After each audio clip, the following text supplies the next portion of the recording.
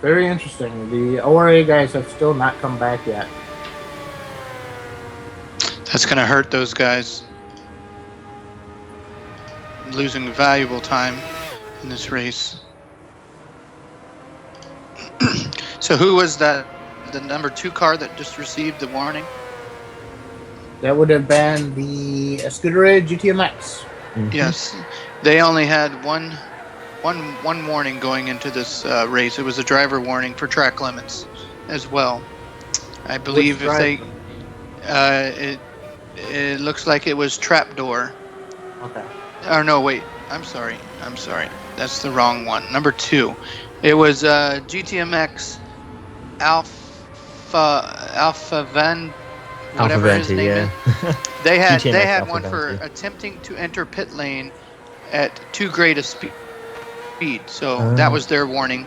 If they get 2 more warnings, they'll receive a penalty because they just received their second warning over in the overall event.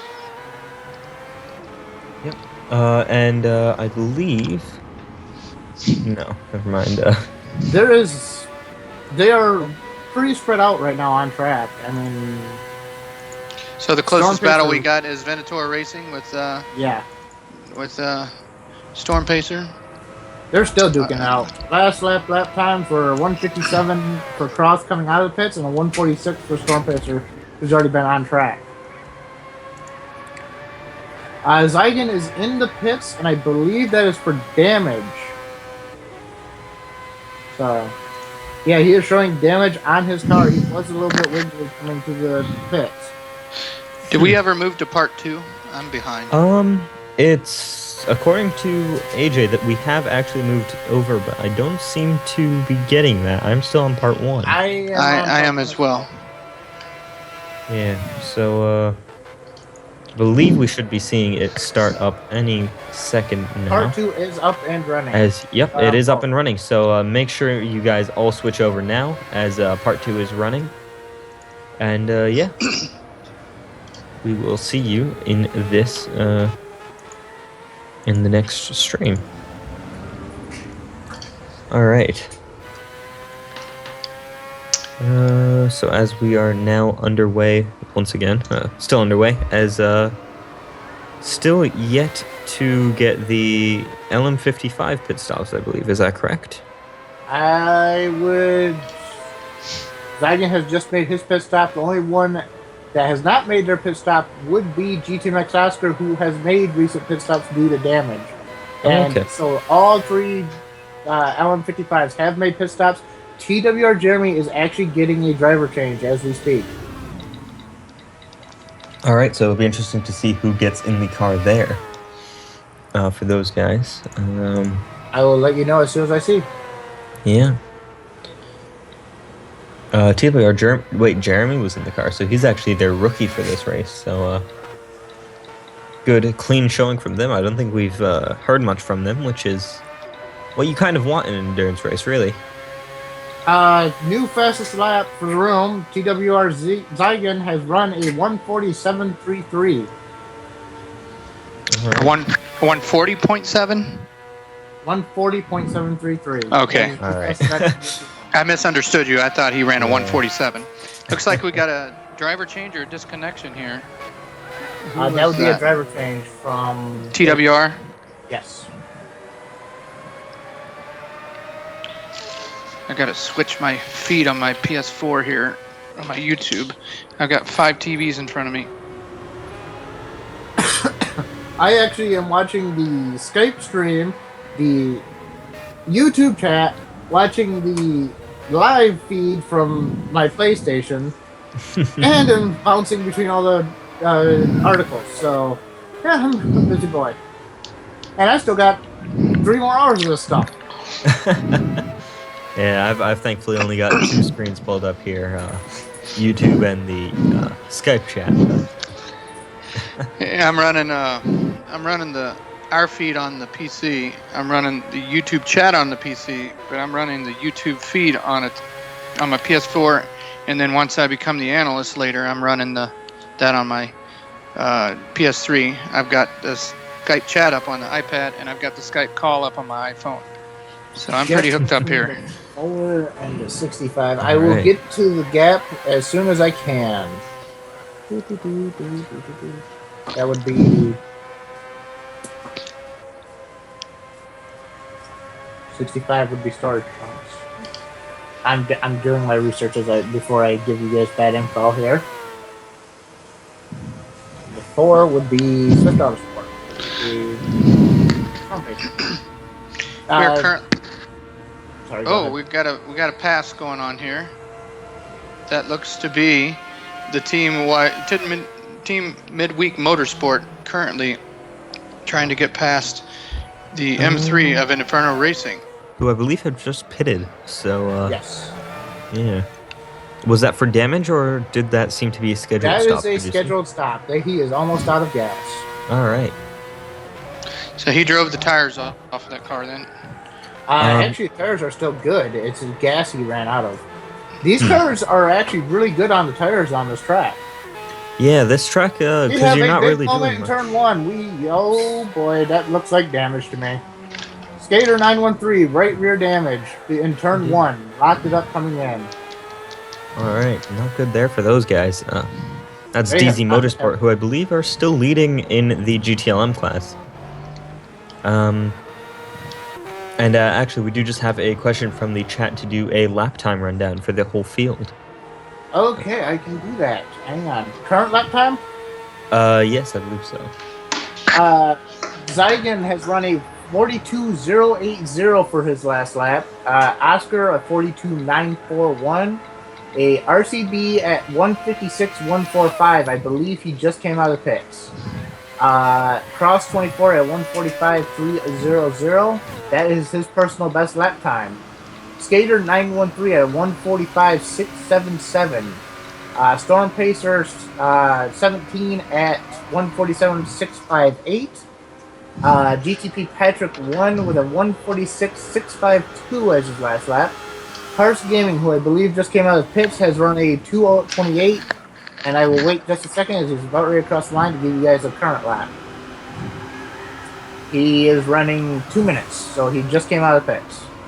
Logic Line as well has just come out of pits, and he has run a 2-minute lap time last lap. Midnight Rider has come out of pits and is running a 1:53. TWR Chris just came out onto the track from a driver change, and he is running a 1:56 right now. WTF Man has yet to finish his lap, which he just did a 2:02 out of the pits. So a lot of these guys are out of the pits. I will give you guys another lap update in about 5 or 6 laps after these guys get settled into their rhythms. All right, sounds good. As we are on board. Oops. Sorry, go ahead. Well, I was just going to say we're on board with the ORA racing team in that Z4 GTE car, following the SRT racing, Storage Trunks racing team. That bright pink Mercedes SLS GT3. So interesting to see as, bit of a tank slapper there for the pink SLS, as the BMW is now all over the gearbox of that car. So interesting to see if they can get the launch coming onto the banking here. The Mercedes probably has some better top-end speed here over the Z4, but that slipstream should be helping them out. And this is WTF Man's first actual lap out on track. He just swapped drivers here, so we'll see how he does. So yeah, you can really see that difference once he got out of the slipstream. That Mercedes SLS, that was close. That was very close, yeah. So he's going to want to try and get a good exit off of this corner. But the GT3 cars are probably better under braking than the GTLM, just due to the, just due to the fact that they have ABS versus GTLM not really having that. Well, whoever's driving that Z4 is doing a great job without ABS, because that is one beast of a car to handle. I agree. I drove that thing for the first stint. Yeah. Oof. Very close there. We got a 3-way battle here. This DZ Motorsports, ORA, and SRT storage trunks are all right in the same piece of real estate. Ooh, they're getting close. Oh, yeah, very close there. The Z4 is a very good car in the corners. Yeah, seems to struggle on the straights though. So they're gonna really want to use this infield section to their advantage, and possibly get a pass done going into turn 1 so they can stretch out a lead. But that might be difficult with a lack of straight line speed, as we're now on board with the DZ Motorsports car, watching as the ORA car tries a move around the outside, and he is side going by side, to... and DZ now trying to go. So we have pull that off. I can't believe he just did that. Oh, the DZ car gets blocked off by the SRT racing car, but and the ORA car has to fall back behind. So DZ gains from that and gains a bit of track position over them, and now looking to get by the SRT. Does that push the DZ in that car? No, Skater 913. Yeah. Oh, that's Skater, huh? Yeah. So we have 2 GTLM versus a GT3 car now, as it'll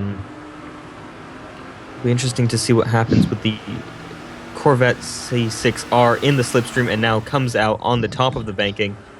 Let's see if he can pull off a move here. Side by side, coming down. Let's see. This is going to be one heck of a shot.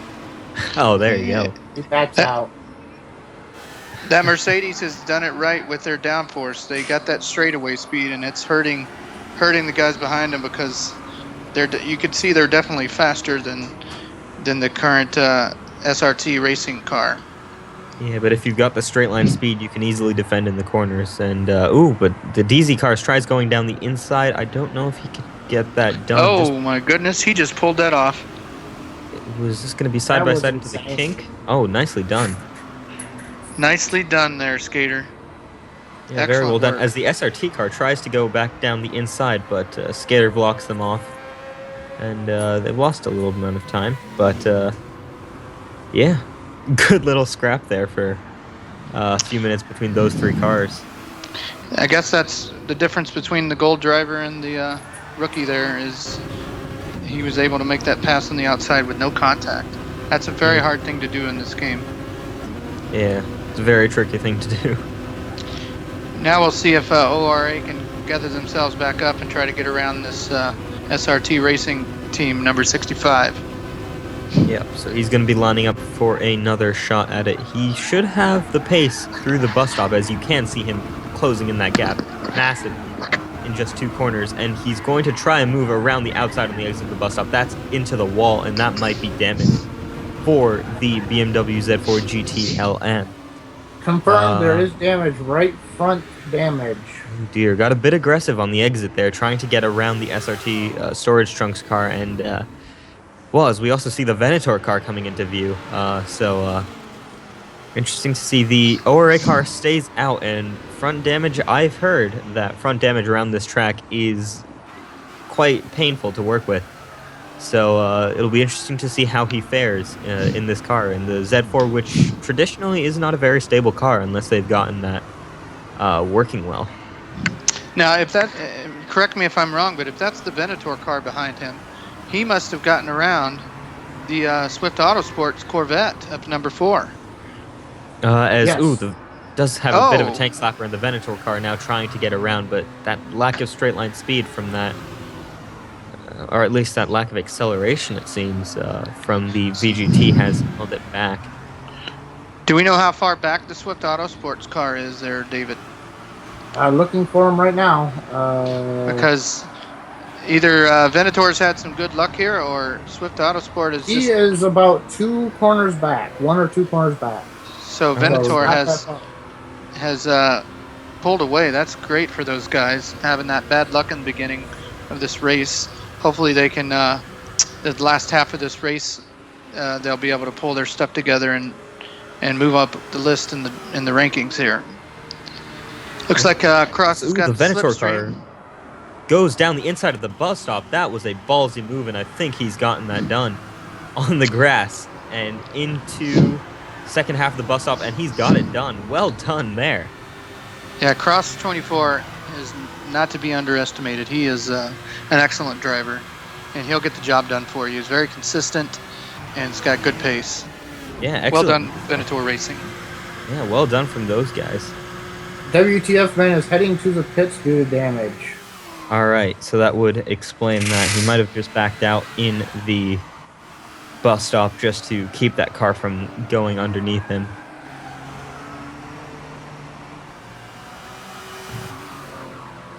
Well, now watching the, as we just switched to the GTMX car for a split second there. And back on board with them, and that is the MWM car just in front of them. They are probably a few laps behind now after some mistakes from GTMX Oscar, but on track. They're pretty close to the MWM car, so interesting to see if they're catching or the MWM has just lapped them. Let me see. Don't forget, if you have any questions, feel free to ask them in the YouTube chat. Also, coming up later, around 6 o'clock a.m. UTC, we will be having a replay, audio-wise, of the karting series round 6, 7, and 8. That would be at Silverstone, Willow Spring, and Brands Hatch. And also at 8 a.m. UTC, we will be having the 2016 Sports Car Series franchise announcements. So stay tuned for those in about 3 or 4 hours. That's coming up. Should be on this part of the stream as well. So that'll be coming up for all of you guys watching right now. But right now we are watching the GTMX Daytona prototype. We're on board with them. Just coming into the first bit of the banking. Sorry, David. A quick lap update. Zygon had run a 2-second faster lap time than GTMX Oscar that last lap. So I'm assuming he just got lapped again. All right. Well, yeah, he does seem to be a little bit of Big moment for DZ Motorsports in turn 1. It looks like he has damage. Oh dear. So we have another spin from DZ Motorsports. Yep. That's not what those guys want. Let's see if we can get a camera change to that. They haven't had good luck this past hour here. They haven't, but it seems like, I don't know, we haven't really been able to see any of these collisions, but were there any cars around him, or was it just an unforced error? No, it was just himself. But he has got people behind him now. Cross and Logic Line are right behind him in the M6 and the SLS. I am curious as to... Go ahead. Sorry.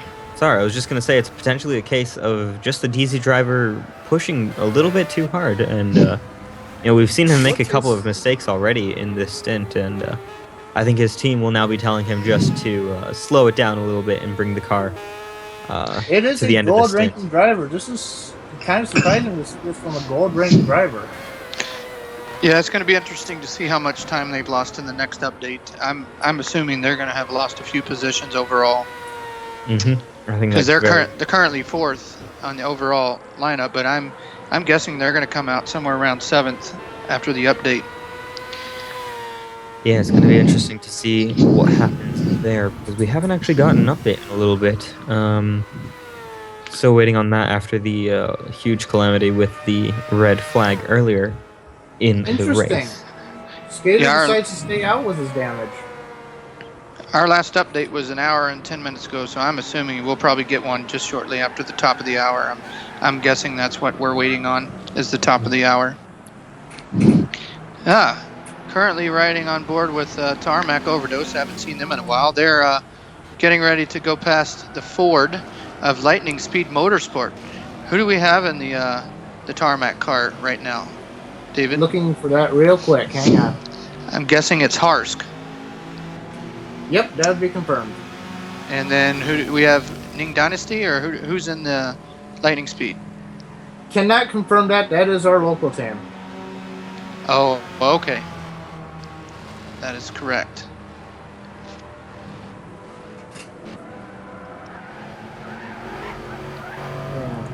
All right. As yep, on board with the number 60 car here.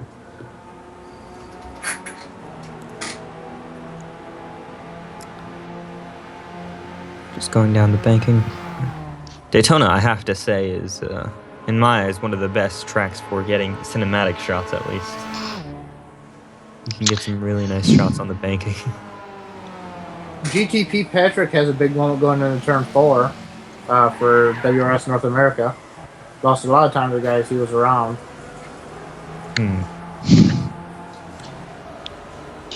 Well, as there's a little lull in the action, I might just pull up the results from last year's event, if I can find them. Let's see, here we go, 24 Hours of Daytona.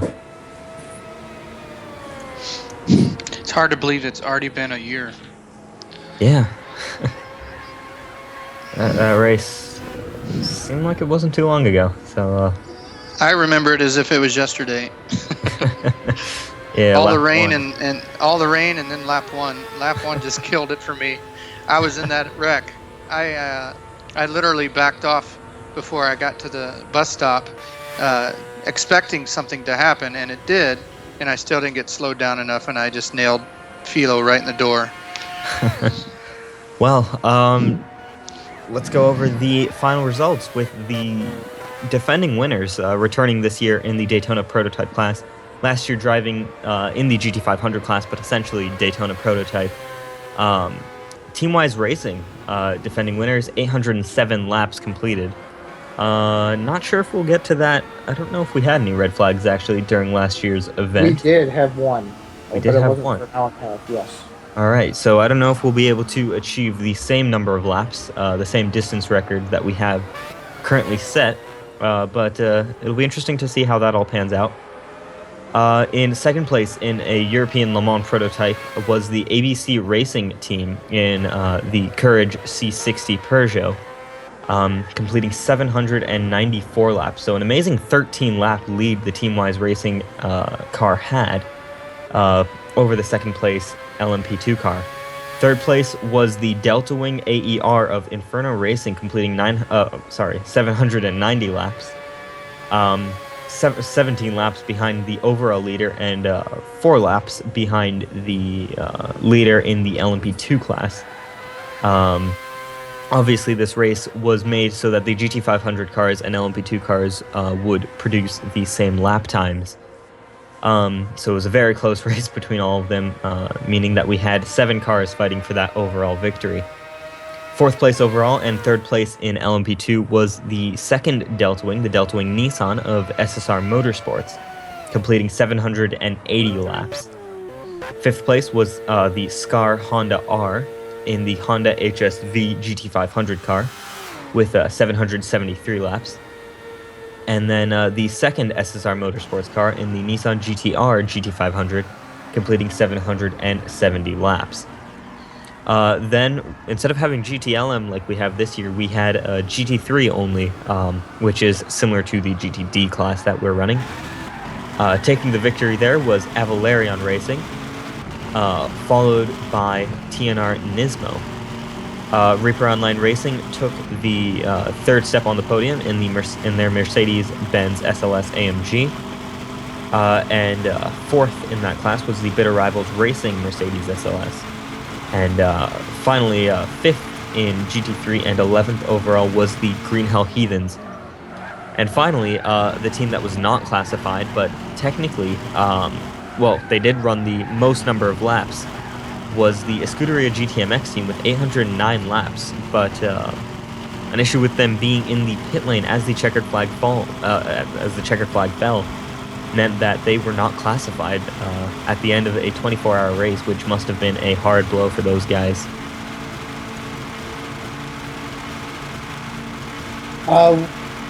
Oscar has done a driver change. We're waiting on the next driver to come into the room. Alright, so yeah, I'm sure he's glad to get out of the car on that one. That stint was not very good for him. No. That's unfortunate. So I'm assuming that we're riding with Swift Autosport here. Looks like it. That is a yellow Corvette, yeah. Yeah, that front end's hard to see. I believe last year the yellow Corvette was the TWR car, but yeah, this year. Yeah, that was in the GT500 class, wasn't it? No, they also had a GTLM car, I believe, and took Okay. the... That's right. The LM class was here last year. That's right. I don't remember much last year because I was in the P2 class. So I was driving and not paying attention to the other two classes. I was just passing them. It looks like GTMX Hecto is going to be their next driver in the roster here for Escuderia GTMX. All right. Looks like we got a pass happening here. Oh, no, he didn't get her. Oh, yeah, he did get around him. So Swift Autosport is now around SRT. Yeah, very interesting to see there. And that might have actually been for position. So, well, they're in a different class from each other. Well, overall position. Oh, that's right. I can let you know from last update. Well, it's been a little bit since then. Should be getting an update soon, actually, with us just 12 seconds away from hitting the 16-hour to go mark. So I'd expect in the next 15 to 20 minutes, hopefully, we should be getting an hour update, which should paint a clearer picture for us all to see what exactly is going on. Unless Swift Autosport has gained 10 laps, then that might not be a pass for position, but I do know that they have passed them twice since I've been on here. All right, so potentially. Looks like we've got an update. Oh, do we? Wow, which as we were saying. I guess I can lead us off here. And I'll go through the top 5, and then somebody else can take over. All right. Looks like we only have 11 cars on here. Are we missing one? I believe the Scuderia GTMX and Teamwise Racing are both marked as 2. That's correct. All right. So in the lead, the number 13 of Team Midweek Motorsports. They are currently at 184 laps completed. Then we have in second place overall the number 2 Escuderia GTMX. They are currently at 180 laps, and they are 4 laps behind the leader. Just behind them, 1 lap behind them, in fact, is the number 1 car of Teamwise Racing in third place with the completion of 179 laps. Then we have in fourth place WRS North America, who's creeping up in this picture at 177 laps, currently 2 laps behind Teamwise Racing. So they have gained some time since the last update. Then in fifth place, we have the number 77 of Lightning Speed Motorsports in the Ford GTLM Spec 2 car. They are currently at 176 laps, 1 lap behind WRS North America. In sixth place, we have the ORA Racing Team in the BMW Z4 GTE running at 173 laps, which would be 3 laps behind the guy in front of them. Behind them is DZ Motorsports in the number 3 Corvette C6R at 172 laps, which is 1 lap behind ORA Racing. Behind them will be Inferno Racing with the M3E92 GT2 with 172 laps on the same lap as DZ Motorsport. From there we have Tarmac Overdose Racing with the Nissan GTR Nismo GT3 GTD car at 170 laps, 2 laps behind Inferno Racing, which is a different class. Then Venator Racing with BMW M6 at 168 laps, 2 laps behind Tarmac Overdose. And then Storage Trunks SRT with the Mercedes-Benz SLS GT3 with 168 laps on the same lap as Venator. And then Swift Autosport rounds out the field in the 36R with 167 laps, only 1 lap behind SRT Racing. I tell you what, guys, if you're looking at this update, this Venator Racing team, they are only 2 laps out of 8th place right now. They have come from 30 laps back in the beginning of the race. They're only 16 laps down, but they're currently only about 4 to 5 laps behind 5th place. So they're still in this thing. We still got 16 hours left. Yeah, very impressive. A couple of pit stops. Skater 913 and RCB 929 are in the pits. Skater looked like he had heavy damage to his car. I'm not sure if it was just all sorts of contact everywhere or if he's actually pitting on a scheduled pit stop. RCB looks scheduled, or? Yes, RCB looks scheduled. All right. So interesting to see there. DZ, has the... Actually, that might have been for position there. So that might be for second place in GTLM with RCB taking that spot because according to the last lap update, they were on the same lap. RCB 929 would be in the Infernal Racing. Yes, that would be for position. So that's for second place in GTLM and I believe 7th place overall. So those guys will now be chasing down the leading BMW of ORA Racing Team, as DZ will need to regather themselves and once again probably telling Skate to just slow it down a little bit and bring the car back at the end of his stint. It looks like he has really calmed himself down as of late. I mean, I have not actually seen very much action from any of these guys as of late. They're just running laps right now. As I say that, somebody decides they want to go sideways in the bus stop. And who might that be? That would be WTF Man with the ORA leading GTLM car. All right. So actually, looks like the what is the gap from the 79 to the number 51 of ORA? Because it's a lap plus a little bit, I'd say, probably 10-15 seconds. Looking for him right now. Who's in the car? I completely forgot. WTF Man and RCB, yeah. RCB. Apparently I've done something to my stuff. Here we go. Okay. RCB just crossed the finish line now. Waiting to see how far ahead WTF Man is. Not that far. He's just crossing the Sector 1 timing marker now. So there is not that much of a gap between the two. I believe it's a lap, though, ahead that the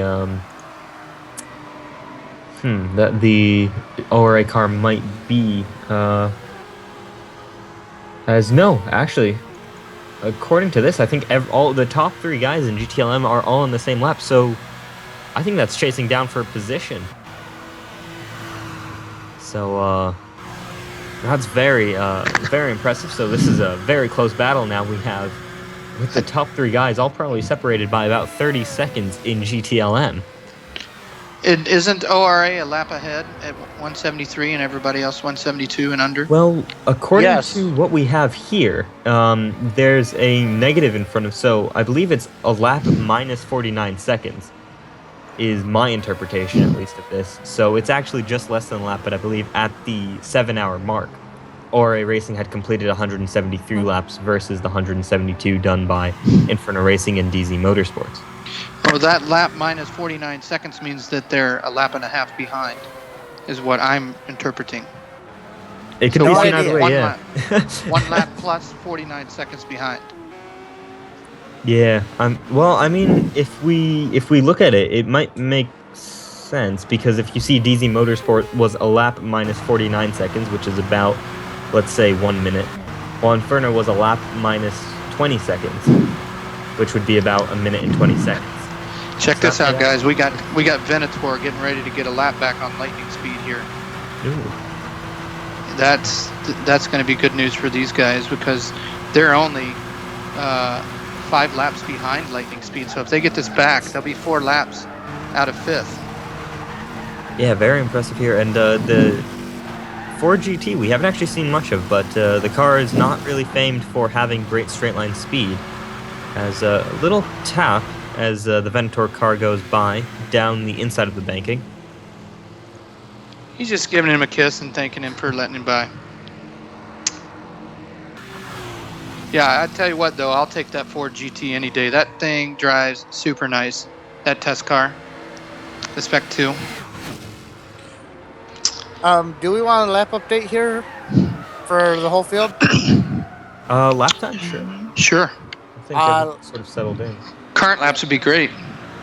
142.517 for Zygon's last lap. A 151.032 for Chris's last lap, TWR Chris.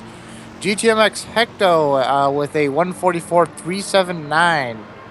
RCB 929 is at a 146.2024. Cross 24 with a 147.011.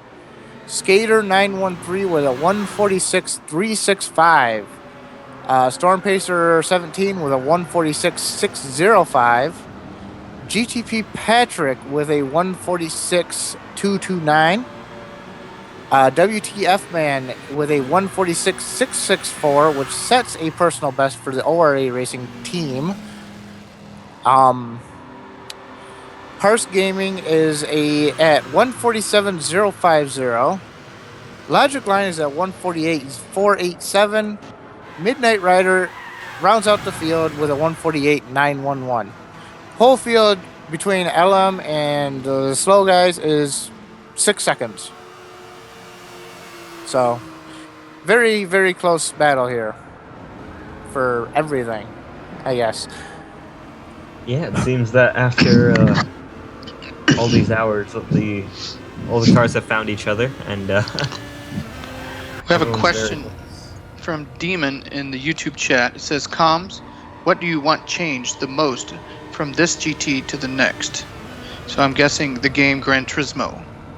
Yes. You can go ahead with that. That's a good question. I think my number one thing would be sound of cars. Yes. Car sounds, and then the physics. Yeah. I think, I'm sorry. Go ahead. I was just going to say, yeah, physics I completely agree with. Recently I've been trying a few other things, like Project Cars and even iRacing, and it's such a different feeling to what you get in Gran Turismo. I agree. I don't think there's anything out there right now for me that compares to iRacing, but Project Cars is definitely right there on their back door as far as the physics and the sounds. I can't wait to test Assetto Corsa when it comes out in April. I'm excited about that game. Oh, yeah. Curious to see which is going to be the first game on the console to come up with more than 16 in their lobbies. Yeah, going to be interesting to see that, yeah. The biggest thing I want to see in the next GT is updates to the tracks themselves. We are running off of a little bit older tracks nowadays. Yeah, we are. This version of Daytona is extremely outdated with a much older bus stop.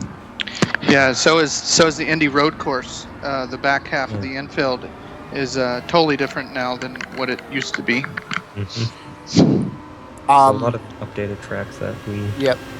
Yeah. So I hope that answered your question. I do have to say, I was just driving Project Cars today, but just to get back on Gran Turismo and just get back up to pace is hard to do because the feedback is different from both games. Oh yeah.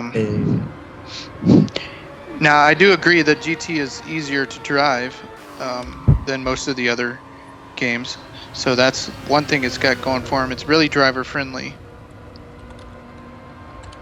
Yeah, I've been doing quite a bit of Project Cars, and going from that to GT6, it feels like there's no force feedback at all, to be completely honest, on the wheel if you are a wheel user. So it's a huge difference there between those two in just the feeling that you get. Yeah, I've been researching a lot on Gran Turismo Sport, and it's getting a lot of talk. They're talking like it's going to be the first real big step besides iRacing into virtual racing into real racing. Storm Pacer has made an unexpected pit stop for damage. Oh, all right. That's the Swift Autosport car, I believe, correct? Yes. Number Sorry to interrupt, but no problem. Update worthy. Yeah, no, the race is more important than. But yeah, back to Gran Turismo Sport coming up. they're talking like this is going to be a really big step, and maybe even, not just getting to attend the award ceremonies over in overseas, but maybe even prize money happening. This could be one of the first besides iRacing where you get paid to be a race car driver, but not in the real world, but in virtual racing. So that's actually exciting to hear that, because I mean, everybody on here loves racing, I'm sure. That's my first passion, and to know that I could have a chance to win money that's a big deal. Oh no, yeah, it's huge, bridging the gap as well between real racing and online, because at the end of the day, if you are earning money by doing virtual racing, there's not much of a difference then, other than the actual physical stress to real racing, and I think it could become a serious option and potentially a huge spectator sport, as I think there's so many more options for what you can do. Yeah, sim racing. What's nice about virtual racing is I can sit in my living room in my undergarments and race, and not have to worry about wearing a fire suit and being in that hot car. And the cost is definitely a big thing too. I mean, it's going to cost you a little bit if you want to build your own sim and do it right. I think I've got about $1,800 tied up in my sim, but now that I've spent that money, unless there's a PS5 coming out in the next 2 years, I think I'll be able to not have to spend any more money for a while. As actually, sorry. Oh God, bit of a spin there from the Swift Auto car, but I believe just keeping it out of the wall. So yes, no damage to them. Those guys. Nicely done. As we do have a request, a few requests actually, for a fastest lap count. So not the most recent lap, but actually what the guys are doing as their fastest laps. Okay. Fastest laps. Zygon at a 140.733. GTMX Hecto with a 142.571. A TWR Chris with a 142.718. RCB 929 with a 145.209. Cross 24 with a 145.300. Skater 913 with a 145.361, really close to cross. Storm Pacer 17 with a 145.435. GTP Patrick 1 with a 146.223. WTF Man with a 146.363. Hearst Gaming 96 with a 146.499. Logic Line with a 147.875, and Midnight Rider rounds out the field with a 148.749. All right, thank you very much for that. No problem. Not a surprise to see Randy up there, fastest lap, Zygon. Yeah, very quick driver. Yeah, he's one of the aliens. He's probably one of my top 6 drivers. That is one of the top 6 fastest drivers in this league. Yeah, in my opinion. ORA and SRT duke it out going in the bus stop here. Yeah. And right, just has to hold back. I don't know. I don't think it's for position, as the ORA car, I believe, is ahead. Is this pup still in the car for you guys? No, this is WTF Man. Oh, okay. So you got your silver driver going right now. Yep. Now, are these are guys out of the kart series, or is this a different team? This is a different team. I'm actually just a driver for this team. Oh, okay. Okay.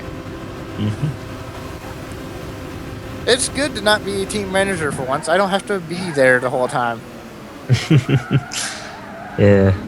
Well, once your guys get used to racing in this series, you can pretty much, set the schedule and, check in every 2 or 3 hours on these guys. So that'll be nice once they get up and going. How did they like their first race over at the VW Fun Cup? Experiencing the driver changes and the photo stints. They loved it. KTZ was a little bit disappointed because it was a red flag shortened and then disconnected stint for him. So.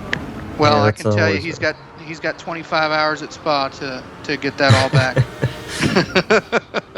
Yep. But I remember my first experience was at Spa in 2014, just after I got back from GT Academy Nationals, or not Nationals, but I made it over to England, the finals. So, but yeah, just doing the driver changes and putting these photo stints in, it just, you feel like you're doing something for a team, and it's nice to be able to work together as a team. So I can only imagine what their experience was with the VW Fun Cup.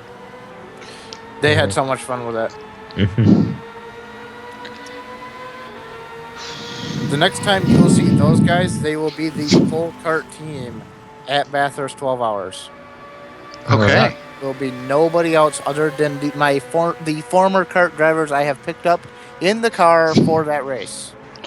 And what car are they driving in the TCN1 class? The Renault Sport Megane Trophy base model. That's a great car. It really is. It's a beautiful car too. The reigning GT Cup winning car as well. So very successful car in this series.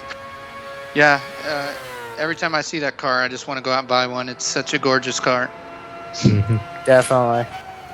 And speaking of gorgeous, actually, I would just like to say to all the people watching and who have teams, all the team managers, that if you're interested in getting a custom livery from your car made in Forza Motorsport, you can actually check out Sinister on the forums. If you check out the community media page, you can see all the works works of art really that he's done there.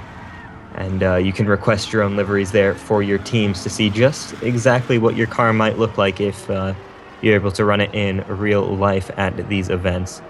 So make sure, if you're interested, to drop him a PM. And yeah. I'm sure if somebody has project cars, we could probably make liveries from there as well. Yeah, exactly. So, unfortunately, that's a feature that Gran Turismo is missing that quite a few other games have. Yeah. I would love to see that. The only thing I could see being a problem with this series and livery editors is everybody getting the same livery. Yeah. I can tell you, even in my own experience with livery editors, I've never been able to get the same livery twice. Yeah, it's if it's the sticker system that most people use nowadays, it's very hard. If it's just simply painted on liveries, it'll be very easy, but you'll only have a limited selection. Well, I mean, looks like you've got a lover out there, Future. Yeah. Demon spreading the love. Yeah, that's Sinister there. Demon's bragging that his liveries finally got talked about, so I'm guessing that's Sinister. They've been around since middle of last year, actually, so he's done one for quite a few teams. Yeah, I saw a few of them. He gave ABC Racing one. It was very nice of him to do that for us.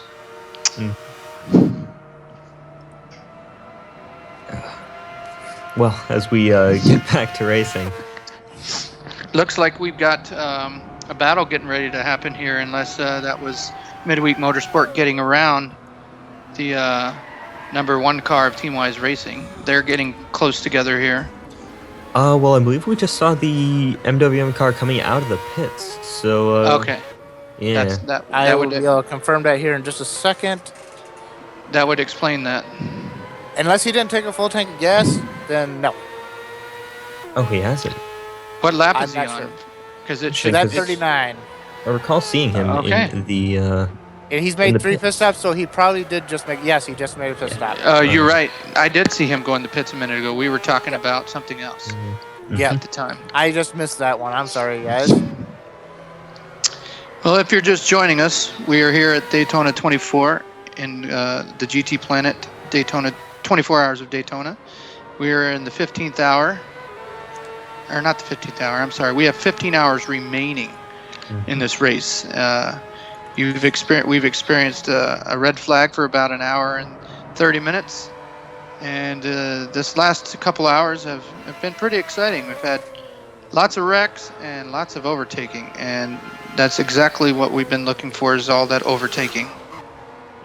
Especially in the GT classes. Go ahead. Yeah. Actually, just wondering if we could get an update on the gaps between the top 3 cars in GTLM. GTLM, I'm going to have to review who those guys are real quick. I'm sorry. Well, GTLM, we got DZ Motorsport, Swift Autosport, ORA Racing, and Inferno Racing. And I believe the DZ, Inferno, and ORA cars are all on the same lap last time around. So basically, Skater, Storm Pacer, WTF Man, and I don't know who is in the Inferno car. I'm guessing that's RCB. Yep. As did we just get another? We have another update. We have another update. As there you go. There's our latest. There's our update. Well, that answers our question there. So who'd like to run down the Daytona prototypes? You can go ahead and take it. All right. And then I'll do the last half. Yeah. So still leading the way is the Team Midweek Motorsports Racers Collective.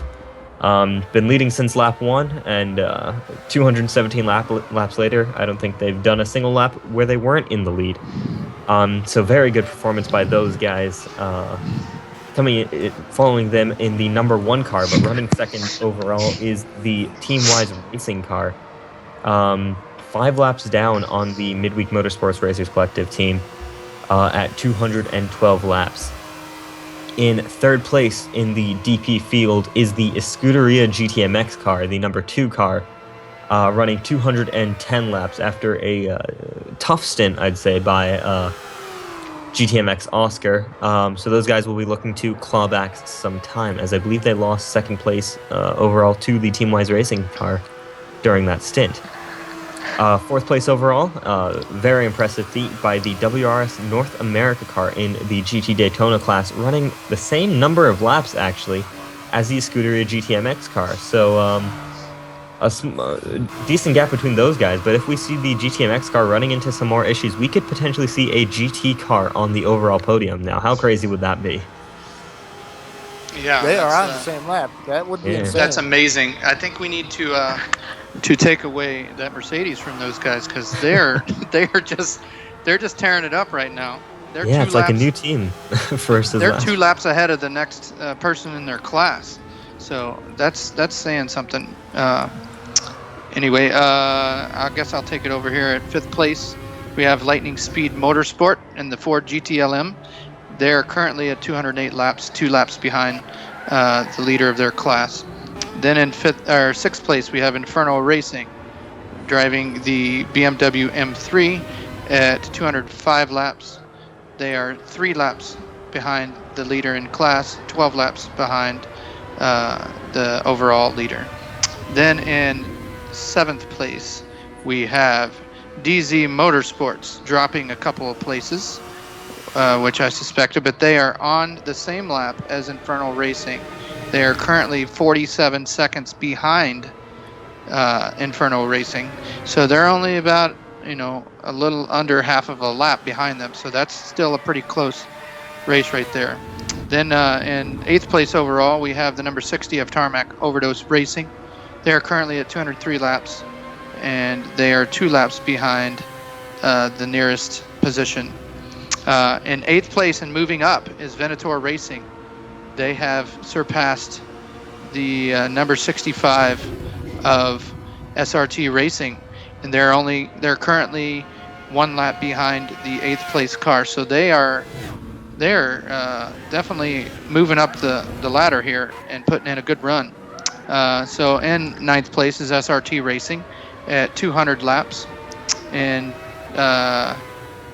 11th place is ORA Racing at 200 laps. So they're on the same lap as SRT. And then we also have in 12th place Swift Autosports at 191. Are you guys seeing what I'm seeing? The ORA has dropped from the lead.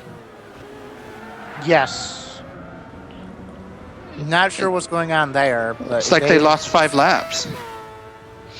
They've lost a lot of laps. I'm wondering if all those spins that they had recently has caused this. I don't know, but people are making scheduled pit stops right now on track. There are a lot of pit stops going on right now.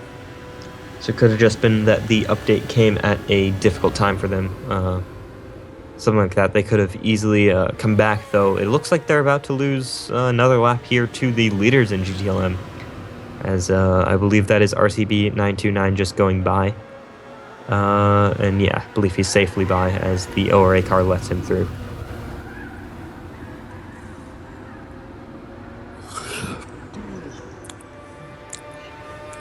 So if I'm reading this correctly, we have about 1, 2, 3, 4, 5, 6 cars within 5 laps of each other.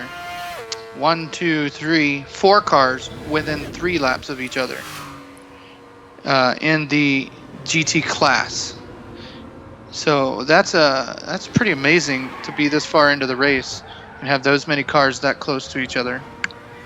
Yeah, it's as RCB makes a bit of a mistake, a pretty big mistake actually, going into turn 1. Is that damage for the leading car there? No, there is no confirmed damage as of right now. Okay, so it looks like he was just able to save it. Yeah, interesting to see. Again, probably an unforced error, but it might be the ABS here. Having no ABS here and going into both turn 1 and the bus stop can be very tricky. I can vouch for this, having made several mistakes here when I raced last year at this event. Well, don't forget, they only have a 47-second lead over DZ Motorsports. They're currently on the same lap. So this could play into DZ's hands. Maybe get some good luck going again. DZ is in turn 4 and RCB is in turn 2 for the oval track. Okay, So turn 7 and turn 12 is the difference. Yes. I'm sorry, I don't know those. Just remember, well, there's a map if you want to pull it up, but the difference, the first bank turn is turn 7, then the second bank turn is turn 12. Okay. So those are your differences. There's a total of 12 turns. I am so used to the guys who I used to watch call it Daytona Oval 4, NASCAR 4. Yeah, see, I used to watch motor racing, and that's what they used to call it. Yeah, I've only ever watched sports car racing around this track, so I'm fairly familiar with the layout. So it looks like we've got the Mercedes in the background there coming up onto Inferno Racing. Yeah, it looks like it, but I believe, yeah, Inferno Racing back behind that BMW Z4, so that mistake definitely hurt them time-wise, but doesn't look like the car is crabbing too much or having any issues, so they look to be all right now, and we'll be looking to gain back the time that they lost there in that incident.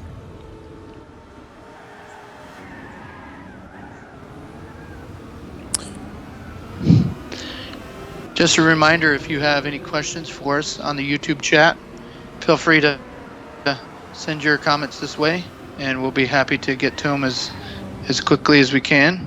Also, if you're just joining us, we're on part 2 of the Daytona 24 hours on GTPlanet.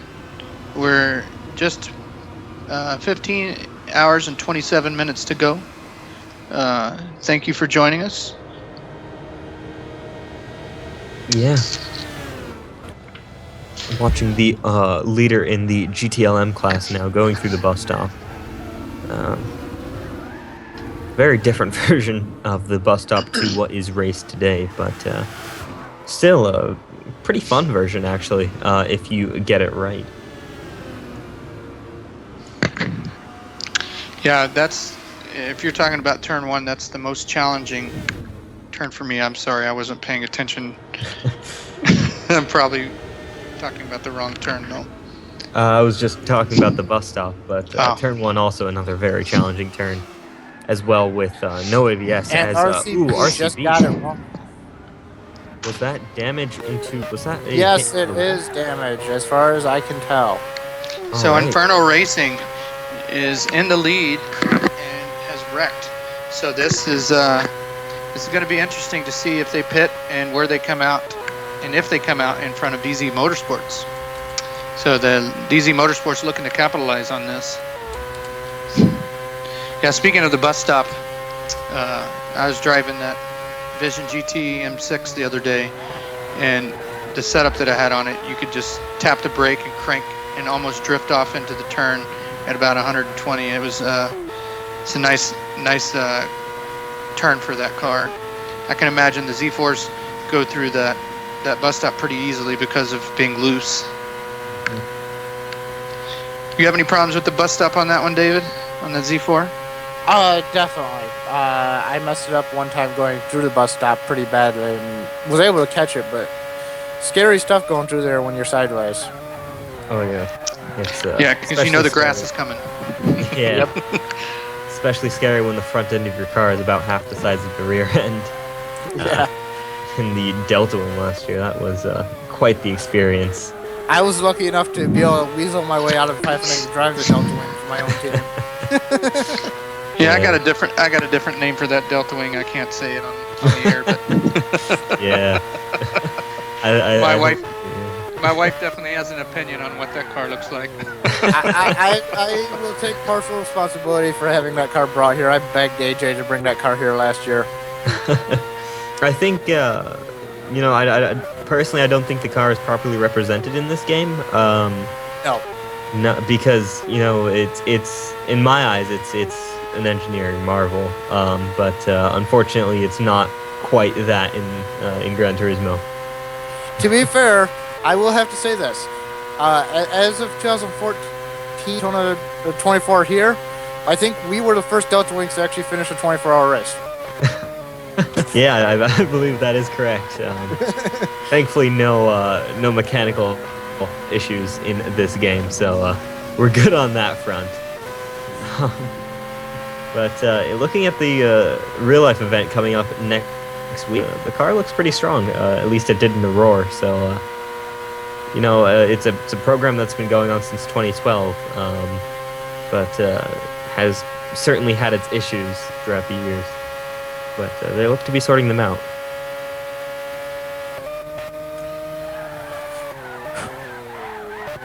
Everybody's kind of leaning to one side of the track, but they're still relatively spread out.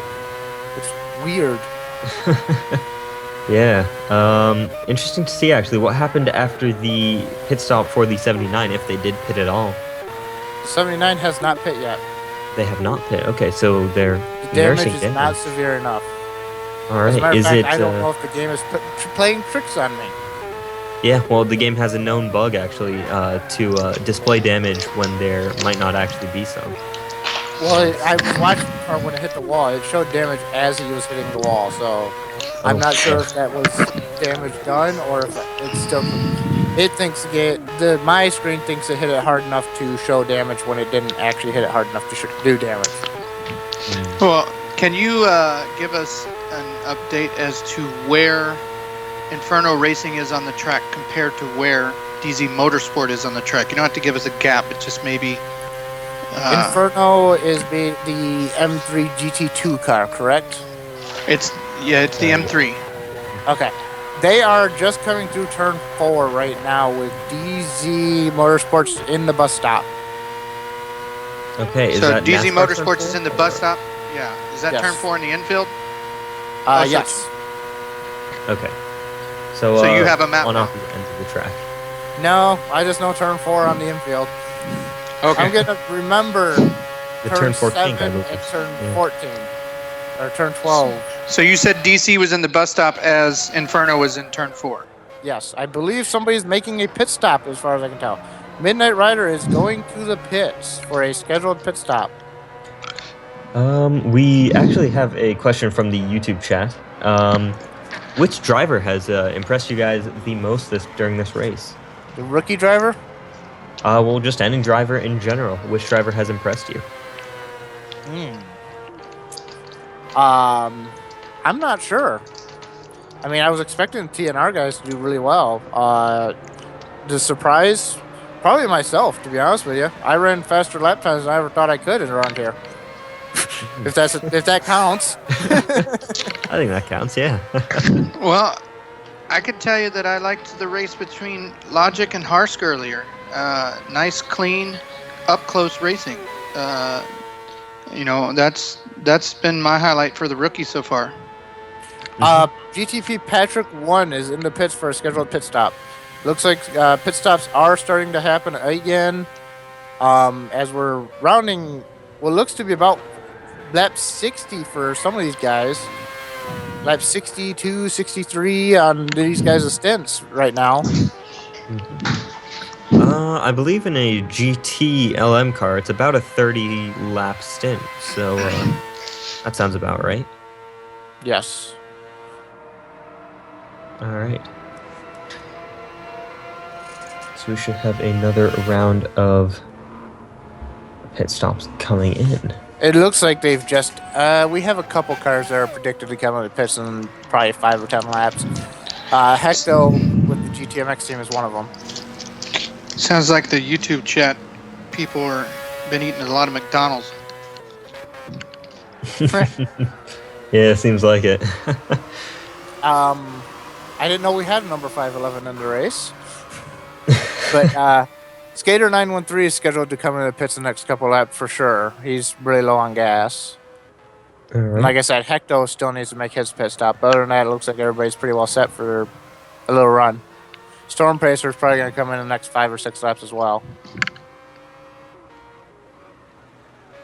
Got another question from Max. Which driver has impressed you the most? Not just necessarily a rookie driver, but driver. Anybody got a driver? Driver in general. I have to say, we've been talking about him a bit, but Cross 24 in the Venator car, he's really brought brought up some ground for those guys and really closed in on the pack. And now they're only a few laps away from fifth place, the I main believe. pack. Yeah, exactly. Yeah. So they've certainly made a good comeback, and he's been a huge part of that, I think, in this last stint. I think my favorite for the race, my favorite moments for the race, I think it was TRL Evolution. It was in the Black Vet, but at the beginning of the race, to be in second overall. I don't know if you remember the beginning of the race. No, I believe that was TNR Philo. TRL Evolution was in the Inferno car. Oh, that was Philo in the Black Vet? Yes. That was pretty impressive at the beginning of that race to grab second and stay in second for a good lap or so. Yeah, no, that was a very impressive feat. My favorite moment for the race so far has actually been while I'm on track with the Black Venator racing car, actually racing around with them. We had a good battle for a good 10 to 15 laps. Midnight Riders backwards coming onto the Daytona Oval. Oh dear. That's Midnight Rider. Is that the Ford GT? Yes. All right. That's not good. No damage is seen, and it looks like they had just recently made a pit stop, so it might have been cold tires. Yeah, it could very well have been. As we're currently watching the that dark green GTMX Mazda LM55 Daytona prototype. No, they've had an interesting race. Last stint, they did have a lot of issues with GTMX Oscar making a few unforced errors, but it seems that they've calmed down. They've got a new driver in behind the wheel. And they seem to be plugging in quick, consistent laps, which is exactly what they need to be doing to regain the time back on the leaders. Yeah. Right now, there is a battle. I'm not sure if that's for position or if that's... Yeah, RCB 929 has caught WTF Man. It is right on his tail going into the NASCAR Oval. Well, I believe that was actually what was happening earlier, and when RCB made that mistake. So I believe he's finally caught up to him again. Yeah, so it might be to put another lap on that ORA car. Skater 913 has just made his scheduled pit stop. All right. Sorry. So we should actually get an accurate representation of where everyone is on track now, because I believe we have everyone in since the last update.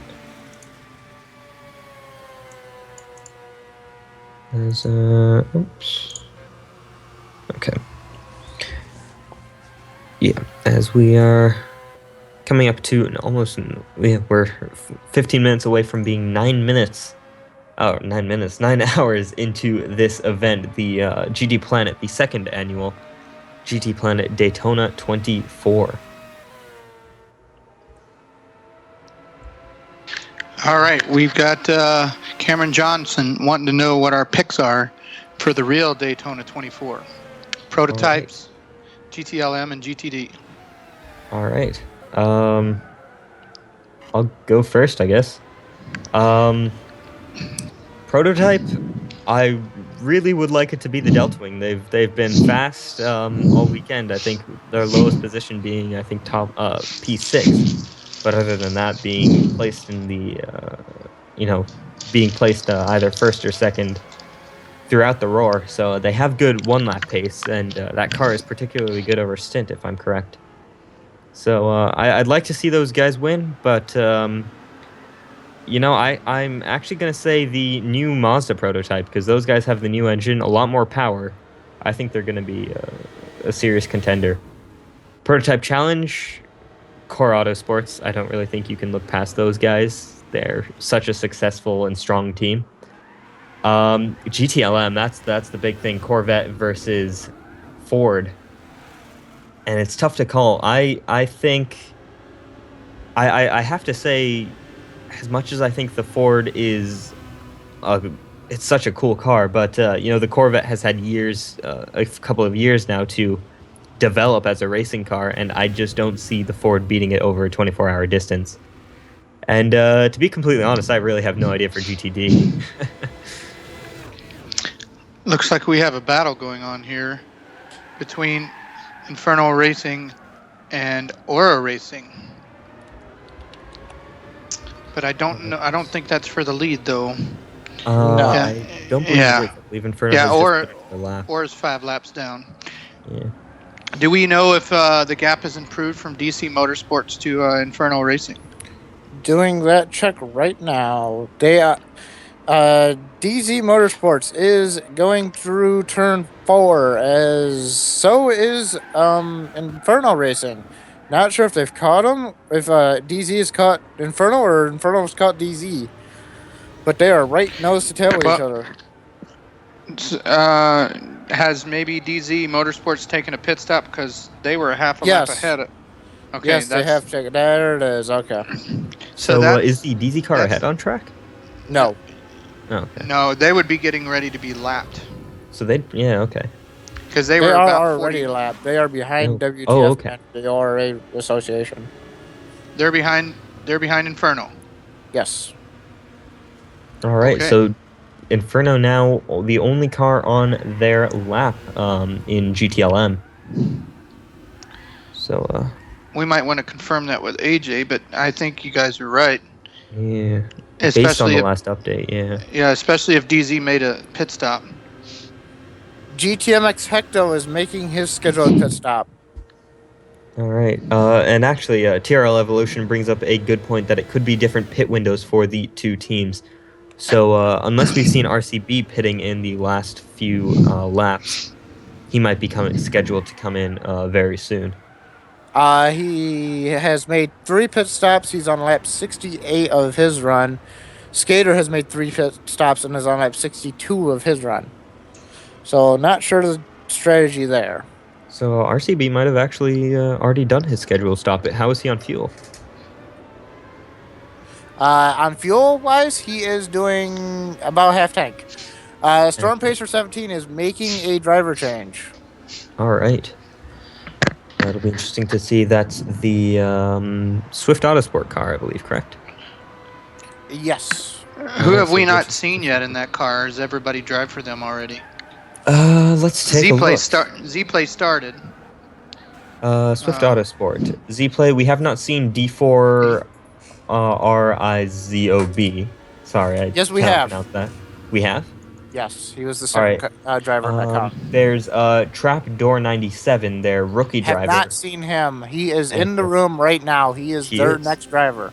All right, so that leaves G. Villeneuve, 13, I believe, as their only driver left. Yeah, I was going to call him Jacques. He's got the same name. So, Starscream wants to know what our predictions are for F1 and who will come out on top. All right, well... I have no idea. Well, I can tell you I'm interested in what Stuart Haas has. They're having a new entry this year. Yeah. True. I forgot all about them. I think they're not driving Mercedes, are they? No, they've got Ferrari power plants. Ferrari. That's right, Yeah. Ferrari. So I'm curious as to how they're going to be competing with their satellite team, as to how well it will do compared to the factory F1s or Ferraris. Yeah. RCB made a big mistake into turn 1. Has damage on all 4 corners. Oh dear. It looks like the vet just got by him, DZ Motorsports. Yeah, DZ but I believe Motorsports is by him. Back on the lead lap now. Yep. And you said there's damage to RCB? Yes. So this is going to play into their hands. It looks like they're slow in the infield. Yeah. Yes, oh I dear. can confirm that. They are definitely slow in the infield. We have a race, folks. Yeah, exactly. So it'll be interesting to see what happens. And just like that, you can lose it all. Yeah. Oh wow. So it'll be interesting to see what happens when the Inferno car gets back to the pits, and see if they can They retain. Their definitely lead. are not losing that much speed, but their car is definitely not right. I bet you they've lost at least 5-6 seconds already.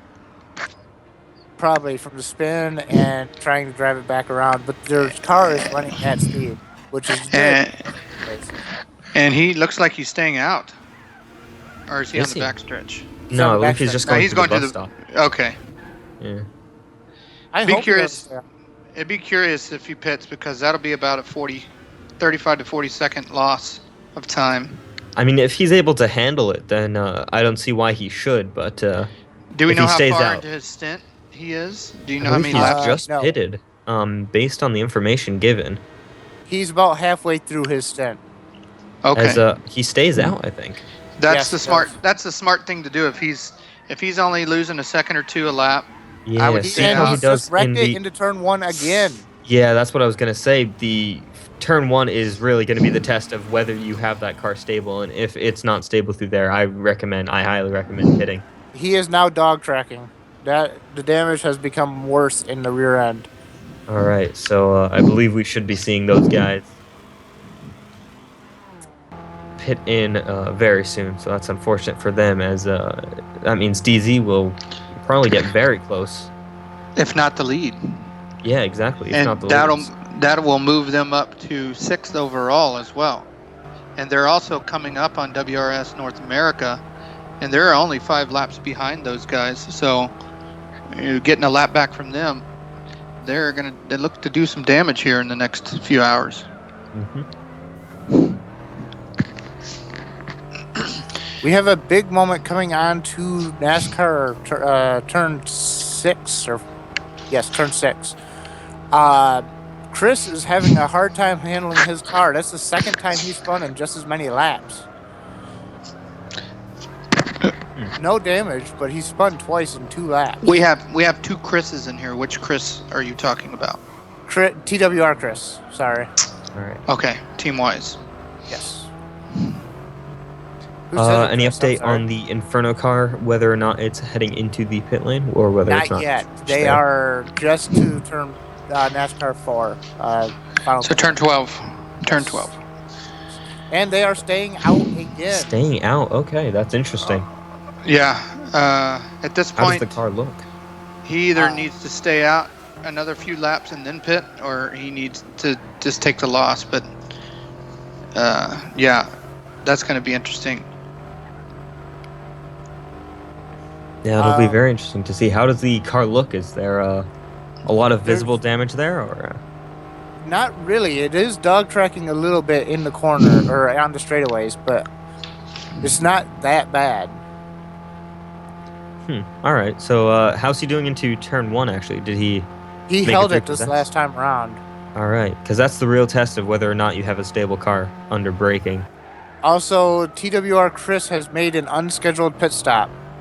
Oh, okay, that's interesting. Lots of damage, or? No, he didn't seem to have any damage. He just spun twice, like I said, in 2 laps. Not sure if damage was not showing up for me or if he just felt that he needed new tires or something. I'm not sure. Well, they need to be careful because they're only 2 laps ahead of GTMX. So this could play into their hands. Mm-hmm. They're spending a lot of time in the pits. Yeah, that's not good for those guys. Who is that? Sorry. Go ahead. According to my screen, TWR is full on gas, full tires. They're just sitting there. I'm not sure what's going on there. Not sure if that's a penalty that I didn't see or something. Yeah, not really sure. Do you see anything in the chat in the room? No. But they have lost yet another lap to the field. GTMX has just passed the pit road. Interesting if we could get an update from AJ on why that happened. I wonder if they're stuck in the pits. If they are, they need to type something. They're now leaving out. Oh, they are? Okay. Okay. Maybe they just were empty on fuel. No idea, but they had a half a tank when they went in. So. Could be bathroom break. Yeah, could very well be. He might have had to change his underwear after that spin on the backstretch. Yeah, it could very well have been. But that cost him well over a lap right there. Yeah, that's tough for those guys. I think they should still have a lap over the GTMX guys, but... Well, if anybody from that team is on the YouTube chat and they know any information, you please let us know. That'd be great. Struggling with pit stint? No, he's just asking a question. So, I got a question for you comms guys, and some people might not know this that are in the chat, but he's in the chat. What do you guys think of the news of the Bomb 330 not returning to the GT3 class? It's interesting because I think it's by far the most competitive class that we have in the series this year. But I've actually talked to him a couple of times, and he said he's just not interested in racing the cars anymore. He's more interested in Le Mans prototypes and high downforce machinery, which is fair enough. It everyone has their certain category that they work best with. So I think he said that he doesn't gel with the GT3 cars. It's really a shame because I think we're losing a very talented driver, but with the same token, this might, with the loss of such a prominent driver... GTMX Hecto in with an unscheduled pit stop, engine damage to the car. Oh. Man, they are just not having the best of luck these last 4 hours or 3 hours. They really are not, yeah. They could have taken serious advantage of TWR Chris's extended pit break, but they have blown it with engine damage. The bomb just summed it up. GT3 sucks. That's why. Yeah, there you go. I'm not too big of a fan of the GT3 class in this game. I'm in it because there's competition there, and I want to race people that are faster than me in order to improve my driving skills. But I've got to go with the bomb, the prototype class. P1s, they're my favorite new class. I raced them for the first time last year, and I've come to fall in love with them. Yeah, I'm personally still a P2 guy, but yeah. The P2s are my favorite cars. Yeah, because you get the same downforce of the P1 cars, but with that less power, so you can just gun it out of every corner. Well, just to let you know, last year the P2s, when it rained, they were sometimes first overall. Yeah, exactly. Right. It was fun to watch my drivers, and ABC Racing was actually the ones that were first, but it was just fun to watch my team in P2 class be first in the overall because of the rain. It was exciting. Yeah. That was an eventful race, I believe. That was the Silverstone 6 hours, if I'm correct. Silverstone and Suzuka. And Suzuka, all right. Yeah, we had the bomb in first in Silverstone. Oh, I'm sorry, we had P2. We had overall second with Zygon was driving in Suzuka. And the reason he was in second is because the bomb was in first in the P1 car. So. Yeah, there you go. But yeah, the LMP2 cars, though, in the rain, I think are, unless you're at a power circuit like Le Mans, they're, in my eyes, faster than the P1 cars, just because you can get so much more traction from those. Do we have an update where Inferno is to DZ Motorsports? RCB 929 is just now entering the bus stop now. And Skater 913 has just come out of the bus stop. So DZ is ahead of Inferno. Yes. So is that a pass for position? That is a pass no. for his lap back. Yeah, because they Inferno are on is the yet same to lap pit. again. Yeah. I thought Inferno had 2 spinouts and they have damage. They have damage, but he's driving it. Wow, so very impressive by him being able to keep up with the DZ car. I kind of have to disagree. He had 2 spins when they were that close together before. He has I believe the I've first been watching spin. him. I believe the first spin brought him to just behind the DZ car, and then the second spin put him a little bit further back. Yes. So has he been actually closing in on the DZ car? What's the lap times? Losing him. Lap time wise, last lap was a 146.6 for RCB, and Skater ran a 146.1. So 0.5 there lost on that lap. Okay. And we got a driver change. Cross Venator 24 is Racing. making a driver change. Yes. So I'm wondering if this is going to be Sprinter or if this is going to be their new guy Damon. We haven't seen Damon yet, so I'm assuming this is going to be Damon coming in for them. Yeah. Looks like we're going to have an interview here in just a second with Jordan Fisher whenever he joins in the room. Yeah.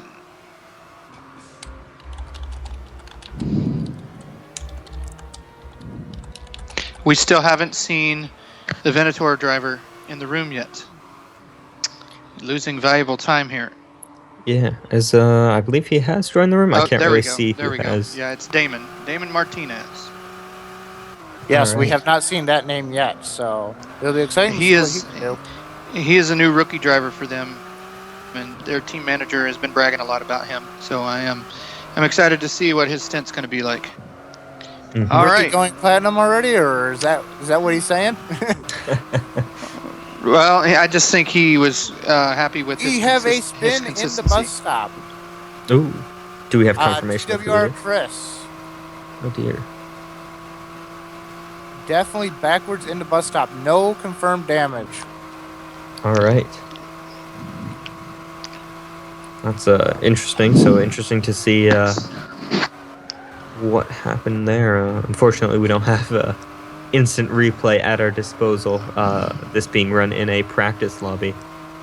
So Would love to be able to give you guys a replay. Maybe one day when I get my capture card, I'll be able to. yeah. All right. So somebody want to introduce our interviewee? He is not in here I don't yet. believe he's He's joined not? us as yet. Okay. Yeah. So we'll I wait don't until see him he on joins. the current drivers roster. Is he not in this race? I do not believe he is. Okay. I believe, though, team manager of the Turtle team? I could be wrong. I should probably We have a fact check. big pack forming You in know, the infield. I don't think he's going to be able to get in the room until GTP Dutchy exits. GTP Dutchy never left, so we might have to boot him out of the call. I don't think he's in the call, though, so I think we should be all right on that front. But it'll be interesting to see. Midnight Rider lost it into turn 1. No damage. All right. Yeah, okay. A lot of people are just kind of sliding around right now. It looks like the track has cooled off enough that their tires are not gripping anymore. It is 11 o'clock on track right now. So definitely one of the coolest parts of the night right now. Oh yeah, definitely. As I believe we should be. Yeah, we've just got some driver changes coming in at the hour. Yes, we should do be have getting somebody some. in the. We have RCB has hit the pits. Believe right. this is his scheduled stop. All right, so pretty impressive being able to hold on to that damage for that long. I am watching Skater 913, the GT Motorsports car, right now. With RCB coming out of the pits, Skater is going on to turn 5 right now. So definitely lost the entire infield section to Skater from that exchange. So it'd be interesting to see if he can gain that back through pit stops and stuff. Well, if that's his fourth scheduled pit stop, we should also be expecting DZ to make their fourth scheduled stop. Right. Let me just check. He has improved his best lap to a 45.9 or a 45.361. Skater has compared to RCB's 45.029. So, and Skater is running consistent good laps, consistent 45.5s or above.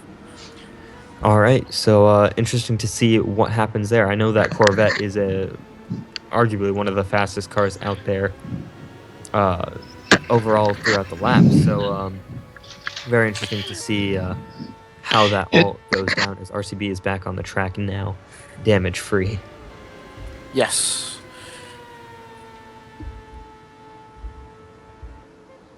And he has Hector right behind him. Yes, he does. So Hector will probably be trying to get by on the banking as he does. Definitely, like, that move right there is something that I have done with the DPs several times. I give them the low line onto the oval. I can carry speed on the high line, so I allow them to go down underneath and pass that way. It gives them preferred line, and it allows us to not lose time. Yeah, exactly. It's this track is pretty good for having multi-class races on it, actually. Yes.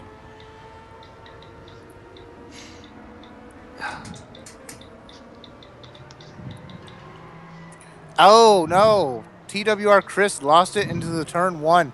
He has got damage, and Trapdoor has gone into limp home mode. Ooh. He has severe damage. That would be Hearst Gaming has gone into limp home mode. What has happened? Oh, dear. Does that mean we're gonna have a safety car with multiple cars on limp home? We have a yellow flag. I think we do get a yellow flag, but I do not believe we have a safety car. I think it has to be 3 or more, right? I don't even think we do safety cars for damage. It's normally for network issues. And I don't believe this series. We do damage for several cars. Yeah, it's 3 or more cars, I believe, is what the rule is. Well, we do have a yellow flag, and I believe that's track-wide yellow flag. Green 1, a Y2 all around the Y2 for both of them. Okay, so it's only sector. Yes. All right. 79 penalty. Unsafe rejoin earlier. Box and hold this lap. So number 79 has a penalty. That is the Inferno Racing car. That's RCB 929. Oh, no. So that's not good for those guys. An unsafe rejoin. Could that be from one of his offs at turn 1? Possible. All right.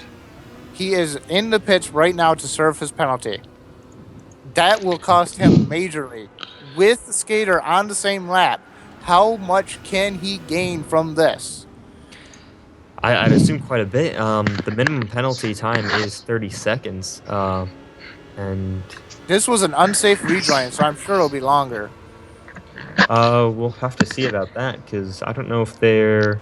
Because this was a non-warning penalty, so... It'll be interesting to see how long that lasts. It's gonna take 20 seconds to get to his pit stall plus the 30 seconds. So he's gonna lose a lot of time. He's at least 20 seconds now. All right. We'll see. Where's DZ on the track? Just coming to the entrance of pit road right now. All right, so it looks like they are going to be getting change. Okay, 79 gets the go. Okay. So there's gonna be a new leader. New leader for the GTLM. The DZ Motorsports has taken the lead. All right, so this is now race on between these two teams. What is the gap between DZ and Inferno? Not confirmed yet, as Inferno is still coming out of the pit road, but it is not much. It is literally one corner, if that. Okay. Well, it's going to be interesting because Inferno's going to have fresh tires, and I'm sure they're going to be light on fuel. So it'll be very interesting to see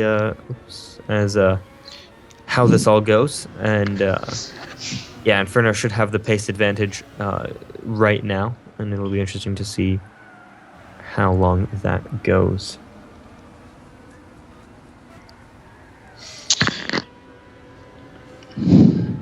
So how are our limp home mode guys doing? They're coming through the bus stop right now, which could cause issues.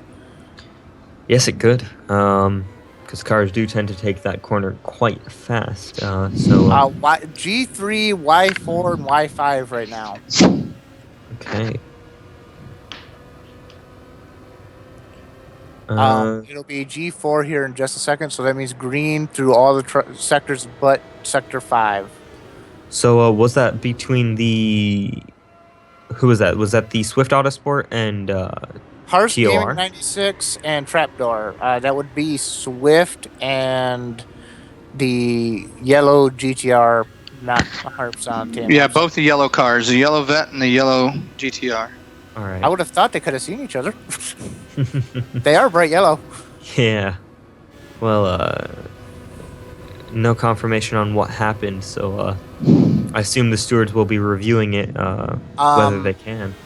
According to the comments in the screen, they are saying Hearst was hit off the track. Cannot confirm that at this time, but I'm sure somebody will be taking a look at that when they can. Yeah. So, interesting to see what's going on. Both of them a lot of time, though. They had to leave from turn 1. All right. That is not good for those two teams there.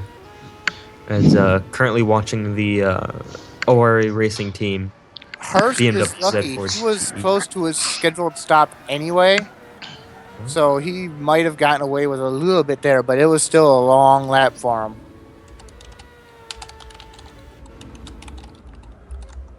I will be able to tell you guys how long it took. Logic Line's last lap was 5 minutes and 24 seconds. Oh, wow. Hearst Gaming's was 5:27. They've lost over 3 laps to those limp home modes. All right, and we are just being joined now, actually, by the, I believe, team owner and team manager of the Turtle Racing League, Jordan Fisher. Are you with us? Yep, I'm here. All right, well, welcome to the comms box. How are you? I'm doing pretty good. Awake. Yeah, that's good to hear. How are you enjoying the race so far this evening? It's going pretty well. I mean, all the communications from our team has been pretty crazy lately with PSN issues and all that stuff, but overall it's always a fun time hanging out with the guys and communicating with them. It's a blast.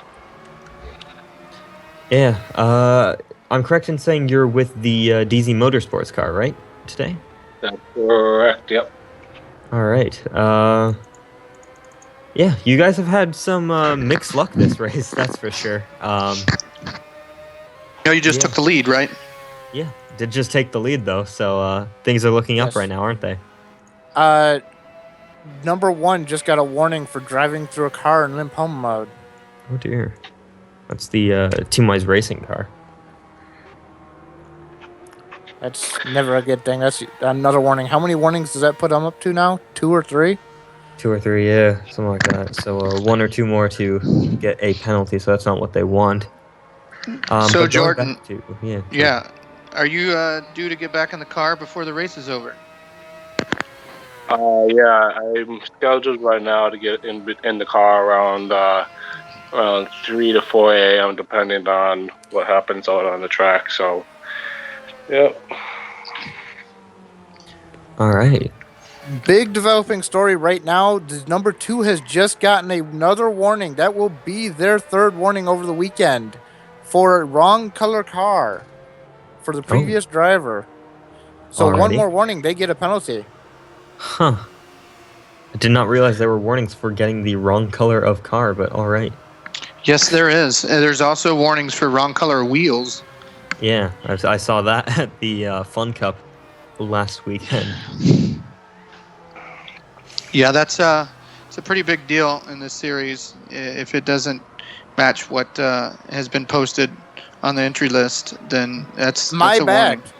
Penalty number 2, 5 warnings. Box and hold this lap. That will be a 4-minute penalty if I'm not mistaken. Oh, that is going to hurt those guys severely, as that could potentially see the 64 car get by them in the overall table, which means we could be seeing a GT car on the overall podium. I feel bad for you, Jordan. You come in here for an interview and developing stories are happening. I was about to say the same thing. So, what is your take on the race so far as your class? I would say, I think it's very competitive. I know we are really right up there with the Inferno guys. I know the Inferno guys, whenever you race against them, they're right up there in the pack. So they always put you a really tough competition. So I think if we think we've seen a lot through this race so far, but reality of it is probably going to receive a lot more. So there's a lot more action I believe we're going to see into this race, and I'm very excited to see how it plays out. And so far, I think it's been a really good race. We haven't really had that much disconnection issues. We had a couple of red flags or so, but overall, I gotta say it's pretty well for the last, couple of hours or so. I've made a mistake. The GTMX car has just been released from the pits from their penalty, so that was only a 30-second penalty. All right. Interesting. Well, just as you were saying, Jordan, there's been lots of action, and we're not even actually at the halfway mark of the race yet. So that just shows the length of these 24-hour races and how crazy they can be. DZ Motorsport currently leading the way in GTLM, and a decent gap as well to Inferno Racing. So, those guys will be... not a decent gap. They are right on top of each other. Okay, surprised we're not getting pictures of that, actually, if they're that close on track. That is battle for the lead right now live. I'm not surprised. I'm not surprised because the Inferno has fresh tires right now. Yeah. So, do you know how many laps DZ is on for their stint right now? About 3/4 away through their stint. So okay, so they'll probably be pitting soon. Which means they will hand the lead back. All right. Yeah. That's cool. So very interesting story developing here between these two cars, and they seem to just be trading back and forth between who is leading. One car is number 4 penalty. Number 4 avoidable collision with 60. Pit and hold. That's the Swift Autosport car. So that's that collision that had the yellow going through the track. So I got a question for you there, Jordan. Who do you think is the better driver on your team? Oh boy. I gotta go with myself. I'm feeling pretty confident. No, but really, I think the best driver on GT Motorsports it's either got to go Philo or DZ. Those two have been putting a lot of work lately. Overall, I think the entire team is just, all well, balanced overall. So nice, good answer. We were actually seeing some issues for you guys with Z coming into the track and had some connection issues there.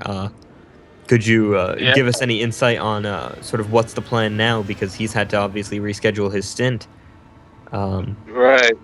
Well, our plan now is I talked to DZ for a bit, and well, right now I think we have it scheduled at 2:00 a.m. or so. But I'm currently at his backup, so if he still has the issues of not getting in the room, I'm gonna have to step in and probably do a little bit longer to make sure that the time stays on track for us. So. Yeah, we're hoping he can get in and get a couple of hours in for our team, because I know he's very excited to get on the track. So he's, been putting a lot of work as well, and we're very, but we'll see. I mean, you never know what PSN can throw at us. Yeah, certainly with the last few weeks and the instabilities there with the PSN, so it hasn't made life any easier for. Number 4 has just been released from the pits. It was a long hold stop. Yeah, well, it was a pretty big collision, so yeah, tough for those that guys. That cost them a lot of time. Yeah, they're not having good luck this race. They've been bringing up the rear of the field, and that's just not going to help them out anymore than what Logic they already. Line making a driver change. That will be the SRT Storage Trunks Racing making a driver change. Well, I could say he's done a pretty good job as a rookie being in that car for them. No mistakes.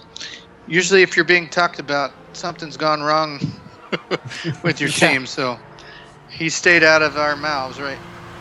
Yeah, he's had a nice long clean stint, and it'll be interesting to see who's up next for those guys. I'm gonna guess Guitar. I think I've heard that name before. Guitar Rich is joining the room. All right, wow. Yeah, guess. I think I've raced with him before. I'm not for sure. It's been a couple years. But I think he races in a smaller series. There's still a dogfight going on between the two GTLM leaders right now.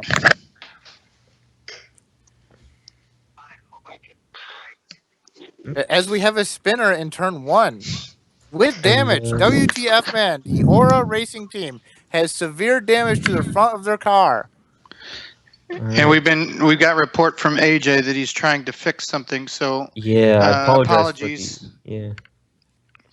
For the bad stream. Sorry, sorry to interrupt you. Yeah, no problem. Apologies for the paused stream here.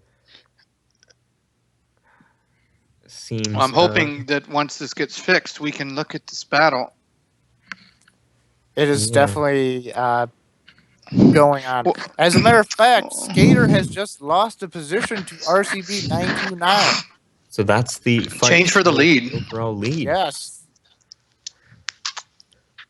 All right. And that's not including the pit stop that they're going to have to make soon as well. Right. Midnight Rider has wrecked it in the bus stop, damage to his car. Scheduled to make a pit stop soon anyway. Probably going to make it now. Well, who are they currently driving for? I can't find them. Midnight Rider is driving for the Ford GT team. Okay.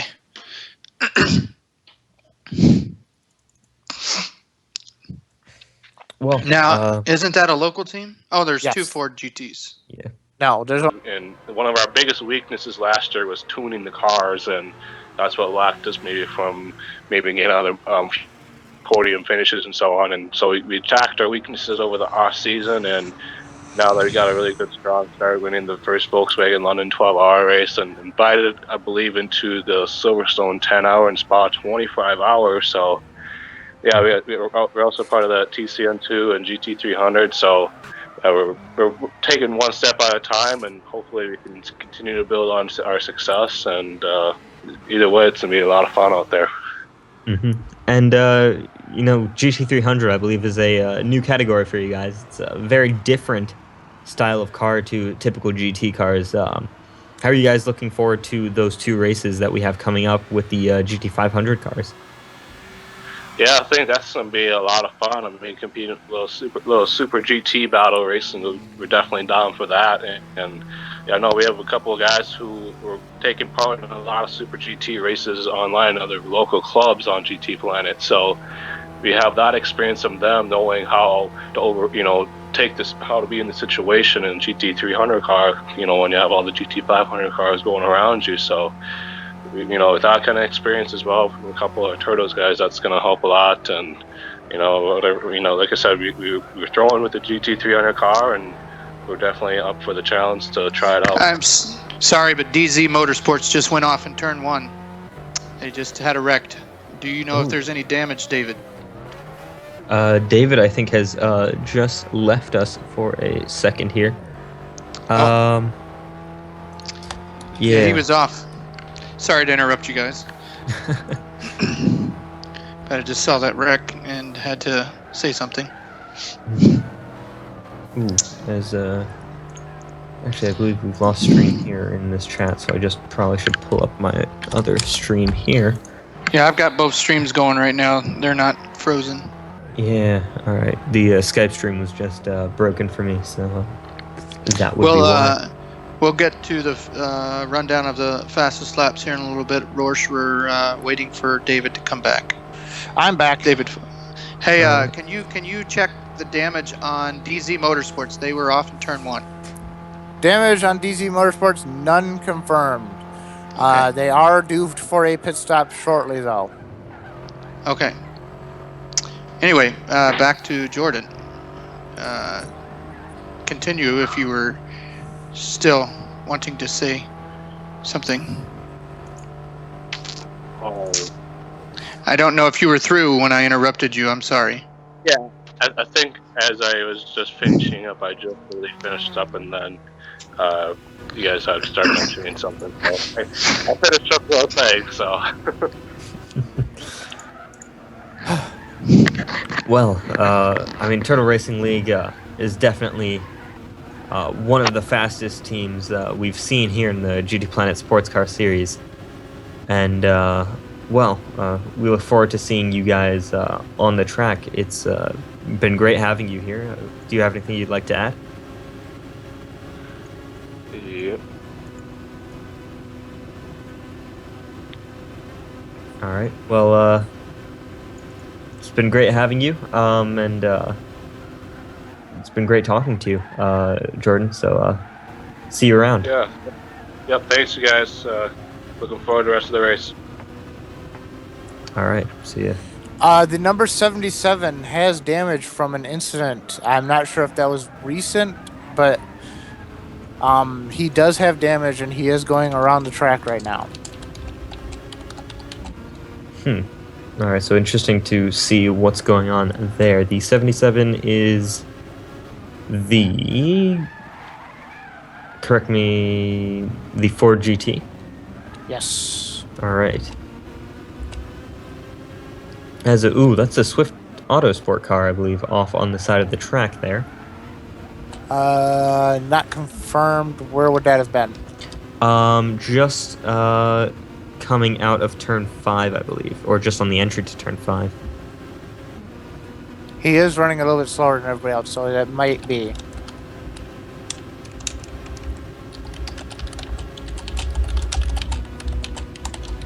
All right. As we do have, as I get pictures back underway here, there we go. On board with the ORA racing car, the BMW Z4 GTLM. They're working lap 59 of their current run. Their best lap is a 1:46.277, and they're not due for a pit stop for a while. It looks like they have just recently made their pit stop. As Skater 913 for DZ Motorsports has made his scheduled pit stop. All right. And am I correct in saying that the Inferno car was already ahead of them before they made that pit stop? Yes. So Inferno having about a pit stop lead over the DZ team, which is impressive after the damage they had to deal with earlier on. It looks like they're going to have a heck of a lead. DZ Motorsports is just now coming out of the pits as RCB is entering turn 4. All right. So definitely a gap has been opened there. And I believe I'm getting information here that the DZ car will be conducting a driver change here in 40 minutes. Which car? The DZ Motorsports car. I can Probably confirmed that it'll be close. It should be close. Because I believe they, and even the Inferno car, I believe, should be doing a driver change in the They next are both equal in laps, yeah. Inferno has run 90, DZ's at 85. They need to be due for a pit stop and a driver change here soon. So it'll be interesting to see what's going on between those guys, because only three drivers run, between the two teams there, I think. Yes. So, 4 for DZ if you count Z, but he had a bit of a shortened stint. Yes. Well, you have to have a minimum of 4 drivers, correct? Or it's going to be penalty? Minimum of 3, I believe. Oh, for which one? Hang on, just a second. I thought it was minimum of 4 to 5, but maybe I'm wrong. I think it's 3 to 5. Normally, that's how it is for a 24-hour event. But we do have the Storage Trunks team is actually running 3. The Storage Trunks team is running actually a 3-man team. Oh wait, sorry, that's my bad. That's a wrong event. I think this 24-hour race is the only exception. Oh, is it? Okay.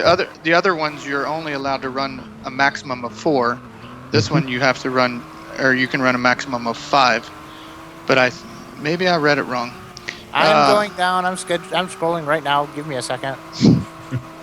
24 Hours of Daytona, GTLM, qualifying teams 4, number of drivers 4 or 5, number of driver changes 6, points multiplier not applicable.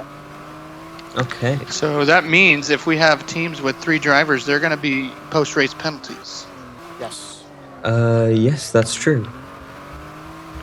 So 4 drivers is the minimum, and also it's important to remember a new rule in the new GTPlanet Sportscar Series is the driver time limits. So you can't just take a bunch of platinum drivers anymore and put them in the car. You now have to think strategically about where to put your platinum drivers, your gold drivers, your silver drivers, and your bronze drivers throughout the race. So it adds a whole new level of strategy to the game, and in my eyes, I think it evens out the playing field as well, because you have guys who are bronze and silver who just want to come out and have fun, but it gets tough to do that when you're surrounded by platinums, doesn't it? Yes. Yeah, especially in these lower classes, it's definitely evened out the field down there. Mm-hmm. I mean, if you want to be a platinum driver, there's a few classes made just for you. Mm-hmm. You got GT500 and GT3 Pro; those are going to be the same competitive. I would have to say big damage for Swift Autosport. They're off track. Yes, they have hit the wall. Big damage indeed. Right front damage heavily. So, before we go over lap times, David, can you tell us if there's anybody on the track that's due for a driver change soon? Like how many laps they've done? The only 2 that are due are GTP Patrick. Well, there are a few drivers that have run over 90 laps. Hearst Gaming, GTP Patrick, Skater 913 is close. RCB is above 90 laps. And Midnight Rider has run almost 90 laps now.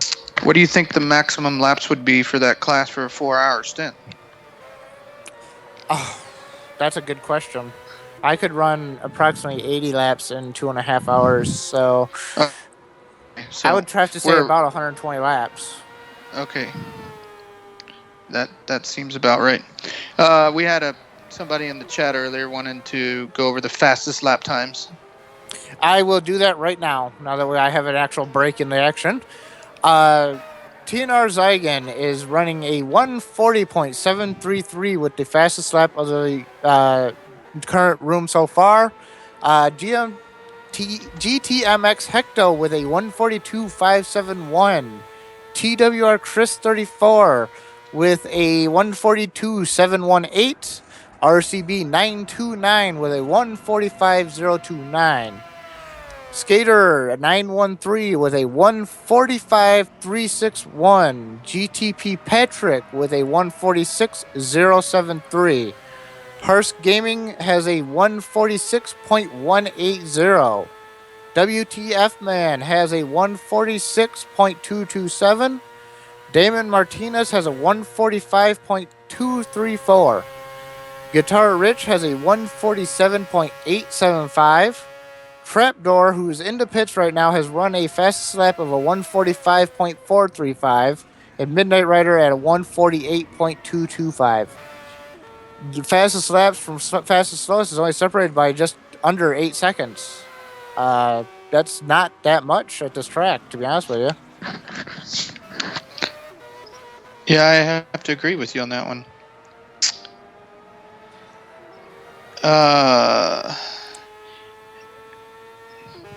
What's our closest gap right now? Is it the Inferno car again with DZ? Or do we have any cars that are closer than that? TWR and GTMX are right next to each other going into turn 4.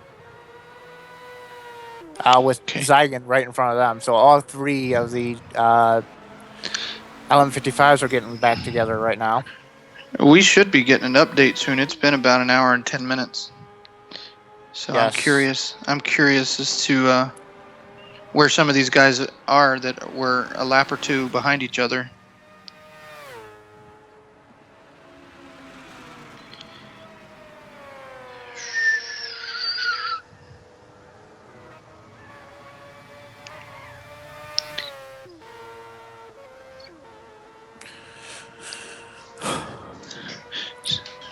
So we are currently, if I can get my mouse to work, riding along with Team Midweek Motorsports, our leaders of this race. I have not been watching the stream for a long time, to be honest with you. As a matter of fact, I paused it when I came in here. I'm still at 16 hours and 22 minutes left of the race. Yeah, actually, just want to say that we are getting something in from the WRS North America team, where their driver is complaining about Trapdoor, who I believe is part of the SRT racing team. No, that would be Swift Autosport. Oh, okay, sorry. So they're saying Trapdoor is lacking car control, so interesting there. We have seen a couple of... He is sideways again. All right. Well, there's proof. Yeah, I can see why we're getting complaints from them. Yep, yellow flag in Sector 2 goes up. Limp home mode for Midnight Rider. He has severe damage on the top of Daytona 2. I'm sorry, turn 6. I'll get used to it eventually.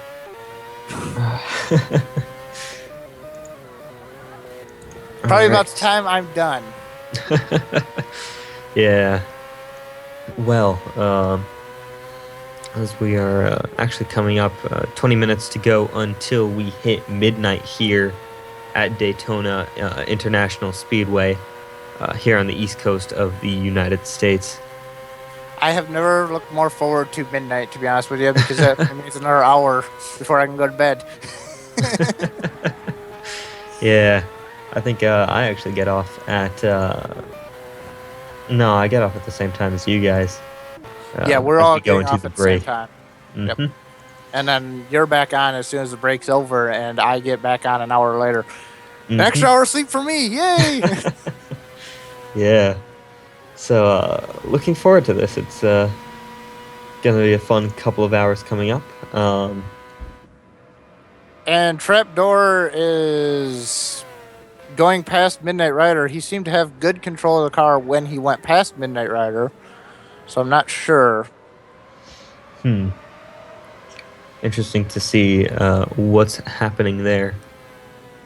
We do have a couple of close battles going on. We have Zegan and Guitar right next to each other, but I don't believe that is a battle for anything major. Yeah, the closest we have is TWR Chris and GTMX Hecto right next to each other going into turn 4 again. I believe we are actually following along with TWR. That is correct, yes. So, and you guys are seeing these pictures as live as we can get them to you. Mm-hmm.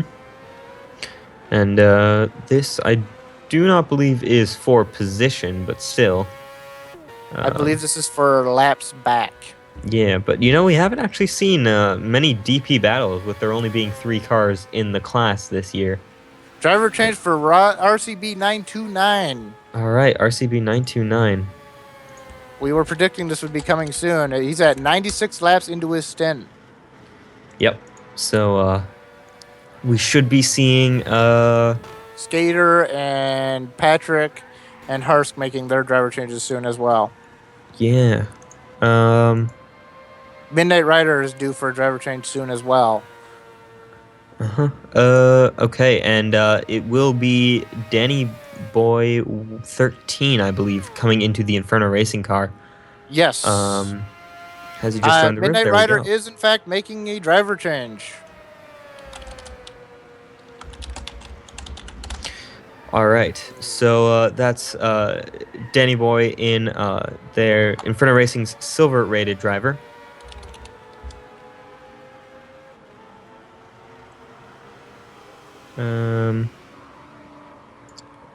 Excuse me for just 1 second. You're fine. Very slow exit for the Ford GT there. Not sure what that was all about.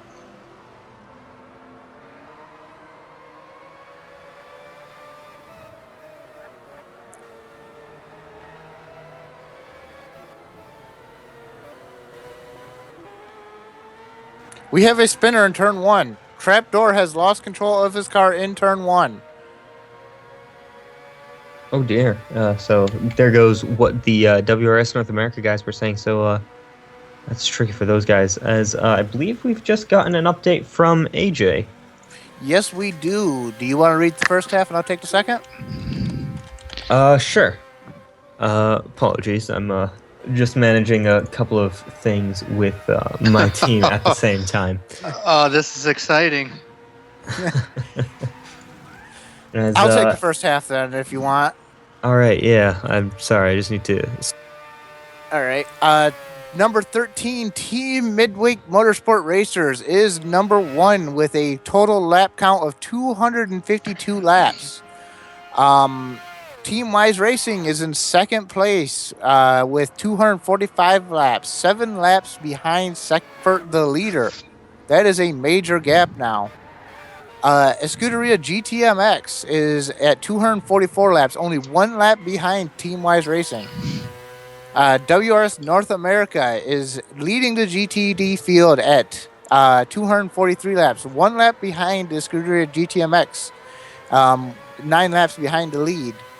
And for 5th place, we have Lightning Speed Motorsport and the Ford GT with 240 laps and a lap difference to the leader of 12 laps. You want to take the rest? Sure. I will take that. Sorry, I wasn't paying attention. Could you tell me where you left off? I left off at DZ Motorsport. Also, right. Penalty for the number 79. Oh. Why is that? No idea. That's Inferno Racing. That's interesting. Well, I can see. And let me see if I can... penalty, box and hold the end of this lap using start. It doesn't say what the penalty is for. They just had a driver change. I have no idea what this penalty would be for. I'm not sure either. I'm sorry. Hopefully AJ will specify. I'm sorry we've broken why our read through of the overall classification. Sorry, I'll continue here. Inferno Racing was there on 239 laps in, I believe, 7th overall. Yes. Yep. Behind them is Tarmac Overdose Racing, the number 60 Nissan GTR Nismo GT3 on 237 laps. Those guys currently 3rd in the GTD class. Venator Racing, the number 63 car, running 9th overall in the BMW M6 GT3 GTD car. Danny never got the permission to go, and he is back out on track.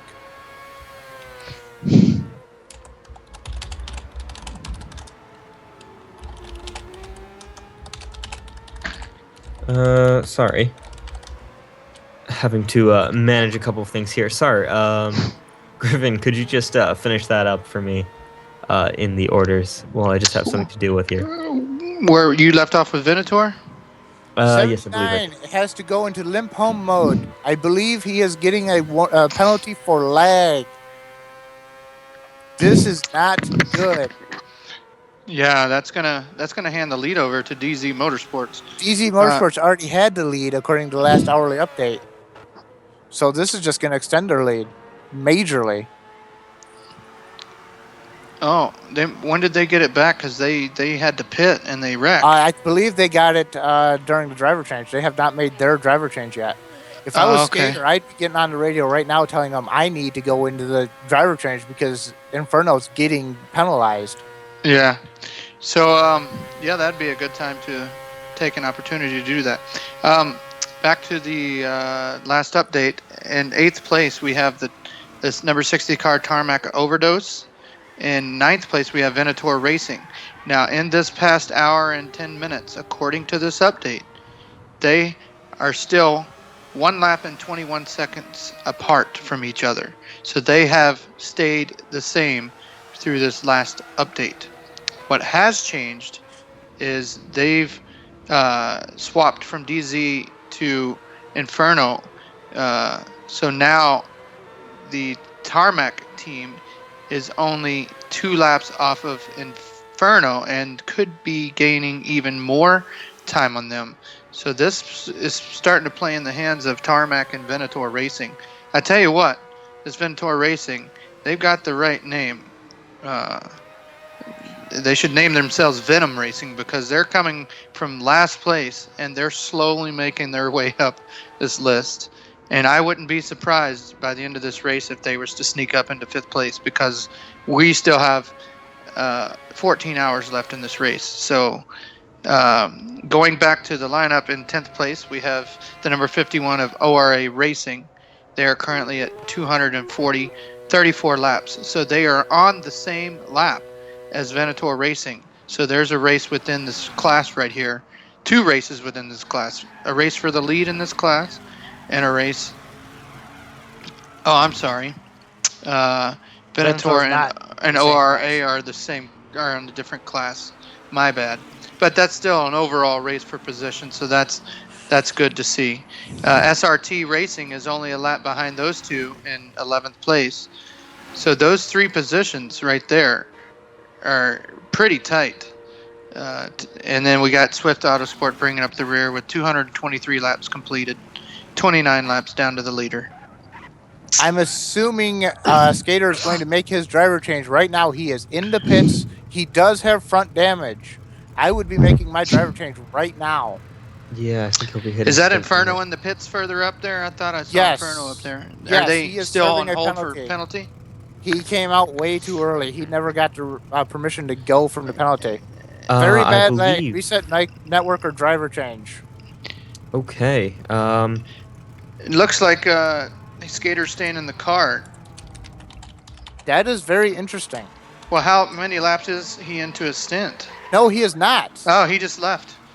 And I didn't see a driver change. I didn't see DC. I did not neither. Well, I haven't seen a warning that he left the room yet. Yeah, no. Yes, this is a driver change with. This is a warning to DZ Motorsports. Is that another warning to them? Oh my goodness. The lead for this class it's all is going ridiculous. Down. Oh my god, this battle. Oh. This is only going to play in the hands to the other 2 teams that are just right on their heels. Yeah. Tarmac Overdose and Venator Racing are gaining a ton of time right now. I'm sorry, DP class, but this GT class is just far too exciting right now. I think this is a foreshadowing of what's going to be happening in the real-life Daytona 24 with the GTLM class taking the show, probably. Also, Push to DZ is in the car. All right, so those guys are in, but they might have another penalty. They might get a penalty for a certain number of warnings, so it'll be interesting to keep an eye on that. We will see as he... TWR Chris is making a driver change for the TWR team. Any predictions on who's coming in? 79 going into limp home mode again. He has not yet made his. He has not reset his router or gone into a driver change. He is getting a warning for very bad lag. He needs to make his driver change. I think this is the third warning for DZ Motorsports. They might be safe and not have a penalty here. Okay. I'm not for sure. Danny here is going to cost Inferno a lot of time. Oh, there's already been a driver change? No. He is supposed to have made a driver change. He was required to reset the network or make a driver change. He did neither. This race has just got super exciting. And we've got a freeze on the feed. Are you guys frozen? Let me confirm here real quick. I still can't confirm. I'm 16 hours and 22 minutes behind. Yeah, well, mine. Both the YouTube and the Conduct a driver GTPlanet change streamer or reset network. Yeah, this is a interesting situation. I can get you inside the Inferno Racing team. Danny Boy is, I believe, planning on leaving, and we are switching out for TRL Evolution, but that is going to heavily affect our driver schedule, so it's going to have to... I forgot you're part of Inferno, aren't you? Yeah, I am, so a bit stressful here. No wonder why you're so busy doing team management crap. Yeah. I should probably get back to that, actually. I just have like 5 more messages. I will be right back. You're fine. Oh. Change for GTP Patrick. So we have neither. We have the leader is not. TRL Evolution. No, just DZ. DZ was the leader. So that means making a driver change. There's a lot going on right now in the pits. So, if Inferno is not on the track, they are on track. They had just hit the track. Okay, they just hit the track. Yes. But I am curious as to if Tarmac Overdose has caught up with them. They were only 2 laps down to these guys, and they were out of the room for more than 3 or 4 minutes. I wouldn't be surprised. Also, TR Evolution is in front of DZ Motorsports, but I believe that is DZ coming back to lap them now. So we have a driver change for Harsh Gaming. Yes, Swift Autosports coming in. Yes. Trapdoor has gone into limp home mode again. Wrecked it in turn 1. That is at least the 6th time this stint alone he's wrecked it into turn 1. All right. Man, I don't know. I don't know if I want to go off of air for 4 hours. All this stuff that keeps happening. Yeah. I'm out of breath. I've been busy the last few minutes. Yeah, we got the feedback up and going. Thank you. I don't have to be radio anymore. Why one? It's just showing a picture of Daytona in the infield right now. It's not showing any cars. And now we got somebody. Mercedes, yeah. Yeah, that's WRS. They have just made a driver change. We are still missing 1 car. I have no idea who it is. Is it not Inferno? It is not Inferno. Inferno is running TRL Evolution right now. I can tell you that... okay, our last driver just got on track. Swift Autosport 9 is driving the number 60, I do believe. Yeah. Yes. Yeah, we just mentioned that. Sorry. You know, it's funny how Scuderia has had all these mistakes. We thought that they would lose their lap to WRS North America, but it looks like WRS North America has lost a lap to this team. Big news. TNR Ziggin, the leader of the race, has just spun it in turn 1. Can we get 5 minutes, please? Well, they're 7 laps ahead, so as long as he can get it rolling again, he should be safe. He is back rolling, no damage. But still a big moment in turn 1. Probably woke him back up, didn't it? Yeah. Yeah, it seems like a spin for them though it's been minimal. They've been the team with the least amount of problems so far. So Definitely. you know, these TNR boys coming over and helping these guys out, they've had some good luck so far this season. They went in the VW race last weekend and now over here helping Midweek Motorsports. You got to believe that there's going to be some luck on their side coming this year.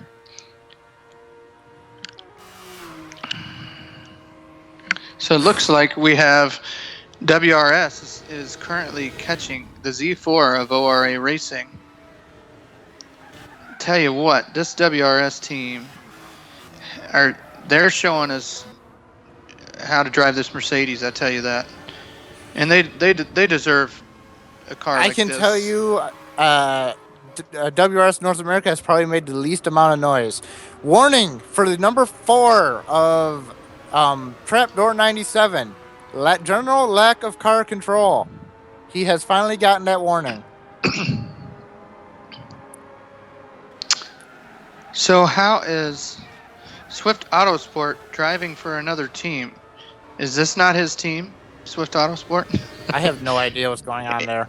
It looks like Swift Autosport's driving for Tarmac, but then he has his own team, unless that's not the same guy. No idea. I've never seen the Swift Autosport. Is that a rookie driver? Oh, maybe. No, he's a bronze. He's a bronze? Never heard the name before. That's why I was asking. Okay. If you're just joining us, welcome to the Daytona 24-hour GT Planet. We are 14 hours left in this race, and the fit has just hit the shan. I'm telling you, it's been exciting for the past couple hours. We've had lead changes, we've had penalties, you name it, and we're still waiting on that rain. I doubt it's going to be coming. Ooh, the Z4 just almost nailed the rear end of Swift Autosport. They're slow in turn 12. Man, it looked like it was ghosted and he drove through him is what it looked like. Maybe. I didn't see that. I was not actually watching that at the time. I just watched it on the YouTube. I have both streams going, and it looked like he kind of drove through that car. But we'll see what the stewards think of that. They will definitely have something to say about that if you did drive through the car. All right. Welcome back, Rushoff. Yeah, thanks. Sorry. No problem, man. Going on. We completely understand. I'm an owner and manager myself. I know how you feel. And so does Vaughn Log. We're all managers in here. Yeah. Just a reminder, if you have any questions for us, feel free to ask in the chat. And if you also have any inside info on what's going on with some of these penalties and stuff for your teams, feel free to, spew the news. Is it just me, or does the YouTube stream look like it's a little bit laggy and it just froze? Oh, our stream. Well, that's the GT Planet stream. The YouTube is that stream the GT? Oh, okay. My bad. I'm looking at the wrong screen. My bad. It did freeze, but yeah, it's laggy and. Oh, we're getting about 3 frames a second now. Here we go. I'm still running at whatever frames per second GT6 runs at. Well, we are now riding along with the vacuum cleaner. Oh, and he's in the wall in turn 12. Or no, that was the Z4, and he's in the wall at turn 7. He is in the pits. He's in the pits. Oh, no. Yeah. Damn Driver change for WTF, man. If my memory serves me, there should be pubs coming into the car. I believe he was just in the car, so... Yes, but we have me in the comms, and my other guy is sleeping. Oh, okay. So won't that be penalty? No, due to the fact that we have done the math, and we will not be running more than 4 hours in any 6-hour stint. All right. Oh, because you're going to get back in the car after this, right? No. WTF man's back in the car after this. Then it's pubs again. Then it's me. Oh, okay. So, very interesting stint schedule for the middle of the night, but it's to give me a chance to rest. Yeah.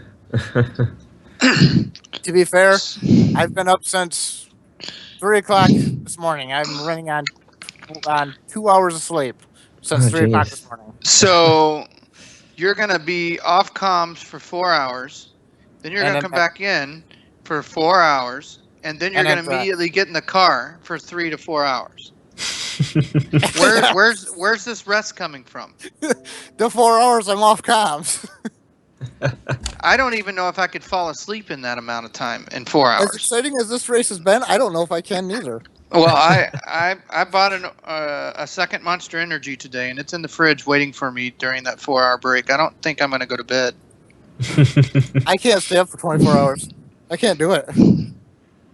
But I don't know if I'm going to go to bed. This race is just so exciting right now. It's definitely taking a turn in the GT classes.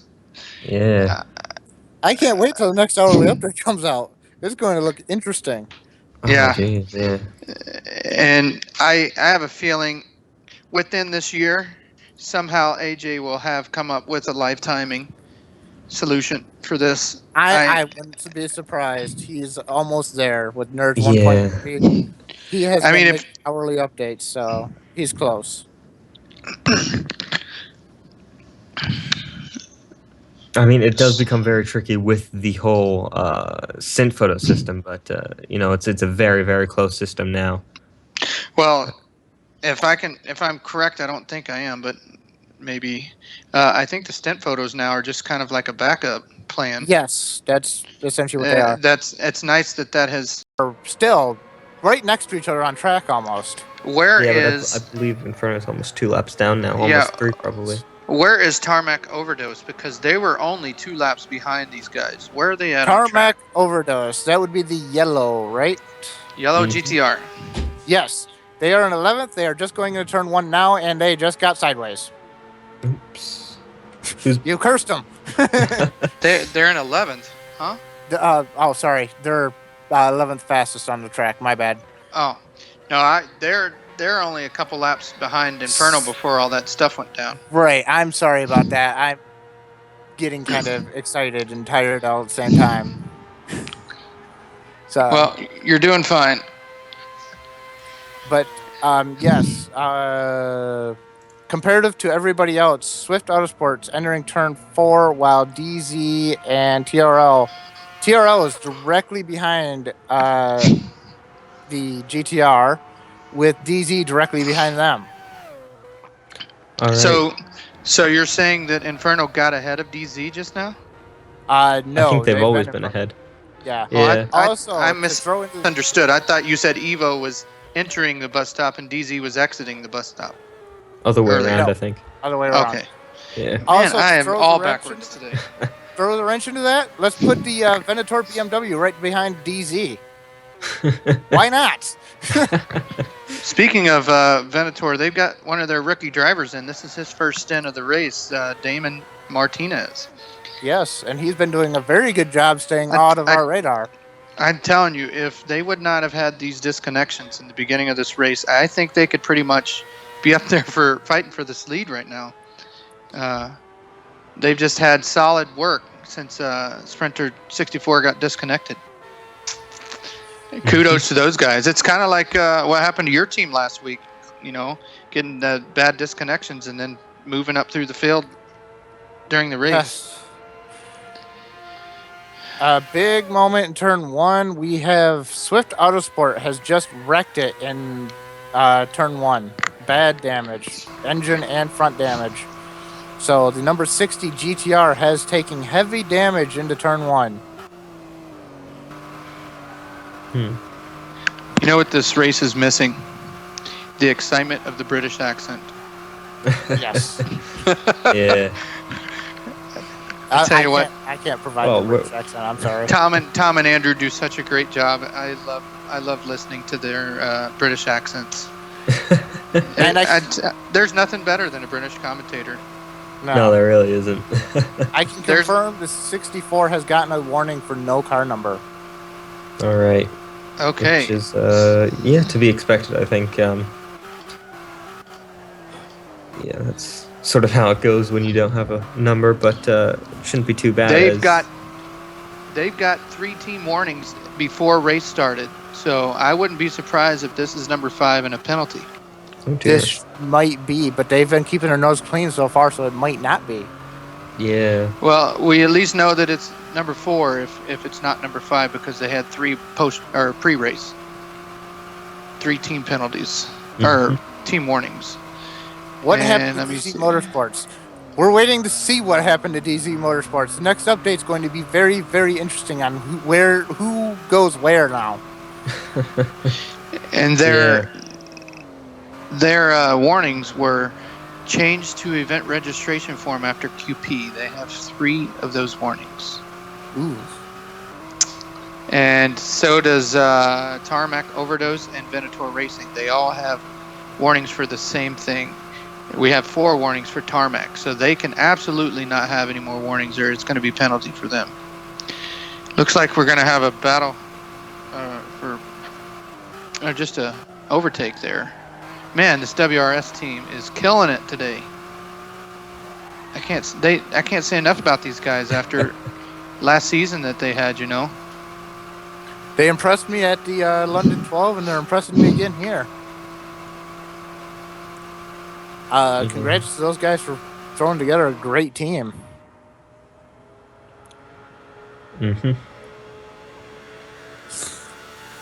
Only 45 more minutes before we can take a break. We've been asked to show the number 60 car on screen. I don't think we have control to that, but I think if Adrian's listening, we could ask him on the feed here.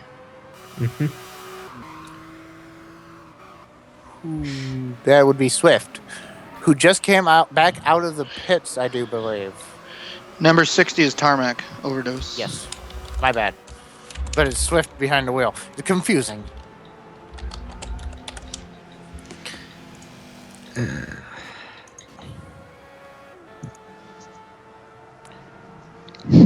Tarmac has 4 warnings. Oh, there we go. We've got an overtake happening here. That's the 60 over the 77, I believe. Yes. Yep. Let's see where they are in position as far as 60. I believe that was the 60 unlapping themselves. Yeah, they're currently 3 laps.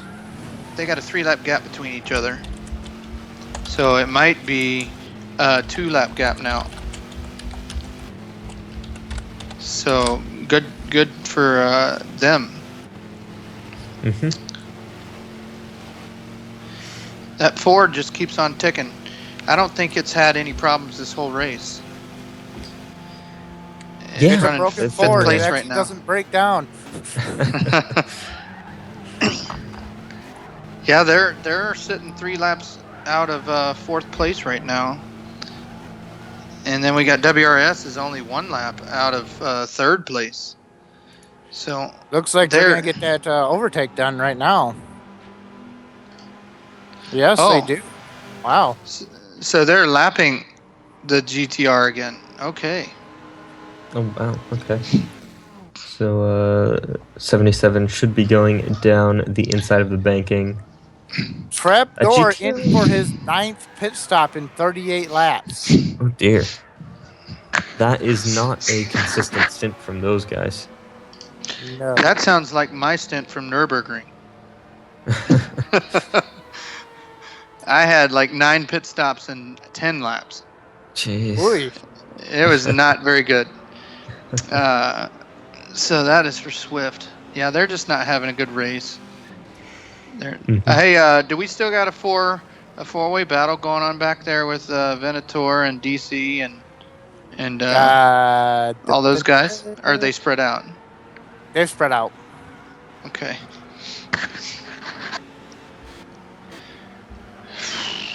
Yeah, they've spread out pretty far. I mean, there's still a pack, but they're not the same cars that were there. Maybe read off some current lap times for us. All right, I can do that. TNR Ziggin, who actually should be making a pit stop here pretty soon for a driver change, has run a 141.8 for the last lap.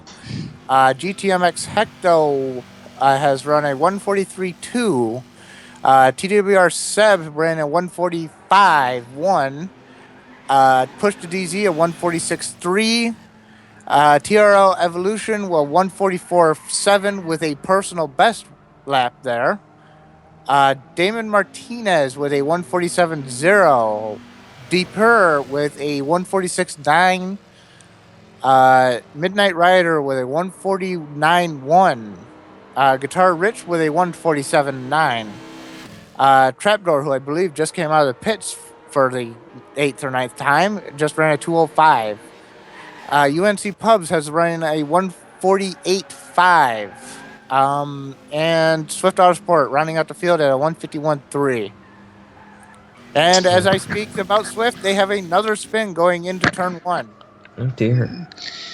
Really not their day, so. I wonder how many of them got out of the wrong side of the bed this morning. This is just sad. Yeah. This is not how I imagine this race going. Just a reminder, coming up here in about 45 minutes, we're going to have round 6, 7, and 8 of the GTP karting series. That will be audio played over this race here. And then after that, we will have an hour of the Sports Car Series franchise announcements. Or actually 2 hours of that. I'm sorry. My apologies. So we'll be looking forward to listening to that here again in about 45 minutes. And if you're just joining us, you're watching the GTPlanet 24 Hours of Daytona. We're 13 hours and 45 minutes remaining. Thank you for watching, YouTubers. Yeah. Well, it's oops. And another thing from the WRS North America team, telling AJ to talk to Trapdoor after he's certainly made quite a few mistakes, I think is safe to say. And people saying it's a danger to the other cars on track. So interesting to see. Waiting for him to take somebody out because he has been definitely not in control of his car. Yeah. That's not something you want. I think hopefully his team manager is telling him to just calm down on the radio and just to put in more consistent laps versus trying to put in the fastest lap. As, right. Well, speaking of fast, we've got TRL Evolution on the screen. And, his fastest lap is a 144.706. Oh, so wow. Quick in that car. That is pretty quick in that car, yeah. Because the M3 not really very strong here at Daytona, if I'm correct, because it doesn't really have the cornering speed to match the Corvette or the other BMW in the corners.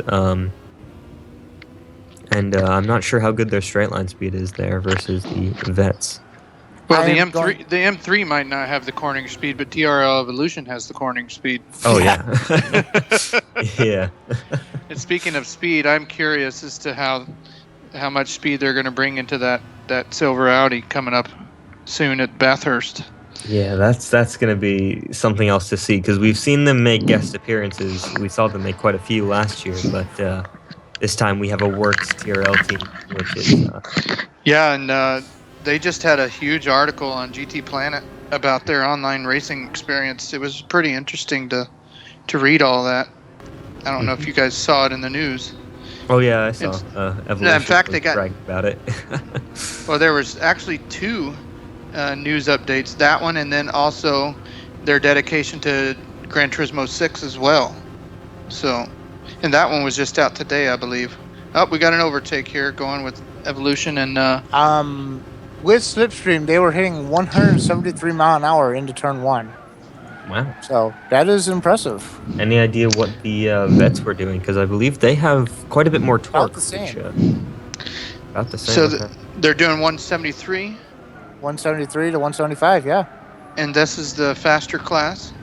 No, this is the GTLM. And they're supposed to be faster than the Ds, right? Same I speed. believe so, yeah. Same speed. Okay. Because I was hitting 175 at the finish line in that Vision Gran Turismo BMW. Right. Maybe So they're it is just not laggy. running. Maybe they're running a lot of downforce. So I wasn't running much downforce. Yeah, it could be. I personally don't have actually any insight on their setup. Yeah, SLS is doing 180. They say reports of 180 from the SLS. Wow. ZR 167. I believe we can officially say to Goofy Tyler 1995, happy birthday. I believe it is now his official birthday. Yeah. So, Happy birthday. Happy birthday to you. Well, it's true. The comms did sing. yeah, look at that. Oh man. Well, riding on board, is this the Z4 or is this the M3? This is Evolution in the M3. This is Evolution. Okay. Yeah, the Z4 doesn't have that writing on the front of the hood. Oh, okay. That's how I can tell the two apart. They have the same engine though. Do they? Okay. They sound like a Hoover.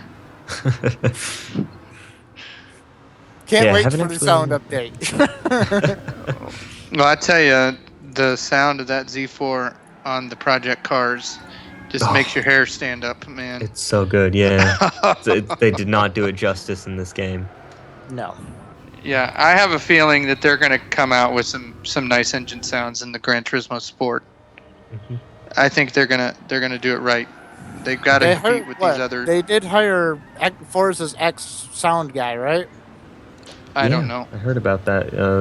And I believe his first whatever work was with the GTLM Nismo that was added over the summer, which that's probably one of the better sounding cars in the game. Yeah.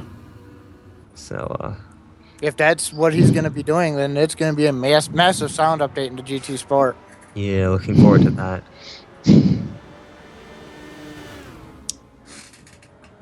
Well, that's still some ways away. Right now we've got Gran Turismo 6.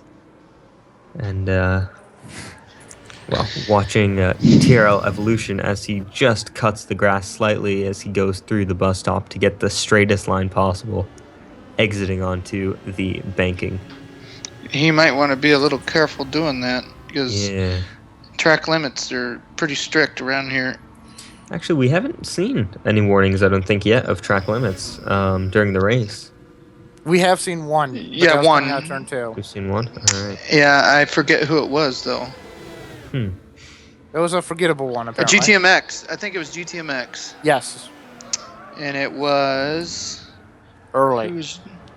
Yeah, I'm trying to figure out who. I think that was Hector. Hector that got it. It was either Hector or Oscar that got Oscar, I do the. believe. I know Oscar had like 15 spinouts. Mm-hmm. He had a rough race. All right, Yeah, he did. finally riding with DZ. Are they still close to Inferno? Do we know? I think they're behind them about yes, 5 they are. seconds. They're behind him by about 10 seconds. Oh, so Inferno pulling a gap, I guess? I'm not 100%. Yeah, they're Okay. trying to drive like mad so they can get their time back that they lost. Yeah. We got 9 minutes. I can't believe 5 hours has gone by this fast. Mm-hmm. Well, I do have reports from Inferno that Danny is, in fact, running all right in a lobby with no lag issues, so we should see him back in the car at some point later in the race. I'm wondering if he just had any issue connecting to AJ himself. Yeah, that I is. do believe actually AJ a does note. run this in a fixed host, doesn't he? Yeah, and his signal in this community doesn't look too good. It's like 2 bars. Mm-hmm. Which, So if anybody else is struggling with their signal, that's not helping. yeah, No. that could very well be it because, yeah, the reports are saying that he looks fine in a lobby. Well, So- let's hope he can get back in the car and help you guys out. Yeah, I really hope so. Because otherwise we've only got 3 drivers, I think, then. And that's a penalty. Yep. So. Well, you have 5 listed here. Yeah, unfortunately, COD Demon 101 couldn't make the race. He Okay. We've got so much snow going on outside. He actually got, I believe, stuck where he was. So well, he has couldn't actually get to his... Danny been on the track? He has. He's done 1 lap, yes, but that's not meeting minimum drive time. Well, here's the thing though. He can have Jethro drive his time for him, and you won't get penalized for that. You know that's in the rules, right? Yeah, that is added to the rules as of this race. But it only can be Jethro or your other guy that's not here. It cannot be your platinum drivers that do that. Yeah. So if Jethro wants to man up, and not get a penalty, but what's the penalty? 2 minutes or just no points scored? I think it's driver doesn't get any points scored. Okay, but you would still be classified. The team would still be classified, yes. Okay. So, Well, then that's not as bad as I thought, but yeah, I think if Jethro was to drive for him, it would score him points, right? Is that what I'm understanding? I think so. I have to find the rule. I've got to. Right. I've lost I'll have to pull it up later. Here we go. So the sporting regs. Driver time 4.3. Question for number 60's lap times. He ran at 148.8. At 149.3, he just ran another lap. At 149.362, his best lap's at 146.073. All right, here's the rule. If any driver fails to complete minimum driving time, another driver of the same driver rating or lower may complete that driver's remaining time on top of his own. If a bronze-rated driver fails to complete the minimum driving time, a silver-rated driver may complete that driver's remaining time on top of his own at a rate of 1 minute per 2 minutes. So Jethro can get in and drive and score points for Danny. All right, so it'll be interesting to see what what we decide to do here. So if I get any confirmation on that, I will let you guys know. But yeah. Okay, so question for Cams. Viper versus Vet versus GT next week. Who are you guys looking forward to the most? Who do you think is going to win versus those three? I think I already said this. I'm going to say Vet. Yeah, I have to agree with the Vet has just come along the past few years. Agree. I think the Corvette's got the best chance to win this race. Between those three, at least. Oh, as we just got a update, I believe, from AJ. So yes, we did. This is the one I've been waiting for. Oh boy, that's a big gap. 7 laps. Okay. Well, let's go down the order. Shall we? Oh my goodness. This just got exciting. Sorry to interrupt. You want to read the first 5? And then I'll read the last, or whatever. Doesn't matter. Sure, why not? Spinner in turn 1. Oops, Getting confirmation of who it was. TNR Zygon, the leader of the race, has just spun it in turn 1. Oh dear. Wow. Well, they've got an 8-lap lead. If these spins are giving them a lap every time, I'd say spin more often. Yeah, so, leading the way is Midweek Motorsports Races Collective. 287 laps under their belt. And that bright blue Mazda LM55 Daytona prototype. In second place is the number 2 Escuderia GTMX on 279 laps. And in third is the Teamwise Racing car with 278 laps. Then we go into the first of the GTD cars with the WRS North America racing team. These guys are really having a turnaround this year at this event here.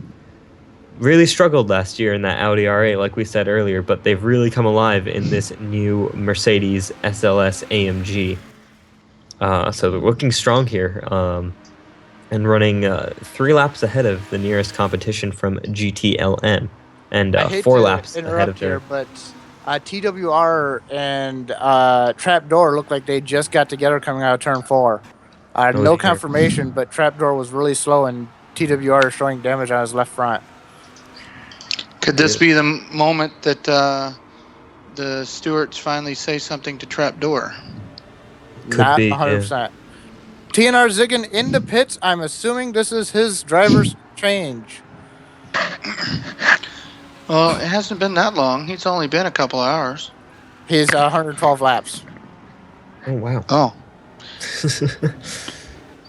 Okay. I guess time has flown by.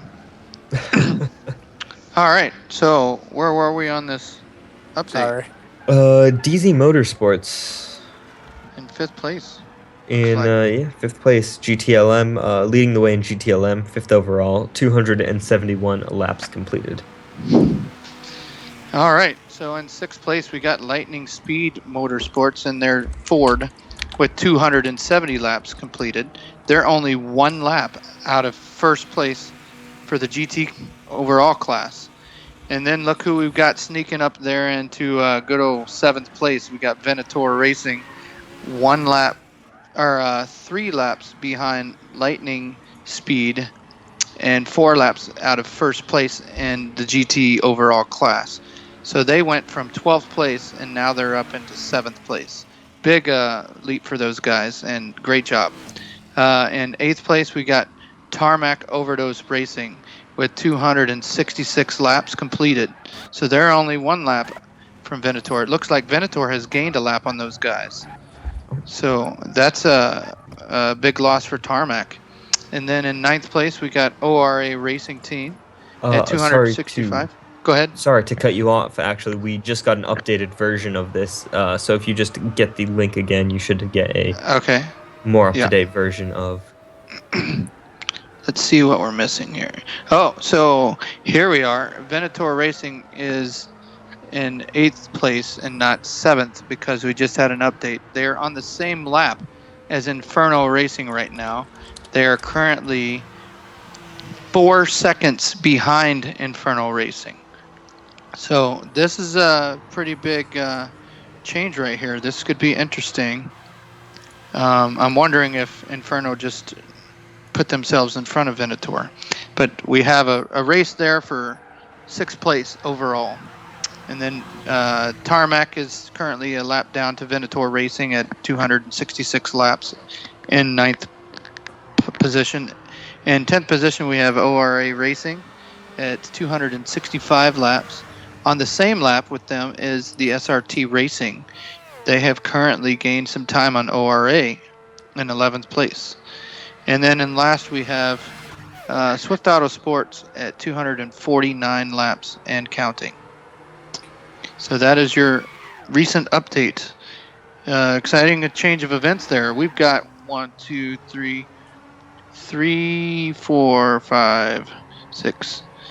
cars within 8 laps of each other.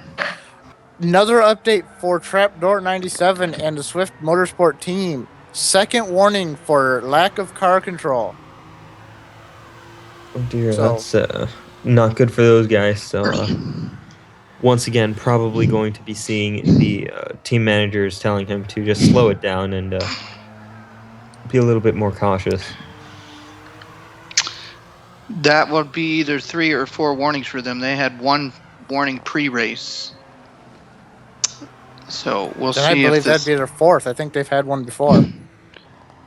Big lockup going into the bus stop as well. We're currently on board with Venator Racing here, and their rookie driver, Damon Martinez, doing a great job for them. I'm telling you, their rookie drivers have shown up to race this evening. None of them having any problems with any kind of wrecks, staying out of trouble. I mean, this is impressive for this team to bring 2 rookies into this race. So this is good news for those guys. How many warnings for one driver before he gets penalized himself? Isn't that 3 warnings or the same thing for one driver? I think it's 4 or 5 warnings before you start getting penalties. I'm on. Let me pull up the warning log. Doesn't tell you, so I'm gonna have to pull up the rules here, the sporting regs. All right. You guys go ahead and I'll look for it here real quick. There's not a whole heck of a lot going on right now. Okay, well, I'm looking here. Delayed start. Thank God, it's actually calmed down a little bit. Warnings and penalties, 3-7.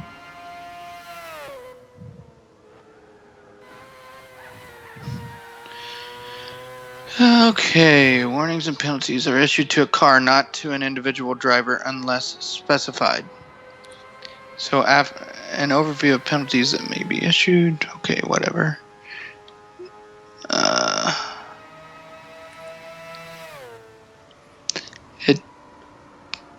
I don't see anything on the number of warnings a driver can get before penalties are issued. I know there's a rule out there. I just don't remember which one it is. But the closest battle we have right now are DC Here we go. Motorsports and WRS North America are nose to tail through the infield section.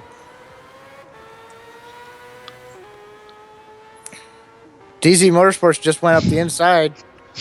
Not sure if there was contact there. That might have been contact between DZ and WRS North America.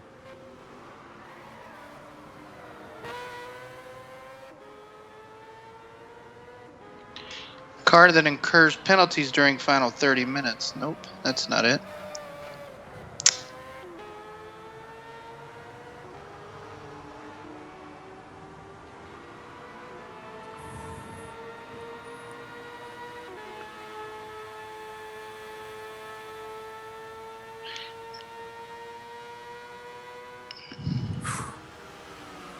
It doesn't. I need to go to Appendix G. Let's see. Midnight Rider in the pits, lap 30 on his stint. It looks like it is a scheduled stop.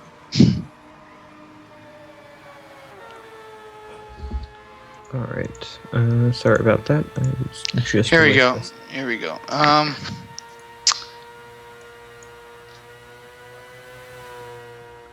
Administrative infractions, technical regulations.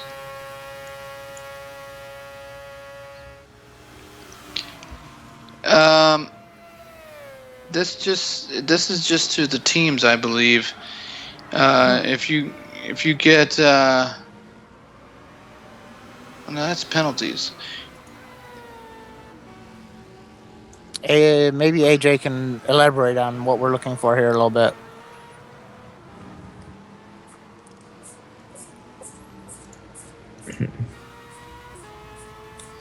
That's penalty guidelines.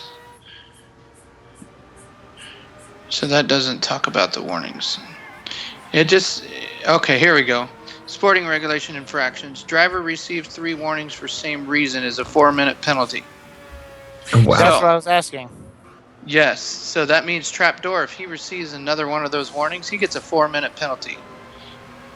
If incurred in qualifying, penalty may be served during the first hour of the race.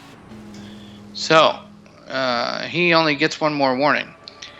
If a driver receives 4 warnings for the same reason, he gets black flagged and disqualified. If the team receives 5 warnings, they get 30-second penalty. If they receive 6, they get a minute. 7 is 2 minutes. 8 is 4 minutes. 9 is 8 minutes.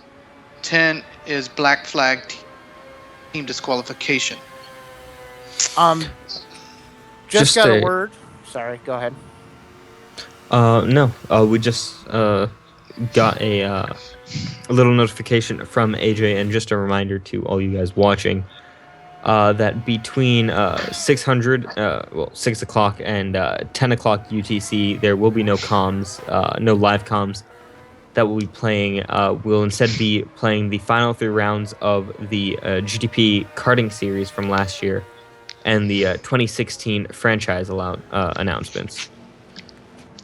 as well as live pictures from the race. So you will not be hearing us, but you will be seeing what is going on track. That is correct. Hopefully our TV guy don't fall asleep like he did before. Well, just to give AJ a heads up, if he needs us to come back in earlier, then I'm more than welcome to. But I'm sure that the franchise announcements will take a while. So, but if he did want to skip one of the karting, if he did want to skip to one of the kartings, or if he wanted to extend our talk, I'm more than welcome to stay another hour or so. Swift Autosport went to the garage for a setup change in their pit stop. Interesting. But I'm not sure if they did the right methods. They said setup change. I thought it was GA you had to type. Yeah, they seem to have lost a bit of time by doing that. So only really hurting themselves there. To be honest, the amount of time it takes to fill your cart with fuel, if it's empty, you can get in and out and do a garage adjustment at the same amount of time. True, but it was not empty. It was almost full of gas. Oh, okay. Then he did lose time. But I have timed that before. I've let a car fill up with tank of fuel, and I've been able to get out and make an adjustment, get back in, and take off. And you don't lose it. Push to ZZ is in the pits for what looks to be an unscheduled stop. Oh.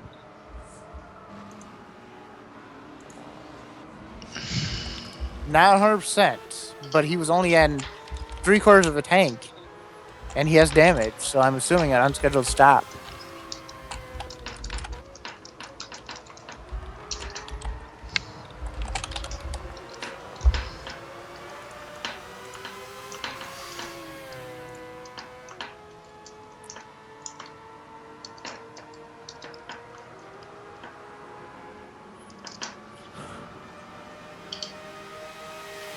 I am glad that AJ implemented a rule where you can go to the garage to make adjustments. I believe that was after the debacle of Daytona last year with the rain.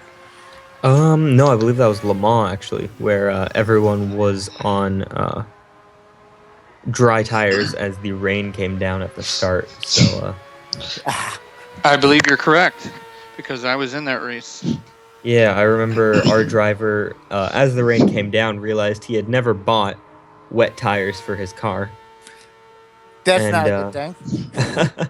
So we sacrificed our pole to actually be the only team that put on to change the car. So we had actually a much higher downforce level on the car, which significantly helped once the rain started coming down hard. So in a sense, it was an advantage as we were able to make our way through. I think I drove 11 dry laps in that whole race. I don't even think I drove one. Fun. That's another race I've never been in, is the 24-hour Le Mans. Yeah. It was definitely fun. We had 8 laps to the field until we had post-race penalties, and then we were down to 7 laps on the field. So we definitely had some good luck in that race. Yeah. Interesting development. TNR Zygon did not do a driver change in his last stop. He is at 119 laps. As far as I know, you can't go much further than that with these cars without incurring penalties. He might be in his final hour of his stint. So, true, but how many laps are you running an hour in one of these cars? That I have no idea. I'm assuming it ain't much more than 35, maybe 40 laps. I'm really not sure. There's 240 minutes and 4 hours. So that would be a minimum of 240 laps that he could run. Or not, I'm sorry, minus 40 seconds. He could probably run almost 200 laps. Or close to it. At the rate he's going. Because their lap times are 140, 141. Yeah, he just ran a 140.9. So I would say they could run anywhere from 160 to 190 laps. Oh, wow. So they're running them right to the ragged end as well.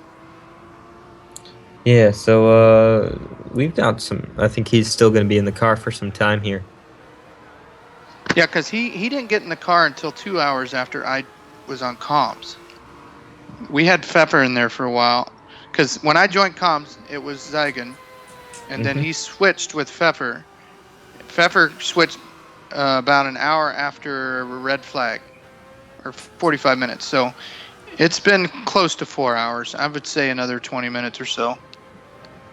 Which is interesting.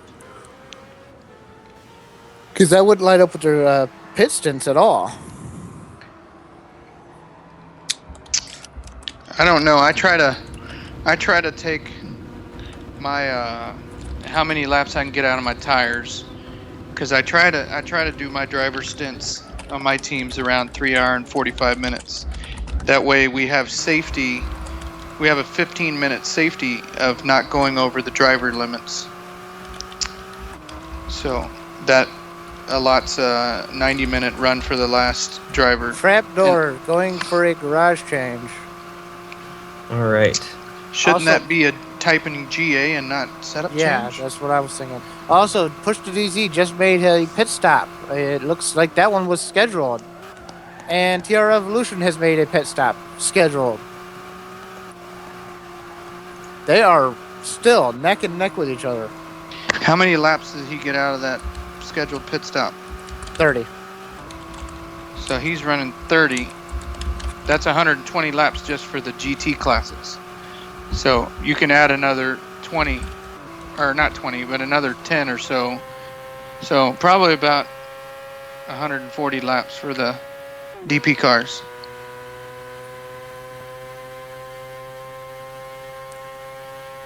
Oh, just got word from the DZ guys. DZ crashed a second time. That was not a scheduled stop. So, there you have it.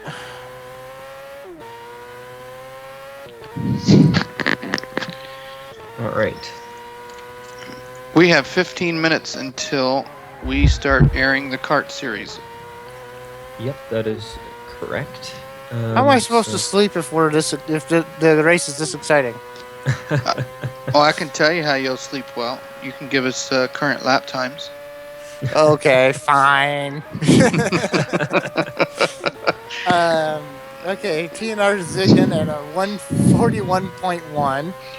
We have TWR Zeb at a 143.1. DTMX Hecto ran a 142.8. Push to DZ just came out of pits, has run a 211.4 with his pit stop. TRL Evolution ran a 154.0. Deeper has ran a 146.593. David Martinez ran a 147.3. Midnight Rider has run a 147.6. Guitar Rich has run a 148.1.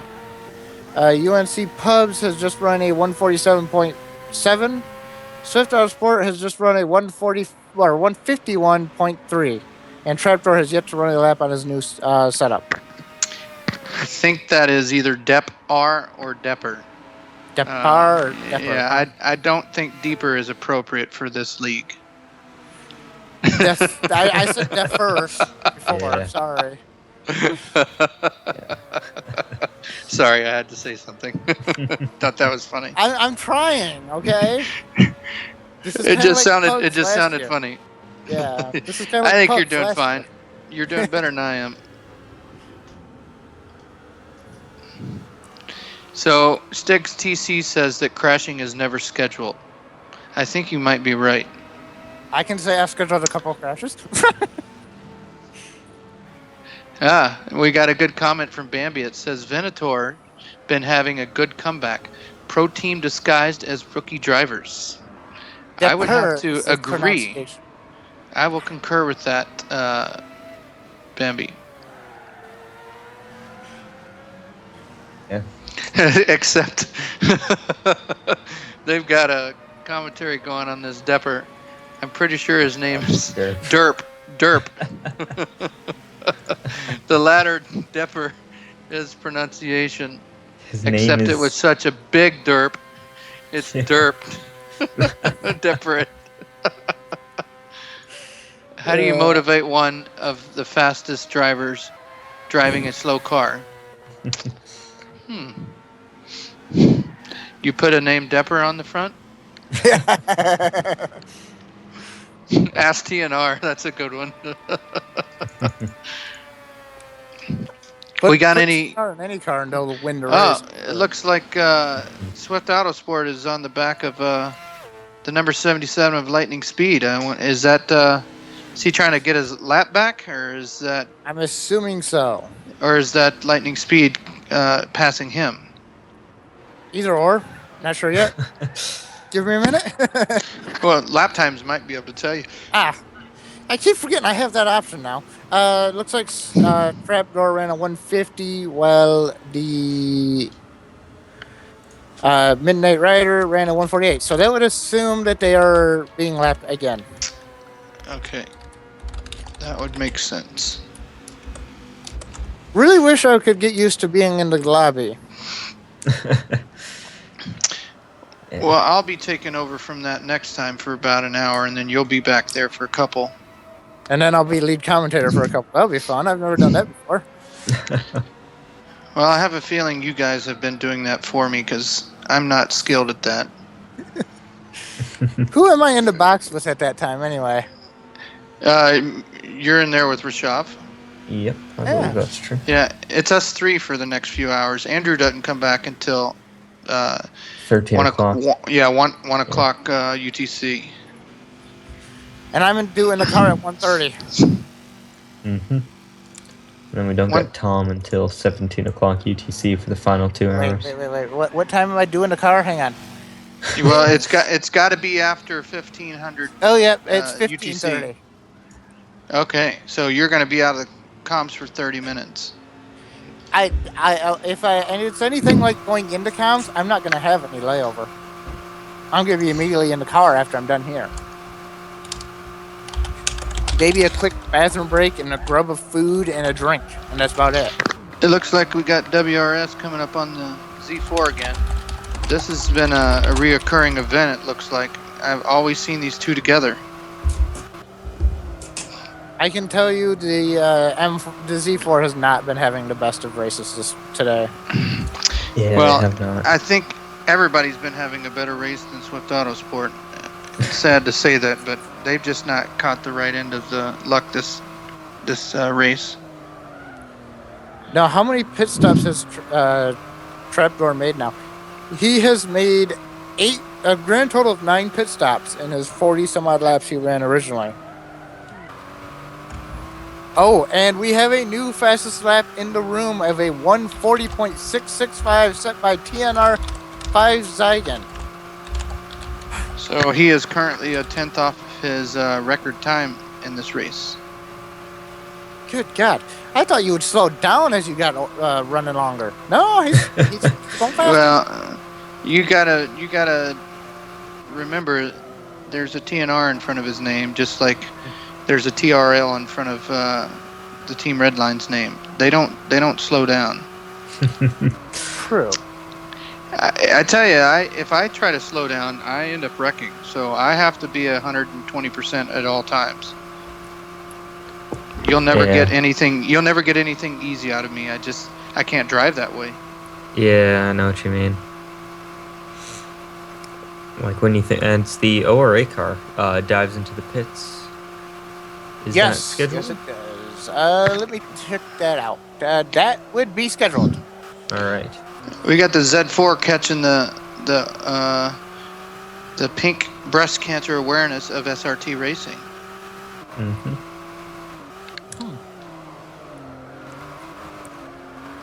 All right. Actually, did ORA go in the pits? Yeah, they Yes, did. they did. I'm blind and deaf. Well, just 8 minutes to go before we That hang would up our be the headphones. SLS behind the other SLS. Yep. But yeah, just 8 minutes to go until we start the replays of the GTPlanet Karting Series. Yeah, from last year, and also the franchise announcement after that. So that'll be going on for 4 hours. So now is your last chance to get your questions in from the YouTube. Mm-hmm. If you have any more curious questions. Oh, here we go. Here's a pass. Mercedes and Mercedes side by side. We'll see if they back off into the bus stop here. Looks like they did. Smart choice. All right. We do have an off in turn 2. It looks like that would be Swift Autosport 9 driving the number 60 Nissan GTR. Has made an off in turn 2. No damage, but still lost a lot of time. Yes, I thought you were talking about the team. Driving. Yeah. Yeah. The Swift Autosport is driving the Tour car while someone else is driving the Swift Autosport car. All right. Yes. Hopefully this is all fixed by the time we get back in the comms booth, huh? Yeah. Guitar Rich has made it his final pit stop of our comm schedule, probably. Yeah. Well, I'm curious as to if this SRT Racing Mercedes comes out ahead of the Z4 that just pitted the lap previous. Because that lap advantage is going to be out there on the tires. It does look like it, unless what I'm seeing is true and he is getting loose coming out. He is still in front, and I believe he will have the lead coming out. Yes, he will. Let's see. Where are they at? So they're on the same lap, those two. So this is a race for position. According to the last update, they were both on lap 265, and they were only 8 seconds apart at the time. So this is definitely a race for a position.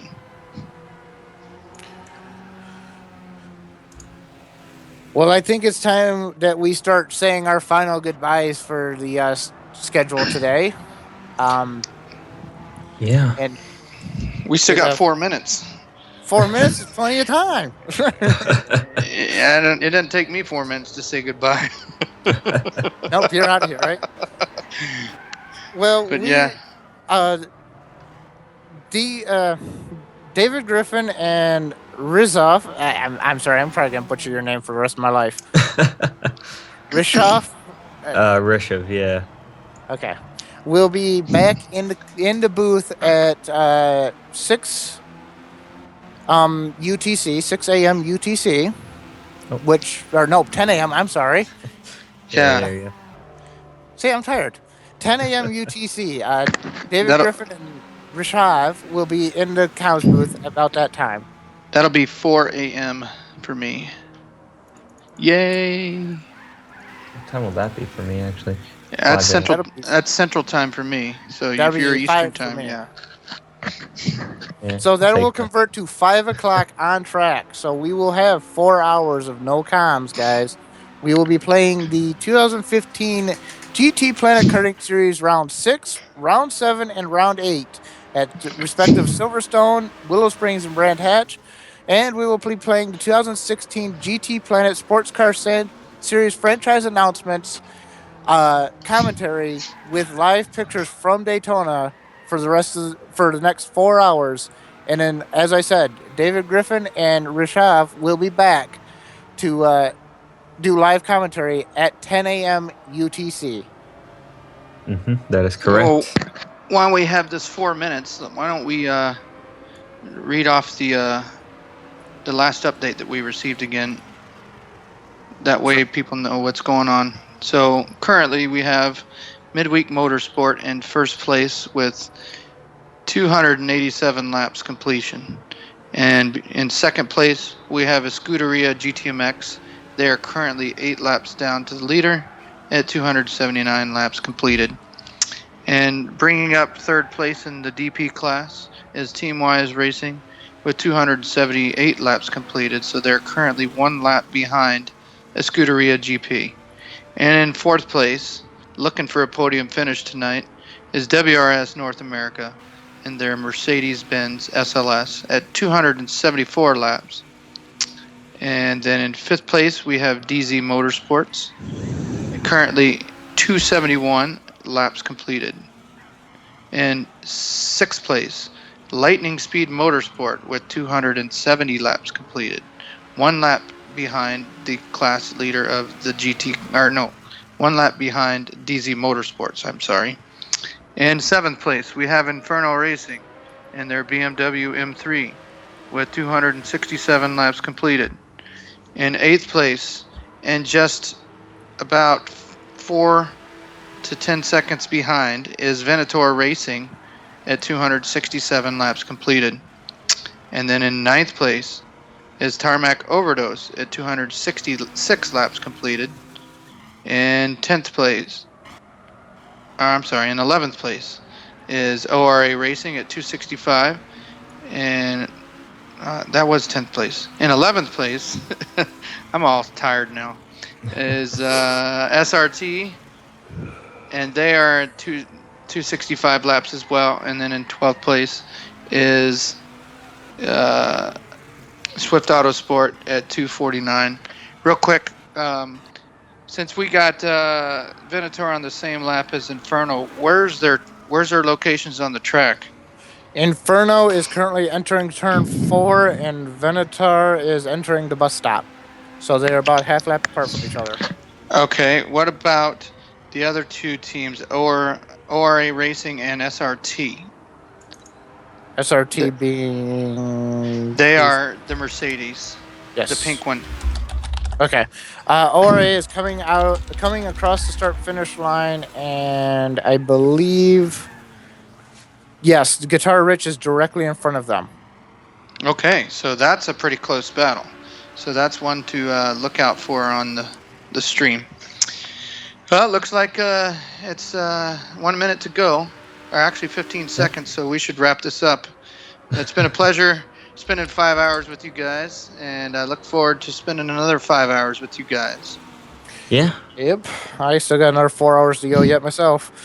I will see you guys later. Thank you. All right. Be sure and stay tuned for the upcoming event at Silverstone for the karting series. And I'm D. Griffin signing off. Have a good night. See you in a few hours. All right. Phone log out as well. Have a good night. Costa. See you guys.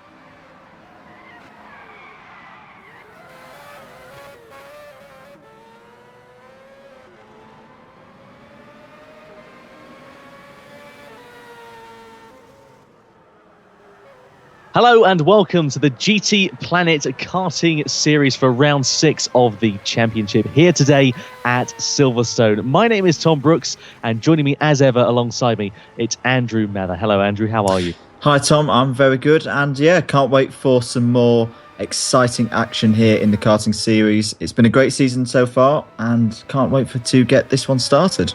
Yeah, absolutely, and of course last time, dominated by number 26, Zajac out in front in Madrid for round 5. He took a very clean sweep, 10 seconds, his overall lead against GTP Jammy it was on the top step of the podium. It was very, very interesting in the KF class, and I'm fairly sure we're set for more action-packed racing, as you said, Andrew. But we'll cross over to that in just a few moments' time. And so the first heat of the day here at Silverstone, it is indeed Heat A, of course. And we've got an action-packed lineup for you. You can see Mr. Racing Line there on pole position. Alongside him is Krelu. Then D15 1998 in third with J-Jack, of course, the winner last time out in Madrid, in fourth. Haas Gaming 96 in fifth. Little Regret 265 sixth. Famine in seventh. Makosi Academic lining in eighth. And then Midnight Rider 32 rounding out the grid in ninth position overall. So we wait for the lights to come on then, and the race is underway here at Silverstone for the first heat of the day. And initially a very good start off the front row of the grid then, and coming down, heading in towards turn one we go now. And it's a very clean start there, Andrew. Everyone getting away very, very nicely at the top of the front. Yeah, very good to see. It's a very tight first corner, the right-hander, and then going into this long 180-degree left-hander before you start going down the straight. But yep, all karts have made it through the first half of the lap, and it's going to be a full-on race to the finish, no doubt. Absolutely. We can see J-Jet there sitting in, I think, second place at the moment, just being challenged, I believe, by Mr. Racing Line in third place at the moment, coming around the right-hander, and then the left they go. Difficult to tell you what's going on without the graphics, I'm afraid to say. Hopefully we'll get them back on in just a few moments' time. A couple of technical issues hindering us here, but nonetheless, everyone getting away cleanly. No contact throughout the field, as we can see a bit of an overtake there up the inside. Oh, and some contact. One of the carts going around. Unbelievable there. It is Krelu in the blue car, of course, who's sitting there and looking to take the lead, heading in towards turn one, around the outside maybe. Oh, no, but he's going to get mugged by Mr. Racing Line. Is he now? The two cars go side by side. This is absolutely fantastic racing, Andrew, on the second lap here. Really good stuff. Everyone being very considerate to each other, just giving enough room to get everybody around the corner. And here we go, side by side, down the straight. Who's going to get it into the left-hander now? Just a little bit more straight line speed for, can't quite work who that is in the lead at the moment. Trying to look around the outside is second place. It's number, I can't quite work out what it is without the graphics. Apologies, Tom. But J-Jack in the lead then. I've just heard in my ear. J-Jack leading from Mr. Racing Line. Third place still as great we finish lap 2. Yep, of course, J-Jack there still in the lead of this race. Krelu there sitting in third place in that blue cart and looking to get a little bit of a challenge on at the moment. Is he going to be able to overtake Mr. Racing Line as they come in towards the third lap? Then, oh, a bit sideways there from Krelu, though, and loses it and loses out on 2 positions. Such a simple mistake there, Andrew, but he's now down into about 5th or 6th place, and that's really going to hinder his progress for the rest of this race. Yes, but in some respects, that was quite a good save because, yes, he's fallen to 6th, but he's still in this race. Good amount of time to go, still a chance to pull it back, and don't count Krelu out yet. He's still in this. Yep, still Mr. Racing Line in second place at the moment. Famine a bit further down the order than he would like to be at the moment, but still plenty of time left in this race for things to change. But it is still J-Jet then leading from Mr. Racing Line at the moment as they come on to start their 4th lap. Someone going a little bit wide there out of the penultimate corner, but keeping things back underway in towards the first right and left chicane. A very difficult part of the lap, but very, very challenging for all drivers involved as well. Fantastic driving from everybody throughout the field at the moment, and a very, very dominant display of driving from number 26, J-Jack, at the moment. But we'll see what Krelu can do in the latter part of this race. And don't count out D15 at 19 and 98 as well. He's starting in a very good position on the grid, but unfortunately things have not gone his way so far. But time will tell, of course, as the race progresses onwards. Suffering some technical issues, I'm afraid to say, up here in the commentary box. Our stream has frozen for the time being, so we'll give you information as and when we can receive it, of course. But I'm hopefully sure that the stream will get back underway fairly shortly, and we'll have some more graphics for you and give you a more in-depth look at the racing here at Silverstone today. So a warning there for number 186, that's track limits. Of course, Midnight Rider 32, so he's exceeding the limits as we can see. So going a little bit wide, of course, you're allowed 2 wheels off the track, but no more. So a bit of a disappointment there for Midnight Rider 32. Plenty of the race, though, to sort himself out and get things back facing the right way. But Zajak, though, I have to say, Andrew, having a very, very competent run in this race so far. Absolutely, it's been a great first heat for him and just showing the class, which he's shown all season. He's really come on through the season and started to dominate in this series. Good little battle here coming through the latter part of the circuit, the Stowe circuit. Very technical in the second half with the... Oh, there's almost a spin there into the last corner. But it's still everybody in this race. Coming down the straight, number 72 there.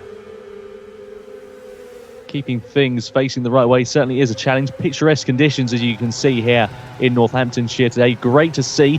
Not so much of a challenge for the drivers to face, but everyone keeping it on track and facing the right way, which is a very, very important part of competitive racing, as I'm sure you know. We see there Krelu in the forefront of your shot, coming down the back straight in towards that left-hander. Such a deceleration these karts have got. And just how easy is it to carry a little bit too much speed into there, Andrew, and have a bit more oversteer than you'd like?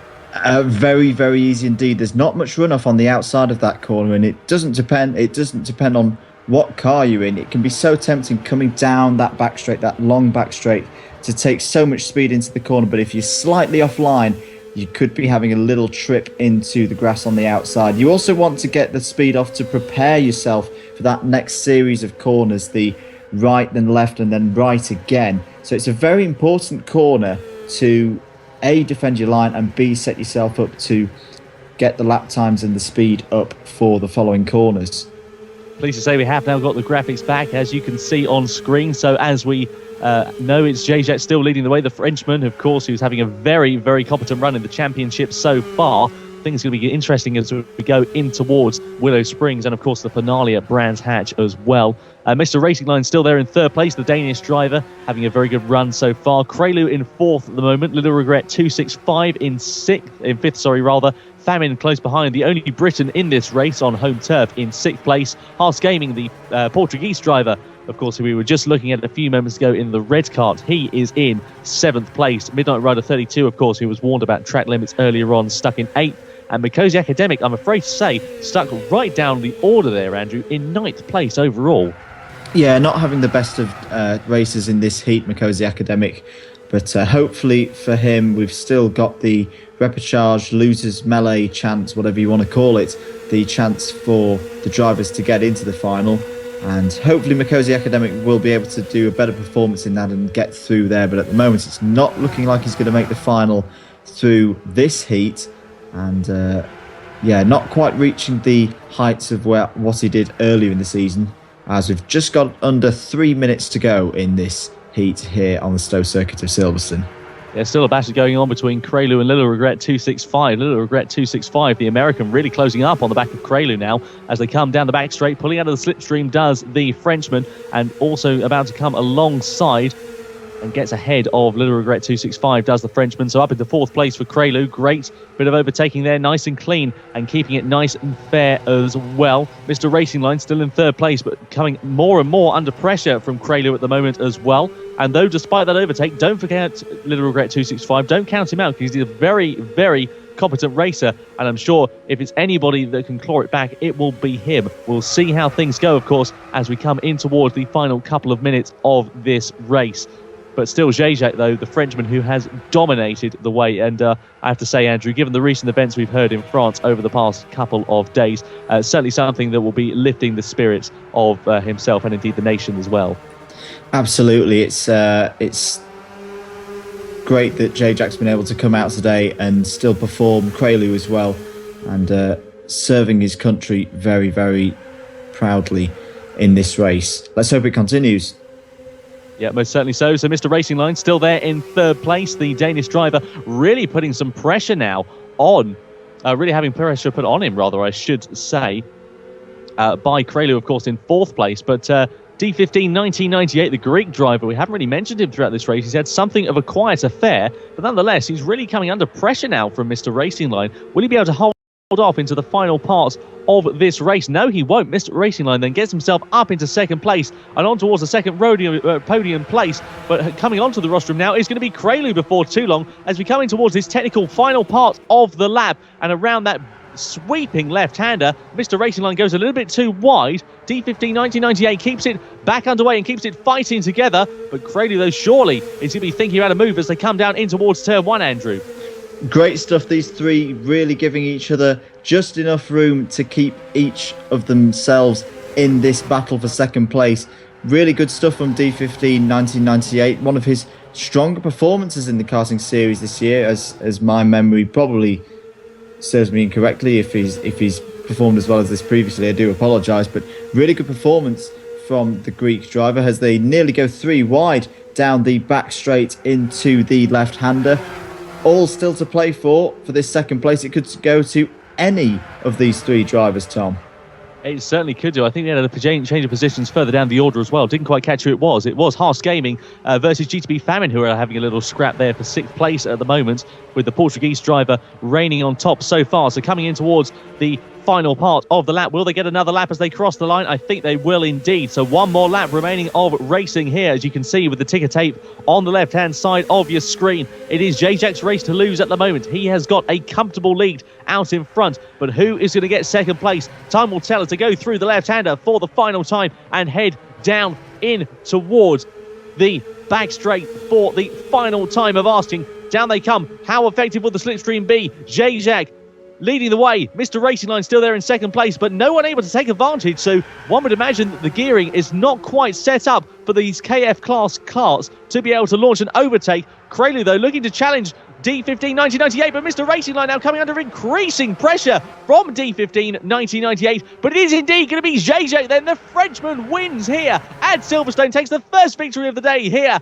at the Northamptonshire circuit. Mr. Racing Line surely will hold on for second place. Indeed he does. And D15 1998, the Greek driver, rounds out the podium here at Silverstone. Fourth place, a valiant effort, but it was indeed Prelude's for the taking. Little Regret 265 rounded out in fifth place. That's your top five. And then it will be Haas Gaming 96, who will finish in sixth place, with GTP Famine a dejected seventh on home turf. Midnight Rider 32 in 8th place, and Makosi Academic getting it all crossed up and sideways, coming around the final corner, finishing plumb last, and I'm afraid to say in 9th place overall. But what a thrilling end to the race we had there, Andrew. Really, really brilliant scrap there for second through to fourth, and great driving from all three of them, and hopefully we'll be able to see them again serving up more treats for us in the later races. Congratulations, Mr. Racing Line. Brilliant defensive driving across those last two laps to hold on to that second place. Absolutely fantastic. What a treat we had for the start of the day. So 13 laps completed during that race duration. We're expecting conditions to stay pretty similar, pretty sunny and pretty bright. But it is, of course, Great Britain. It is Silverstone. Anything can change, and it usually does, generally in Britain as well. So we'll wait and see whether the weather will take a turn for the worse. But current conditions so far looking to be pretty promising, I must indeed say. So that was the first heat of the day. We'll have Heat B in just a few moments' time, and a bumper-to-bumper grid as well. Looks to be absolutely fantastic. So, Andrew, let's take them through that. Yep, on pole, Nick Makosi for this second heat of the day. Alongside him on the front row, GTP Jammy. Peelster 1 and Ning Dynasty make up row 2. Barrett 5 and GTR Venturi row 3. Chris W265 and T Kennedy 85 are on row 4. And it's Euclid 58 and Smith 1001 on row 5. Yes, indeed. So the carts all lined up on the starting grid, as we can see. We wait for the gantry to go, and indeed we are underway. So it's GTP Jammy leading away from Nick Makosi. Change of positions further back. T Kennedy 85 jumping Chris W265, and Euclid 58 getting ahead of Smith 1001. T Kennedy 85 has made a rocket of a start up into fifth. No, sixth place, I apologise, but it is still GTP Jammy then who leads after the first corner, but not for long. Nick Makosi looking to mount a challenge already, but Ning Dynasty surely is going to have something to say about that as they come round to go onto the back straight for the first out of a potential 13 times. But an action-packed start there. GTP Jammy still leading the way, but Nick Makosi, though, the Australian, looking to change that. And further back there, Andrew, we've got an absolute melee of action. Absolutely brilliant start from T Kennedy 85. Was up to third. Oh, is there almost 3 wide? There's a bit of contact into the left-hander there, as I think T Kennedy 85 got squeezed there by the drivers left and right of him. It's a shame because T Kennedy 85, the positions changing all the time, was up to third, now he's in 5th place. Look at Chris W265, he's come up from, I think it was row 4, and is now 3rd. Absolutely fantastic first lap from the American driver. Incredible. Unfortunate for GTR Venturi, who's now down plumb last after going off track. We did see that just in the background of the shot a bit earlier on, but it is the Australian then, Nick Mikosi, who has leapfrogged GTP Jammy. But for how long will the Finnish driver be able to take it lying down? I hesitate to say that he won't.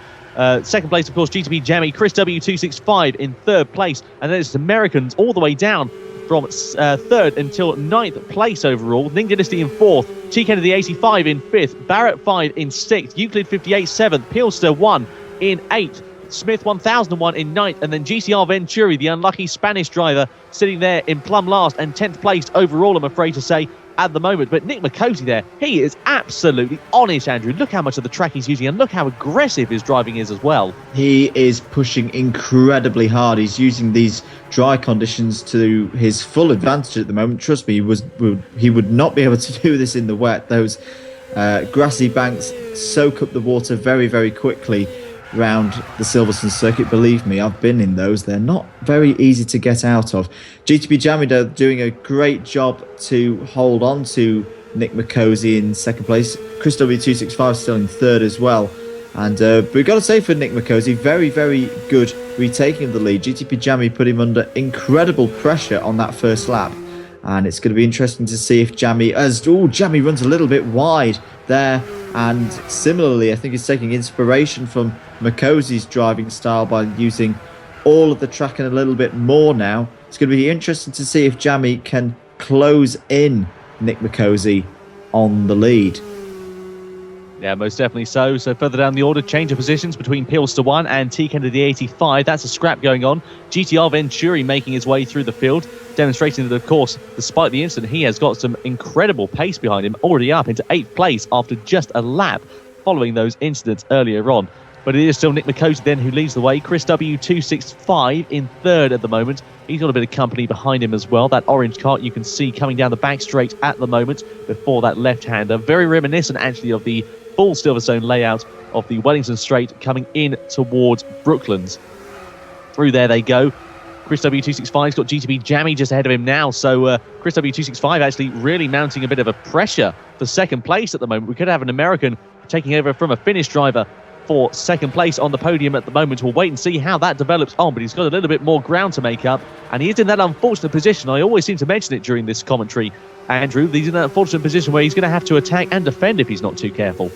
Yeah, but Chris W265, we know he is a very accomplished driver. I'm sure he is up to the task. Sorry, but we're seeing this classic thing which I see in karting a lot, where the driver in 2nd place is more having to think about defending that 2nd place than going out for the win. Nick Mikosi now a fair way up the road from these three, and it's going to be a titanic scrap now over the next 7 or 8 laps or so, depending on how much time and laps we get in this race. But I think this is our race now for the 2nd place, once again for the 2nd heat in the row, 2nd through 4th, looking like they're going to be serving up a treat over the next 5.5 minutes.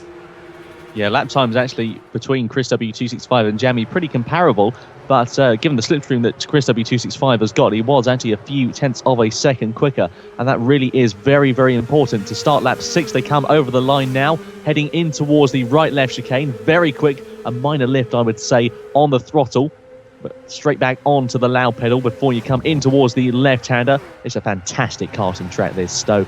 Really incredible. As they come down the back straight now, will Chris W265 be able to take advantage of the slipstream and heading in towards the left-hander at the end? Will he be able to launch a move? Jammy needs to go a bit more defensive. He is doing so. He's keeping towards the right-hand side of the straight a bit more as we can see it, and that allows Chris W265 to use advantage of the slipstream, but not able to close up as much. And we can see how hard Jammy is pushing there, Andrew, because he's using so much more of the road than Chris W265 is able to. Yeah, it's quite interesting, especially through this corner here. Let's see if GTP Jammy does it again. As we cut away, I was just about to say GTP Jammy taking a much wider line, or much wider lines than Chris W265, especially through this last corner where we saw last time around Chris W265 using a much tighter line. I think it's giving him better drive out of the last corner and down the pit straight. But at the moment, it's still GTP Jammy in second place ahead of Chris W265. We're looking at Euclid 58 now, who is trying to close down Peelster 1. As we switch back to the battle for second and third, it's Chris W265 up the inside of GTP Jammy, who can hold it into the left-hander. It's going to be... I think it's going to be Chris W265 who will take the position. And yes, he does. Can Jammy fight back on the chicanes now towards the end of the lap? Doesn't look like he can do so at the moment. Now let's see what Chris W265 can do with clear air. Oh no, but he's losing it. He's lost it out of the final couple of corners, and that allows GTP Jammy to overtake him, and also Ning Dynasty as well. So a simple mistake there from Chris W265 launches him back down to 4th place, I'm afraid to say, and GTP Jammy re-inherits 2nd place. But what a simple mistake that was, and you can see how hard Chris W265 was pushing, and just how hard GTP Jammy was as well. There was a slight bit of contact there, I think, Andrew. But I don't know. I don't know if there was anybody to blame. I think it must have just been a racing incident. Yeah, it was pod to pod. It just looked like one of those things. And once again, maybe those different lines that GTP Jammy and Chris W265 seem to be taking, if you ask me.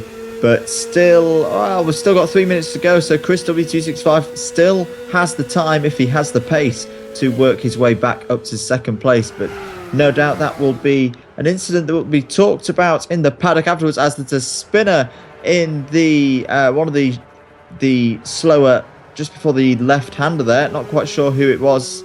I think it may have been Smith 1001. He's had a trip to the pit lane already in this race, I'm afraid. And it looks like things are getting any better for the American, unfortunately. I didn't see any positions lost, and I believe Smith 1001 is the only person who is a lap down on the rest of the field. So by the power of deduction, I think that must make him the spinner, unfortunately. Yeah, that would make sense, as I see Chris W265 on that last lap is now back up to 3rd place. T Kennedy 85, I've noticed as well, has slipped down the order. He was, as I say, up to 3rd place at one point on the first lap, now down in 9th. Here is Euclid 58 again. GTR Venturi for company. Down the back straight they come.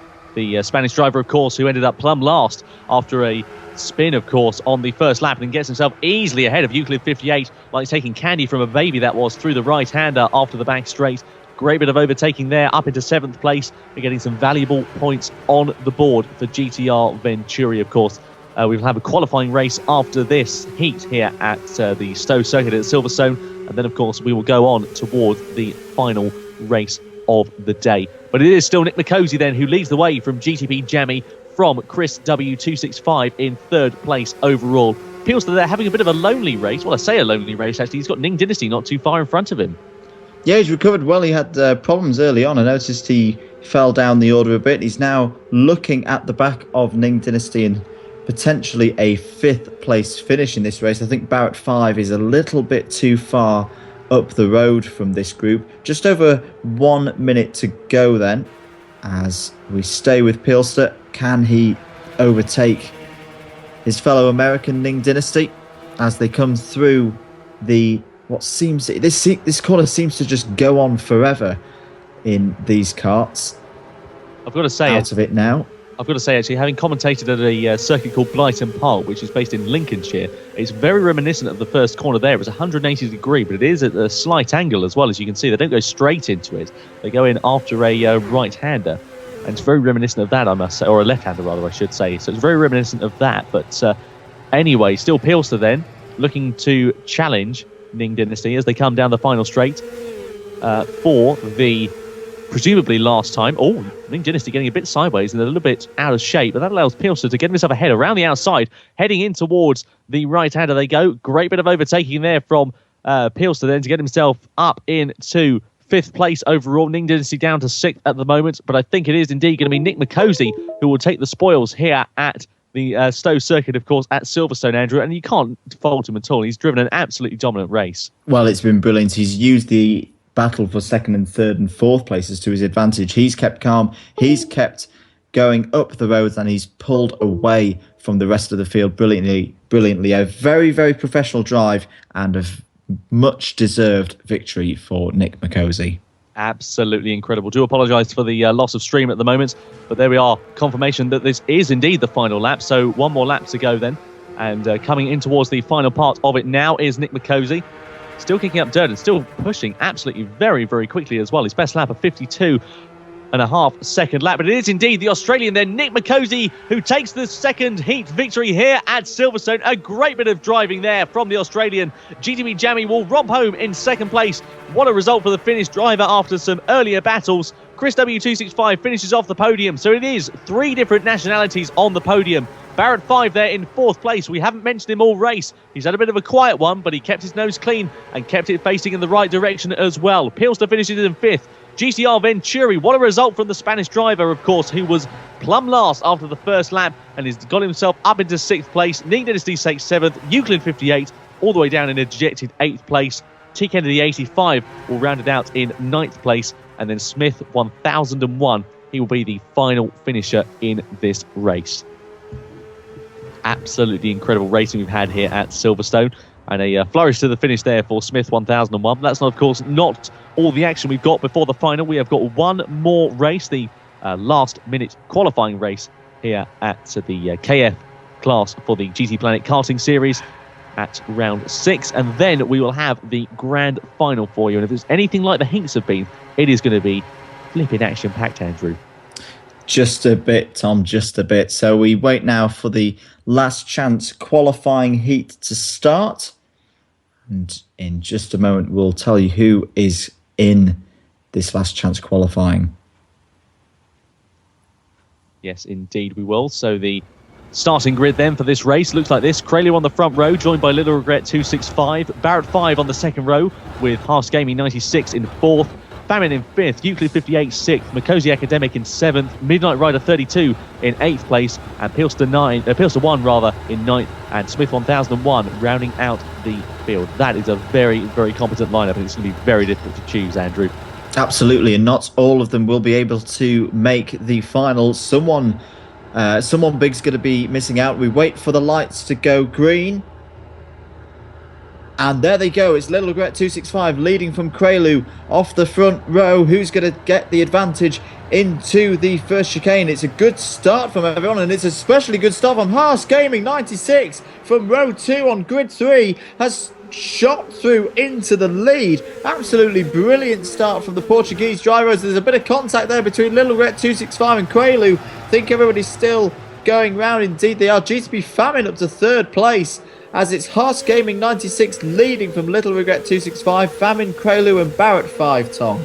Absolutely fantastic start, especially from Haas Gaming. Someone going around the straight there. Is that Midnight Rider 32? That's the McCosey Academic, I apologise. Down to last place. Oh dear, what a shame there for the Australian driver, who's been performing pretty well, I must say, so far in this series. And unfortunately, it's come undone. He hasn't looked comfortable all weekend here at Silverstone, and just contact on the back straight has put pay to his race. He is going to have a very, very tall order to be able to make up the deficit to the rest of the field. But Haas Gaming leading after lap 1, Little Regret 265 in 2nd, Craylew in 3rd, Barron down there in 4th place at the moment, Andrew. What a start there for the Briton. Really, really good stuff from Famine. We've seen over the course of the season that he can mix it with the best, and here he is once again here at the Stowe circuit, looking to get into that final. The top 2 we think go through into the final. Craylew now up to 2nd place, Haas Gaming now down to 3rd. So the brilliant start, the work done there, kind of undone a bit at the moment, as Craylew and Little Regret now battling for the lead and trading the lead as we go through the second half of the lap. Here are the leaders, as a little bit of contact there between Craylew and I think it was either Barrett 5 or Famine. No, I think it was Famine. Famine now down to 5th. And look at this, Tom. This is a scrap and a half. Any of these top 5, in fact, sorry, it's the top 4 that will go through to the grand final. So of these 5, someone is going to miss out, Tom, and I would not guess at the moment who it's going to be. I wouldn't want to put a name to the 5th place at the moment. Yeah, popping down to the bookies at the moment wouldn't exactly be a wise choice, I'll tell you that for nothing. Coming down the bank straight, it is indeed GTP Famine who we're looking at the moment. Still a change of positions a bit further up, I think. Haas Gaming Kralu getting the better of Haas Gaming rather in second place as they come in towards the tricky technical final parts of the lap. Little Regret 265 still leading the way. Kralu there in second place. Haas Gaming 96 in third. And GTP Famine at the moment still in fourth place. I do apologise again for the loss of stream here at Silverstone. Once again, we'll try and get those technical issues resolved and we'll get some action-packed racing underway, of course, at the moment. But what a terrible race it has been for Smith 1001. And I think we might have actually lost a competitor. Indeed, we have. Makosi Academic isn't racing. So presumably that damage he suffered on that first lap contact there, Andrew, has been pretty terminal. Yeah, it's a really bad day for Makosi Academic. Everyone, even the best motorsport competitors, have bad days. And unfortunately for Makosi Academic, it couldn't really be much worse for him today at Silverstone. Stone dead last in the heat and a spin. Didn't really look like his fault. It just looked like one of those classic lap one racing incidents. And that's the end of his day today. Still Little Regret 265 then, leading this last chance qualifying from Kralu. Haas Gaming 96 in third. GTP Famine in fourth, currently occupying that last qualifying spot for the grand final. But can Barrett 5 wrestle it away from him? There's a warning for avoidable contact to the kart number 315, which is Peelster 1. Peelster 1 currently in 7th place and not having the day I would have expected. Peelster 1, he qualified well in his heat but seemed to go backwards.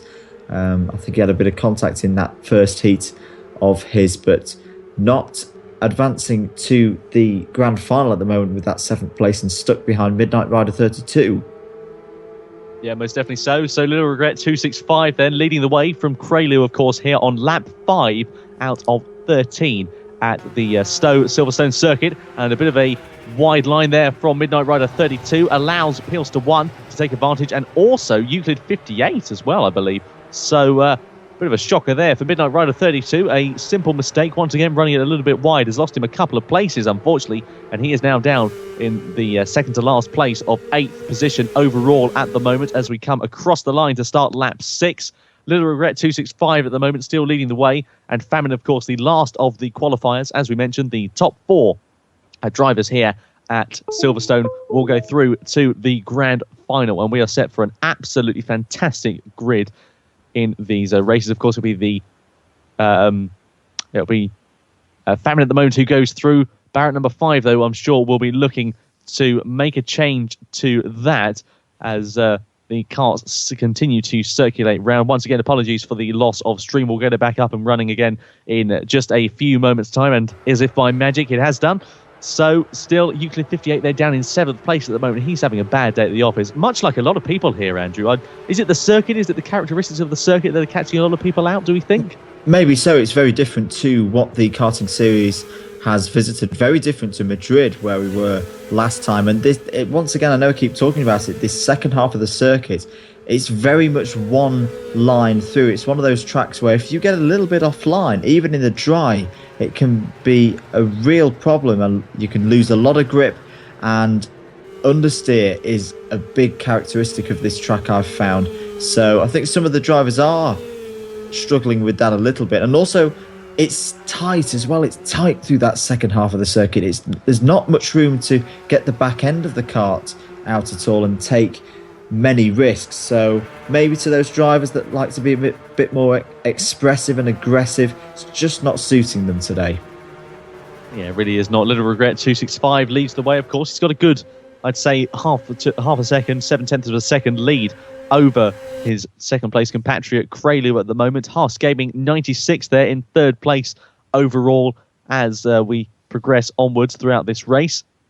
And we'll wait and see how things continue as we come in towards the final few minutes of action-packed racing for the last chance qualifier. And we'll have another race, of course, after this, and we'll see who will get through to the form the grid for the grand final, of course. So the next race is going to be very, very interesting. After this, of course, I apologise. Sorry, after the last chance qualifying session, we'll go straight into the final. There is not a second last chance qualifying race, hence the title, but still Little Regret 265 leading the way from Kralu from Haas Gaming 96 at the moment, and Famine there holding on to 4th place at the moment.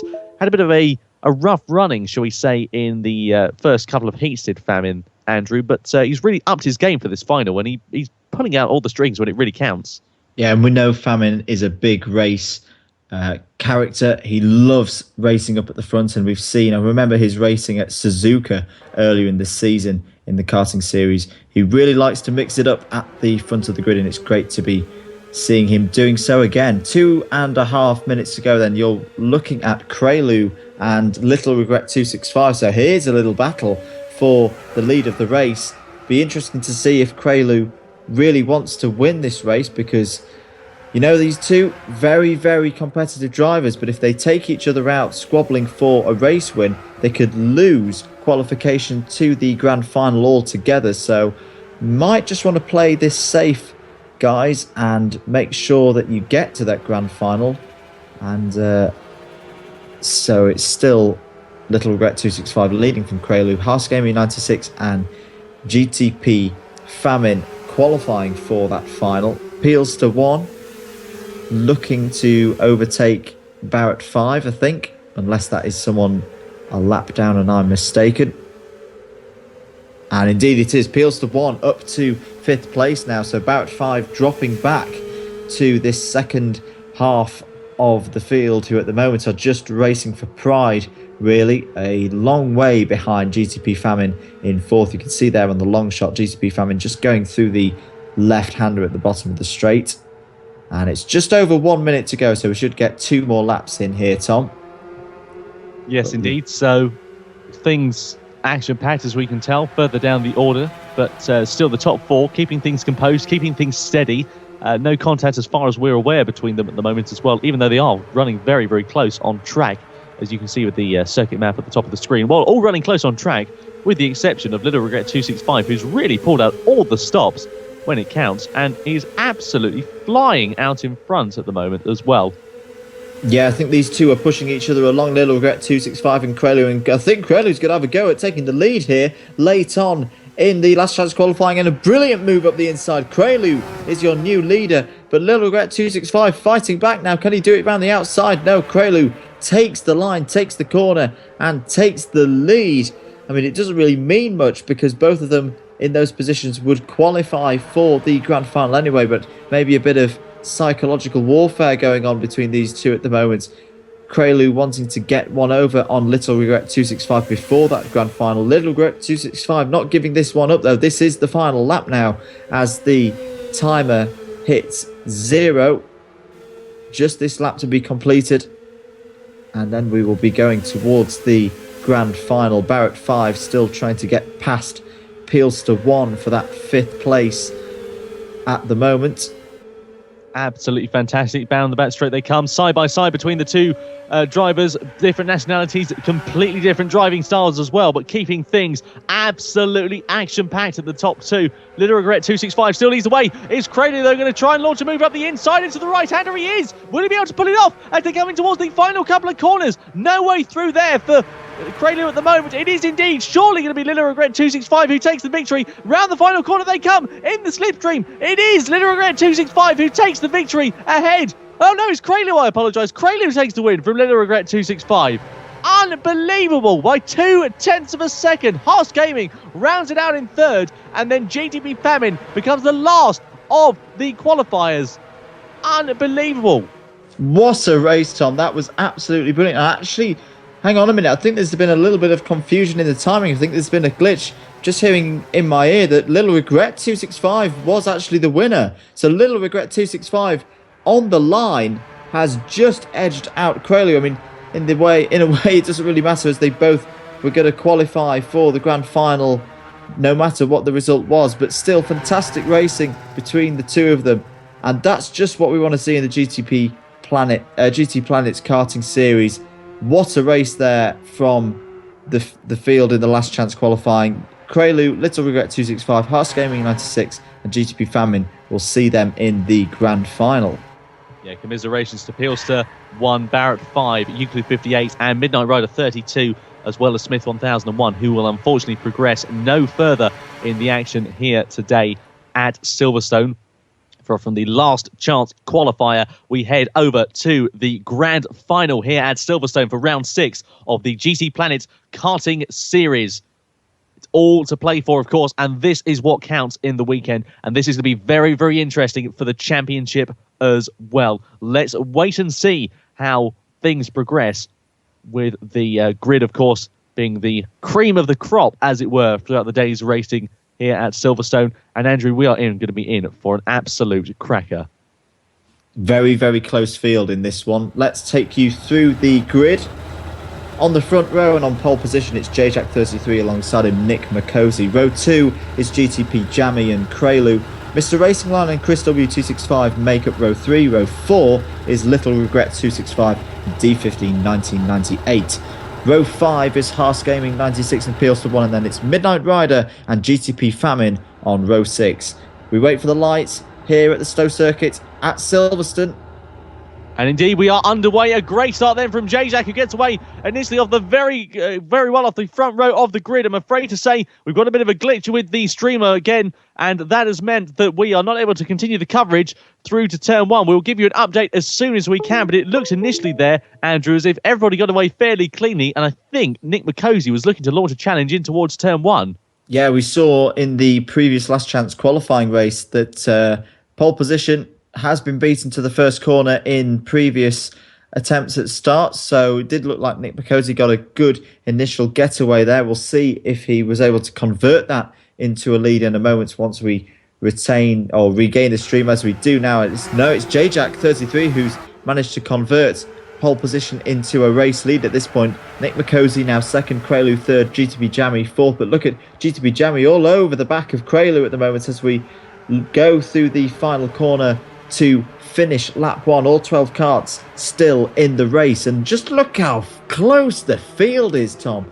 Anyone could still win this race, really, and that's not an exaggeration, but it's JJack33 leading from Nick Makosi, Krelu, GTP Jammy and Haas Gaming 96. Well, absolutely, of course. You'd expect that with the creme de la creme of the racers here at Silverstone and indeed in the GTPlanet Karting Series today. A bit of a change of positions potentially between Krelu and Nick Makosi. Are we going to see a change as well? Because also GTP Jammy is coming into play as well for second place. Further action down the field as well. D15 1998 under pressure now from Chris W265, or getting ahead of Chris W265. Chris W265 going backwards and down the order now, I'm afraid to say, all the way down to 11th position, up back into 10th after that. But still, what drama there for the orange cart of Chris W265. In towards the final couple of corners they come now, and Nick Makosi and Jajak changing positions as we speak, and every corner as well there seems to be a change of lead at the moment. And don't forget, of course, there, Andrew, Krelu in third place as well. We've got a four-way scrap for the lead. Absolutely fantastic stuff. There's been a spinner at the back of the field. Little Regret 265 I think got shuffled out of the pack through the technical section. As who's that running wide? JJack33's run wide out of the first hairpin. He's lost the lead to Nick Makosi as we go on to the back straight now. And is that's JJack33 fighting back on Nick Makosi, and Krelu looks like he wants some of them in as well as three wide. Who's going to take it into the left-hander? They somehow managed to get through the corner as the stream freezes again. I've no idea, Tom, how those three karts managed to get through the corner without crashing into one another. But as you say, this is the creme de la creme. These are the best karting races on GTPlanet. And hopefully we'll get this stream back soon. Apologies for the technical problems here at Silverstone today. It's beyond our control in the commentary booth. And this is quite tense, waiting for who's going to be in the lead. And this is still only 3 minutes. We've still got 7.5 minutes of this to go, Tom. Blimey, O'Reilly, I have to say. So it's Jayjet then who leads the way from Nick Makosi from Krelu. And after all that scrap, we've got GTP Jammy coming into the forefront of things now as well. On lap 4, down the back straight, behind the back of Krelu as Nick Makosi retakes the lead. Will Jammy be able to launch a move? No, thinks better of it. In towards the left-hander they go. And then in towards the final part of the lap. The karts come now as well. As we mentioned earlier on, it is very much one at a time as they come in towards the final couple of corners now. Jajak leads them from Nick Makosi. The two white karts, don't be fooled, they are completely different drivers and have completely different driving styles as well, as GTP Jammy and Krelu exchange paint and exchange positions as well. Krelu in third, GTP Jammy still there in fourth place, but the Finnish driver of Jammy there, Andrew, really looking to mount a charge as they come in towards the fifth lap.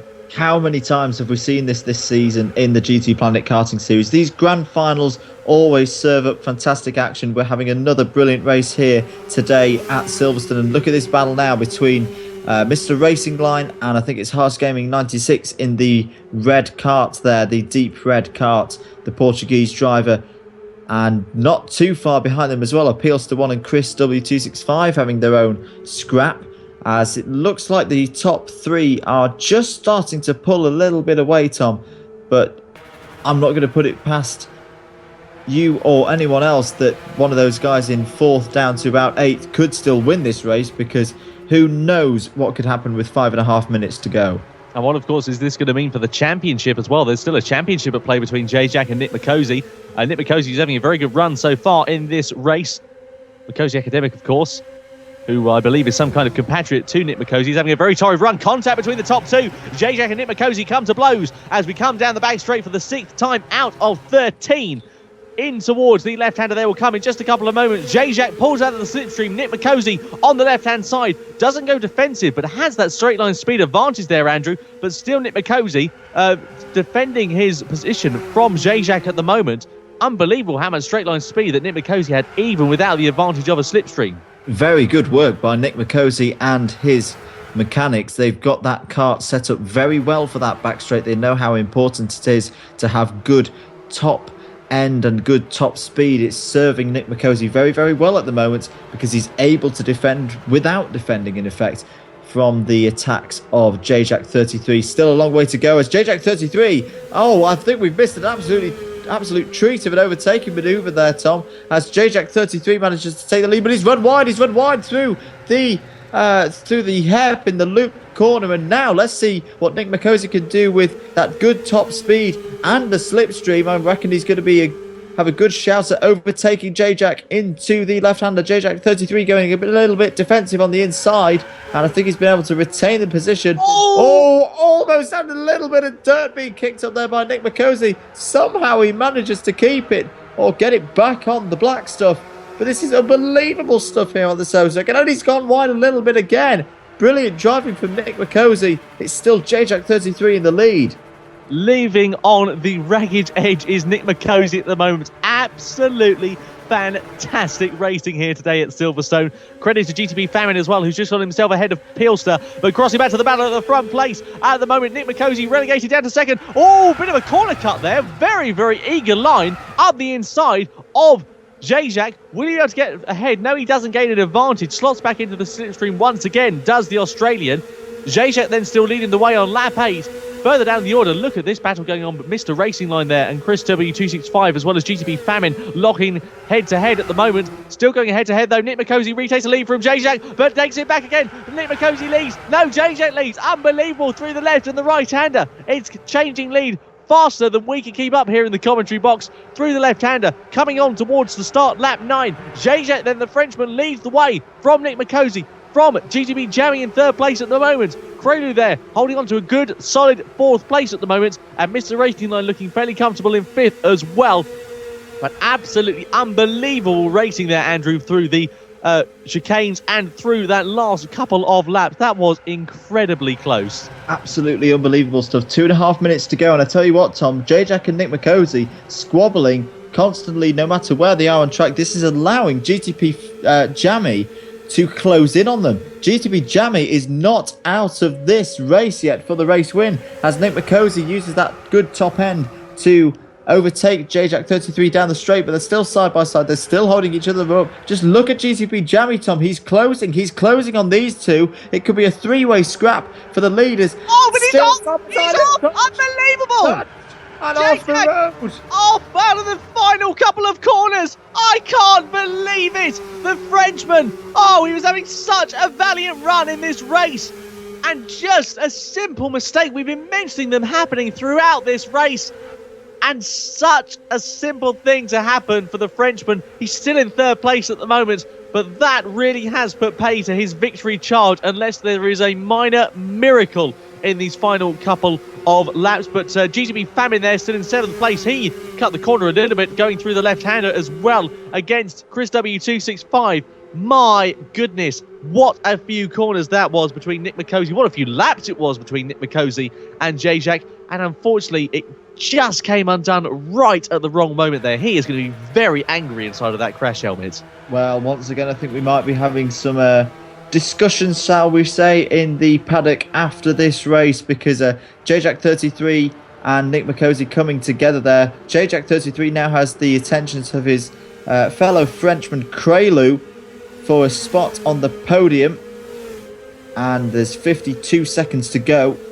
We will get at least one more lap in, and Crelu, you can see now how much he wants that podium. He's all over the rear bumper of JJack33 as they come down the long back straight now, side by side. I think Crelu's going to edge out in the straight, but JJack33 now ducks behind, trying to get a little bit of slipstream off Crelu's blue card. Can he sling one down the inside into the left-hander? No, he can't do. Although did Crelu? No, Crelu's still retaining that third position. 20 seconds to go, and I think we might just get one more lap in after this one. As who's that side by side and going off, spinning off again? Is that JJack33 again? Yes, it is. No, what a disaster! It's gone from a potential win. He's slipped all the way down to 9th, Tom, and it could be 10th if Little Gret 265 is able to get good drive off the last corner. But JJack33, I think a little bit of red mist has descended on the Frenchman. He's absolutely furious. He's driving down by the pit wall. I think he's maybe having a word with his engineers and mechanics on the pit wall there. Not happy at all with what's happened in this grand final. What a rotten bit of luck it was there for Jack. Unfortunately, again, a very simple mistake. What a shame. It ruined a very good race that we were commentating on here. But unfortunately, that is just the way the cookie crumbles. I was going to say that Jack's kart does look to have significantly more mechanical grip, but the race does indeed belong. Coming out of the final corner, it's Nick Makosi, the Australian, who takes the victory here for the grand final at Stowe.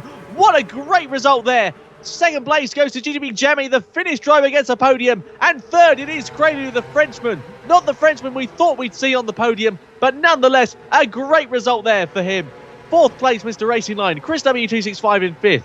GTP Famine in sixth place. Pilster in seventh. Haas Gaming 96 in eighth. Jack a dejected ninth place, unfortunately.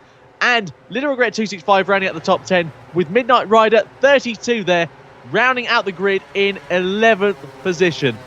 What a race we had there, Andrew. That was incredible. Absolutely unbelievable. And how important could this event be for the championship come the end of the season? Nick Makosi takes the win, but arguably in controversial circumstances, GTP Jammy comes home safely in second place and Crelu third. Well, that was spectacular. What a race. What a day's racing we've had here at Silverstone for round 6 of the GTPlanet Karting Series. And it was indeed to fall Nick Makosi.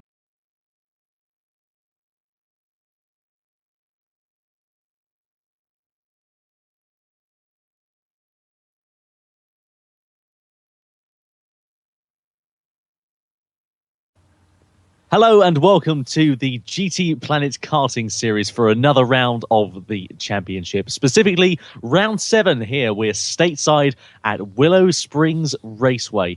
It's been a cracking season so far, and we're looking forward to action getting underway. My name is Tom Brooks, and alongside me for this one, as ever, is Andrew Mather. Hi, Andrew. Hi, Tom. Great to be back at Willow Springs. Not been at Willow Springs personally since we had the Endurance Series test day all the way back at the start of this year. So really looking forward to some more great karting series action. We had an absolutely fantastic meet at Silverstone last time out, and here's hoping that the drivers can replicate or maybe even better our Silverstone races. It'd be very hard for them to do so. So, yeah, let's get cracking. Let's get into the races. Absolutely fantastic. Of course, we're at the Streets of Willow layout, so it's going to be a very interesting and difficult challenge for the drivers ahead. But I'm sure, of course, as we've got the best karters on GT Planet, it will be no problem at all. And we'll certainly see how Nick Makosi, of course, will fare being the winner at Silverstone last time out. And, of course, Jack, who looked to be so close to taking that victory, but unfortunately it all came undone for him within the last few laps of that race. So we've got Heat A and Heat B on the way, as well as the finals in just a few moments' time. Stay with us. We'll be there in just a couple. So the first heat of the day then is, of course, Heat A. And it's set to be an action-packed race, I am sure, Andrew, with a very good lineup for the grid as well.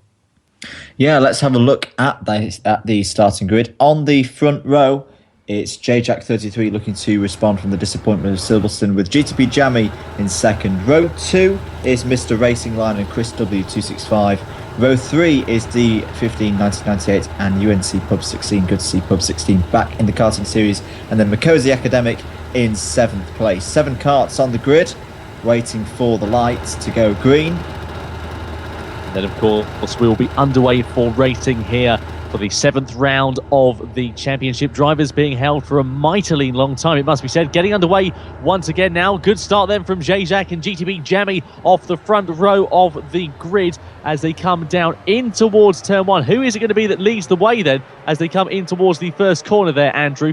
I'm afraid so. We've got a few issues once again with our stream, but everyone getting away fairly cleanly. It is Jajak then who leads the way. Bit of argy-bargy further round as well as we see Pub 16 going off the track, as well as I think Chris W265. But Jajak then leads the way from GTP Jammy from D15 1998 and Mr. Racing Line there in 4th. Bit of argy-bargy there at the start we had, Andrew, but nonetheless everyone's still facing the right way.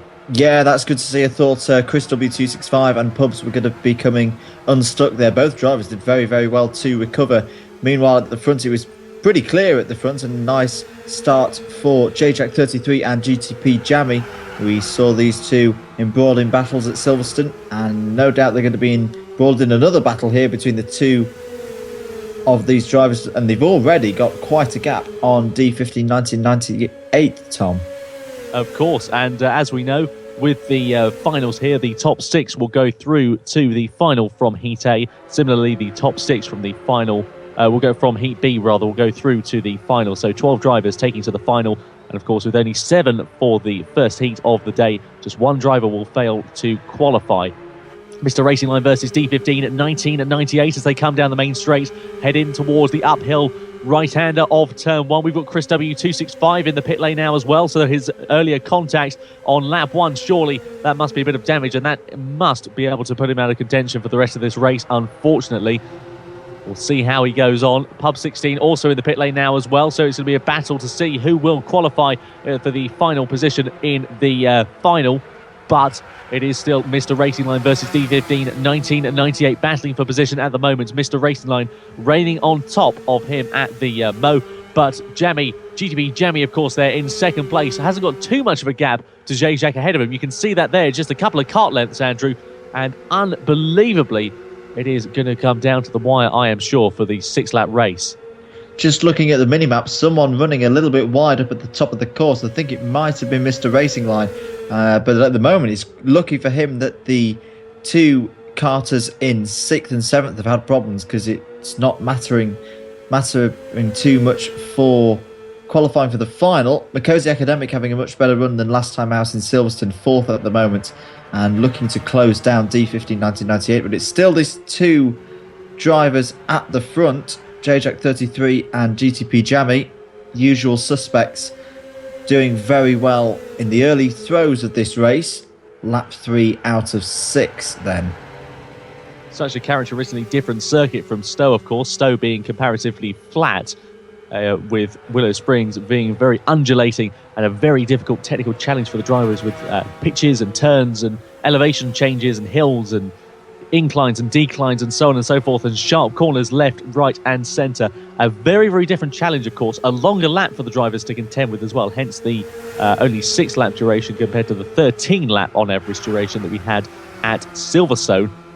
But nonetheless, drivers coping with it very, very nicely indeed. And Jajak still leading the way. We've got a note on the message board at the left-hand side of your screen. Carts 27 and 98 to retire and pit at the end of this lap. So that, of course, is Makosi Academic and Pubs 16. And that's owing to a poor connection for the drivers, I'm hearing in my ears. So, unfortunately, that has put pay to the end of their races. But nonetheless, we'll see how things fare for them for the finale at Brands Hatch. But that has pretty much decided things for the final, Andrew.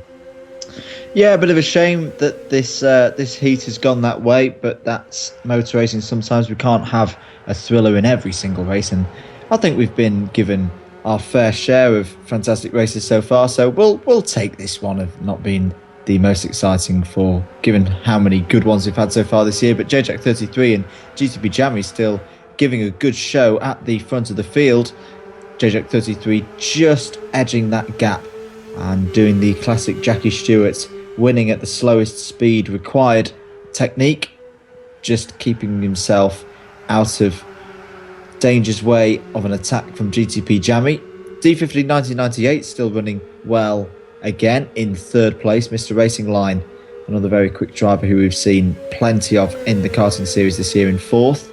Chris W265 wasn't very happy in the early parts of this race, but looks like he's still going to qualify for the all-important final. As we're just coming on to lap 5, 2 laps to go then. JJack33 leading from GTP Jammy, and as there's someone off on the minimap, I think it might be one of the karts. It might be UNC Pub 16, I think it is. Yeah, who still hasn't retired. Something of a disappointing race with Pub 16, unfortunately. So all drivers now racing for points. Well, I have to say, what is interesting, of course, at this Willow Springs circuit is that the difference in lines that these guys take, especially through the banked corners, actually, as well. Just look at the driving style of Jammy, very smooth, very consistent, whereas JJack, again, fairly smooth, but a little bit more raggedy, I must say. He likes the car to be a bit more sideways. We noticed that, of course, at Silverstone, and likes the rear of the car to turn a bit more, or at least so I'm judging from his driving style. Look how much higher he went through that banked corner compared to GTP Jammy. So, disappointing end to the race for a couple of drivers, but nonetheless, it has been thrilling up front, with GTP Jammy holding on to a well-deserved second place, and rightfully so. These drivers aren't particularly posing much of a threat to each other, Andrew, because of course it's not all that important, really. Let's be honest. I mean, they're all going to get through to the final nonetheless, so it's just purely for pride, really, more than anything, this victory. Yeah, maybe a little bit of the drivers wanting to get one over on their competitors, just get that little edge before the grand final. But you're right, in terms of everyone's having a fairly clean drive now to the finish, getting some good laps under their belt, getting some practice more than anything before the grand final later on, which we'll have after the next heat to decide the remaining spots on the grid for that grand final. On to the final lap now, and it's still JJack33 from GTP Jammy, D15 1998 Mr. Racing Line, and here is Chris W265 in 5th place. Yeah, I must say that, of course, this does indeed count for points-paying positions, so points mean prizes, as we know, at the end of a season, so it's all, of course, for the benefit of the championship, and JJack, of course, not only for points, but it'll also be a massive confidence boost, considering his disappointment at Silverstone as well. He was so unlucky to have things come undone within the final few minutes of the race at Stowe, and unfortunately, it didn't go his way there, but nonetheless, this is going to be a very, very big, as I say, confidence boost for him coming in towards the final. Only a couple of races for these drivers to contend with throughout the day, but it is indeed JJack then who wins Heat A here of the GTPlanet Karting Series in a dominant style for the Frenchman. GTP Jammy holds on to second place, and D15 1998 will round up the podium, so 3 different nationalities in the top 3 positions. And a relatively sedate race there, I must say, in comparison to what we've been treated to in the GTPlanet Karting Series, but nonetheless, very, very interesting tactically as well, and everybody running very, very nicely indeed. And as we know, all drivers, of course, will progress through to the final for this race. Good confidence booster for JJack33 after the disappointment and the small mistakes, but costly mistakes, at Silverstone. So it's good to see JJack33 back on form and ready to take the fight to Nick McCosey in the championship. And we'll see Nick McCosey in the next heat, of course. Good drive again from the Finnish driver at GTP Jammy. And once again, good to see D15 1998 on the podium in this heat. Yeah, everyone doing an absolutely fantastic job as we wait for Chris W265, of course, the only American in the field, or remaining American in the field, across the line. And indeed, he did in 5th place. So onwards then to Heat B. Let's have a look at the grid for this event. It's Nick McCosey on pole position. Alongside him is Push the DZ. In third place on the second row is Peels to 1, Cruel 69 in fourth, Euclid 58 fifth, Yo 2099 in sixth, T Kennedy 85 seventh, Skells 22 rounds out the grid in eighth place. So a smaller grid than we had previously in some races there, Andrew, but nonetheless should prove to be pretty action-packed. Yeah, and nobody wants to be in that 8th position as the top 7 will progress to the final 6 laps round Willow Springs. The green light is on and we are away, and it's a really good start from Push the DC. Look at that, a really great launch, and he takes the lead off of pole sitter Nick McCosey as they run up to the top of the hill through the left-hand kink, which doesn't really count as a corner at this stage of the race, and then into the very tight right hairpin. Is everybody going to make it through the first proper corner this time? Yes, they do, although Skells 22 is lagging a bit behind the rest of the field. So if the race was to stop now, Skells would miss out. But it's Push the DZ leading from Nick McCosey, Peels to 1 in third, Euclid 58 fourth, T Kennedy 85, Crawler 69, Yo 2099, and then Skells 22 bringing up the rear. So clean start there, Tom. Good to see, and very close now to see who can get the crucial points in this heat before we go towards the grand final.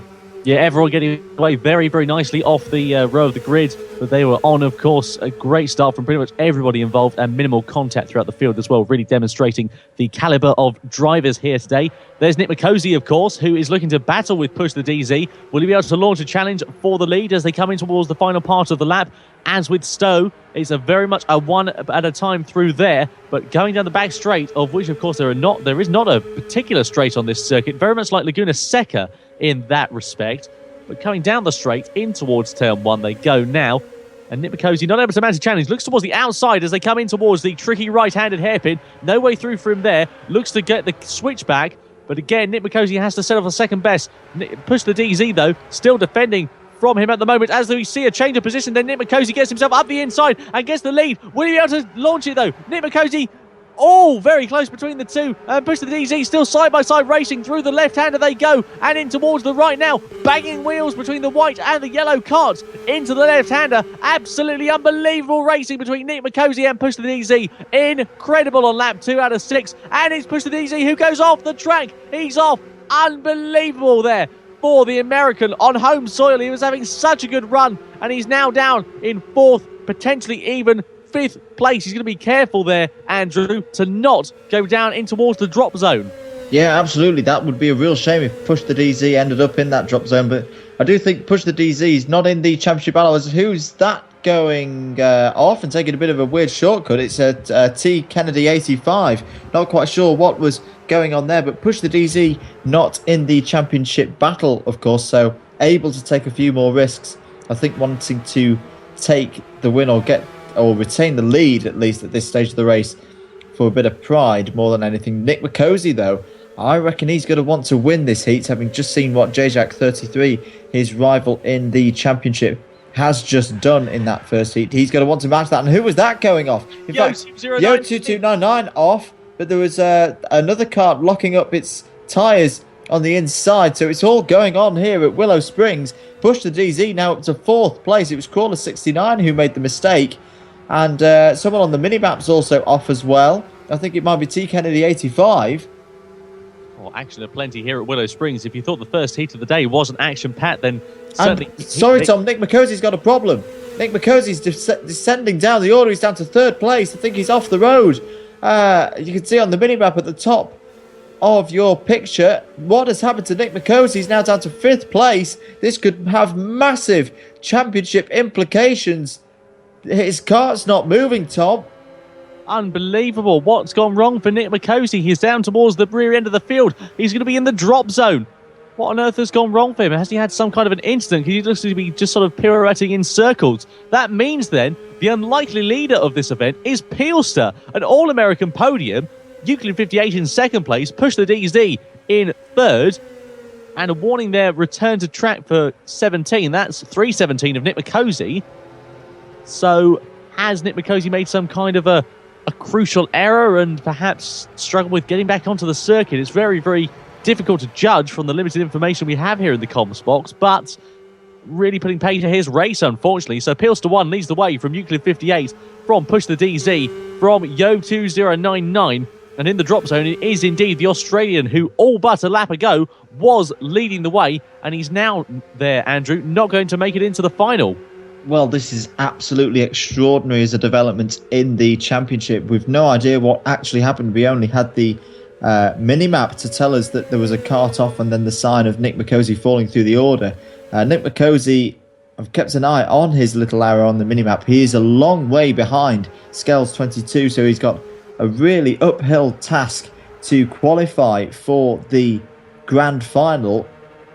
Pilster 1 in the lead, having a much better time than he did last time out at Silverstone. Push the DZ now up to 3rd place. Could potentially take Euclid 58 with 2 laps to go here at Willow Springs, and massive drama. The championship contender Nick Macozy potentially falling out as Push the DZ easily takes 2nd place, and Euclid 58 going very slowly, Tom. I wonder if Euclid 58's now got a problem. Well, we did see him going off, of course, I think earlier on in the race. Maybe he's suffering from a bit of damage, perhaps, and I don't think Push the DZ is suffering from any damage, despite that off he had as well. So I hesitate to say that I don't think any driver has stayed on the track throughout the entirety of this race, unfortunately. It's been so unbelievably drama-filled. I don't think Push the DZ, following his earlier trip into the sand, would have thought he'd be sitting in 2nd place come the end of this race. That's quite a remarkable achievement. But I do wonder whether Euclid 58 is suffering from a bit of damage. Let's see whether he loses any more time as we come into the end of this race. I mean, look at the gap that Push the DZ has got compared to Euclid now there, Andrew. I mean, it's quite significant, and that's not something you just lose purely on pace, surely. No, not at all. It's a race of attrition out there, and after the fairly calm and polite first heat that we had here at Willow Springs today, it's good to see that normal service has been resumed. Sorry, as Pilster 1 wins. Oh, no, sorry, he's got 1 lap remaining, sorry. Do apologise to cut in front of you, because I think Nick Macozy has indeed got himself ahead of Scales. So Nick Macozy, the Australian, of course, who was facing in the tyre wall at turn 1 just a few laps ago, is now back into the final, albeit at the back of the field there, Andrew. That is incredible. What a recovery, and what time he has made up on his rivals as well. Well, that's absolutely remarkable, but that's probably why he's so far up in the standings this year with talent like that and pace like that. Apologies for my premature. Saw the little message on the left-hand side and thought that said Pilster had won. No, it's saying he's crossed the line in first and has 1 lap to go. We are on the last lap, of course. Here's T. Kennedy 85. There is Nick Macozy. Not seen him since he was in the lead of this race.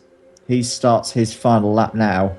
And I do wonder if Scales 22 has his own significant damage, as it's not just a case of Nick Macozy having overtaken Scales 22. He's a long way ahead of Scales 22 now, as Scales 22 starts his last lap.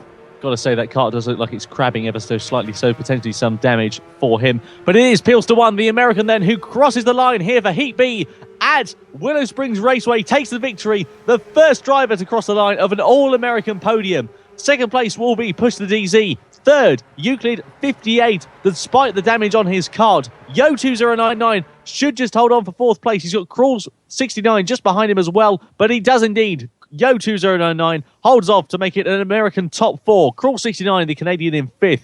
T. Kennedy 85, 6th. Nick Macozy recovers magnificently into 7th place. And then Scales 22, the British driver, rounding out the top 8 here at Willow Springs. And he'll be the only driver not to progress through to the final.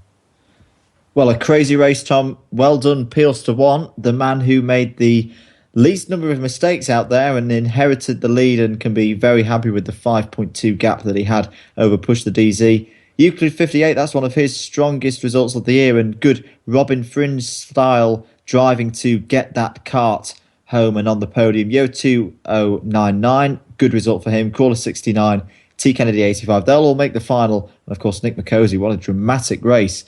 Looking like it was a win in the bag. In the end, he does qualify for the grand final, but a lot of sweat along the way. Well, Scales 22 misses out, unfortunately. Well, Nick Macozy, of course, despite his dramas, still finished only 1.5 seconds, nearly 2 seconds back from T. Kennedy 85 in 6th. So that was quite a recovery indeed.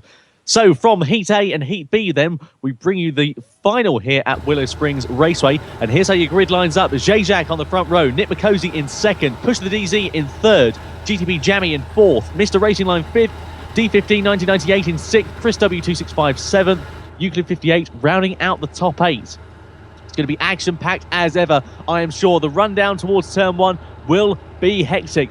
I can guarantee that. So 10 laps will face the drivers, and we're underway for the final now here at Willow Springs Raceway. A very good getaway from the second row of the grid for Nick McCosey. Is he going to be able to mount a challenge? Because Push the DZ now, potentially 3 wide coming in towards turn 1. Push the DZ leads the way from Nick McCosey, but for how long as they come in towards the first corner? And it is still Push the DZ who leads the way from Nick McCosey, from Zajac, from Mr. Racing Line. But GTP Jammy caught up in there as well. He's in 5th place at the moment.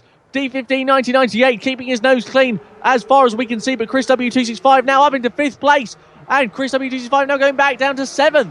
What a start we've had there, Andrew. Absolutely unbelievable, but Push the DZ, the American driver, leads the way on home soil. Push the DZ absolutely has his starts nailed today. All 11 karts still in this race.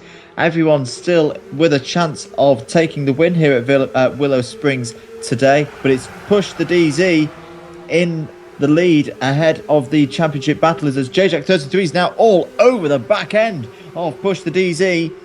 Can he take the lead? Yes, he can take the lead. Midway round the first lap.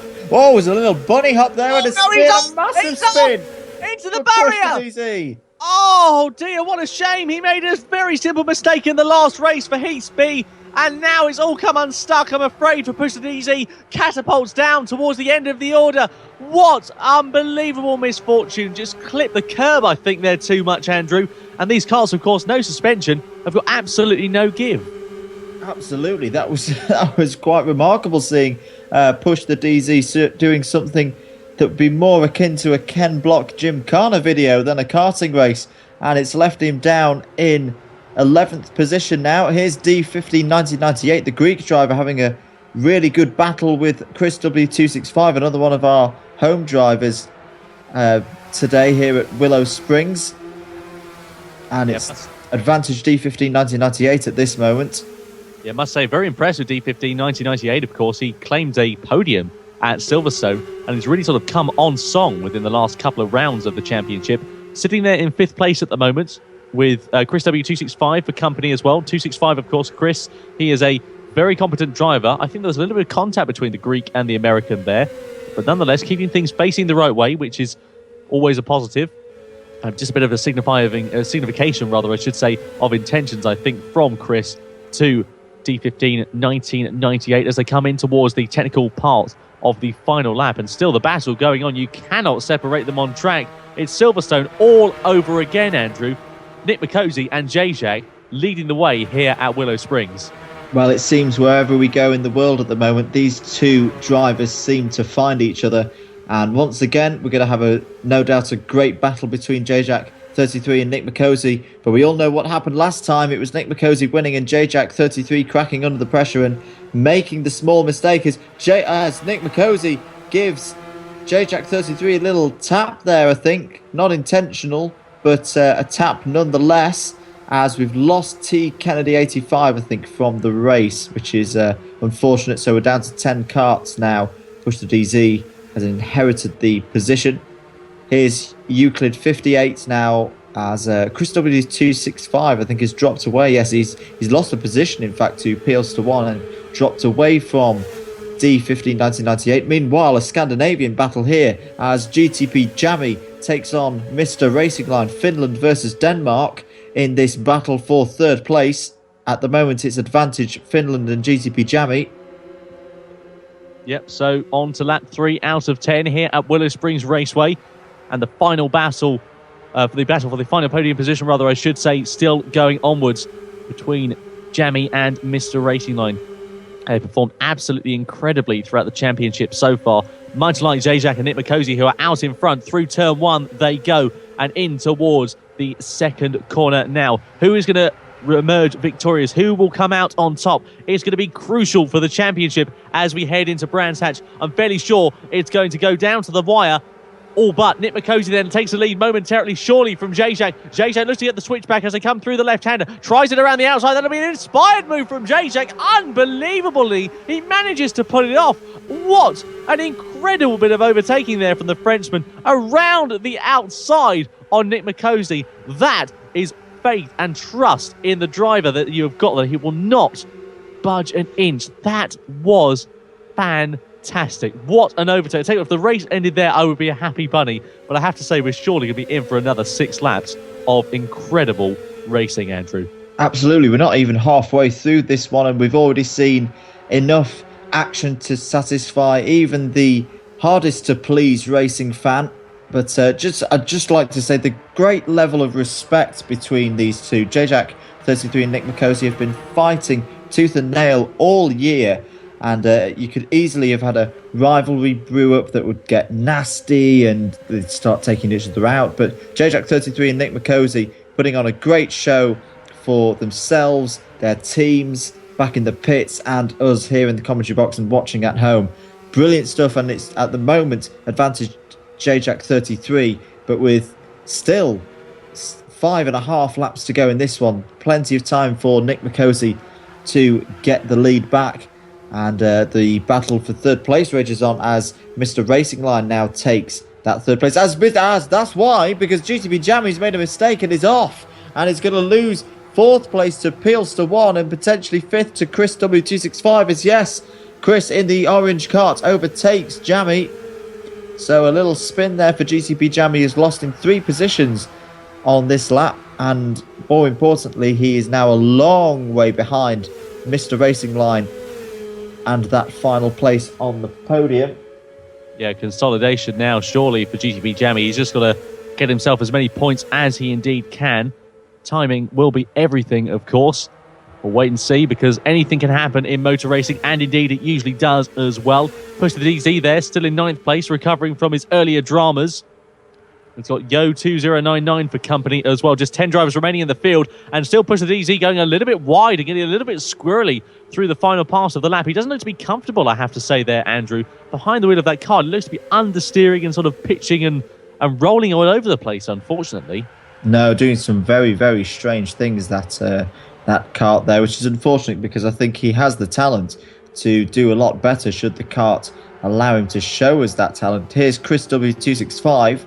Now up to 5th position and looking at getting away past Peelster 1 for 4th place. Indeed. Recovering well.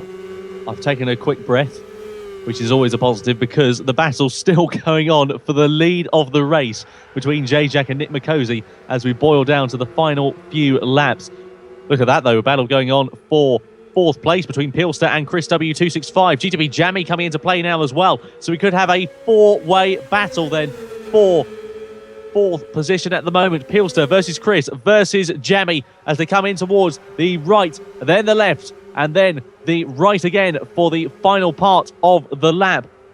Who will emerge on top out of these 3 drivers? You have to say that Jammy had the pace earlier on in this race, but didn't have the luck to be able to use it. And you would imagine that surely he'll be able to take advantage of that. He slots between the 2 carts. Are we going to see a reverse move like we saw with Schumacher versus Coulthard in 2001 at Brazil?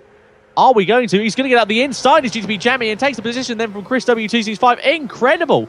Great bit of overtaking there from GTP Jammy. Chris W265 not taking things lying down, as now the battle, we continue onwards between the top 2 there, Andrew. Still going on between Jajak and Nick McCosey as we come in towards the final few laps, and now we've also got Push the DZ in the pit lane as well.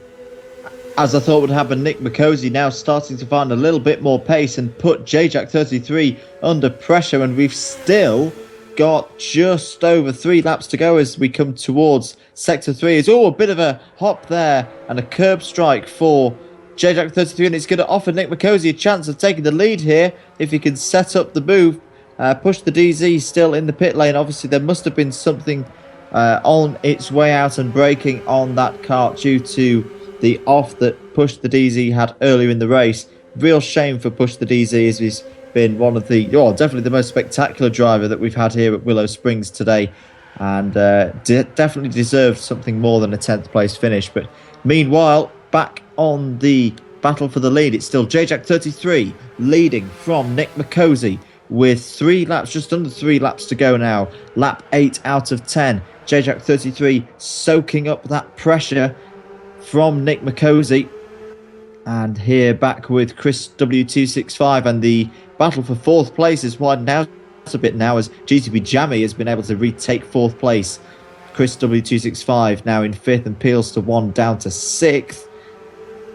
Yeah, credit where it's due also to Mr. Racing Line. We haven't really mentioned him in this part of the race, in this second half. Unfortunately, he's been so quiet and so in control and out of trouble that we must give a quick shout out to him for finishing in, or at least looking to finish in 3rd place at the moment. He's driven very well and looking to be a good podium position for the Danish driver. Still Nick McCosey then harassing Zajac. A reverse, of course, of Silverstone, where it was the other way around. Zajac harassing Nick McCosey, and it all came undone with the last few minutes of the race. Into turn 1 they go for the 9th out of 10 time. Nick McCosey looking around the outside of Zajac. No way through there for the driver at the moment. Has to think about it again, does the 317. Over to the right-hand side of the track, in towards the left-hander they go. And across the road. And picking the apex, finding the lines of the possible. Bit of a curb hop there, did I see from Nick McCosey. That's going to unsettle the balance of the kart and surely put him back a peg or two. And I think Pilster there also, Andrews, had a little bit of an incident because he's now back in 6th place. Yeah, it's in this battle with Chris W265, which has been raging on for probably about 4 or 5 laps now. And Pilster one, I think, having a little bit of a moment there through the very tight right-hand hairpin early on the lap. Still pushed the DZ in the pits, I can see. Not good news for the American driver there. But in this battle for 5th place, still Chris W265, who he's had a bit of a mixed event here today. Wasn't very happy in the heat with an incident on lap 1, but was able to make this grand final and is getting good points with this 5th place. On to the final lap then. Can JJack33 hold off Nick McCosey for one more lap? Well, About time will tell. 75 seconds he's got to do it for. Time will tell. So through the first corner they go. Down the hill, in towards the left-hander, over towards the right-hand side of the track. Clip the apex very nicely, they do so. Jammy there, holding on to 4th place in the blue cart. 5th place looks to be Chris W265's, barring incident. Pilster in 6th, Euclid 58 in 7th. He's had a quiet run so far, had so much promise in the earlier heats, but it all came undone for him, unfortunately. And D15 1998, who we were singing his praises earlier on, unfortunately looks to have fallen by the wayside, but will still bag some good points there in 8th place overall. And what can you say there? Unlucky 13 on the cart of Push the DZ. He's in the pit lane and he's out of contention for this race. But there's still the lead. Battles on though. In towards the final part of the lap they go. Will Zajac be able to hold off Nick McCosey through the left and into the right-hander for the final time as we come in towards the final couple of corners here at Willow Springs Raceway? Surely Zajac then is going to hold on to it. He does indeed, ahead of Nick McCosey. He rounds the final corner, does the Frenchman. Zajac 33 takes the spoils here at Willow Springs Raceway. It is Nick McCosey who holds on to 2nd. Mr. Racing Line, the Danish driver, in 3rd. And GTP Jammy will round out 4th. And Chris W265 then, he rounds out the top 5 here at Willow Springs. What a race we were treated to there, Andrew. And what a dominant display following his earlier mishaps in the season from Zajac. Tense, that's the word I'd use. A really tense battle there between JJack33 and Nick McCosey. Nick McCosey actually with a little mistake on the last lap, but understandable as he threw everything on the track to beat Zajac, and that's what we want to see. Nick McCosey leaving everything out on the track and still taking 2nd place, and he can be very proud with that effort. You've got to give it to JJack33, though. A fantastic response after the disappointment of Silverstone to win the event today. Nick McCosey, as we mentioned, 2nd, and a great 3rd place for Mr. Racing Line.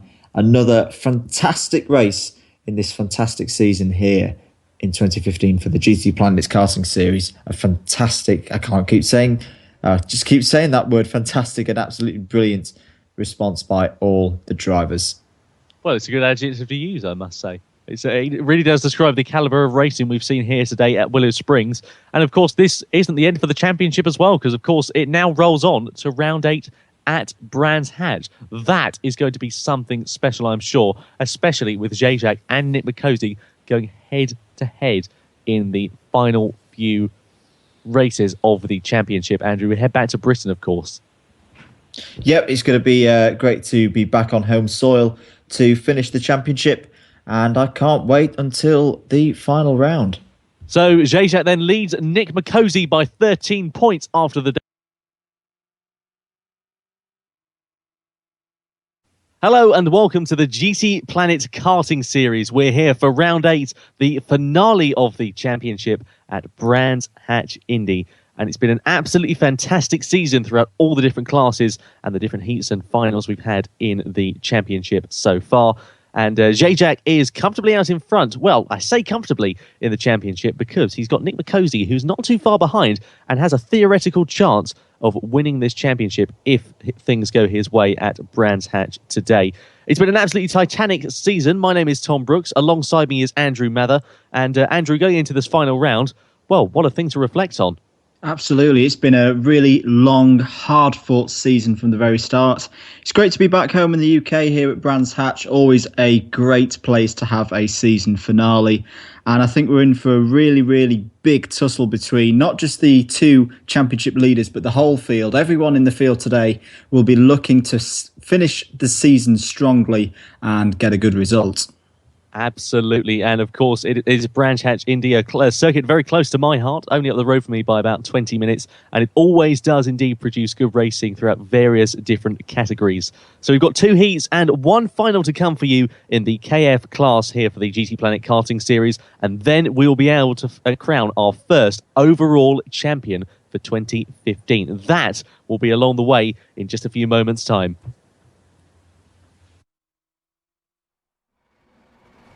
So then the first heat of the day for the GTPlanet Karting Series, it lines up like this. Zajac on pole position, Chris W265 just behind him. On the second row, Mr. Racing Line, Cab 114. Then Little Regret 265, GTP, GT Racer in 6th on the grid. Barrett 5 in 7th, Yo 2099 in 8th. And rounding out the field there, we've got Andrew, Skells 22. A very competitive field if ever I've seen one.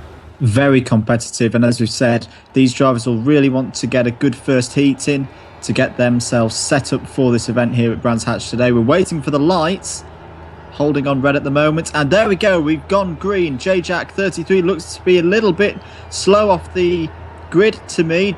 Chris W265 holding at that wide line, trying to go around the outside of Zajac 33 into Paddock Hill Bend. Is he going to be able to do it? I think he is. Oh no, Zajac's going to hold the lead into turn 1 as they all go through the first corner. It looks like everybody's got away safely. Skells 22 and Yo 2099 lagging behind a little bit, but a clean start there, Tom. Absolutely, coming down the hill then and heading in towards Graham Hill Bend for the first time out of 8. It's Zajac out in front, the Danish driver, Mr. Racing Line in 2nd. Chris W265, and that's GTP GT Racer, I think, who's gone wide in the orange cart. Oh, my apologies, actually it was Chris W265. So he'll be looking to hopefully right his wrongs as we come in towards the first lap completion already. Further down the order, Barrett 5 in 6th, Cab 114 in 7th at the moment, as Barrett 5 gets himself up into 5th place ahead of GTP, GT Racer 22. And further down the order, we've got Scales 22 still sitting at the back of the field. But look at that, we could have a change of lead, Andrew. Absolutely, really good first lap from Mr. Racing Line, bullying his way up into the top 2 positions, and he's looking to give Zajac 33 a real run for his money here in this first heat of the day. Zajac 33 knows he just needs to keep things calm today, doesn't want to do anything too dramatic, but knowing the racer that is in Zajac 33, he's not going to want to give up this heat lead lightly. Oh, who's that going off? I think it's Little Regret 265, Tom, having a bit of a moment out of the left-hander there. He's back out on track now and he's able to retain 4th position. Yeah, fortunately he didn't lose too much time for that incident, but he has got GTP GT Racer behind him as well. So Americans occupying 3rd down to 7th position at the moment. A fairly American-dominated field we've got here today at Brands Hatch. But nonetheless, it is 3 different nationalities in the top 3 positions. Little Regret 265 and GTP GT Racer battling hammer and tongs to the green cart of GTP GT Racer in the background of the shot. And Little Regret 265, who just had that off a couple of corners ago, is trying to maintain the gap ahead of GTP GT Racer. And the GTP GT Racer actually suffering from some lag issues by the looks of things there, unfortunately. That is putting a bit of a hindrance to his race. But still, the two white carts out in front of Zajak and Mr. Racing Line on lap 3. But not for long by the looks of things, because Chris W265, Andrew, really coming into play now in these last few laps. Absolutely. We know how quick Chris is through all of his driving that we've seen here on GT Planet this year. Recovering now and looking to get that second place back after having started on the front row, and he's going to have a good run down the pit straights here. Oh, picking up a little bit of grass there on the inside of Mr. Racing Line now, as we switch back to the battle between Little Regret 265 and GT Racer 22, who are also side by side going into the first turn. It looks like Little Regret 265 has got a good setup on that kart, able to pull out and brake a little bit harder as well into turn 1 and hold on to 4th position there. Absolutely. So Mr. Racing Line there still in second place. Chris W265 holding on to 3rd place. That'll be a nice little podium place for Chris W265, and hopefully he can hold on and make himself go through to the final for the GT Planet Karting Series here at Brands Hatch. In towards the final part of the lap, a very difficult final corner. Not technically the final corner on the track, because this is clearways, of course, but going through there, it's an uphill braking zone, and it's very difficult to lock the inside, or very easy rather, I should say, to lock the inside front tyre. Not something that these karts have been suffering with terribly here today. But Little Regret 265 there, still got GT Racer for company, and especially coming down this straight, Andrew, it's really where the drivers behind have an opportunity to close up in the slipstream. Absolutely. It's a great chance for the drivers to tuck in behind, maybe follow through turn 1, and then have a real dive up the inside under the bridge, just braking at the bridge, I guess, for these drivers today, and go up the inside there into the right-hander, as we're now back with Mr. Racing Line and Chris W265. Chris W265 has been up behind Mr. Racing Line for a couple of laps now, but seemingly unable to get by at the moment. Mr. Racing Line doing a fantastic defensive job at the moment. Meanwhile, it looks like JJack33 has scarpered up the road, as he's done many times this season so far, and there's a comfortable lead as we are now past the halfway point in this 8-lap race. Yes, indeed. So the first heat of the day, of course, you may be wondering where championship contender Nick McCosey is in this event. He'll be out for the second heat of the day. Of course, the top 6 progressing through to the final. So a full 12-kart grid we will have for the final race at Brands Hatch here. But it's Chris W265 all over the back of Mr. Racing Line like a rash he doesn't want. And meanwhile, Cab 114 and GTP GT Racer going hammer and tong, the green and the orange card. Someone off in the foreground of the shot. I don't quite get who that was. Let's have a look. Was it Chris W265 having his own little instant? I think it was there, Nick, because he's now behind Little Regret 265. Yeah, I didn't see what happened there with Chris. Maybe got a little bit impatient behind Mr. Racing Line, but whatever's happened, it's put Chris W265 now down to 4th position. Still a good enough position to get him through to the final. But you'll not want to make many more mistakes than that, because the likes of Yo2099, Scales22 and Barrett 5 will be looking to pinch any final spots off anyone making a wild and rash manoeuvre and dropping themselves out of the top 6 in the last quarter of this race. Yeah, just give a quick mention to Scales22, who's got himself ahead of Barrett 5 in the last couple of laps. So great to see the home driver, the only home driver in this first heat, getting himself up into 8th place. Unfortunately, won't be good enough for the final if he continues where he is, but never count out anything happening in kart racing. But meanwhile, Zajak, the Frenchman, still leading the way from Mr. Racing Line, from Little Regret 265, from Chris W265, and Cab 114 now in 5th place, with GTP GT Racer set to be the final driver to go through to the final in this heat. But we're coming on towards to start the final couple of laps of racing here, Andrew, and I have to say it's been a pretty corking race. Yeah, so we've seen some really good scraps for 2nd and 3rd place. The remaining positions in that top 6 have chopped and changed throughout this race. Really impressed, I have to say, with Cab 114. We've not spoken about him much, but started a little bit further down the field, but he's worked his way up to 5th position here, and at the moment it's looking like he's doing what he needs to do to ensure that he'll be in that grand final come the end of the day. Can Chris W265 retake 3rd position? It'll be more of a moral victory, and if he gets the 3rd place, it won't really count for much at this stage of the day. Doesn't look like he's going to be able to do it, but it should be JJack33 from Mr. Racing Line, Little Regret 265, and Chris in 4th.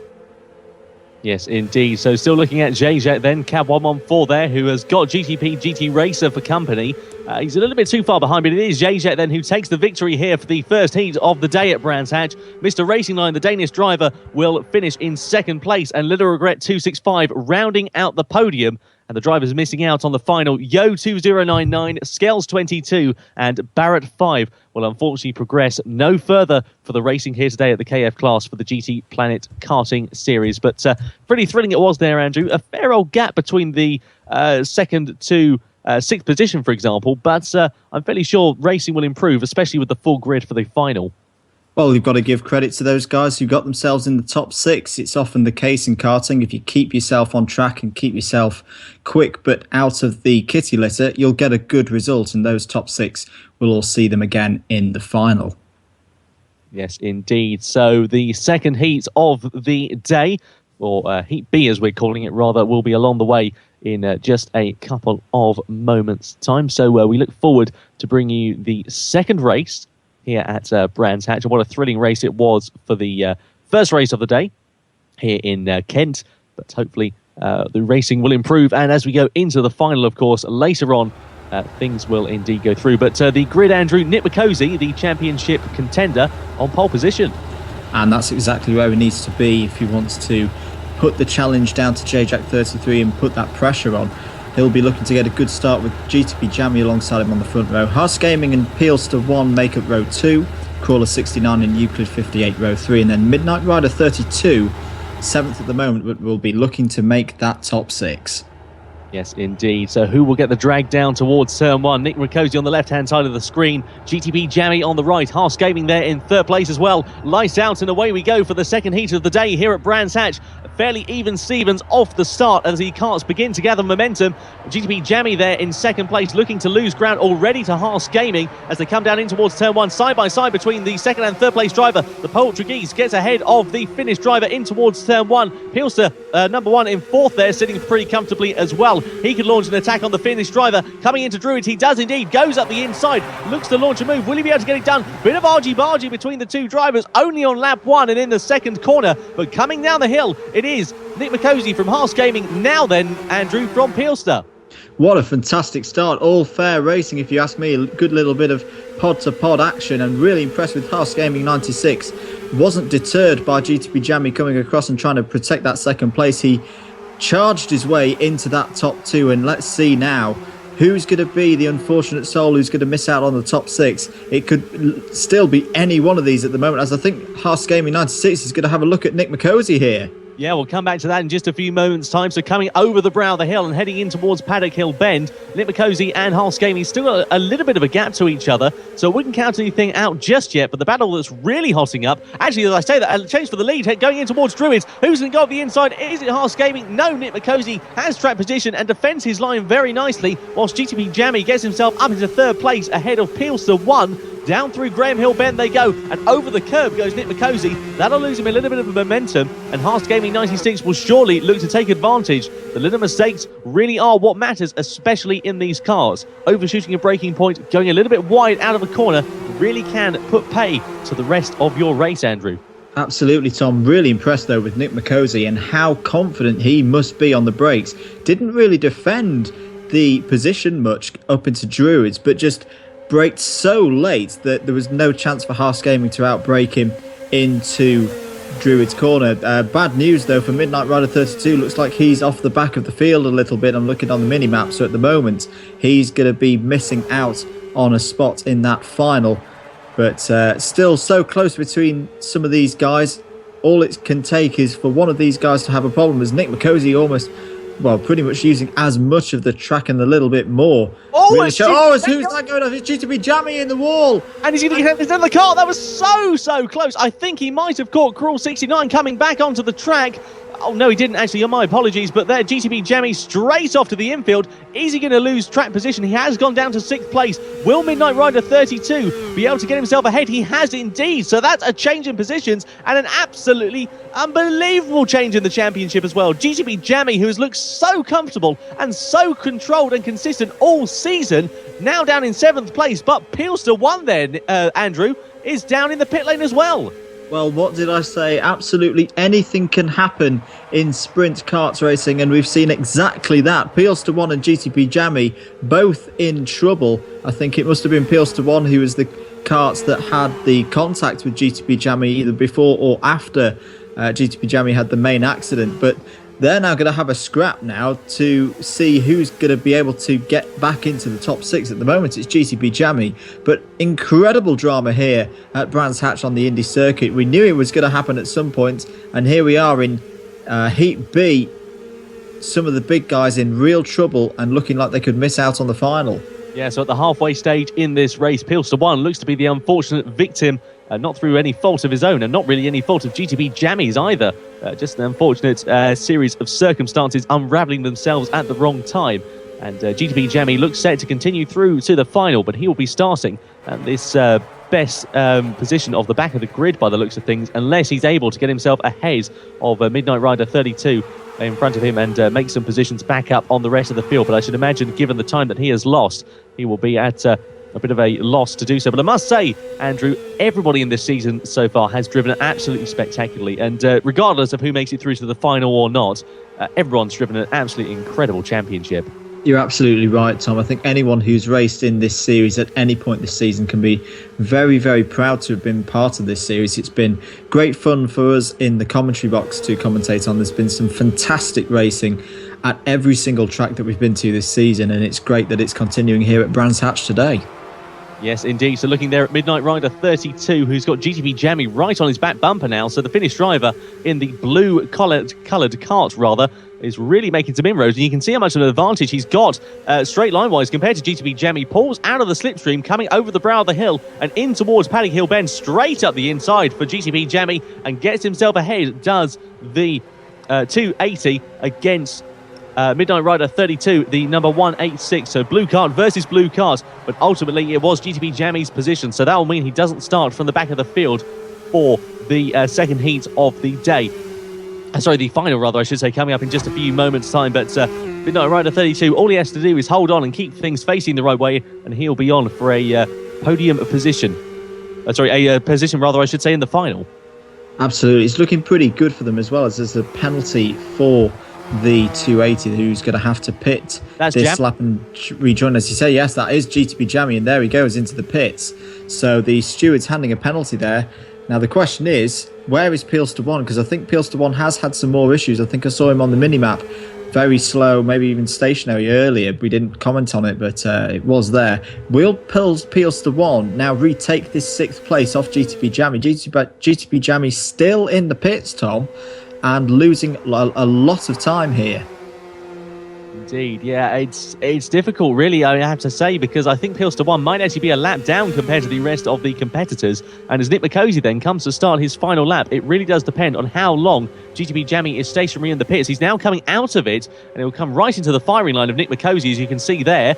And I do wonder, no, he has held on to 6th place, has GTP Jammy, so he just has to keep things facing the right way and keep things in that position, and he will progress through to the final, albeit towards the back of the field.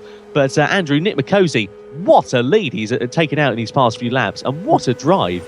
Well, that's why he's so far up in the championship standings this year. We've not really seen much of him in this race because he's just streaked out such a lead over the rest of the field. In fact, I don't even think he's pushing to his 100%, and why not save a little bit of that energy for the grand final, because if Nick McCosey is going to win the title today, he's got to win the grand final. So I think he's saving everything in reserve for that final. Here he comes across the line then to win Heat B. A really fantastic performance from the Australian, and what a performance from Haas Gaming 96, who's going to take 2nd place. Good to see Crawler 69 as well getting on the Heat podium. Who's that flying off onto, just coming up to clearways? Yates, or was that Peelster having another off? I think it might have been Peelster having another incident, unfortunately. He is indeed was a lap down on proceedings, so he will progress no further. So the top 6, as you can see on the screen there, are going through to the final, along with the top 6, of course, from Heat A. And we've got a very competitive grid, Andrew, and it's going head-to-head between Nick Mikosi and Zajak for the championship. Well, this is it. All of the season's races have come down to this final race here at Brands Hatch. It's all on the line. It's all what us fans and commentators like to see when it comes to the end of the season. One race to decide it all. Who's going to be the KF Series champion this year? We're going to know very, very soon. Indeed, and of course, what makes things even more interesting is the 2 title contenders start from the front row of the grid. If you wanted action, if you wanted something to shout about, this is the championship to watch, because it's going to be incredible, I am sure. And the grid lined up, of course, by the final qualifying session, the last dash qualifying session that these drivers will compete between Heat B and the final there, Andrew. And it is indeed Nick Mikosi starting alongside Zajak for the race, but we'll come through to the rest of the grid in just a few moments' time. But it's anybody's guess, really, predictions for this race. Absolutely. At the moment, I would go with Zajak 33. He just needs to get a good, decent finish. And here we go then for the grid. Nick Mikosi has pole position by 0.072 of a second over Zajak 33. Chris W265 is third with Mr. Racing Line fourth. Row 3 is GTP Jammy and Little Regret 265. Row 4 is GTP GT Racer and Haas Gaming. I'm going to hand over to you, Tom, for the start. Indeed. So round 8 of the GTPlanet Karting Series. The 2 championship contenders on the front row of the grid. The lights go green and we're underway for the final time in 2015. Even Stevens between the 2 championship contenders. Nick Mikosi, though, initially looks to have the drag coming down towards turn 1 as Mr. Racing Line gets himself ahead of Chris W265. Who's going to lead going in towards the first corner? It's going to be Nick Mikosi, the Australian, ahead of Zajak, ahead of Mr. Racing Line. Can he put a cat amongst the pigeons in this race as we come down towards Druids for the first time? Mr. Racing Line, Chris W265 straight up the inside of the Danish driver and exchanging positions. Further down the order, we've got GTP Racer and Haas Gaming and someone kicking up some dust there further back through the field. But Nick Mikosi there, Andrew, making the perfect start to his championship charge. Or is he? Absolutely, because it looks like Zajak 33's got the run on Nick Mikosi out of Graham Hill Bend and he's going to take the lead. They're alongside each other as Nick Mikosi now retakes the lead. What fantastic racing here, Tom. It could be any of, I'd say, the top 6 at the moment could be winning this race. We've only completed 1 lap. We've got 12 to go. And this is absolutely amazing stuff at the front of the field. Fantastic. So the Australian Nick Mikosi leads. No, Zajak leads as the timing line does indeed update things. Nick Mikosi retakes it, though, coming through Paddock Hill Bend. Mr. Racing Line, don't forget, of course, is not too far behind. And 2 drivers battling for the, nearly 4 wides coming down in towards Drew. It's absolutely incredible between the top 4 at the moment. Top 6, rather, I should say, because Chris W265 is right up there with GTP Jammy, who bang wheels down into Graham Hill Bend. Incredibly wide there for Chris W265. Little Regret 265 also coming into play now as well. Surely he's going to be able to think about making a move against the orange cars. But Nick Mikosi out in front, ahead of Zajak, ahead of Mr. Racing Line. I was about to say, Tom, I don't think everyone was going to survive this. Unfortunately, Haas Gaming 96 has fallen foul to a bit of the bumping and barging and the hard racing that we're having here today. He's fallen to the back of the field. But now look at this. This is as close as it could be between the top 3. Who's going to lead into Paddock Hill Bend at the moment? It looks like it's going to be Zajak. No, Nick Mikosi is going to take the lead. Absolutely brilliant stuff. Who is going to take this? They're 3 wide going up into Druids. This is unbelievable as Mr. Racing Line now sweeps into the lead. Fantastic. So the Danish driver, Mr. Racing Line, I said at the start of the race he could put a cat amongst the pigeons, and that is exactly what he has done. Zajak demoted down to 2nd. Nick Mikosi down into 3rd place at the moment as coming out of the slipstream now, Paul Zajak on Mr. Racing Line. Is he going to be able to get himself through? He's trying up the inside and gets the move done. Incredible overtaking there from Zajak. Mr. Racing Line immediately takes it back. Jammy and Chris W265 battling for positions there, Andrew. My goodness, how are we going to have a voice left at the end of this? I don't know. We've still got 10 laps to go, and we've said before in the broadcast how good the racing has been this season. Forget that. This is so far the top race of the whole season for me. Mr. Racing Line now goes back to the front. Nick Mikosi 2nd, Zajak JJack 33 third, and we're not even talking about 4th to 6th. That's a great battle behind them as well. So there's a bit of contact there between the two championship leaders. Mr. Racing Line still in the lead of the race as JJack 33 is now going to look up the inside. It's Graham Hill Bend. Can't do it. Oh my goodness me, Tom, this is unbelievable. Mr. Racing Line running a little bit wide, going out of Graham Hill Bend. That allows JJack to close right up, coming in towards the latter part of the lap. Slots it back up the inside, exactly the same as a lap ago, and gets himself up into the lead. But it all depends on the exit out of clearways as to how good your run is down towards turn 1. And I have to say, Mr. Racing Line there, Andrew, has got some incredible straight line speed and immediately takes the lead back from Mr. Racing Line, or at least tries to, coming down in towards paddock, because Nick McCosey now coming into play as well. I just can't believe what I'm seeing here, Tom, but what a great performance so far from Mr. Racing Line, scrapping it out with the two championship leaders. He's got absolutely nothing to lose in this race, and that's definitely the case at the moment. Mr. Racing Line very, very happy to scrap it out with these two, but great driving. And look at this behind, 4th to 6th. I've said it before. The race that's going on between Jamie Little Regret and 265 and Chris W265. Here it is.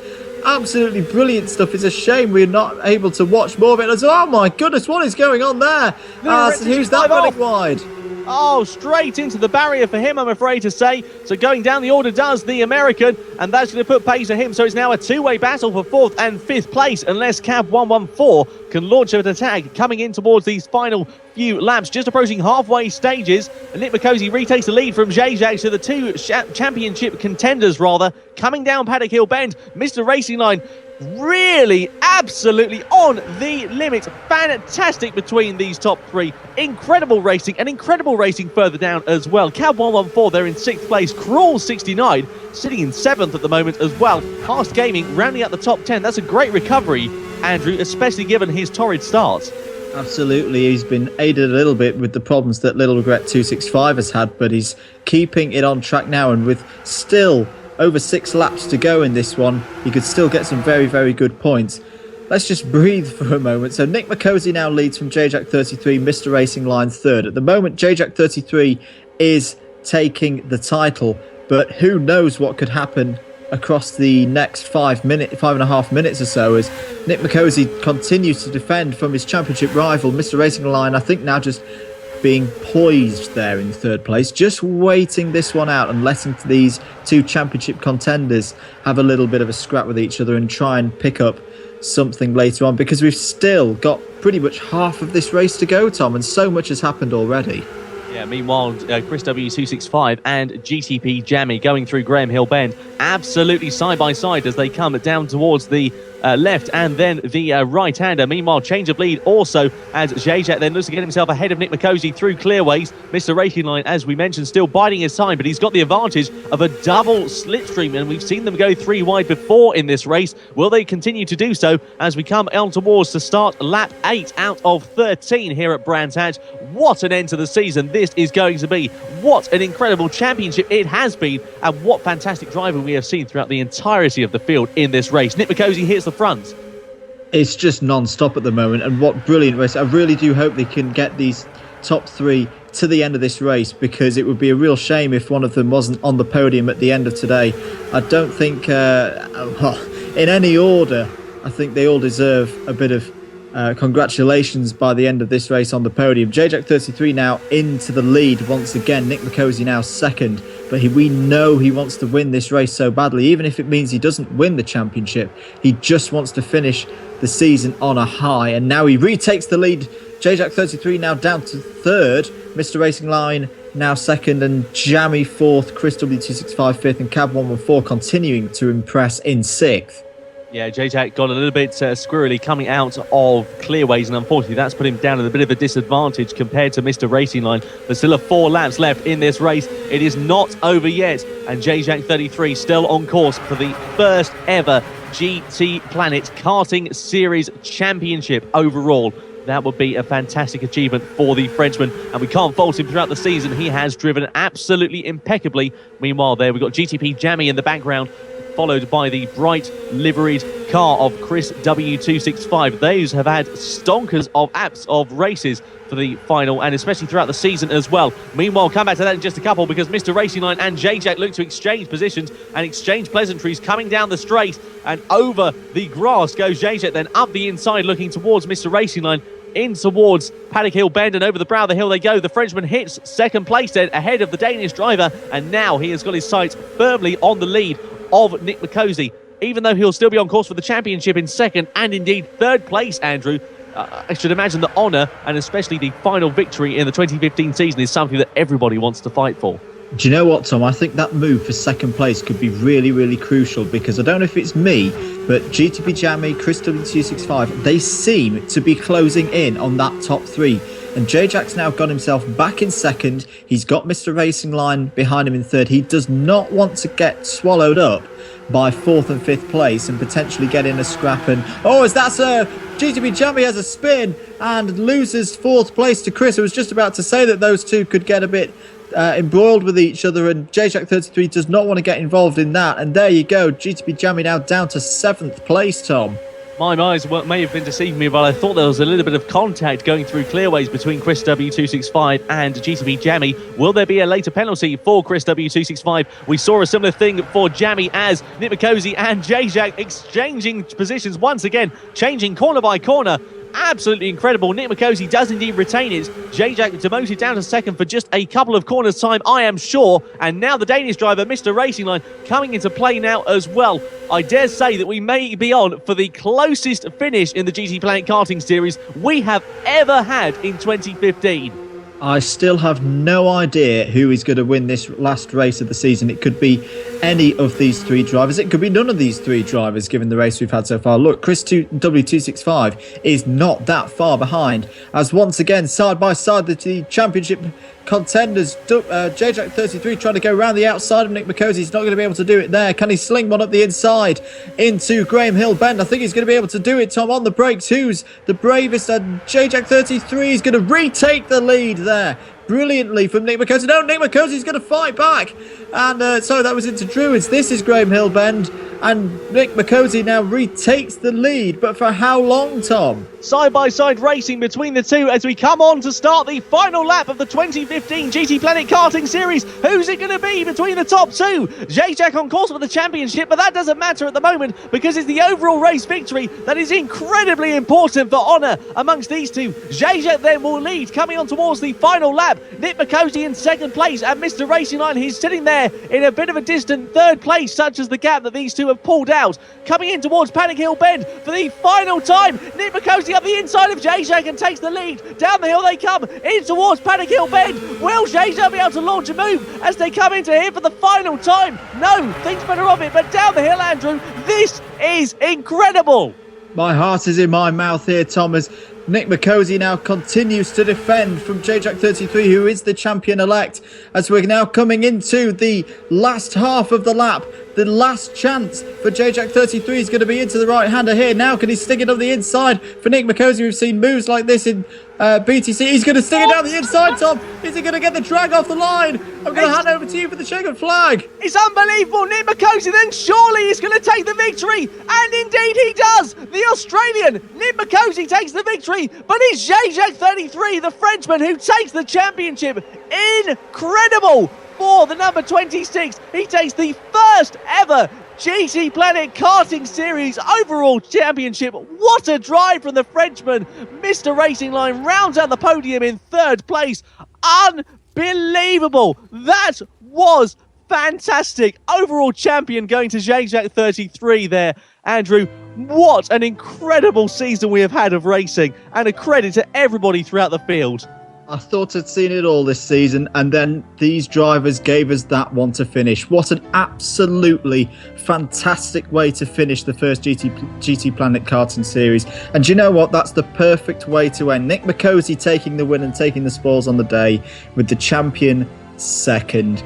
Gotta give it to Mr. Racing Line as well in that race. He was a big part of that and fully deserves that third place. Chris W265 will be happy with fourth, but look at that for Cab 114. A really great drive him in fifth place. And we've got to mention as well, of course, the class champions. I do believe it's is it GTP Jammy who's taken the secondary class? I believe that class-wise it is the KZ class for Krelu in the number 129. So he took the championship victory, as we saw earlier on in the season, and Mr. Racing Line finishing on the podium there for the 355. He took the KF class championship, Andrew. Well, so there we go. Great result there for the Danish driver. He's driven impeccably all season, and I have to say, a gap of 1/10 of a second, just over a tenth of a second between the top two after 11 minutes of racing. What a season, what a championship it has been. Absolutely, Tom. It's just been fantastic to commentate on from start to finish. We saw it all the way back in Japan at the start of the season, and we knew at that point we were in for a great season. I just didn't think we realised how good a season it was going to be, and what a way to finish here at Brands Hatch today. Stunning. So what would you say your highlight of the 2015 championship has been? Because it's in my mind right now, that last race, that was absolutely unbelievable stuff. Great racing, clean racing more importantly, and great to see the championship contenders wrapping out the season just as they all would have wanted, with wins for Nick McCosey and the championship, of course, for JJack33. Absolutely. I have to say that my personal highlight of the season was commentating on the final at round one in Motegi. We saw McCosey and we saw JJack going hammer and tong there, and I knew as soon as I saw that battle, we're going to be on for a bit of a ding-dong season, and so it has turned out to be. And of course, 60 drivers have taken part in the 2015 GT Planet Karting Series, the inaugural karting series on GT Planet, and a very, very big thank you to them all as well. What an incredible season it has been. Thank you for being a part of it. And I think we should also just say a very quick thank you as well to our series organizer, AJ, for putting such a fantastic show on. So that has been the 2015 GT Planet Karting Series. My name has been Tom Brooks. Alongside me has been Andrew Mather for the championship. It's been a pleasure to have commentated for you in 2015, and we'll hope we will see you along the road somewhere for 2016 as well. Take care, have a great Christmas, and we'll see you in the new year.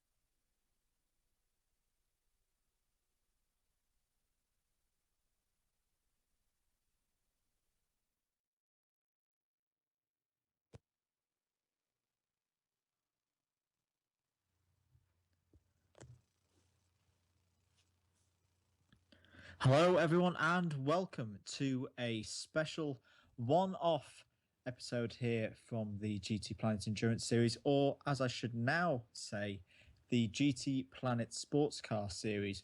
Welcome to our franchise announcement for 2016. Tonight we're going to run through the latest news from the series and announce which teams will be taking part in the 2016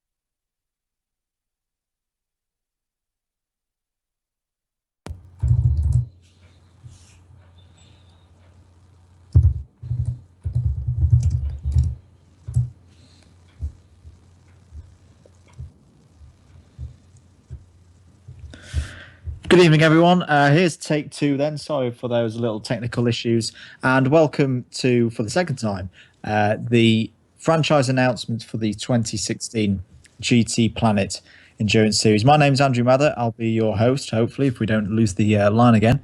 And we're going to go through the 48 franchises who are going to be taking part in next year's series. We've also got some announcements along the way to get you up to speed on the latest news from the series. I'm hopefully joined by Bart here in the studio. Bart, can you hear me loud and clear? Yeah, I can. Evening all. Great to have you back on the program, Bart. Obviously, you were a big part of the 2015 series. How are you looking forward to 2016 at the moment? Well, I'm super excited and also very curious to see what AJ's got in store for us. Good stuff. So I guess we can get on with the first announcement of the evening. And if you were joining with us about 2 minutes ago, you'll probably already know this, but just to say it officially for the edited version, it's no longer going to be called the GTPlanet Endurance Series. We're going to have a name change. This will become more apparent as to why it's been done in 2016, so stay tuned for that. But we will now be calling the series the GTPlanet Sportscar Series. It'll have a new logo, subtly different to what we've got at the moment. But yeah, that's the first thing that you need to know for 2016. It's still the same series, and the championship winners from last year will still be looking towards next year to repeat their success. And there you can now see the logo nicely up on the screen there. There we go, the GTPlanet Sportscar Series. So there's the first announcement. The second announcement concerns the Le Mans class events. So this is anything that's a WEC, ELMS, IMSA, of course, Le Mans 24 Hours itself, those style of events. We've got 12 of them on the calendar at the moment. They have been put on hold for now. Further announcements are to come as to what's going on there. But do bear with us. You'll know as soon as we do what's going on there. But those events have been put on hold. The third announcement concerns Daytona. Daytona, of course, kicking off the season as it did for 2015.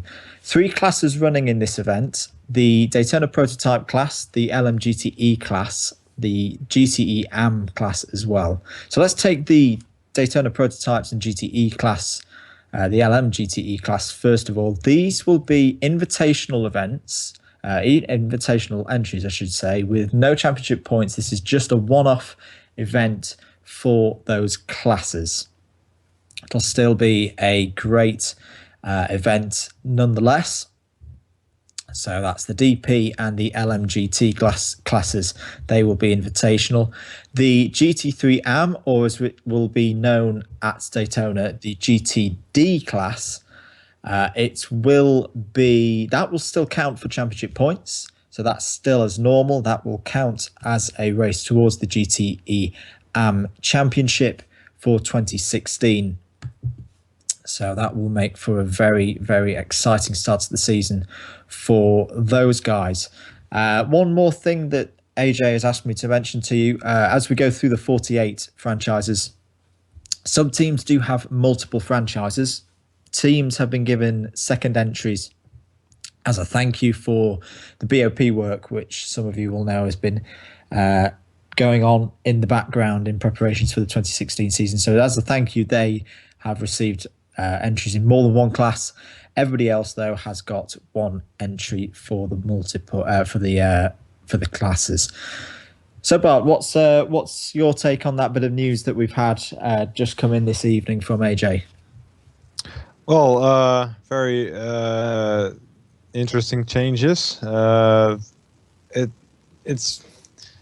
It will be very interesting to find out where the direction of the series will go, but I believe that many of the good things will continue to keep on going, and of course there are a lot of interesting options available, as I'm mostly interested in what will happen to the Le Mans series events. Good stuff. So as you guys can see, if you're watching the stream, hello to everyone watching the stream. Good to see many familiar faces returning for this one-off episode. Thank you for your contributions, not just for 2015, but going into 2016 as well.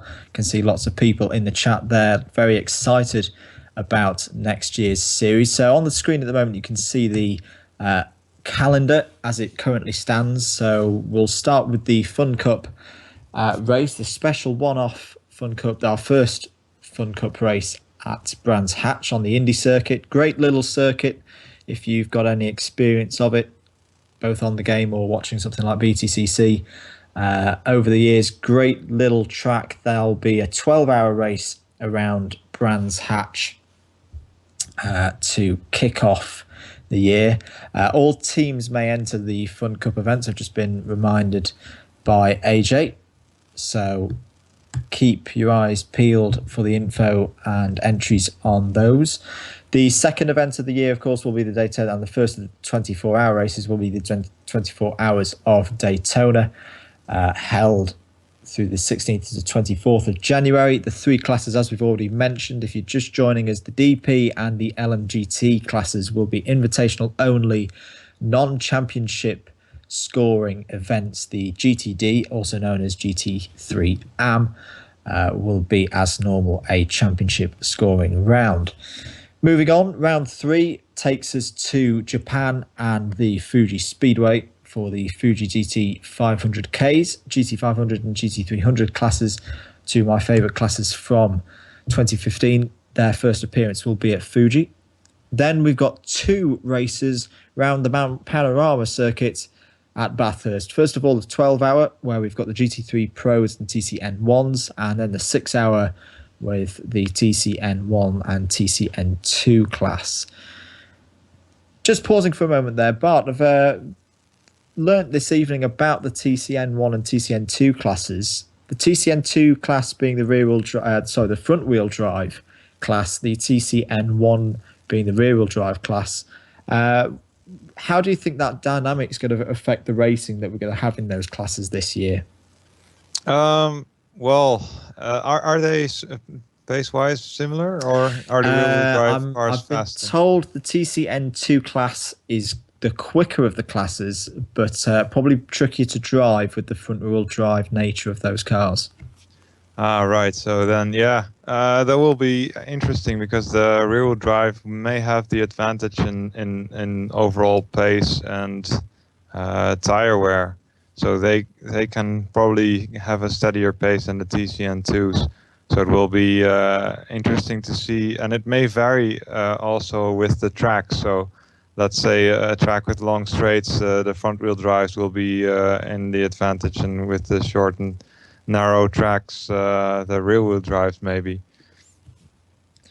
Yeah, and I guess most people on the game may be more used to those to the rear-wheel drive cars. I know on thinking of the LMP1 cars, I think most people tend to drive or prefer to drive the rear-wheel drive or the four-wheel drive cars as opposed to certain front-wheel drive cars. So do you think that could be a factor that a lesser experienced driver who's maybe not exposed themselves to front-wheel drive cars as much may find that a bit more of a challenge?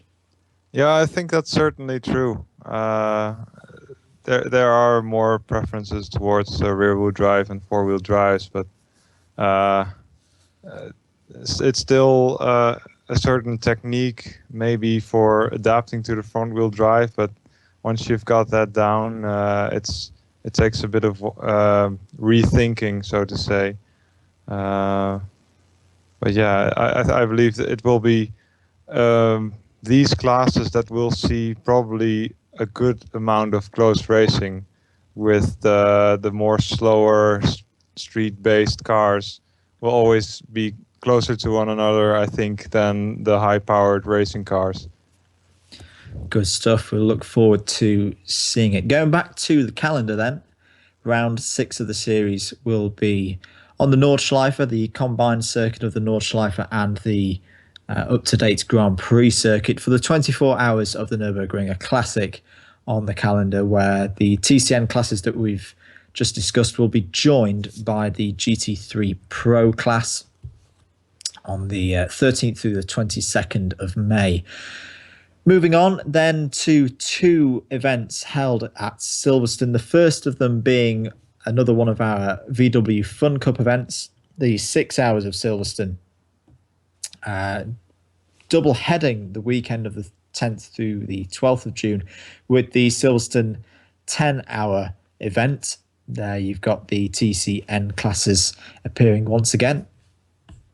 Then it's off to the inclement Ardennes Forest of Spa-Francorchamps for its 24-hour race, a fantastic race that we had there earlier this year. The GT3 Pro and AM classes will be battling it out for that one.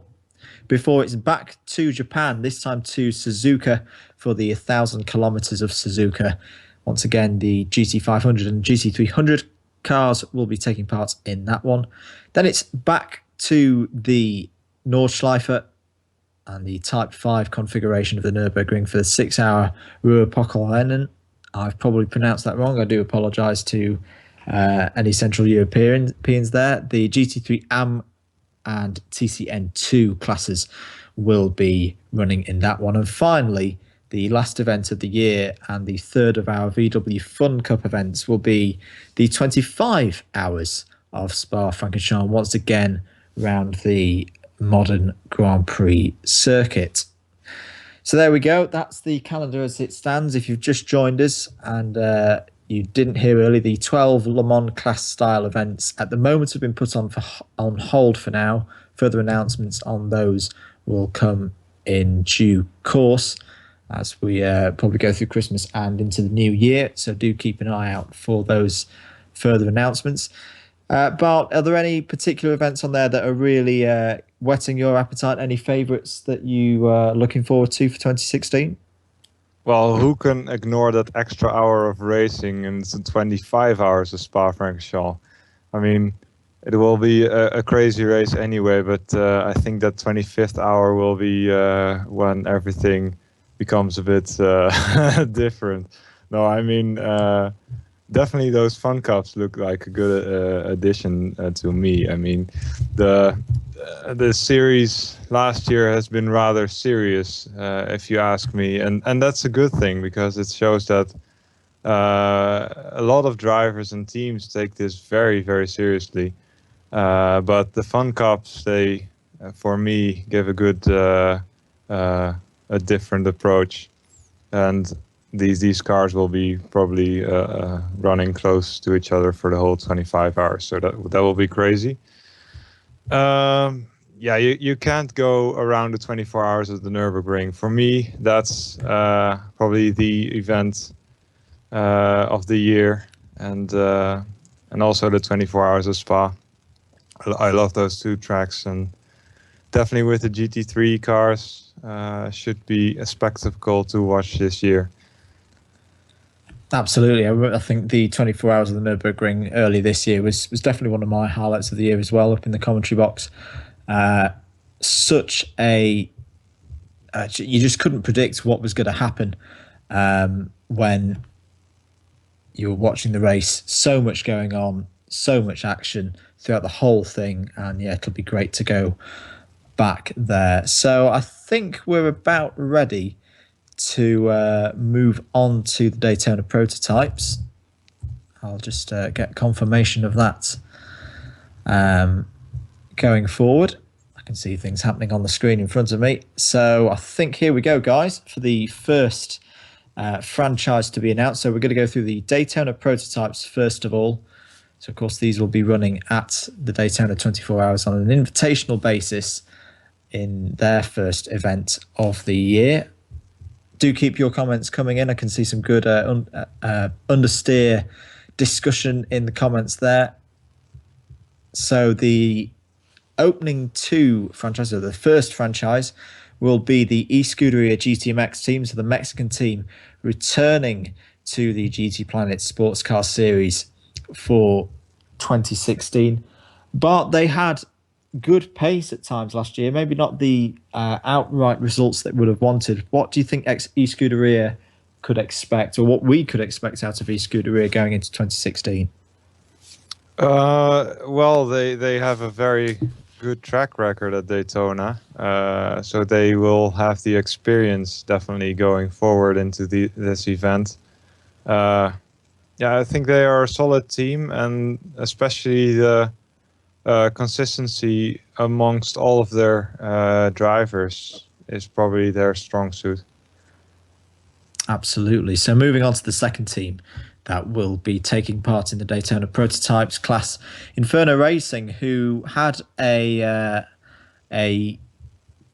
bit of a revival in the second half of the season. I remember they had some issues earlier in the season, but they came on really strong in the second half of the season, taking a big step going into Daytona prototypes for 2016. How do you think they could do, Bart, going into the coming season? Well, they are definitely in it to win it every time. So, yeah, they have a strong team. Usually, we see different drivers from them each time, I think. But they had a strong run in their classes, so they're definitely a contender. Absolutely. Going back to GTMX, of course, they've been invited to have their chance to redeem their non-classification from last year. I think I can just about remember this back. It seems so long ago now, the first running of the Daytona 24 hours, because, of course, they pitted on the last lap and the pit lane had closed on them, so they didn't actually see the checkered flag, so they weren't classified, which is a real shame for them. But undoubtedly, they've got the pace that could potentially put them in the mix for a race win come January. The Daytona prototype is the LMP3 Mazda. I've been told with a bit more power and less weight, which, if you ask me, is a fantastic combination. I can't wait to see those cars out on track. Yeah, me neither. That should be a spectacle to watch. I've raced the car at the Red Bull Ring, and I was impressed. It's a really nice car to be driving these long races in. So moving on to the other two teams in the Daytona prototype class. The third team, a team close to my heart. I occasionally race with them, very occasionally it must be said, normally at the back. It's the Team Midweek Motorsport Racers Collective. So they came in halfway through, or just about a third of the way through the season last year, and really did some good stuff in the classes they were entered into. They'll be there in the Daytona prototypes class. They've been invited for winning the LMP3 class, which they took on last year, and of course by winning the championship did very, very well in that class last year. Good to see them back. Mixing it up with these three other teams will be the Team Wise Racing, another very, very, very strong team. Bart ran in a couple of classes last year and were always very quick, and of course they are last year's overall winner from the Daytona 24 Hours. Yeah, they have the pace, and I also must say that the driving of a few of the drivers from Team Wise Racing was very good, and always I was in the race myself in GT3 for Valerion, and I think that they were having the best traffic management, so that's being very important in the infield of Daytona, where you can really get stuck behind a slower car, so to say. Absolutely. I remember their runs at in separate races, of course, but at Bathurst as well, which similarly, as you're going over the top of the mountain, very, very tight and twisty section. It is something that they seem to be very, very good at. The spatial awareness of their drivers, a real strong point in that team. So there you go. Those four teams in the Daytona prototype class. Just to run you through them again, these will be racing on an invitational basis, non-championship points for the Daytona 24 Hours, but for the DP honours and most likely overall honours as well, it will be eScooter GTMX versus Inferno Racing versus Midweek Motorsport Racers Collective versus Team Wise Racing.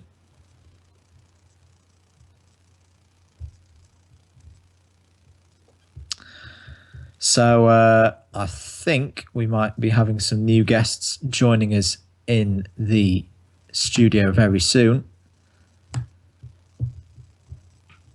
And we should have Adrian Harvey from the Midweek Motorsport Racers Collective joining us very soon. And Brian Blauman, also known as Future F1, joining us as well. We will move on to GTLM as we get those... Isn't Brian guys. RCB, or am I just mistaken there? That's probably me mistaken. I get these things wrong all the time. I do apologise. But we'll get those guys in very, very soon. I think we've got Brian with us. Brian, can you hear us? Yes, I can. Oh, yes, we can hear you very loud and clear. Brian, great to have you back with us. Apologies, I got your username wrong just a second ago. But yeah, you're going to be in the running for the Daytona 24 Hours in the DP class, I believe. What are your feelings going into that event next January? I think that's going to be very good for us. It's very exciting. Last season, we were able to take part in the event in LMP2 and did pretty well considering how many issues we faced during the race. So I think we're going to come back with a bit of redemption and focus on achieving what we want, and that's to win the race. It's looking like a really, really solid field in Daytona prototype, so it should be a lot of fun. The LMP3 car should be interesting as well with a little bit different specs. So I think it'll be a really, really enjoying race for us. Good stuff. Andrew Harvey from the Midweek Motorsport Racers Collective. Can you hear us? Yes, I can. Excellent stuff. So the MWM Racers Collective stepping up a bit here from the LMP. Well, in a way, it's a piece of kit that you are familiar with, the LMP3 base machine, but a bit of an upgrade to the car for the Daytona Prototypes class. How are you guys feeling looking forward to January next year? Confident. We know the car really, really well. So it's basically get the new specs, test, and then we just know the car so well that, what can I say? We'll be going out for the win. There's no other way to put it. Good stuff. I think I'm right in saying that you guys didn't race at Daytona last year at any point in the season. So we didn't. No. So is it a track that you're confident that you can get to grips with during testing? Yes. Definitely. Good answer. Nice and short. So there you go. So the other two teams, eScuderia, GTMX, and Team Wise Racing. What do you guys think about the challenge from those two teams going forward? Team Wise were strong at Le Mans, definitely, when we raced against them in GTE. I still think we can go for the win. Yeah, I've got no doubts. We can challenge for the win. Confident stuff. Brian, eScuderia, team-wise, what are your thoughts on those guys? Two very solid teams. Both have very talented drivers with them, and I know Scuderia ran this race last year and nearly won it. Did Team Wise race this race last year? Or I think they did, but in a different class. I think they did too. I might be wrong there. I'm not sure, but both teams very good.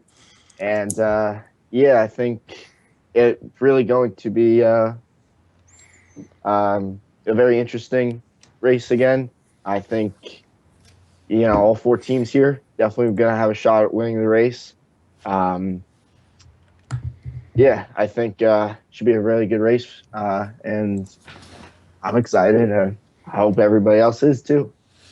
Well, looking from the chat, I think they definitely are. Of course, AJ, the fountain of all knowledge, just reminding me as well that yes, Team Wise Racing were at Daytona last year. Of course, they won the GT500 class, which was a real interesting battle between the GT500 and the P2 cars. I remember them very, very close on pace and having strength in different areas of the circuit. So do stay with me, guys, and so we're going to say goodbye actually to Andrew Harvey and Brian. So thanks for tuning in, guys, and thank you for having me. We'll no doubt speak to you very, very soon, and good luck in your preparations for Daytona. Thank you. Thank you, guys. So we're going to move on now to the LMGT class. This will be the second class running at Daytona.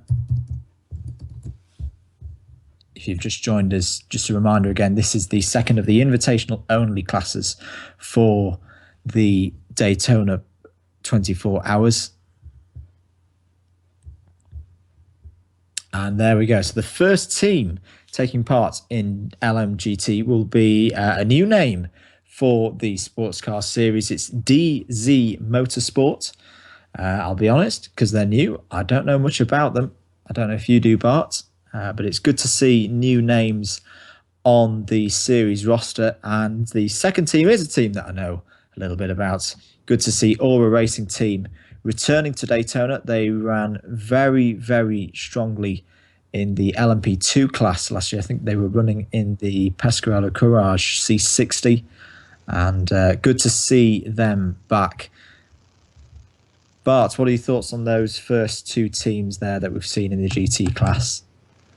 If I believe in assuming correctly, then DZ Motorsport is run by Danger Zone.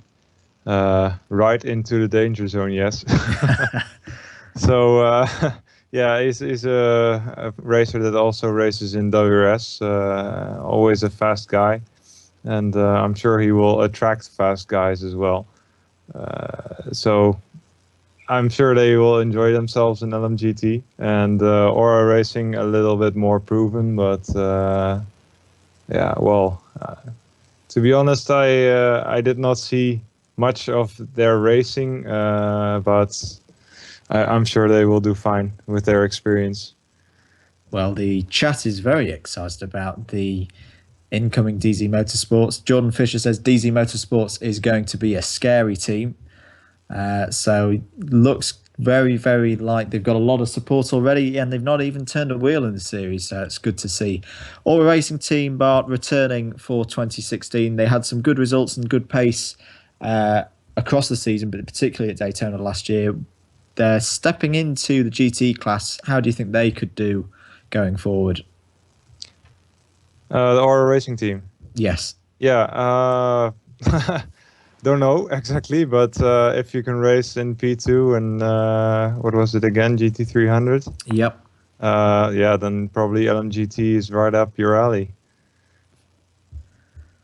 Good stuff. So going on to teams 3 and 4, Swift Autosports return to the Sports Car Series for another crack at Daytona Glory. Good to see them back, and the second new team to my eyes, which someone will need to help me on. The VEC Racing Team joined the GTPlanet Sportscar Series ranks as the 4th team in LMGT. Let's start with Swift Autosport. Bart, what are your thoughts for them going forward? They showed some good pace at times last year. Do you think they could step up and be a real contender in this GT class?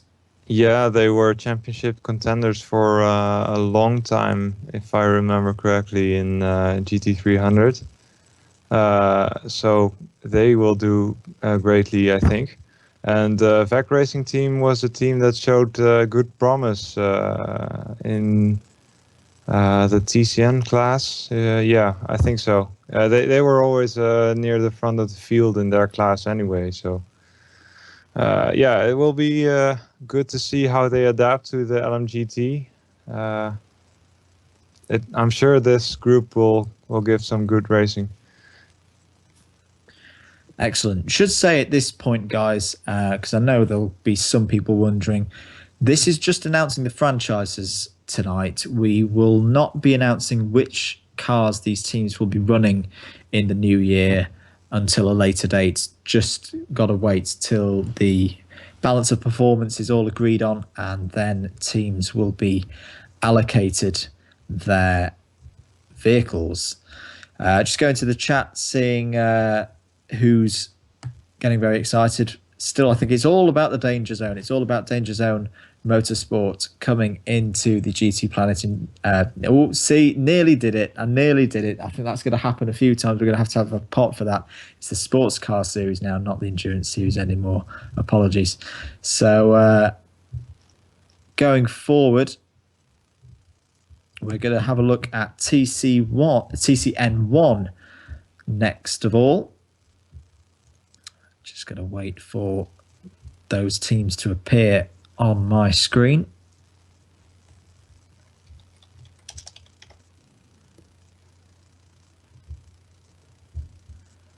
So the TCN1 class is going to have 6 teams in it for 2016. That's quite a lot. But of course, we saw this at various times in classes last year where there'll be more teams than places in the races. So I don't know, but this could be one of those where we see teams drop out in certain events and not able to qualify. We'll concentrate on that at a later date. The first 2 teams in the TCN1 class, so I'm just going to remind myself so I don't get this wrong. Yes, this is the rear-wheel drive only class, and the first 2 teams in it. First up, the American Racing Series group, another new name in the GT Planet, or a new name to me, in the GTPlanet Sportscar Series. They'll be joined by a very experienced team from last year, the Dragon Razor Racing Team. So rear-wheel drive teams for these 2 guys. Bart, start with the American Racing Series group. Have you got any bits of knowledge on them that I don't? No, not really. I haven't seen anything of that name popping up in the forums, but I'm sure they might be some conglomerate of popular racing series on GTPlanet. Yeah. And the Dragon Racer Racing team is, of course, a familiar force in the field. They had a very good race, I think, in Nürburgring. So, yeah, they will do just fine in the rear-wheel drive cars. Good stuff. Well, this is what we want to see. This is a mix then of experienced teams returning to the series after enjoying themselves last year, and new names coming in as the series expands and develops. AJ's just told me in my ear that the Dragon Racer Racing team is under new management, and it's Sinister taking over the running of the team for 2016. So it'll be interesting to see if they can go forward with Sinister as the new team manager for them. And if there's anyone from the American Racing Series group, welcome to the series. We look forward to having you on the grid for next year. AceBoy127, the owner of that team. So moving forward to the third and fourth teams that will be taking part in the TCN1 class. Two names that, if you followed the series last year, you'll no doubt recognise. The Endurance Experience team that ran in some of the lower classes in 2015. And everybody's favourite team from down under, the Green Hell Heathens, return. Heathen Pride, I've no doubt, will be heavily involved again in the running of that team. Good to see them back, Bart. They had a real good go last year, the Green Hell Heathens. Didn't always get the greatest results, but when they could get a race together, they were a formidable force in 2015. Yeah, definitely. I think if there are a few teams that embody the spirit of sports car racing, Green Hell Heathens is definitely one of them. Always a fan favorite. Very likable character in their team manager, the Green Hell Heathens there, and Heathen Pride. Yeah, what can I say? A definite contender with their title in GT Cup this year. Absolutely. Going back to the chat, Demon Snake 1968, very, very excited about the prospect of the Green Hell Heathens versus Dragon Racer Racing for the whole season, with good reason as well. And Jacob as well, saying a good welcome to the American Racing Series group. Great group of guys, so happy for them. Good to see support for them in the series. So moving on in TCN1 to the 5th and 6th slots to be filled and making up the grid for TCN1. Just wait for those to come through in a moment. Do keep your comments coming in, guys. Great to see a good turnout for this special episode tonight. So the Vile Racing Limited team, in fact, it's 7. It's going to be 7 cars in this class. So going back to the number 5 spot, the Hyperion team, they are back and will be no doubt one of the big hitters in that class. The International Racing Entity, another new team to the series. Good to see more new teams entering for 2016, and then the Vile Racing Limited team making up a 7-car entry in TCN1. Let's start with Hyperion, Bart. They had some good pace last year. What do you think their championship prospects are going forward into 2016? Yeah, a team very close to my heart, being closely related to Valerion.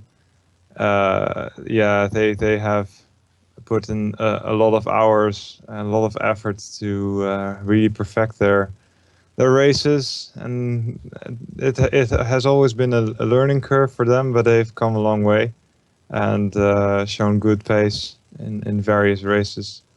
Not always getting the results because of some factors. They had some unlucky driver changes, but I guess that's the same for everybody. Overall, they made a good progression, and I'm happy with their performances, and I'm sure they will continue that way next year. Good stuff. So the international racing entity, a new team this year. Bart, do you know anything on those guys going into next year? Not really. If I can get a sneak peek from AJ, who their team manager is. Oh, right. It's Jacob, aka Vetman, I think. Who I believe is about to join us in the commentary box. Yeah, he is here. Jacob, can you hear us? Not yet in the call, though. Yet. So whilst we wait for Jacob, Vile Racing Limited back for another crack in the TCN1 class. They got some good miles under their belts last year, and it's good to see them back. I think we can now speak to Jacob. Jacob, can you hear us? Yes, I can. Evening, Jacob. Welcome to the GTPlanet Sportscar Series commentary box. And so here we go then. A entry into the TCN1 class. What are your initial thoughts on that for 2016? I'm really excited. We have a great group of guys with a tire, as we're called. We are just so excited to be part of a GTPlanet Sportscar Series as it is now. 7 cars and TCN1. It's going to be tough, but we think that we can go and put on a good effort and hopefully come out with a win or two. Good to hear. So, as I say, you guys are new to the series this year. How much of the series last year or this year just going did you watch, and what inspired you to go for the 2016 championship? I watched a bunch of the major events, the 24 Hours of Le Mans, Spa, a few other rounds here and there. But honestly, the competition and putting ourselves on the map as a team that could go out and win a few races inspired us. And we were like, when we had the opportunity, we pounced on it and wanted to take this challenge on and hope for the best.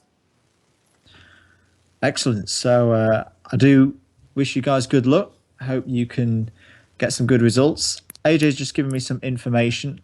Just a recap of the homologated cars in TCN1. We'll have the BMW 320i touring car, the Lexus CCSR, the Renault Sport Megane Trophy, and a favourite of mine, the Toyota GT86 race car.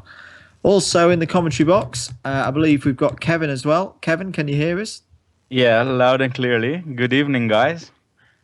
Hi, Kevin. Great to have you back in the commentary box. So TCN1, what are your thoughts on TCN1 and the rear-wheel drive touring car class in 2016? Well, it's looking to stack up as a tough bunch, I guess. I think we've got work on our hands. A lot of strong teams entering TCN1.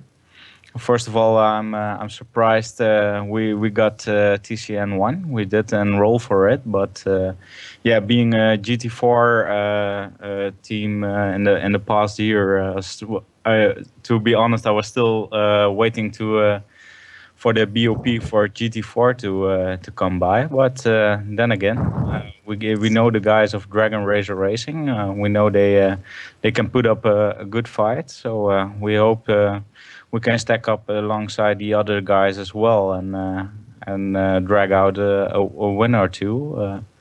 Yeah, we'll have to see. Also, a couple of new racing teams in the TCN1, so we'll just have to wait and see. But yeah, looking very good, very excited to compete with all these guys. So yeah, really looking forward to 2016 on that part. Fantastic stuff. So really the headline in this class, those 3 teams that anyone who will have followed the series last year or this outgoing year, Dragon Razor, Green Hell Heathens and Hyperion.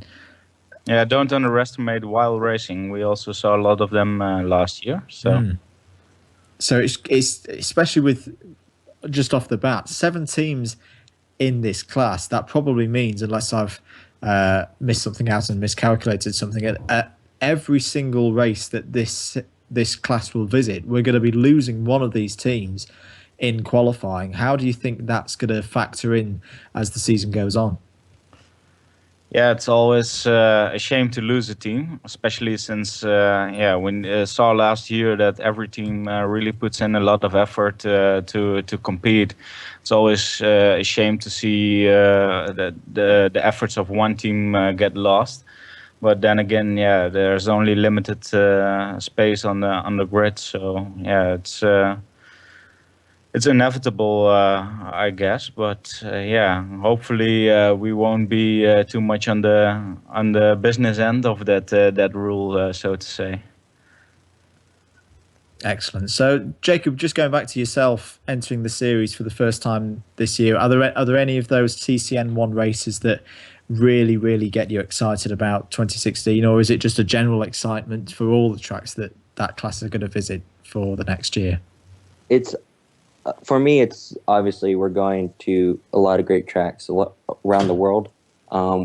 There's not one that really jumps out on me as a favorite, but obviously we are really excited and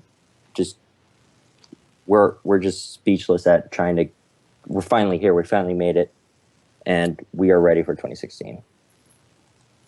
Excellent. Kevin, any particular races that for you are going to be real highlights for 2016? Yeah, of course. Looking forward to the Nürburgring race. I think we have some Nürburgring enthusiasts in our team. So love to compete the Green Hell Heathens there. A lot of experience on that track on our side. Of course, being there myself a couple of times, so it's there will always be a special race. Of course, last year we drove the GT Cup cars. We had a race there. We've hoped to step in for one of the 24-hour outfits, but. Unfortunately, we couldn't, but so this would be a good chance to redeem ourselves. So we'll be coming in especially prepared for that one. Absolutely, good to hear. Just going back to, as we've already discussed, guys, the restrictions. Easier for me to say. Restrictions on the number of cars that will actually take part in the races post qualifying. So all TCN1 cars will run at the Silverstone 10 hour. 5 will run at the Bathurst 12 hour. Only 4. So we'll lose 3 teams for the Nürburgring 24 hours and then 6 for the Bathurst 6 hours. So that could really play into the championship, especially if a team, say, at the Nürburgring had a particularly poor qualifying. They could find themselves dropping out of races and potentially costing themselves championships. Obviously, we don't wish that on any team. Is there anything with that in mind that you do for qualifying that's different to, say, a more open class where you're more guaranteed a spot in the race itself? I'm sorry, is that a question for me? For both of you guys. Yeah, I think the real thing is just be sure you're quick enough. That's the only thing, and that's what racing is all about. So that's the only thing teams got to do. For us, it's a question of do we focus a lot on making the race, or do we focus on trying to win? Obviously, we all want to win, but you can't win without making the show first. Absolutely. So there you go. Run through those TCN1 teams again. 7 teams. The American Racing Series group entering for the first time. The Dragon Razor Racing team back for another crack at victory in 2016. The Endurance Experience team, another returning team to the series. The Green Hell Heathens, I'm sure there's been a bit of support for them in the chat this evening. Hyperion, one of the big names in the series, looking to get glory in TCN1. Another one of our new teams, the Tyre, the International Racing Entity team. Good to have you guys on board. And the Vile Racing Limited team making up the 7-car field in the TCN1 class for the 2016 GTPlanet Sportscar Series. Big thanks to Kevin and Jacob for joining us for the last 20 minutes or so for thank you. TCN1. I'm sure we'll hear from you guys across the next 12 months, across the season, and we'll look forward to both of your teams delivering good results in the coming year. Okay, thank you. And I want to say goodbye to all the viewers. Hope to see you next time in the commentary booth again. Like to say thanks to everyone. Wish to everyone in the TCN1 class the best of luck, and we'll see you all soon. Good luck, guys. Excellent stuff. So, Bart, a really, really great prospect there for what I think is going to be one of the classes of the year in TCN1. Yeah, definitely one of the biggest classes. One of the classes where I think we will see a lot of close racing. We've seen a lot of close racing in GT4 last year.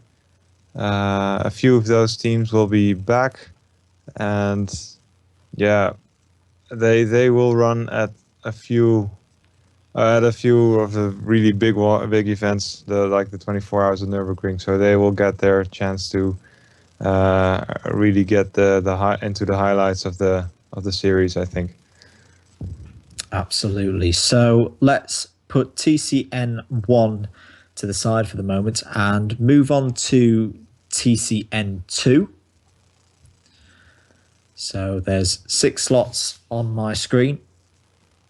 So they're going to have at least 6 teams in this one. Just wait for the first couple of notes to come through. So here we go. The first 2 teams in TCN2. So this is the more high-powered but front-wheel drive touring car class, which is definitely going to test the skills of the drivers. And the first 2 teams returning to the Sports Car Series for 2016.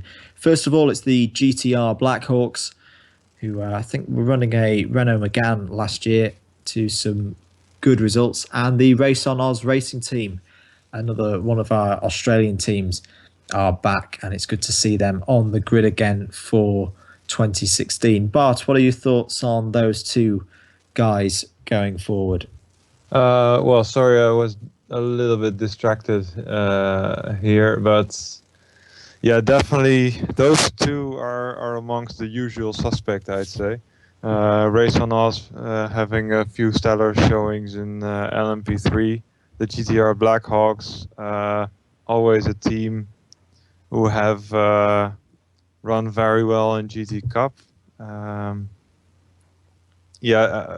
remember their effort at the Nürburgring 24 Hours, where they had a last-minute issue with 2 of their drivers. Had the guts and the planning and went to AJ and everybody together did their absolute best to make them do well in that race. 2 guys stepped up to the plate, and they had a good race after that. So yeah, one of the nicer and the good stories of 2015 for them in the 24 Hours of the Nürburgring. Good memories indeed. A lot of good memories that we had from the 2015 season, and I'm sure this class will deliver and give us more great memories going into the coming year. 2 more teams then making up this field: the Snail Racing League team and the Spinning Arrows Racing team. Pretty sure Spinning Arrows Racing is a new team name in the Sports Car Series. Is the Snail Racing League one that we've seen before, or is that something I've seen somewhere else? I think they're new. I'm sorry to Snail if they aren't, but Snail is a very well-known racing league on GTPlanet, and they are very large in numbers. They run very large leagues and have various lobbies and divisions in which they race. And I believe a few of those snails have been participating last year. But I'm not sure they had a team of their own.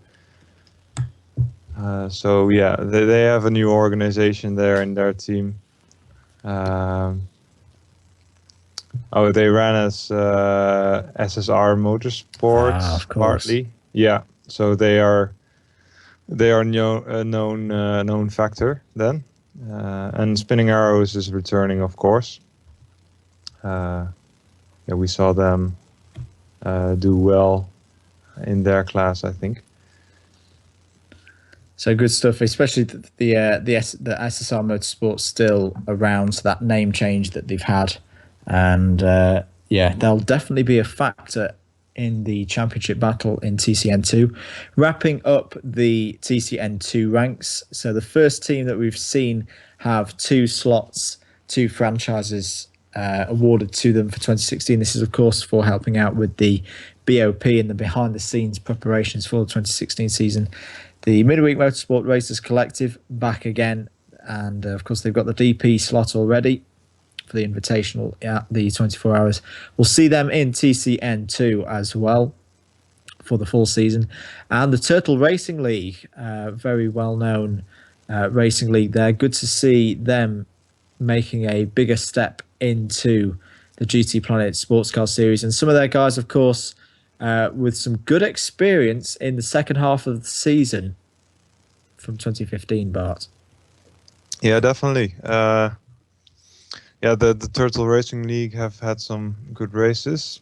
If I can't, there are none that spring to mind directly, but we've seen so many races, so many good races. You can't really know everything. Midweek Motorsports, of course, if they feel their top drivers also in TCN2, they will be a force in this class. Of course, they have the experience with also on the team side, and their strategies have always been good. So yeah, there you go for TCN2. Such a wide, knowing from the bit of racing I've done with them, they do such a wide range of different vehicles and racing with them internally with their own club, the Midweek Motorsport Racers Collective. So TCN2, a bit different to what they've done before, very different to the LMP3 card, which they ran so well with last year. But I'd really expect them to put a good team together and be a factor in TCN2. I do hope, as things are moving around on my Skype screen in front of me, that we're going to be able to introduce Jordan Fisher and introduce back into the studio the captain from Midweek Motorsport Racers Collective, Andrew Harvey. First of all, let's start with Jordan. Jordan, can you hear us? Yeah, I gotcha. Good evening, Jordan. Great to have you in the studio. So TCN2 then, what are your thoughts on that lineup, that 6-car lineup for 2016? It's definitely very interesting. I mean, it looks somewhat similar to last year as we took part in the GT4 class. So, yeah, we are very excited about that. I mean, we see a lot of familiar teams. So, yeah, we're very excited. Of course, just 2 eligible cars in this class, the Honda Integra Type R DC5 and the Volkswagen Scirocco GT24. It's going to be very, very close in this series. So how do you think that's going to affect maybe the strategy that you guys employ over the longer races? I think it's just going to matter, like just you said, right into like pit strategy and stance, when to get off the track and when to go back in, and matter of being consistent on track and limiting your mistakes. And that's what it comes down to when you have a longer races. Good stuff. Andrew Harvey, welcome back to the studio. Second time we've spoken to you this evening. TCN2 then. Front-wheel drive cars, bit of a different prospect to most of the cars that we see here in the Sports Car Series. Have you got the guys who can handle the understeery nature of those cars? I'm sure we do, yes, of course. we drive all sorts of stuff, as you said. So I think we can definitely work out a nice setup for whichever car we get. And it's a question we've asked several guys already tonight, starting with you, Jordan. The races that we'll see TCN2 at this season, are there any particular ones that are going to be highlights for you and that you're really looking forward to? Well, as you know, we have a large group of guys on our team because we've been racing since pretty much 2014, but really went out last year, and we're really excited, especially maybe for the NERB 24-hour. I mean, we got a lot of guys who are really interested in that. But honestly, as we go from track to track, I mean, we're going to be prepared for it, and we just want to give it all we got. So, yeah. Andrew, how about yourself? Any races that you're really looking forward to that maybe you've not done before? NERB 24 will be good.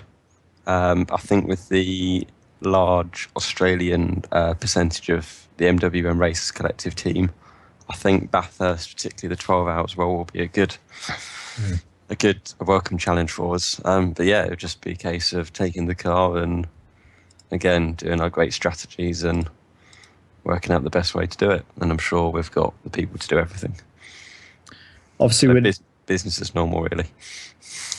Obviously, we're not announcing which cars each team are getting for next year tonight. Yeah. But if you had to pick Honda versus Volkswagen, which would you take? I'd choose the Honda. Any reason why? It's the car I just prefer the most. I just find it a bit nicer. Plus, it'll look good in our blue as well. Good stuff. Jordan, do you have a preference between the Scirocco and the Integra as to which one you'd like your team to be in for next year? I would probably take the Honda. I'd take the Honda. Okay, that's 2 votes for the Honda. Just going to run through the number of cars that we will see in at each event that the TCN2 class will be present at this year. You'll all be very happy to hear that all 6 cars will make the race for the Bathurst round. 3 will make the Nürburgring 24 hours, and it'll be 5 at the Silverstone 10 hour and the VLN 6 hour. So I think that pretty much wraps up the TCN classes. And thank you very much to Jordan and Andrew for joining us for a little insight into TCN2 going forward. Good luck to both of your teams in the coming 12 months. Thank you very much. All right, thank you. See you. Fantastic. Hello to everyone in the chat. Can still see that plenty of you are discussing the series and the teams being announced. Thank you for your continued support of the GTPlanet Sportscar Series. You're watching a special announcement of the franchises that will be taking part in the 2016 series. Andrew Mather and Bart in the studio with you, Bart Janssen in the studio. Do keep your questions and comments coming in. We're going to move on to GT3 Pro, one of the highlights for me last year in 2015. Starting off with 3 teams that are big names in a series. ABC Racing return to the Sports Car Series with their team looking to get a good set of trophies in GT3 Pro for the coming year. Avaleron Racing, very, very strong in GT3 last year, running the Audi R8, if I remember correctly. Bart, you'll correct me if I'm wrong. And Bitter Rivals Racing back after their season in the Mercedes SLS AMG. Bart, off the bat, 3 very, very strong teams there. Yeah, I'm not surprised. These are the usual suspects in GT3. If I can assume that ABC is morphed from Venator Racing, probably. So yeah, they are a known quantity in GT3, and now the GT3 Pro class. and we have a GT3 AM class now as well. So yeah, ABC Racing will do a great job. Avliron Racing, my own team that I manage. Yeah, we're always trying to do our best, optimizing strategy, optimizing our team, going for podiums too, at the least. And Bitter Rivals Racing, a team that have a really good dynamic. I think they have run with the same drivers for since I know them, and that means that they have a good understanding of everybody in their team, which is good. And they just seem to be getting quicker and quicker and quicker. I remember that across the course of last year, that they really developed well across the year. Moving on then to the 4th and 5th entries in GT3 Pro. Another returning team to this class, having done some great racing last year. Reaper Online Racing back on board for another crack at GTPlanet Sportscar Series glory. And here's really, for me, one of the big stories going into 2016. Team Redline GT officially on board, and it's been rumoured in the background. Of course, we saw some of their guys racing and making special appearances for other teams to get their ratings, their classifications as drivers up so that they could take part in one of the big classes in 2016. They've got GT3 Pro, Bart. How well do you think Team Redline could do? Well, if they field the right drivers, no. I mean, Team Redline, you know, they have quick drivers, so they're an instant favorite, I think, in this class. That's not to say that they have definitely the best team. Sports car racing is not all about the quickest drivers. You can have misfortunes, strategy, setup. It all comes into play. But if you are discounting Team Redline, then that's not a good thing. then you're probably not prepared. So we're definitely not doing that. They are right up there with everybody in this class. Couldn't agree more. It's great to see them in the Sports Car Series, and if there's any Team Redline supporters in the chat, welcome. It's great to see your name on the board. Wrapping up GT3 Pro then, the 6th and 7th teams that will be taking part in this class. Teamwise Racing, we've already mentioned them in the Daytona Prototypes class, and very, very strong in GT machinery, and they'll be one of the fast teams, I reckon, in that Pro class. In fact, all of these teams, with it being a Pro class, will be very, very fast indeed. Top Notch Racing, good to see them making up the 7-car field. Starting with team-wise, Bart, and as I say, we've seen them in GT500 machinery last year at Daytona and various other things as well, running the Lexus. What do you think their goal will be for the season, with having, as we've already discussed, a very, very strong GT3 Pro lineup? Yeah, between these teams, they are relatively new, but we know their pedigree from Le Mans, from the Daytona race. So yeah, they are experienced. They know how to win a 24 race. They will probably adapt very quickly to their GT3 machinery, and will at least fight for every position. It's difficult to see how they stack up, but I think it's more in terms of how the teams prepare for each race. But because they have all got the talent and the knowledge to do very well in this class.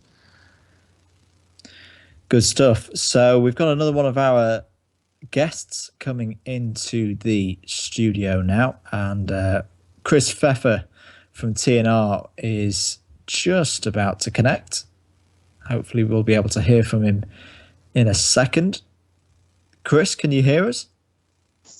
Yes, I can. How are you guys? I'm very good, Chris. So, 2016 GT3 Pro, looking at that lineup, what are your initial thoughts? It's going to be a lot of great battles. I mean, look at the teams you have in there. ABC Racing, Avalarion, Reaper, TRL. Those are some heavy hitters in there.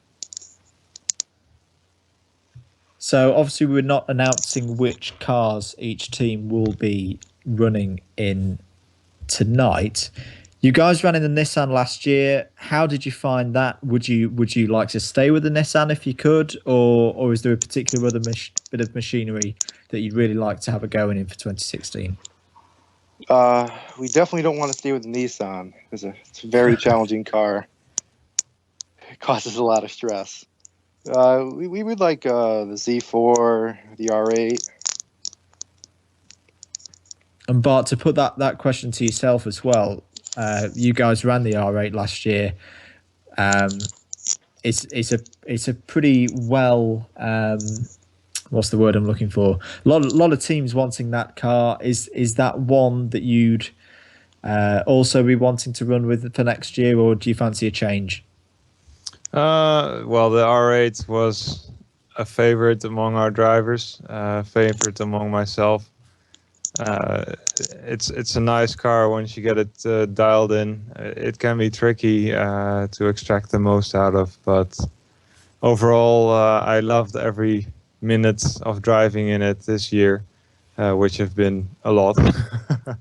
But I wouldn't mind changing to the Z4 or the SLS. But the R8 still remains my favorite. Excellent. AJ's just typing at the moment. Here we go then for the GT3 cars that we will see in the class for 2016.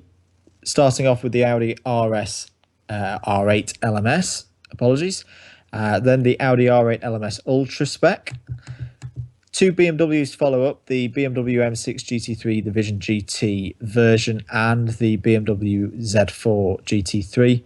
The Chevy Corvette C6R is in there as well, and another big battle. This will be an interesting battle between the American marquees. The Ford GTLM Spec 2 makes up part of that field as well. Before the final two cars, the Mercedes-Benz SLS AMG GT3 and the well-loved Casboats, the Nissan GTR Nismo GT3. So a good mix there. Good to see the M6 coming in as well. So putting the GTR to its side, because I think you guys have already mentioned you wouldn't want that car. Are there any others that you're a bit unsure of going into next year's series?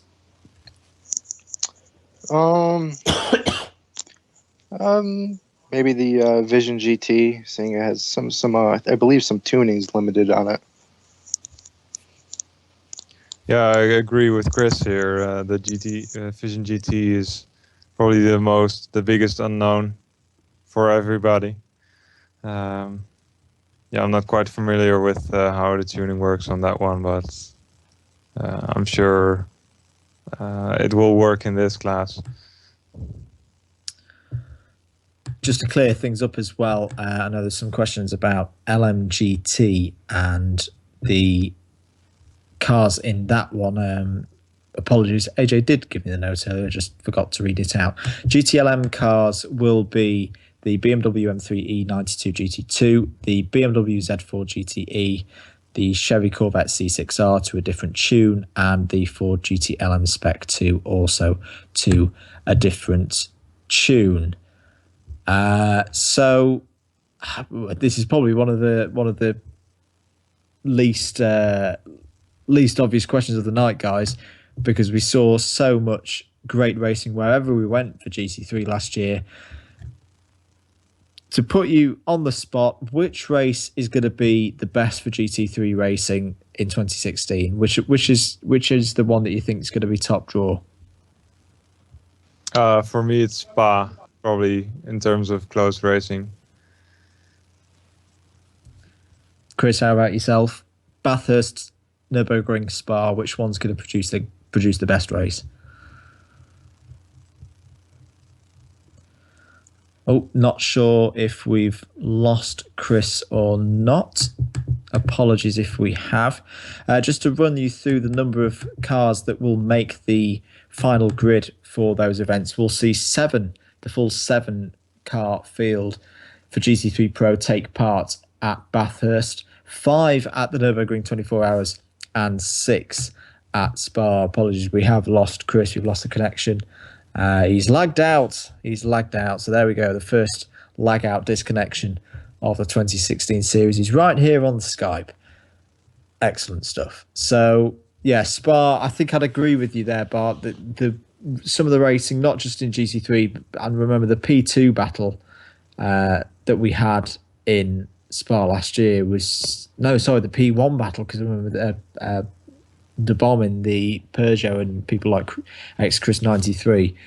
There's just something about Spa in this series that produces the best racing. So I think that's a good bet for Spa producing one of the highlights of the season again. It has been for a while now. If you ask me, then the top races that I've been in myself or has been spectating on were Spa in 2014 and 2015. Yep, sounds like Chris is continuing to have issues. If you can still hear us on the stream, thanks for joining us, Chris. Great to have your input, and good luck to the TNR team and all the other 6 teams making up the 7 teams in GT3 Pro. Just to run you through those again: ABC Racing, Avaleron Racing, Bitter Rivals Racing, Reaper Online Racing, Team Redline GT, Team Wise Racing, and Top Notch Racing will compete for the honours in GT3 Pro.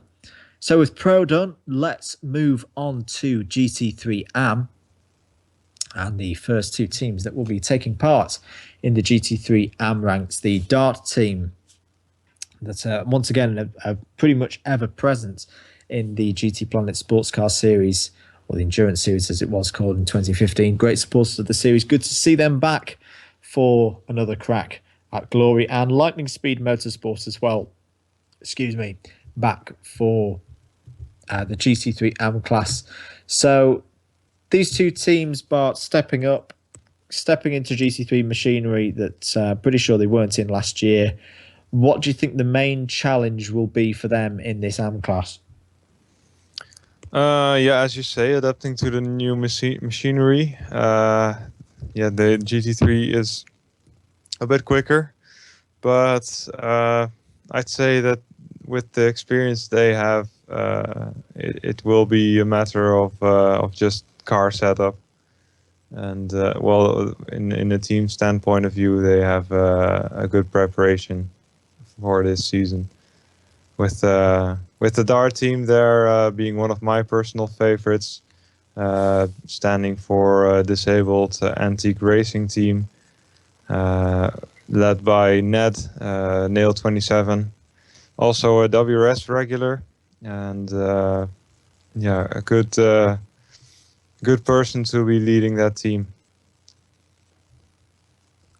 And Lightning Speed Motorsport, of course, also being very quick in GT4 in their Nissan, if I'm remembering correctly. So it will be good to see what they can do in GT3. Excellent stuff. So there we go on Dart and Lightning Speed Motorsport. Do keep your comments coming in. See Demon Snake preferring defensive cannons, as always, good to see. So moving on to the 3rd and 4th teams in GT3 AM. Do you know what? I'm already liking the team name for this. Storage Trunks SRT Racing Team. I don't know, there's just something about that I like. But a new team for the Sports Car Series. Welcome, guys. Great to have you on board. And another new team name for the Sports Car Series in 2016, Tarmac Overdose Racing. Not going to lie, Bart, don't know too much about these teams myself. New names in the series for and 2016. Got any information about these two teams? Yeah, I believe that the Storage Trunk SRT team, they have experience with running racing leagues. I don't know if they are managed by the thread poster, Stephen Vaughn, but I've been having a look at their threads. They have quality racing and quality racers in them. So yeah, well, they will probably adapt just fine. Tarmac Overdose, I'm not quite sure. Not really a known name, but I see Cobra 75 is the team owner of that team. Good stuff. You'll have to help me here, Bart, because my computer's just decided on a brilliant point to jam up. But the first team with full sponsorship, is that the Storage Trunks team? Am I right? Yeah, that's just communicated here by AJ. They have a full sponsorship. Yeah, apparently they will of course be helped by that. They have been running their racing series with a limited of prizes. So yeah, interesting to see what they can do in this series. Very, very interesting development for the series. Good news, my computer has stopped having an OAP moment and it's back up and running now. So let's wrap up the lineup for GT3 AM. Team Midweek Motorsport Racers Collective, so their second full season entry for the series. They'll see them, judging by how confident Andrew Harvey's been with the two other teams, I think he'll be pretty confident that the AM team could have a good stab at the championship battle for 2016. Venator Racing, good to see them back. I think I'm right in saying they ran the BMW Z4 in races last year and developed well throughout the season. And WRS North America, so we saw these guys run in GT3, and the key thing I always remember about them was that, yes, they didn't have the ultimate pace. I think they'd be the first to admit that, and there's no shame in that at all, because they were very, very steady. They were fantastic at keeping that Audi R8 on the track and picking up when people fell off the road. Being in that AM class, where that's going to be a really, really important thing, do you think they could be a bit of a dark horse in that GT3 AM class? Yeah, maybe, because it's always been a team that has maybe been underestimated by other teams. But they, as you say, they have made, I think, maybe the least mistakes in the racing of the GT3 teams. I may offend some people by saying that, but I believe they do. They have been running very steady paces. And have been getting some sneaky results almost. If you weren't expecting, and the few of the front runners were having some problems, they were always there. So in the M class, that could be their advantage. Good stuff. Bart, I believe we've got to say goodbye to you. Yeah, definitely early rise tomorrow, so I'm gonna have to head off. It's been good fun talking to you guys again, and thank you for having me. Not a problem. It's been a pleasure. Thanks for your time. All right, see you guys. So there goes Bart of Avaliron Racing, and one of the key players in the GTPlanet Sportscar Series. Mr. Harvey, I believe you're back in the Skype call with me. I am indeed. So then, on a scale of 1 to very confident, how are you feeling about GT3 AM? We're feeling fairly confident. So it means we're going to have an invitation on a full-time entry at Daytona and 2 full-time entries at the Nürburgring 6 hour. But again, with our strategies, we can work around it, we can plan for it. And I'm sure that we'll come out fighting as normal.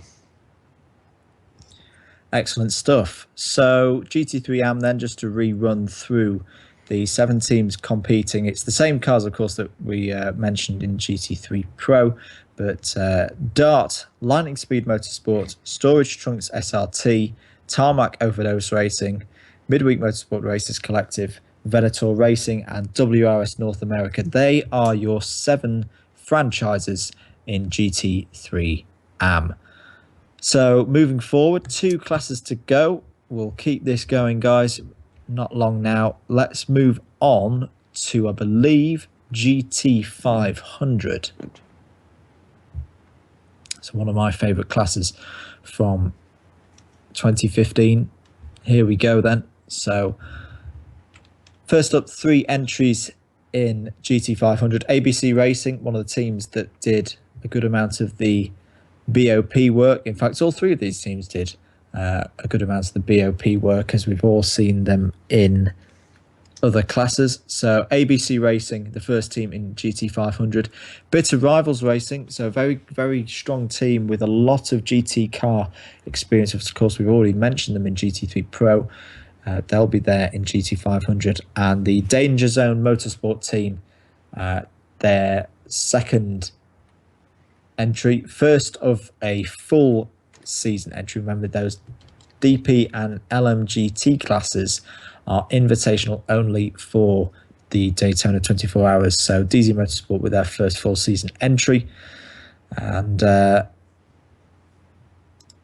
going forward, ABC Racing then, Andrew, it's good to see them taking on GT500 as well. And how do you reckon they could balance that? Because there are 2 big classes there. They've got GT3 Pro, they've got GT500. What's going to be the best way for them managing that? Well, that's what they're going to have to work out. But I reckon, obviously, we know they're a very, very strong squad. To be honest, I'm sure they'll manage absolutely fine. I can't see a reason why they can't be fighting for the title. But then that's the same could be said of Bitter Rivals and DZ Motorsport. Mm-hmm. So I think it's going to be another one of those classes where every single 10th of a second counts, which is exactly what we want. Really, really close racing. Absolutely. So moving on to teams 4 and 5.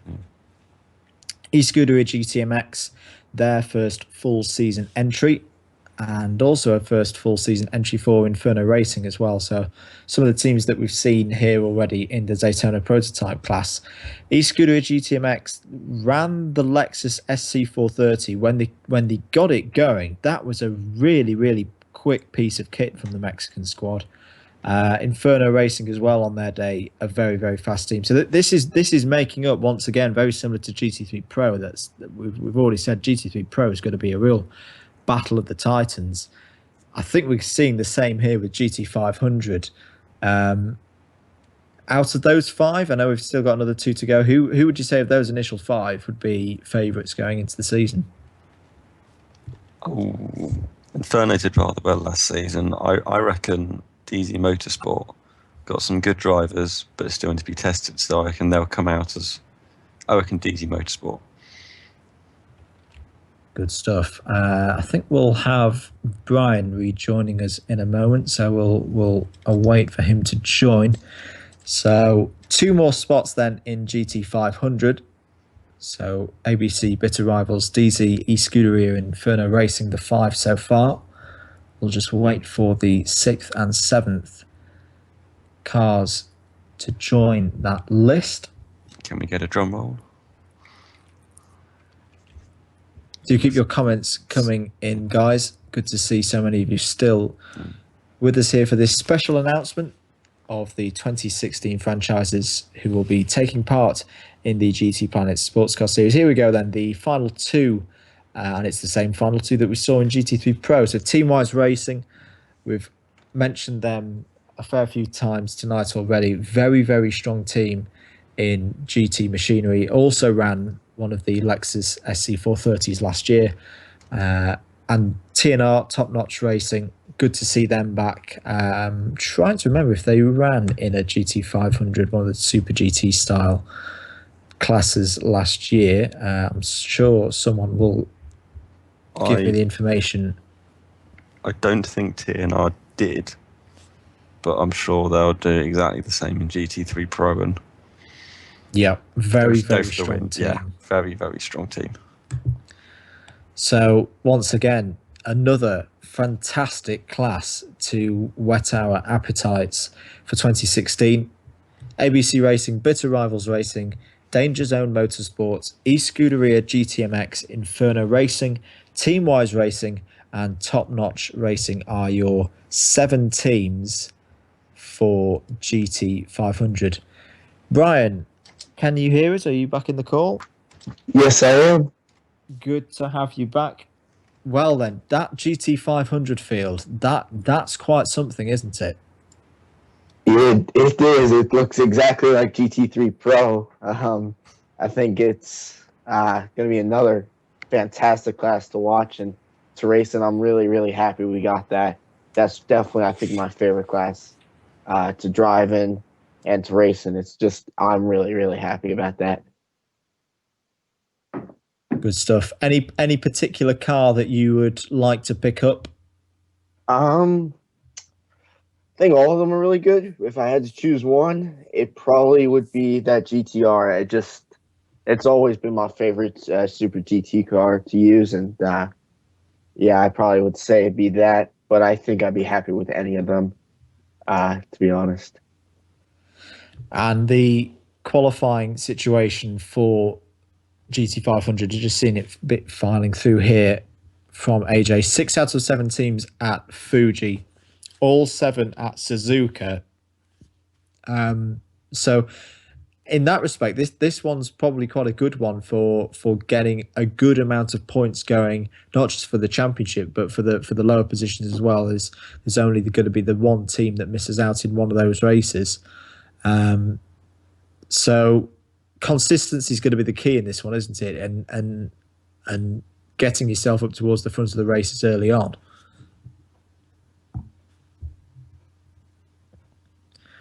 I think we've got Chris back with us. Chris, can you hear us?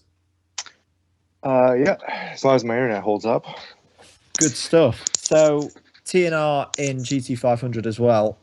New class for yourselves, I believe. Have you picked up on what you think will be the main challenges, the main differences to the GT3 racing that you guys have done already? Obviously, different car, a lot faster, more downforce. Looks like it's going to be. I wasn't able to see what teams are in the class, but I'm having a look right now. It looks like some of the same teams as GT3. So there'll probably be some close battles again. Mm-hmm. And the tracks in Japan that will go to Fuji and Suzuka, quite different in my opinion. Obviously, the Suzuka being a much more handling dependent circuit in terms of you've got the very fast S's, you've got corners like Spoon and 130R where you need a really, really solid base underneath you, whereas Fuji is really dictated by what you're doing down the main straight. How will you guys approach that challenge when setting up the car for 2016? It depends how we feel about it. If we want to set up the car towards being able to pass others going down the straightaway at Fuji, or if we just want to have a good pace around the whole track in general, be good in every sector.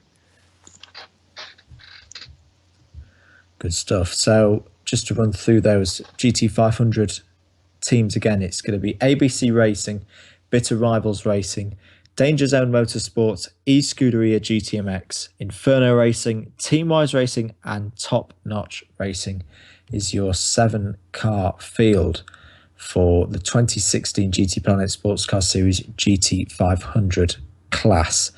Got to say goodbye to Brian Andrew Harvey and Chris Pfeffer. Thank you, guys. Thank you for your contributions throughout the evening. It's been great talking to you. And once again, good luck to your respective teams in the year to come.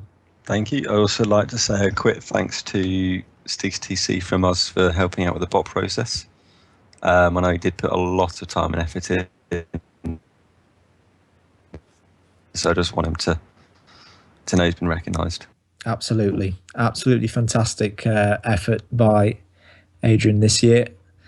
So just one more class to go then, GT300, and it's just me all by my own now in the virtual studio. So let's move on to GT300. Or as I say that, I think Kevin might be rejoining me in the commentary box. We'll just wait for him to arrive. So just to recap then, as we're waiting for Kevin and the final class to come up, the franchises and the classes that we've announced tonight, the DP and LMGT classes are invitational only classes for the Daytona 24 hours. All the other entries that you see are full season entries, and we will announce the further classes involved in the Le Mans style prototype classes later towards the new year, so do keep an eye out for those as we confirm what's going on with those classes. Moving on then to GT300, as I think Kevin's back with me. Yes, can you hear me? I am. Fantastic. Great to have you back. So let's move on then to GT300, the final class that we're going to announce tonight. And the first two teams on the entry list of 6, HRSC Racing, another new team in the Sports Car Series for 2016. Welcome, guys. Great to have you on board. And another one of our familiar names returning to the series. Their second team, I'm just going to correct myself, it's their first full entry, and 2 entries if you include their invitational in LMGT, or a racing team taking part for the full season in GT300. HRSC Racing will be run by Harsk 100, so we've got to wish him luck. So we'll start with Harsk 100's team, Kevin. New team in for the series. GT300's their franchise class. How do you think they'll do in 2016? Yeah, it's real difficult for me to say anything about that really, because last year the GT300s kind of slipped under the radar for me. But I have to say the name Harsk does ring a bell.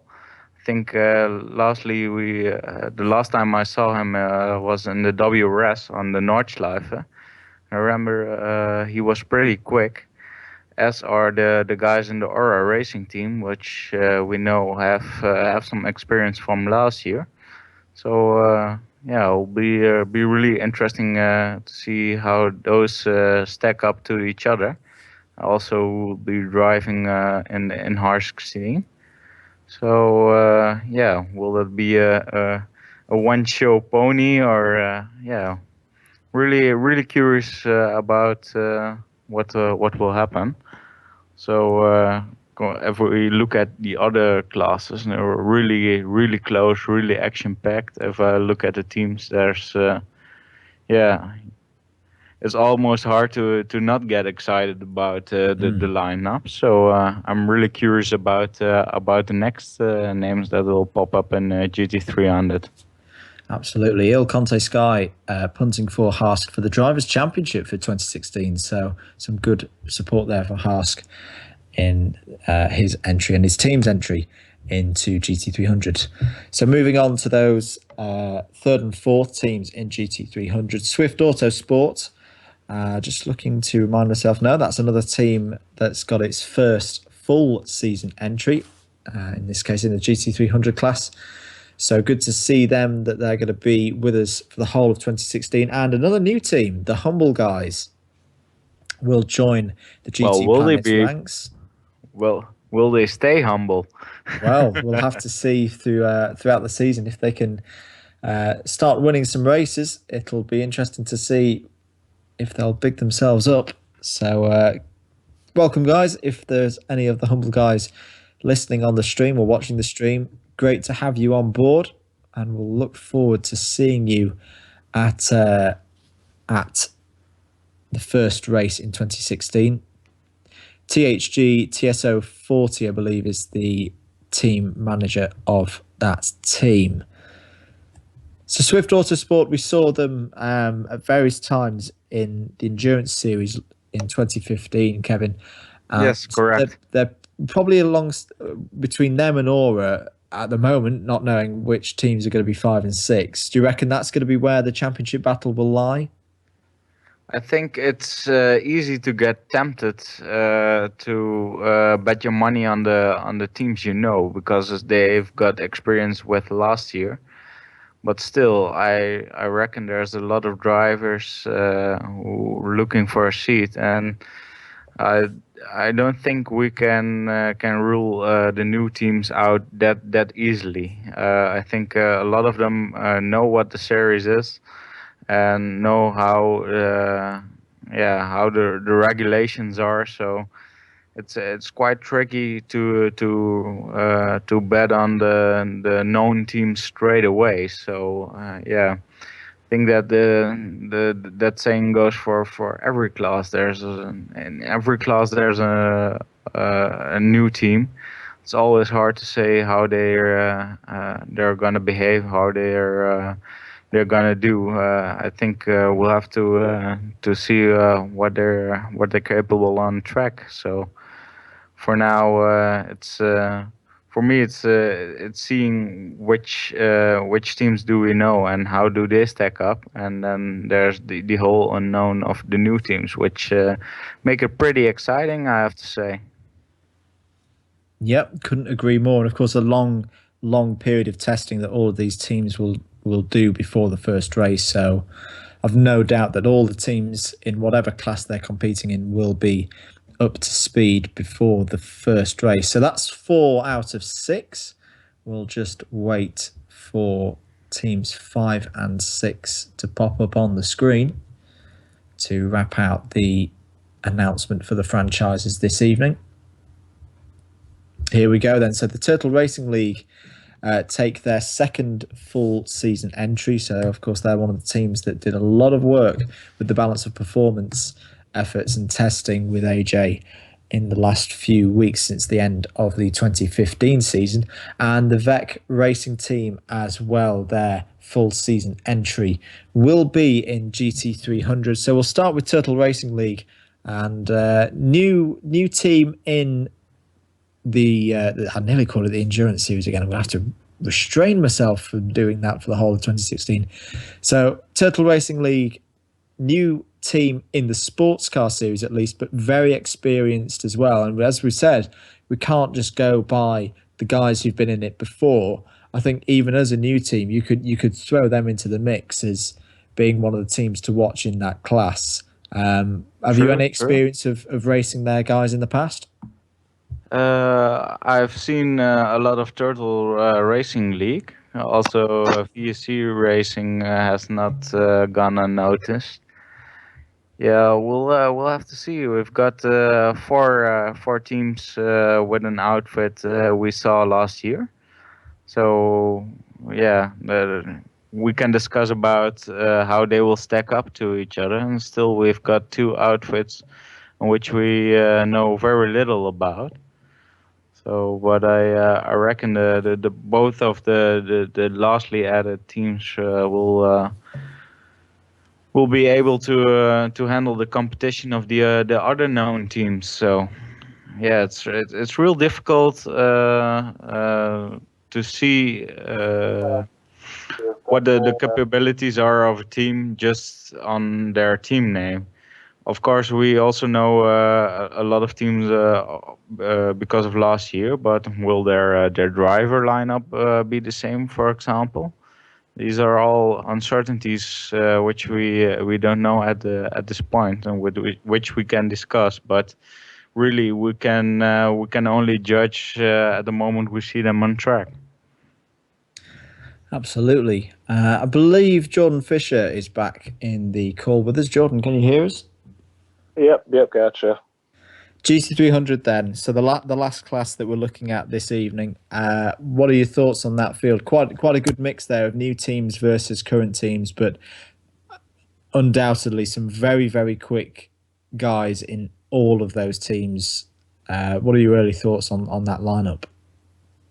I think the lineup is, it's like I said, really mixed out, and we're really excited to try that out. It kind of came as a surprise, as we did not expect to get a GT300 car for this year, but now that we got it, I think we're definitely up to the challenge.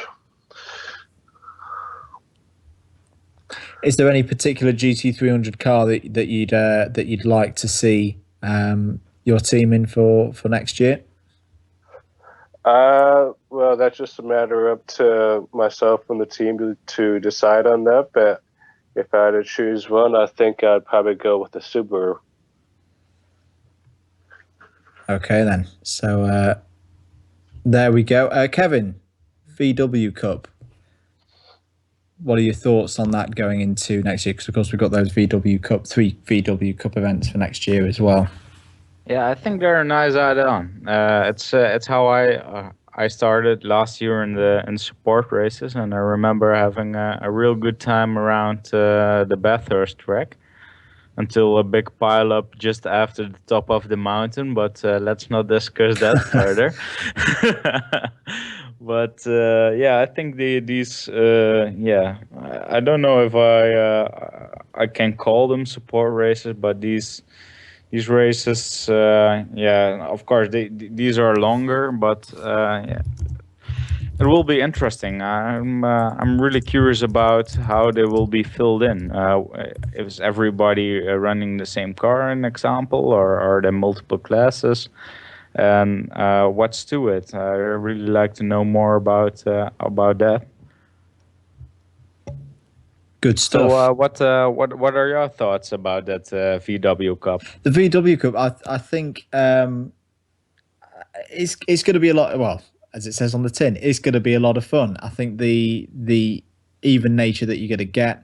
I know discussing about it with AJ, tactics are going to be important. I think it's going to be your classic endurance race where the team that keeps their car out of the pits the longest is going to win, because how you manage the tires, how you manage the fuel is going to be a polar opposite to what you see normally in the endurance series, where you're going to be taking wear and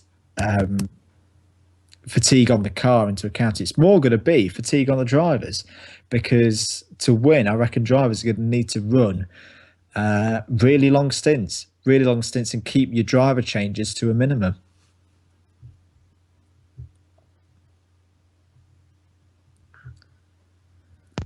So there we go. I think seems like you know more about that than I do. But like I said, I'm really curious about how that gets filled in.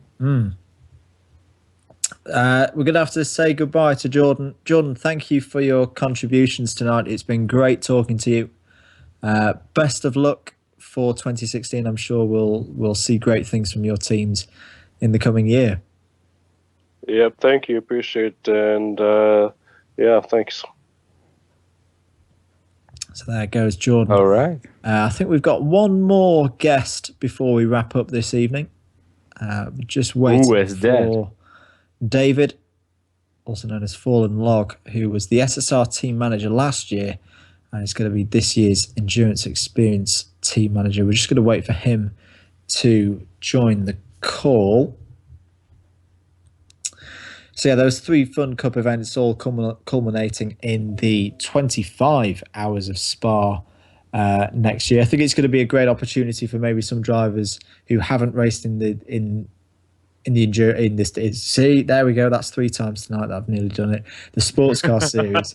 I think it's going to be a great opportunity for drivers to come in, sample a bit of what the Sportscar Series and endurance style of racing is like.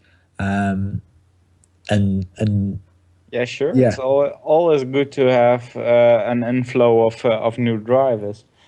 It's the more the merrier, I guess. But then again, I'm onto a conspiracy here, I guess, because GTPlanet Endurance Series, Sports Car Series, GT Sports. What would happen? Well, it's news to be honest. I don't fully know what's going on. AJ does keep some things from me, but we will know. Yeah, before we get the wildest speculations, I'm just speculating here myself as well. So I don't know. There's nothing wrong with a bit of speculation. It keeps, but just one thing that came to my mind. Good stuff. So I think we can speak to David Fuller now. David, can you hear us? I can hear you. Can you guys hear me? Yeah, we can hear you loud and clear. Evening, David. Great to have you with us. So for guys who don't know, you're taking on the running of the Endurance Experience team for the coming year, and I'm just going to check that I'm not getting it wrong again. That's one of the teams that we've got in TCN1. Am I correct? Yes. That is correct. So, Endurance Experience, for those of us who aren't aware of what the mantra of the team is, what is going to be what's going to be the plan for Endurance Experience in 2016? Well, as far as I understand, AJ's got the karting series that he's going to be bringing drivers into, and I'm going to be coaching and mentoring them into the Endurance Experience team and bringing them into the World GTP Endurance Series. Sorry. Sports Car Series. You will go again. That sounds like fantastic stuff, because for the guys who maybe haven't watched the karting series this year, myself and Tom Brooks have had an absolute ball, and I'm not over exaggerating here. It has been so much fun commentating on that series the last few months, and do tune in when the final episodes of that come out over the Christmas period, because there's no other word for it. Some of the racing in that series is mental. But it's a good mental. It's just been so close and so competitive, but some real talent in that karting series with their racecraft. So how have you seen much of what the guys in the karting series have done, David? Are you excited about some of the talent that's coming through? I'm excited to see the talent that's coming through. I haven't actually been able to catch much of the karting series. When I was managing SSR Motorsports, it was more of a full-time job with those guys, so I wasn't able to really manage the karting or watch the karting series that much. So I'm excited to see the karting series finale, to see how the competition stacks up in there, and we'll see how it goes next year when I get my list of drivers that I'm going to be coaching. So sure thing. So the karting series finale will be broadcast on Christmas Day, so you can watch that here on the GTPlanet YouTube channel. And I know it's Christmas Day, and I know there's lots to do and lots of excitement and maybe family commitments as well. But if you do get a chance, whether on the day or in the days after, do watch the broadcast of the final from Brands Hatch, because some of the racing in it is absolutely fantastic. Me and Tom nearly passed out several times commentating on it back with AJ about a week or so ago, and it is an absolutely brilliant way to wrap out 2015 for all the GTPlanet racing series that we've been able to bring to you this year. David, it sounds absolutely fantastic, and a fantastic prospect for yourself and the drivers in the Endurance Experience team. The TCN1 rear-wheel drive touring car class. Best of luck to you, and I'm sure we'll hear from you across the year. And get cracking with training those drivers up for a bit of endurance racing. Of course, I will. Thank you very much. Good luck, David. Thanks, David. You. Absolutely fantastic. So here you go then. A final little quick run through of the confirmed events for the Sports Car Series for 2016. Just a reminder, if you hadn't heard already, maybe you've joined the broadcast a little bit late, the Le Mans style, WEC, ELMS, however you want to call them, those style events with the P1s and the P2s are on hold for now. We've got a plan together of how we're going to bring those in. We'll announce that in due course. But for now, here are the confirmed events for the GTPlanet Sportscar Series for 2016. Round 1 on the 16th to the 17th of January will be the London 12-hour VW Fun Cup race around the Indy Circuit layout of Brands Hatch. Then it's to Daytona for the first of our 24-hour races around the sports car course for the 24 hours of Daytona with the DP and LMGT invitational classes and the GTD/GT3 AM class competing for championship points. It's then off to Japan and the Fuji Speedway for the GT 500 kilometers on the 13th of February, the GT 500 and GT 300 classes running in that one. Before we pop down to Down Under for 2 races around Bathurst. The first on the 12th to the 21st of September, the 12-hour, and then the 6-hour on the 19th to the 20th of March. Then it's off to the Nordschleife and the combined circuit for the 24 hours of the Nürburgring, one of the highlights of the year. A lot of people looking forward to that one. That'll be on the 13th through 22nd of May, that event. And then it's to Silverstone, just down the road from me. 2 races on the weekend of the 10th to the 12th of June. The 6-hour Fun Cup race and then the 10-hour TCN1 and TCN2 race. Before we head off to Spa, to the Ardennes Forest for the 24 hours of Spa with the GT3 classes running on that one. Before we return to Japan again in mid-August for the 1,000 kilometers of Suzuka. Then it's back to the Nürburgring for the VLN 6-hour race on the 10th to the 11th of September before we wrap up the season with another VW Fun Cup race the weekend of the 8th and 9th of October with the 25 hours of Spa-Francorchamps. So there you go. That's the races that we've announced. You can go and view the franchises that we've announced tonight as well, either back further in this stream or up on the website www.gtplanet.net. Do keep your eyes on Twitter. If you haven't done so already, you can follow at GTPlanet News and at GTP_AJ for all the latest related news to the GT Planet see that fourth nearly again GTPlanet Sportscar Series. I think that's going to be my tricky bit for the whole season. That's going to cost you a whole lot of money. Oh yeah, that's already 40 quid in the pot. So the GTPlanet Sportscar Series, all the latest news. Do follow AJ on Twitter, and I think all that leaves me to do is say thanks to you, Kevin, and everybody who's joined me for the broadcast this evening. It's been almost 2 hours that we've been here. There are your teams for 2016 with more to be announced towards Christmas and over the new year. Do keep it tuned here at the GT Planet YouTube series. My name's been Andrew Mather. I'll just give a chance for Kevin to say, yep, Kevin. I want to wish you all a good night, and I hope to see you next time. Good stuff. So my name's been Andrew Mather. I've been your host for this evening's announcement of the 2016 franchises. To everyone, have a very, very good Christmas and a very good New Year as well. We'll see you in the new year for more racing here on the GT Planet Sportscar Series. I can't wait. All the guys who've been in the studio this evening can't wait as well. It's going to be a fantastic season, and we will see you all very, very soon at Brands Hatch for the first race of the season. Until then, take care, God bless, and goodbye.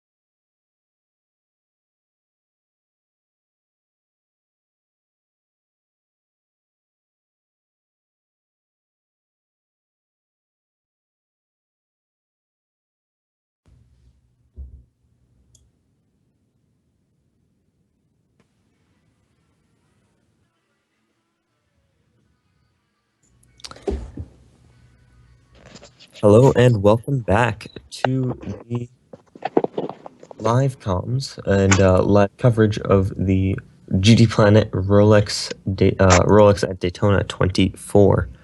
I'm Rishav Khosla, and back in the comms box with me, just like it was 4 hours ago, is David Griffin and David Fuller. How are you guys?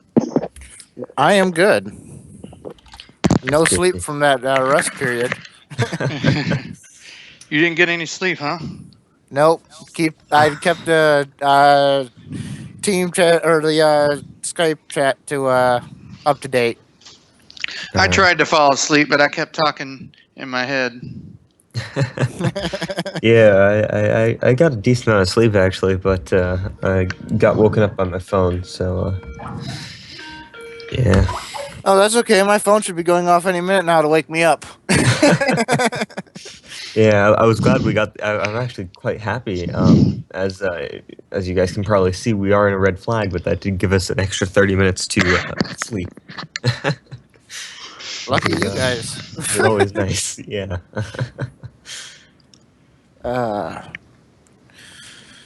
So we have our 12 posted. If I gotta find it. Actually, we have the 13th hour posted, as far as I know. Oh, we do. Yes.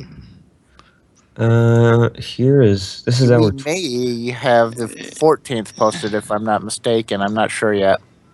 We might have got by the. I don't know when the red flag hit though. It hit about just after the 14th or 15th hour. Yeah, there's 9 hours and 52 minutes remaining, I believe.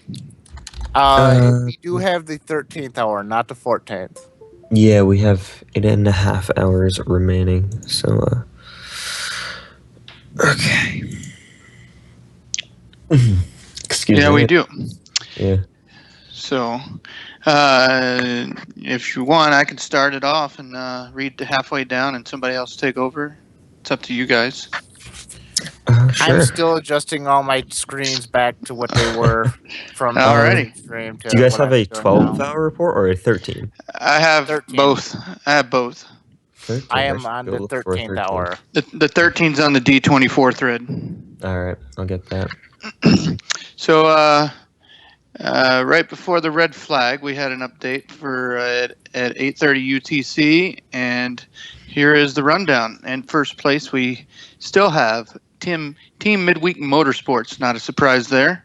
They have led this entire race.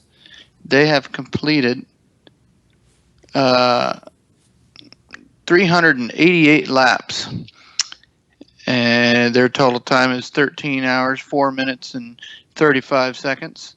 And in coming up in second so far is the one car of Team Wise Racing.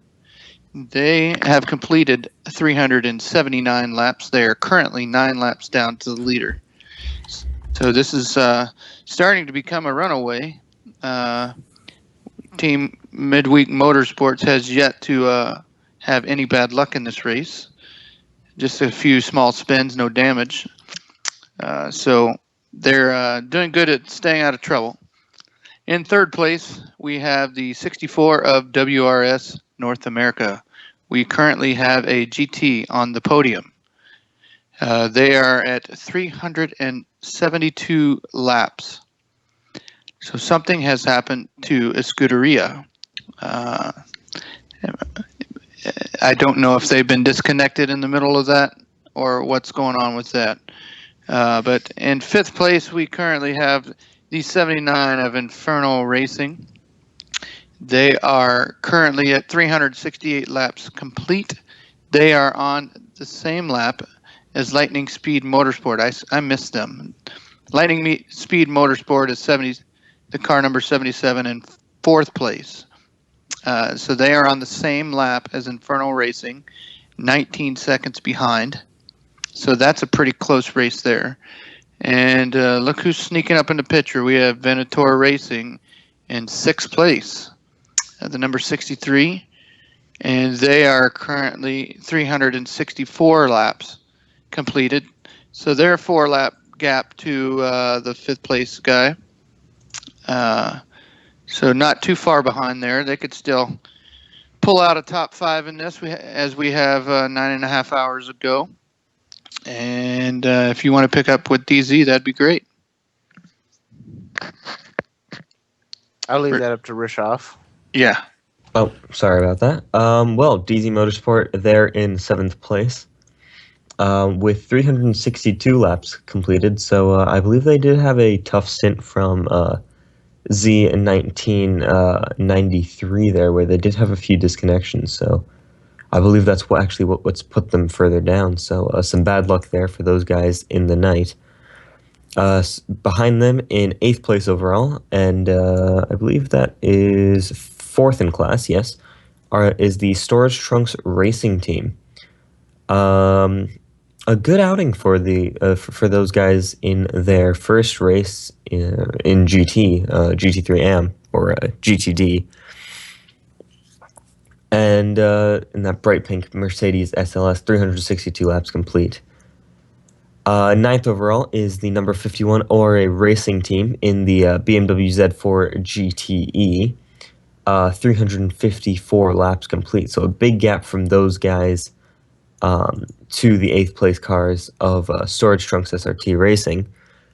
So looks like Storage Trunks has a decent lead over ORA, but still 8.5 hours to go. So still many things can happen. 10th overall is the Scuderia GTMX, that Daytona prototype you were talking about, at 353 laps. So something has really happened to those guys in the night, where they've lost 35 laps to the leader. Yeah, it'll be interesting to see what exactly happened there, if we get any update there. And 11th overall is the Swift Autosport team. So seems to have been those guys got a little bit more luck in the night and worked their way past the Tarmac Overdose Racing guys, the number 60 Nissan GTR, who are now running with 301 laps in 12th place overall and 5th place in class. That is a big change from where we were about 4.5 hours ago. Yeah, it is. I'm curious as if this the Scuderia team has enough time to get back up and try to make a podium. I think they might be too many laps down to make that happen, but we will see. Mm-hmm. I've been talking with the ORA team, and they believe that they are a little bit lower than they feel they should be due to either mistimed pictures or whatnot. But they feel that throughout the rest of the race, they will get their way back up to where they should be, as I have been talking to them throughout this entire last 4.5 hours. Okay. All right. So. I'm reading in the YouTube chat a Mass DC for the GMX guys a few hours ago. Oh dear. So. Not good for those guys then. Adding on to a subpar day, I'd have to say.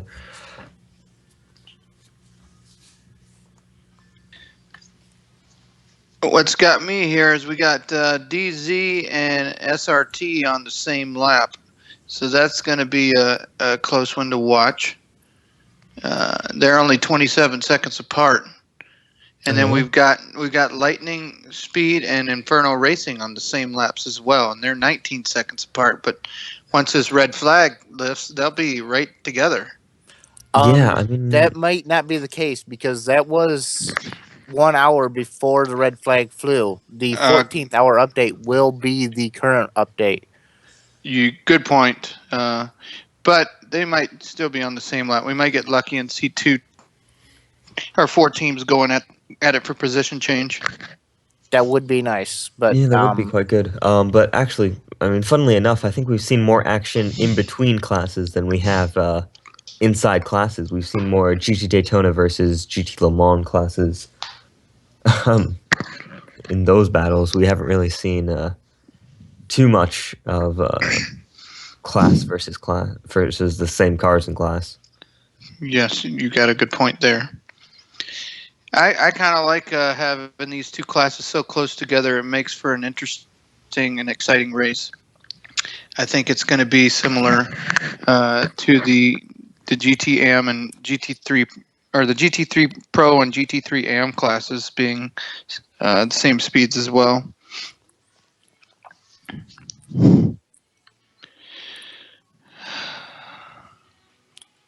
Yeah. We're just waiting on some last minute stuff to go through with AJ before we can officially get the room underway. There is currently a room up, and there's a couple of people in it. It is currently closed. Nobody is to join it. Not sure if that applies to the analyst, but still waiting on. No, I'm not going to go in there since you're going to be starting it when we get back to green. So there's no sense in me going in there. Right. Unless he needs me in there to report. So. Right. But I would just send you in there anyway. Well, according to the information I have at least, is that we have about 20 minutes until we're going to be seeing the lobby opened, at least to teams. So. Right. So we've got some time to pass, time to kill.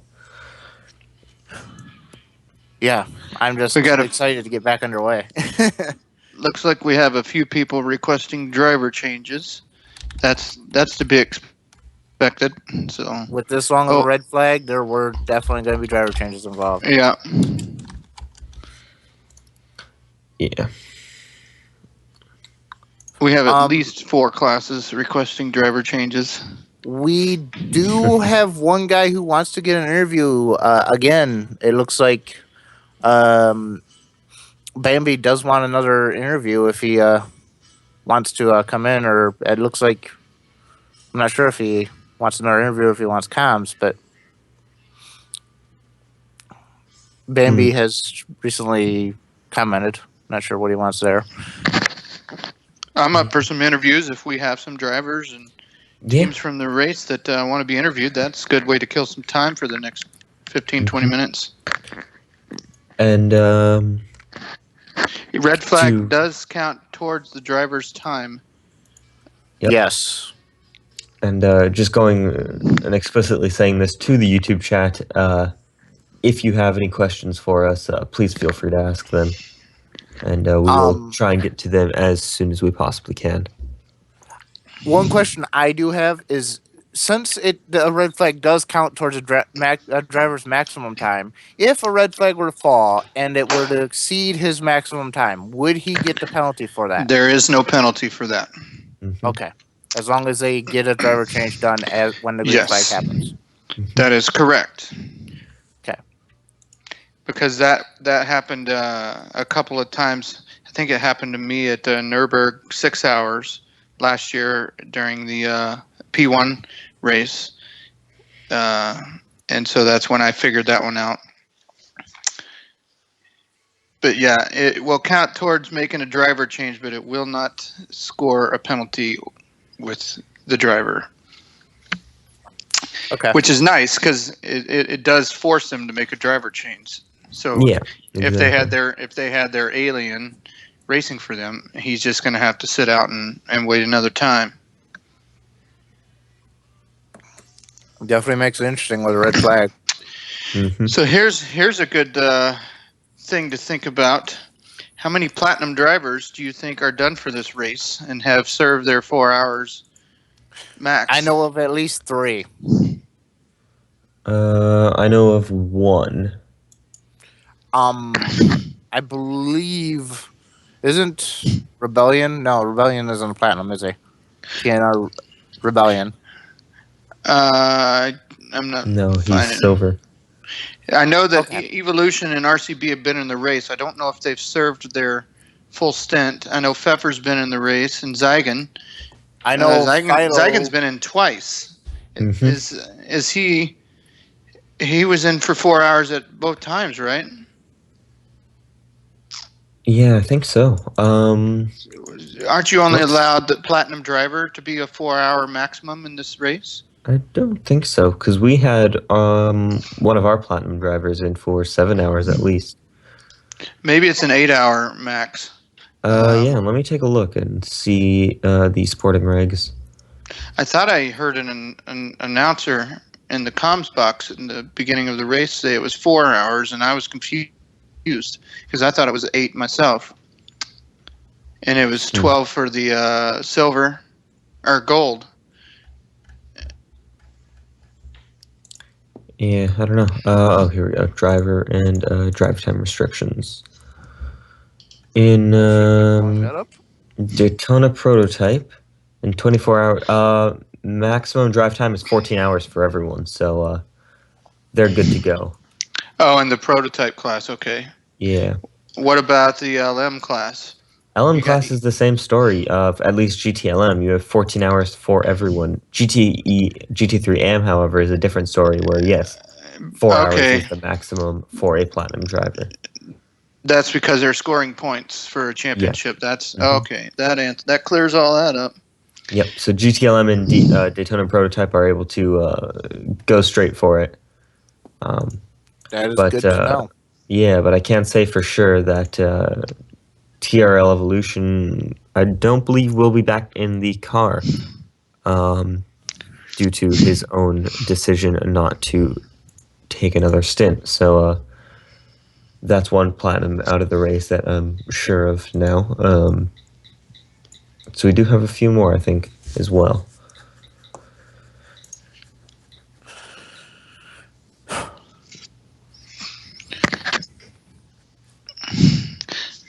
I think we have somebody here wanting an interview that says they can talk about the last couple hours of the race. Yeah. That would be Bambi, as I was saying earlier. Okay. I don't recognize his screen name. That's why. I misread what he was saying. I was. My tiredness is already starting to show. Look at that. That's okay. I've developed the name of Zombie Dave in the YouTube chat so far.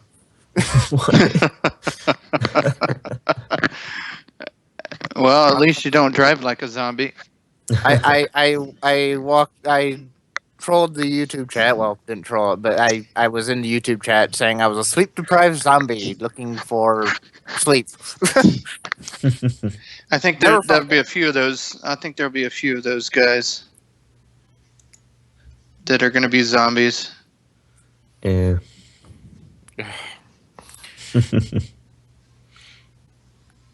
That's why I kind of want to get this race going, but I know it ain't going to make it finish any faster. You can't finish a 24-hour race in 23 hours. Yeah. No matter how hard you try, you can't.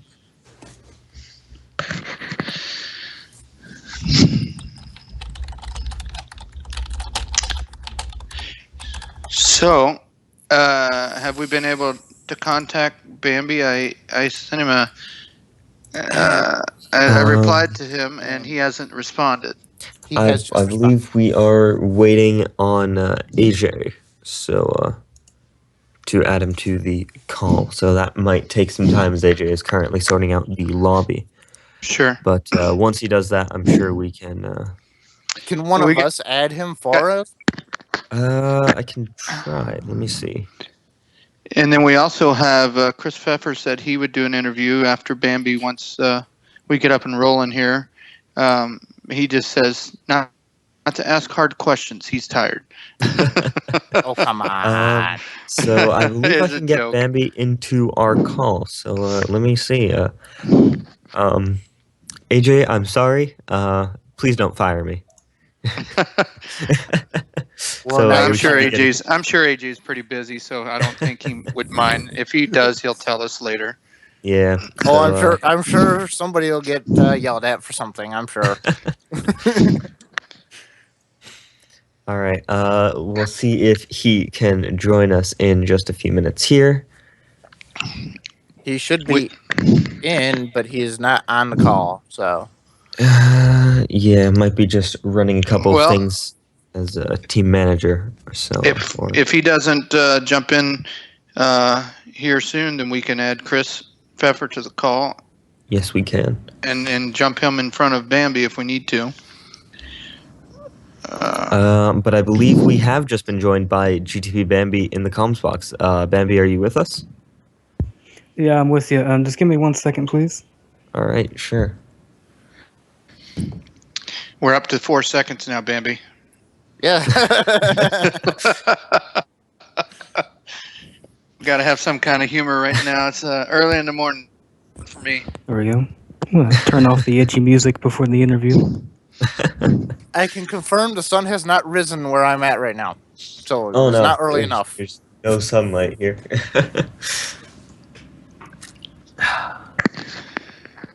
All right, guys. How have you guys been? How was your sleep? Short. What sleep? Yeah, I toss and turn. I didn't get much sleep at all. Yeah. It's difficult to properly sleep when you've got a 24-hour race going on. Oh yeah. I tell you, the racing that we've had right before this red flag, it got my adrenaline flowing, and I just couldn't shut my mind down to go to sleep. All that adrenaline flowing. Yeah, the last you would few think hours before comms close was intense. you would think that just watching the race would be fine, but it's almost like I'm driving the car. My adrenaline was going with some of the racing, switching on and off for the leads for some of these classes. So you wanted to talk about the last couple hours with us while we were tossing and turning and trying to get our sleep, right, Bambi? Yeah. From the perspective of WRS, at least, because I can't speak for the 11 other cars out there. Well, first of all, before you start, I would like to say congrats to the podium so far. I know the race isn't over, but to have a GT car up on the podium is pretty special right now. Yeah, but the clock right now is saying about 8 hours, 11 minutes and change. So we got a lot of time before we can rest easy on that one. Just got to keep on punching the laps out. Yeah. I mean, it's really interesting to see you guys up here as well, because for the most part, last year, WRS North America wasn't really seen towards the front end. I think you guys ran into quite a few issues with the Audis last year, but this move to the Mercedes has really seemed to benefit you guys. It wasn't really the Audis last year. It was just every other team on the grid was a full lineup of platinum drivers, and we just stood no chance. That's a good point. That's not the case this year. Well, anyway, I think moving over to Mercedes is a good thing for you guys. I think it allows more competition for you guys, and I've had you picked as one of the top 2 teams to go after this championship for the AM class. So this is thank you. This is good stuff. It's enjoyable watching you guys have your name up towards the top of the list. Yeah, it's a new concept to us, and we've been enjoying ourselves for the entire time since the race dropped green. It's been a good experience, and our team last year, no, not last year, 2014 during the beta races when AJ was in beta with his software and working on it with a couple of exhibitions at the Nürburgring. Mm-hmm. I wasn't on WRS at the time, but they took part in a Mercedes-Benz SLS AMG. They love that car. It's their favorite GT3 car. And I'm under the presumption that's the car that they wanted to drive last year as well, but they got stuck with the Audi because we were partnered with Avalarion, and they were in an Audi. And don't get us wrong, we still are partnered with Avalarion, but we're moving away from Audi stablemates, and we're going to more German manufacturer, and that's a good deal because we get the Mercedes that we wanted, and we all seem to love the car and gels really well. Mm-hmm. All right, yeah, that is a great car. It's very nice to drive, and it's easy to get speed out of it. So it's nice that you've got this car for the consistency that your team carries every race that you're in. Yeah, consistency is a big deal to our team. it's we don't ever. A lot of us, when we sleep, we keep our headsets on or the audio on our radio channel so we can hear our teammates, so they can yell at us to wake up or something like that. I know where you're coming from. It's always nerve-wracking when you hear swearing in the background and wheels. You hear the sound of wheels cranking back and forth. Because oh no, that can't be good. And it's. I think a few of my teammates could account for the swearing in the background when I get hit by a slower class car. But yeah, I don't think I've ever seen you guys involved in a wreck either. If you have, it's not been on my watch. We haven't been involved in any major incidents, but we've run across our fair share of knuckleheads this race. I can confirm that our car has had damage inflicted on it at more than one occasion, but it hasn't been severely detrimental. We haven't had to go into limpo mode or anything like that. Just get her back to the pit lane, fresh boots, fuel, and get her back out.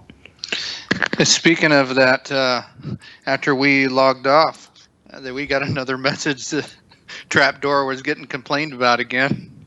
Yeah. Okay.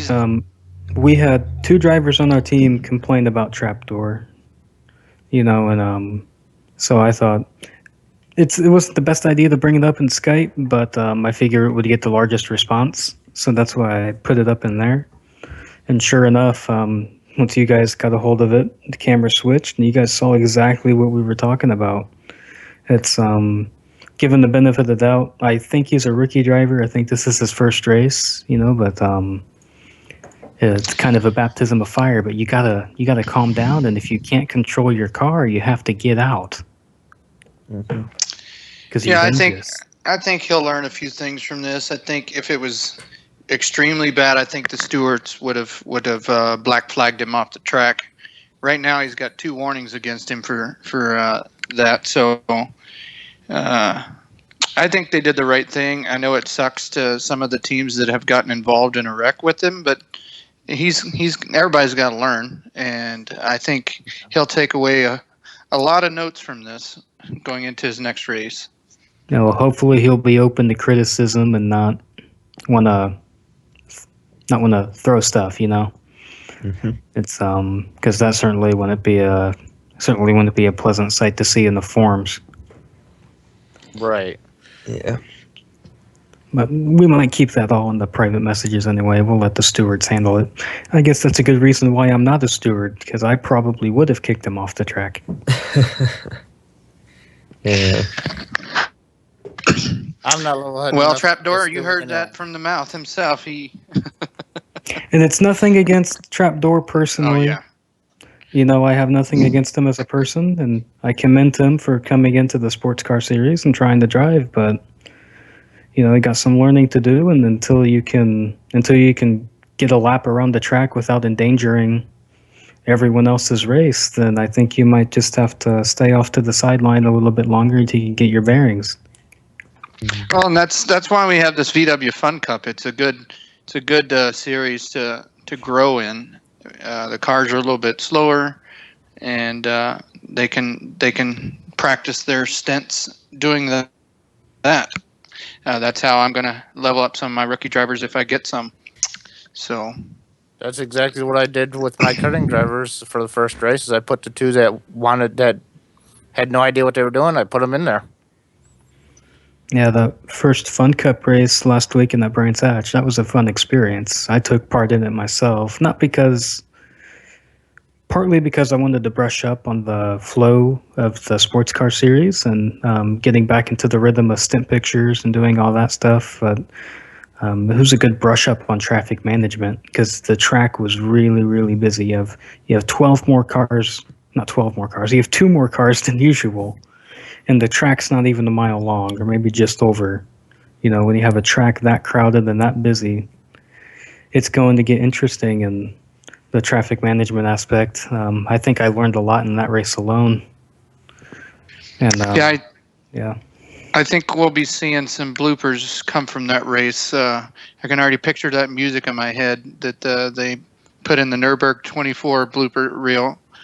So that's going to be interesting. Just make sure you get the clip of me skipping the Dragon Razor Racing Beetle across the sand trap on the first corner. We have info that AJ said all drivers changes are approved, and he says please wait to be called to the lobby, load to the pits ASAP when he calls your number. So all drivers, if you're listening, pay attention to the D24 thread. AJ will be calling your numbers pretty soon. Should I go in now before the drivers get called, or shall I wait until some drivers get called, or wait till they all get called? You might wait until you might ask AJ. I think he'll want the analyst in there before the drivers, so you might send him a message on Skype. Okay, I will do that. I think that's a good question. Yeah, I'm new to the whole analyst thing here. I mean, I did it before, but that was not under red flags. So forgive me. Well, having the analyst in there, you're going to be able to report to us what's going on if the feed's not up. Exactly. Mm-hmm. All right. Well, you got anything else you'd like to add, Bambi, before we let you go? Yeah, speaking of analysts, I don't think you guys got a... This is kind of a shameless plug, because I don't think my last stint of the car right before the red flag, I've had both of my stints cut short because of network problems, unfortunately. But when it comes to analysis of the GT Daytona class, I'd just like to share that the personal best I set in my first stint in the evening hours, in Saturday evening, I've overcome that. I'm in the 44 range now, with a 44.924. Yeah, it's always a stress reliever once you get your times down to where they should be. Yeah, that's optimal range is optimal range for our team. Well, for me at least. I try to shoot for mid to high 45, but those 44s, I'll take them. A couple of hairy moments in the turn one, though, so it's a fine balance between watching your car, keeping your car safe, and I wasn't thinking about that much, because you get into a rhythm. Yeah, there's been a few people that had their fair moments in turn one tonight. Yeah, I think I had the DZ Motorsports car spin out right in front of me on 2 occasions. It was that will get your heart beating really quick. Yeah, I think I saw you avoid him when he hit the grass on the left side and shot across the track into the wall. That was a close one. Yeah. There was also another occasion where under braking, his car just stepped out and he was 90 degrees sideways and just came to a dead stop in the middle of the road. I had to drive around the outside of him too. Well, there's one nice thing about this track is most of this track is pretty wide, so it's a little easier to avoid a car wreck on this track than it would be to avoid it at the Nordschleife. Yeah, well, here's the thing about the Nordschleife. 9 times out of 10, I probably am the car wreck. So I might just need to avoid myself at that circuit. Yeah, that's a tough track. Mm-hmm.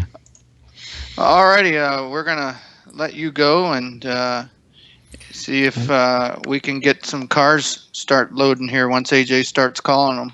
But thanks for coming aboard and getting us up to date. Yep, not a problem. I'm going to go get back in my team thread and talk to them, make sure everything's good.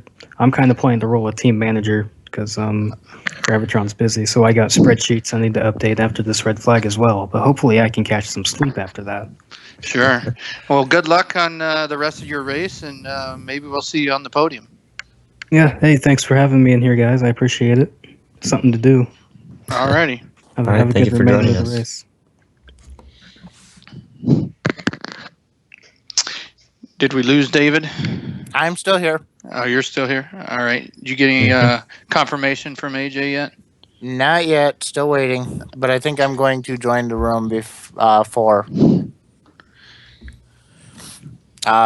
Just so I'm in the room and I can get all the data and be able to report to everything before the stream goes up and while the stream is running. Alrighty. It has changed to C form, so I am going to join the room now. All right, we are just getting pictures actually on. So I think we're frozen. Yeah. Oh, The just crowd got is pictures going back. rampant, waiting for the field to come back to the green flag. I believe we are getting pictures back. As, yeah, we got it back. All right, here we go. So less than 8 hours to go. Let's see. In this lineup here, let me pull my lineup back up. So who do you think's gonna get out front here in this GTLM class? We've got Inferno currently 6 laps into the lead. Do you think DZ has anything for him? Not sure. I'm going to have to say that I think the ORA team is going to make a strong comeback in the second half of this race. They have been definitely running more consistent pace through the night, so we'll see how they do. Yeah, it'll be interesting to see where those guys come. Inferno has a couple of strong guys finishing off the race for them, so I wouldn't count them out of staying strong into the final 8 hours of this race. So DZ Motorsports has a big gap to close up. 6 laps is certainly no easy feat, but I think that's fairly possible over an 8-hour period of time. Or I guess we're going to probably be starting around the 7-hour mark. Yeah, I think that depending on where Inferno lines up and if they can keep their nose clean in the first couple of laps of this restart, I think you're right. It's going to be hard to fill that gap because this is a big track. So, but good luck to anybody that could run them down. That's a tough team to try to beat this many laps down. But the close race is in the GTD class. You only got 4 lap gap between the leader and the second place guy, and this lightning speed, they've climbed their way back up into this battle for the lead here. A while ago, they were a few more laps down than what they currently are. So kudos to these guys for staying consistent. And then you got Venator Racing is up into 3rd now. They've had a heck of a comeback as well. They had a major disconnect in the beginning of the race, but they've been consistent as of late, and it's showing on the stats. Yeah. I can confirm we are starting to get cars in the boxes on the pit road. So as more people load in, we are getting closer to the green flag. Won't be too long now before we're back underway. I'm predicting in the next 15 to 20 minutes. So make sure you guys pay attention to the thread and join when your number is called. As I believe AJ should be. Yeah, AJ has already started calling numbers. So, so we should be underway shortly, which is awesome to see.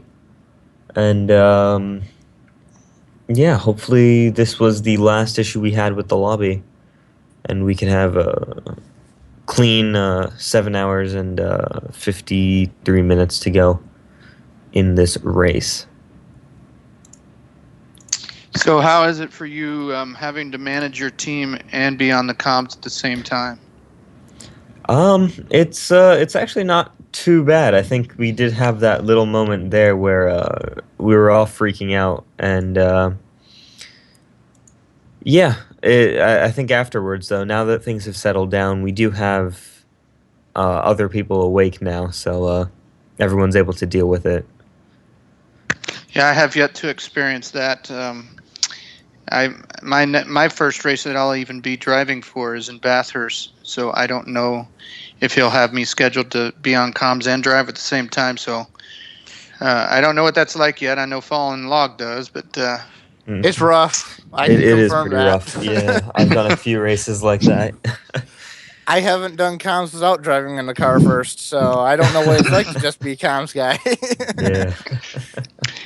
Yeah. Usually, though, if you got your platinum drivers driving for you, that should make it a little bit less stressful because they already know what they're doing and they've done it plenty of times.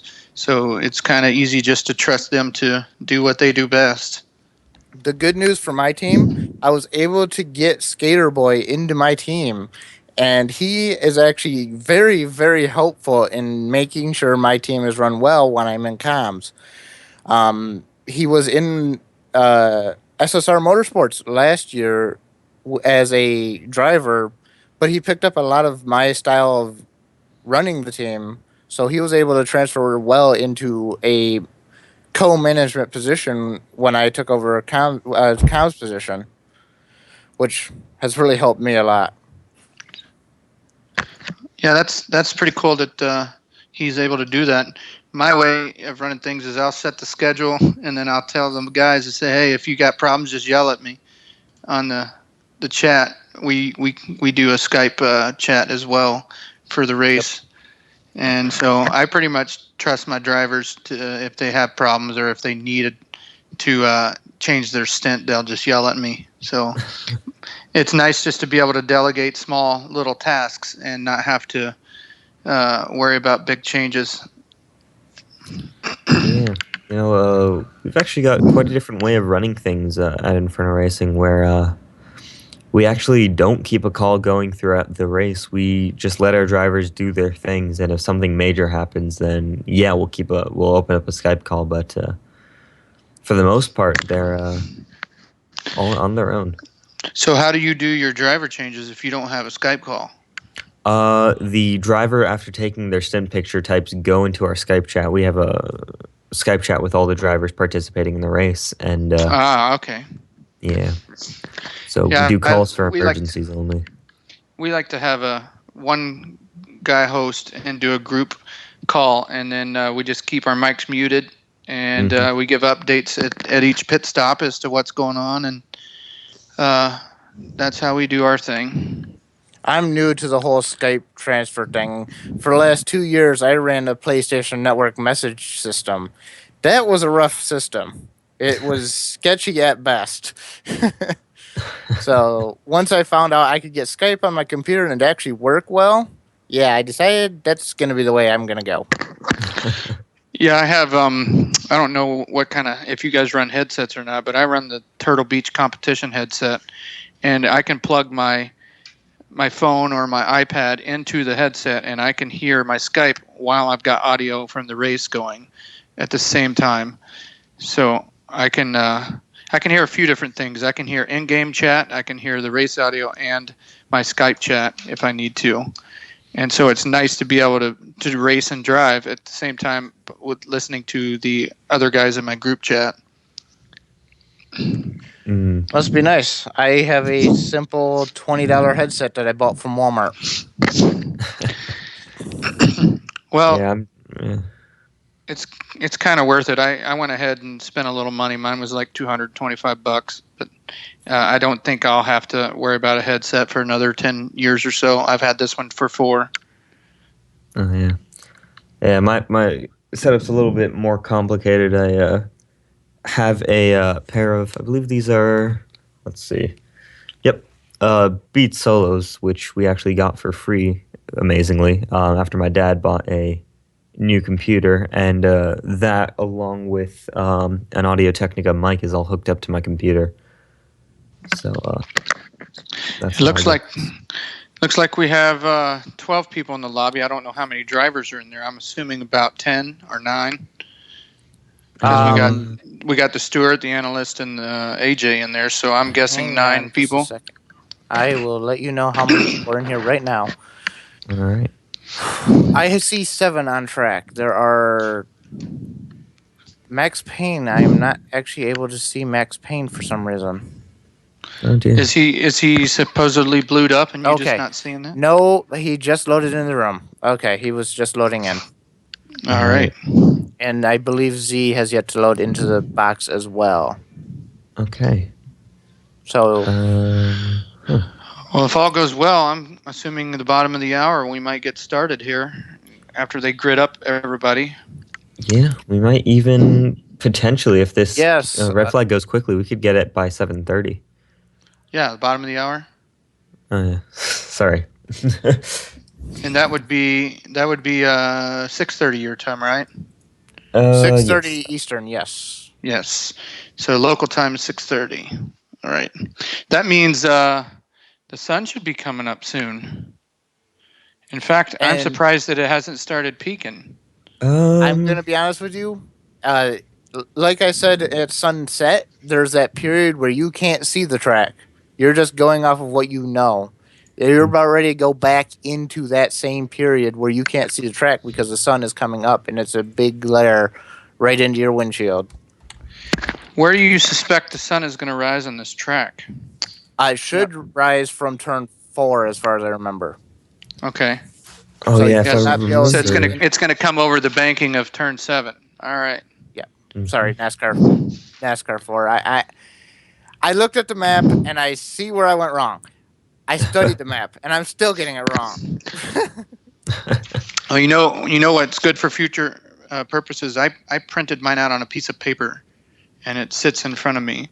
Just in case I need to call out an accident, I keep it right in front of my face. Right. I mean, I have 18 windows pulled up on my PC, and I've got 3 other TVs around, but that's the only thing I print out and keep in front of me. Yes, it should rise up over the final corner at Daytona, which I believe is turn 13. Oh, okay. Turn 12. Turn 12 to turn 13. Depends on which one. The one I just looked at marks the S curves as turn 2. The S curves. Yes. Just before that's the correct. Yes, So that would that's make correct.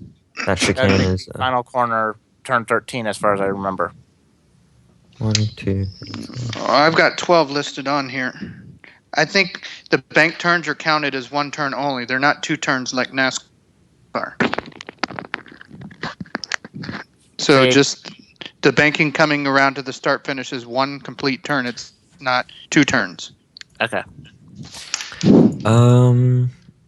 Yeah. So could we get any confirmation on which drivers have changed into the different cars? I have no recollection of who is driving where. So. Well, if you get into the timing and scoring, you should be able to tell us who's driving what.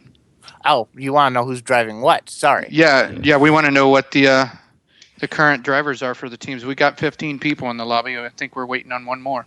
Okay, so for MWM, we have Glenn Ailes, 81. All right. For the Inferno Racing, we have RCD 929. For Swift, we have D4 Rizab. Of course, I cannot tell you who's in the car for number 77, as I don't know. For ORA, we have UNC Pub 16. For WRS North America, we have GTP Patrick. For Storage Trunks SRT, we have GTP Janjig. For DZ Motorsports, Z1993. For Venator Racing will be Max Payne. Team-wise Racing has Jeremy in.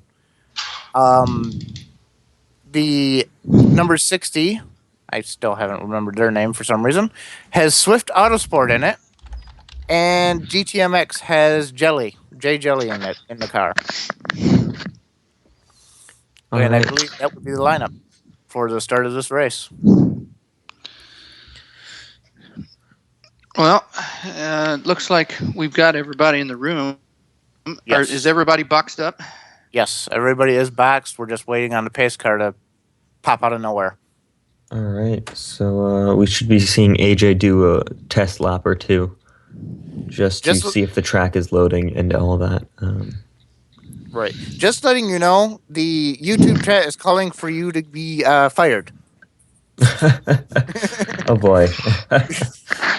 For allowing a deer into the comms box for a second time.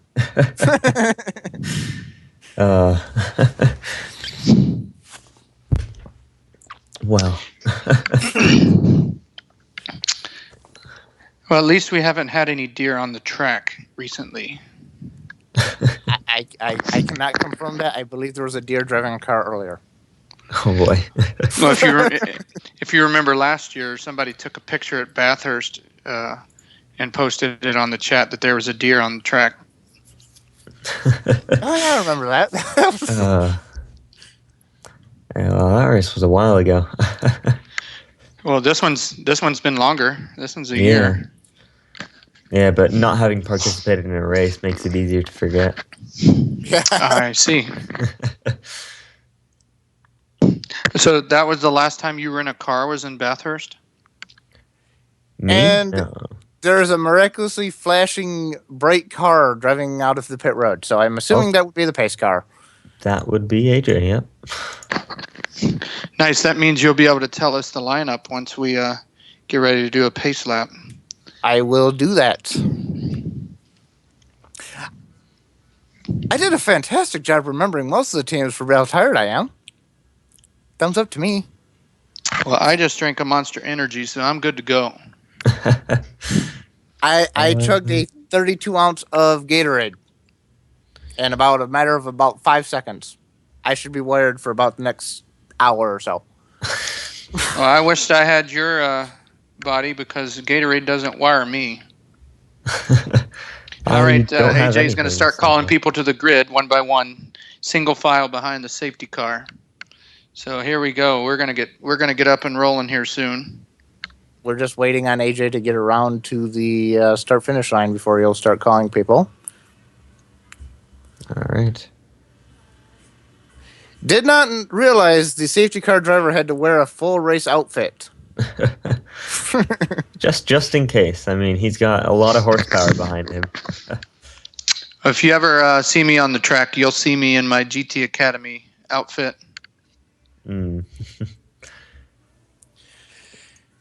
I know a few people who run that outfit. Well, I only run it because I went in 2014, and that's definitely an experience that I'll never forget. Bet it was a blast to do that. The one thing that they didn't put on the TV show that absolutely was a blast was we got to get into Caterhams in the parking lot over at the track, and we had to do we did autocross, and we had to complete a timed lap, and we had to complete a stylish lap, which involved drifting. And that was some of the hardest stuff I've ever done, and it was, I don't know why they didn't film it, but it was definitely a blast to do. Wow, yeah.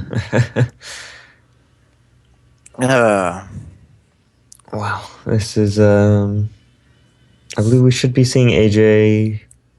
He is coming onto the super stretch, which is, as most people would call it, the back stretch, but here at Daytona, it is known as the super stretch. That I do know. Speaking of the back stretch, I'm curious to see what it looks like now that they've torn the stands down and put up that building back there. That will be revealed at the 24 Hours of Daytona next week to the general public. I cannot wait for that. So I'm excited to see what they've done to the place. I've seen pictures from Facebook. I've followed the Daytona Rising project since day one. Can't believe I missed their It's Finished post, but according to what I've heard, it is finished and ready to be revealed. All right. So that's exciting. Yeah, I'm definitely curious as to know what it's going to look like. I can see why they tore down the grandstands. Even if for this race, the grandstands are kind of empty. Well, the one thing I'm going to miss is the Budweiser porch that they had back there. That looked like a fun time. I haven't actually been to a live event at Daytona. I've been to Daytona just to go through the tour. I took the tour, and man, those 33-degree banks, or 32 degrees banking, looks like a wall. It's so steep. This game just does not do that justice at all. Well, when I saw it, I was curious as to how people could even stand up on the banks to grab debris. I don't know how those track workers do that. It's just incredible, the steepness of the banking. And all of a sudden, the pace car is doing 120 mile an hour. But he is calling people to the grid. I wonder if he's given the track a good testing to see if it's got any dew on it, because it's been sitting for a while. Maybe. He is pulling up to the start finish line right now as Glenn Ailes 81 is the first car called to the grid. GTP Jean Jig will be right behind him in the number 65 SRT. This will be kind of slow. I'm calling these as they pull out of the pits. The number 3 of Z1993 will be next in line. So this is interesting. It looks like we're going to have these DP cars towards the middle and back of the pack at the start of this race. Yeah, that's very interesting. That's going to make it exciting, watching those guys try to get through the pack. They're going to have to be very patient into turn 1. Yeah. Wow.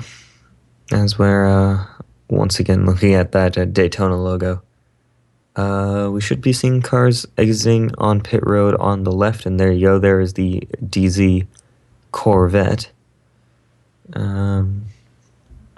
Yeah. So it just should be calling cars to track, and yeah, if we can get all the cars going, we could be underway in just about 6 minutes, which is... TWR Jeremy has just been called to the grid, so that would be the number 1, followed by RCB 929 and number 79. All right.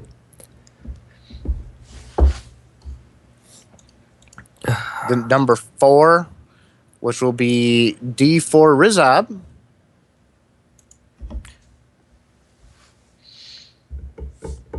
I'll give you guys a complete rundown once these guys are out.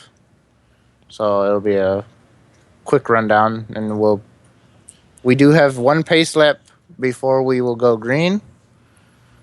So just keep in mind, until we get an update, I'm going to treat this as if 4 of these teams are on their same lap.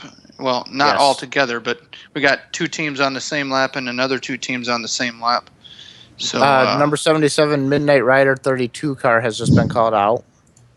So let's see who these teams are to watch out for. I had them pulled up. We've got Inferno and Lightning Speed on the same lap, according to this update, which is probably an hour or 2 old. And then we've got Venator Racing and DZ Motorsport. No, I'm sorry, DZ Motorsport and SRT Racing on the same lap as well. So there's going to be 2 battles going on at the start of this race. Something to look out for.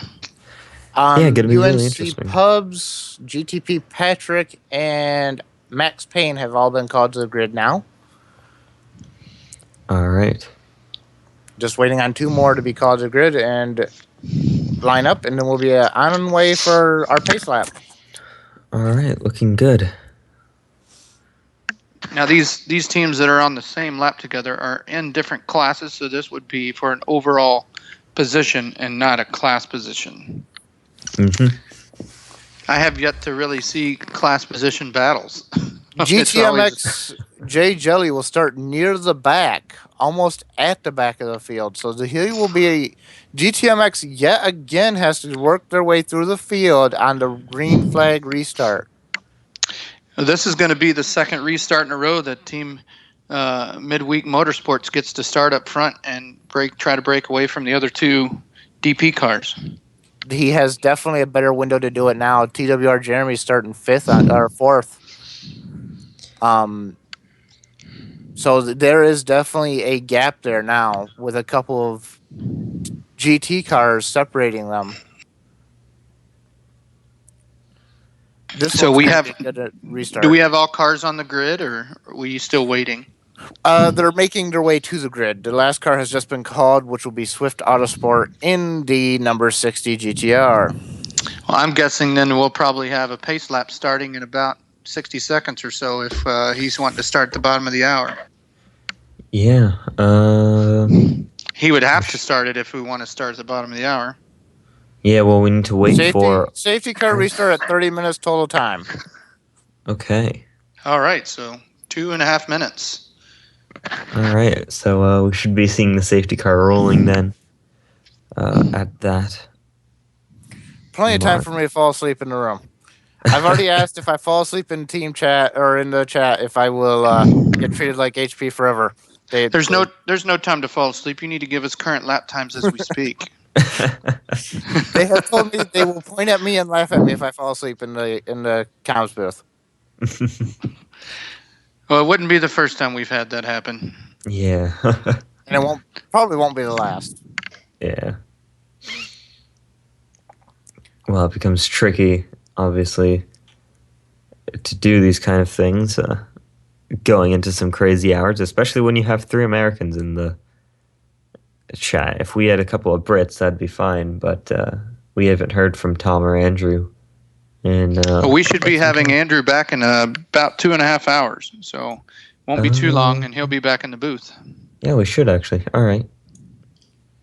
That's great. They're already calling me the new HP. I haven't fallen asleep yet. Give me a chance to go to sleep, please. Shun him. Yeah, it looks like Andrew will be replacing you or me, and David will be replacing you or me. So, yeah. But I'm only out for a couple hours, and then I'm back in for the rest of the race. Yeah, this is my last stint, I believe, unless AJ changes that, and we will actually. Surprised we haven't switched over to part 3 yet. 60 seconds. So, not really sure what's going on with that, but yeah. AJ will probably get that going. He has a safety car restart. He has to yeah, exactly. So we'll probably get that. To be fair, I don't even think he's got the camera set yet, if I'm not mistaken. Well, according to this stint analysis, the comms stat timetable, I'm supposed to already be off the air. So I'm going to leave this to you two and go catch a little bit of a break because I got a 4.5 hour stint coming up. So. All right. Well, geez. All right. It's been good hanging with you. Yeah, I forgot that I was only supposed to be in for an hour, which it was only a half an hour when I joined because we started late. But, yeah, it's been great working with you, Rashah, because I probably won't see you again. And then, not during this race, at least. So, good luck with your Team Inferno there, and I will catch you on the flip, and I'll see you in a few hours, David. All right. See ya. All right. See ya. I believe the safety car came standard with a horn this time. Yep, just to let the field know. I think that's a fairly standard procedure that AJ now does. But we are underway. Safety car leading the pack down at around, I believe, 30 kilometers an hour. So not very quick. But 60 kilometers an hour. 60 kilometers an hour. All right. Still not very fast. Yeah, still not very fast, especially around a circuit like this. But we should be getting underway in a minute or two here. And, yeah. I believe that AJ has experimented with different safety car speeds, and he's found that just going into the pause mode works best for him as a race director and safety car manager. Yeah, that probably makes sense, as he has quite a lot on his plate to deal with. So, one more slot, and we could have somebody else to be the safety car guy, but... Yeah, but unfortunately that 16-person limit becomes a bit challenging.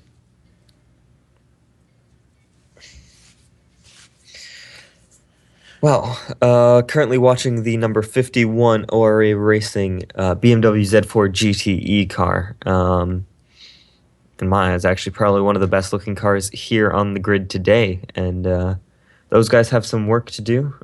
You're driving for that team, if I'm correct. So how's their race been so far, and what are the plans for the next 7.5 hours? Worked their way back up the field. For the most part, they have a sneaking suspicion that through the next few hours, their photos will get through and their lap count will improve. Not 100% sure if that is the truth or what, but we have been fluctuating very badly, and I believe it is stint photos because we've gone from 12th on the field to 5th in 1 hour and then gone back down to 10th. Yeah, that seems interesting. Just a warning to no weaving, I believe, is what AJ No, was the just number telling 63 has been given a warning for weaving. Okay. So yeah, we should be getting underway once again, as they're on the first banking, I believe. Yes. All right. I've gotten yelled at enough in this. I should know these corners by now. This, I believe, is turn 7 on the regular track. Let me see. Let me see if I can by, pull it up. their names. I just do it by corner names. I can't do numbers. Right, I do a Daytona 2 and Daytona 1. That's how I know them. Oval 1. Yeah.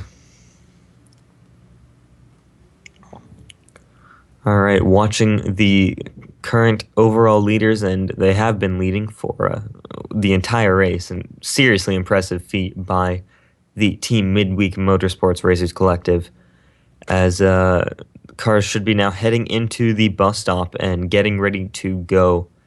Yep, there we go. That's the bus stop. And AJ saying safety car in at the end of this lap. So here we go. We are about to get going, and hopefully we'll be having 7.5 hours of uninterrupted racing.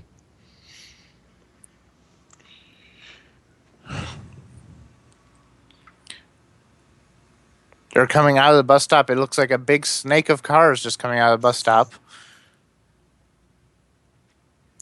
Yep. This is going to be pretty good. We've got... Again, I'm going to be riding on board with GTMX J Jelly as he tries to work his way through the field.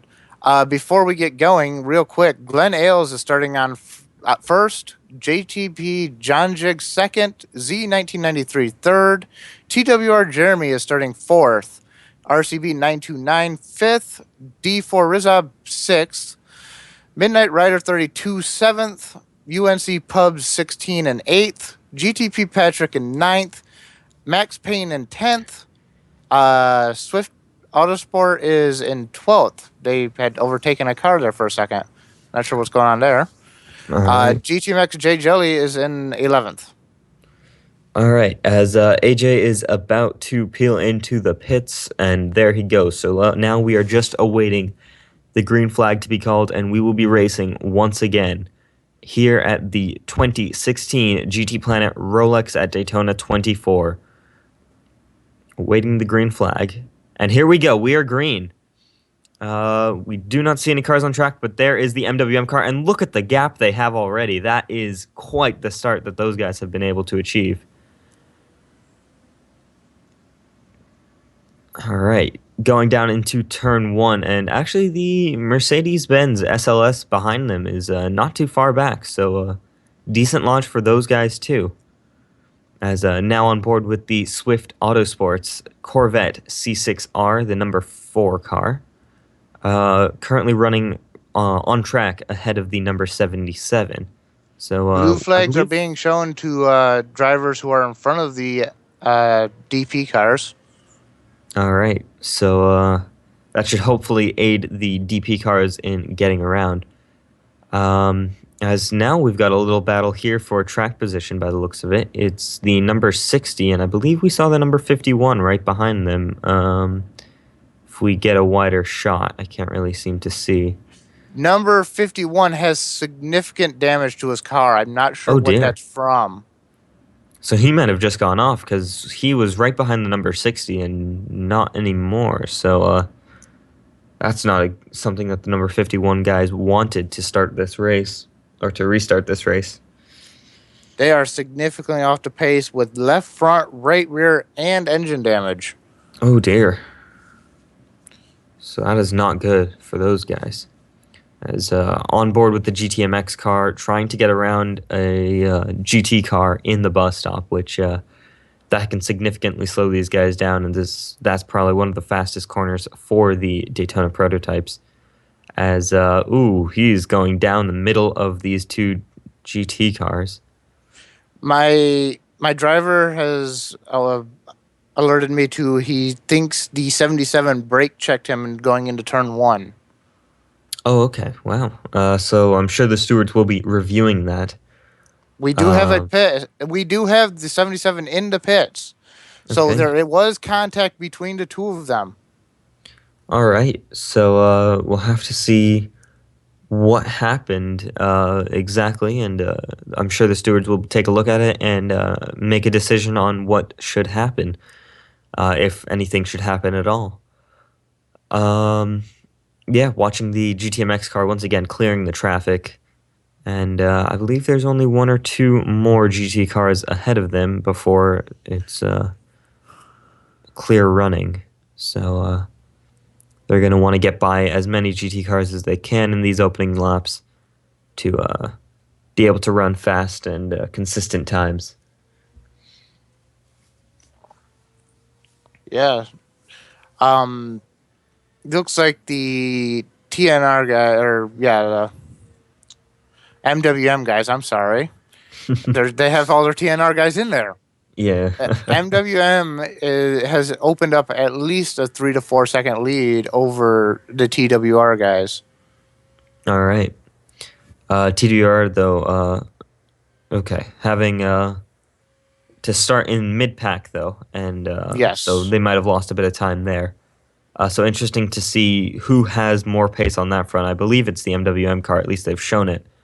But, there could be different drivers and fresh drivers that haven't seen the track as yet. And just a reminder to all our viewers that we will be moving to part 3 very shortly, so make sure you have that pulled up, and we should actually be, we're not live yet, but we should be live soon. So keep an eye on that, and we will let you know. What is Z's lap time? Z is running... Where is he? Z, there he is. He just ran a 1:48.637. But of course, these guys are still running their fastest laps so far, as they are still getting up to speed. Yep, I believe these are just their second racing laps that they're completing here. So GTMX J Jelly on his last lap ran the best Sector 3 of the new room. All right. Glenn Ailes 81 is on his current best lap of the room. Okay. So as I've said, everybody's still improving their times. Yeah, seems like it.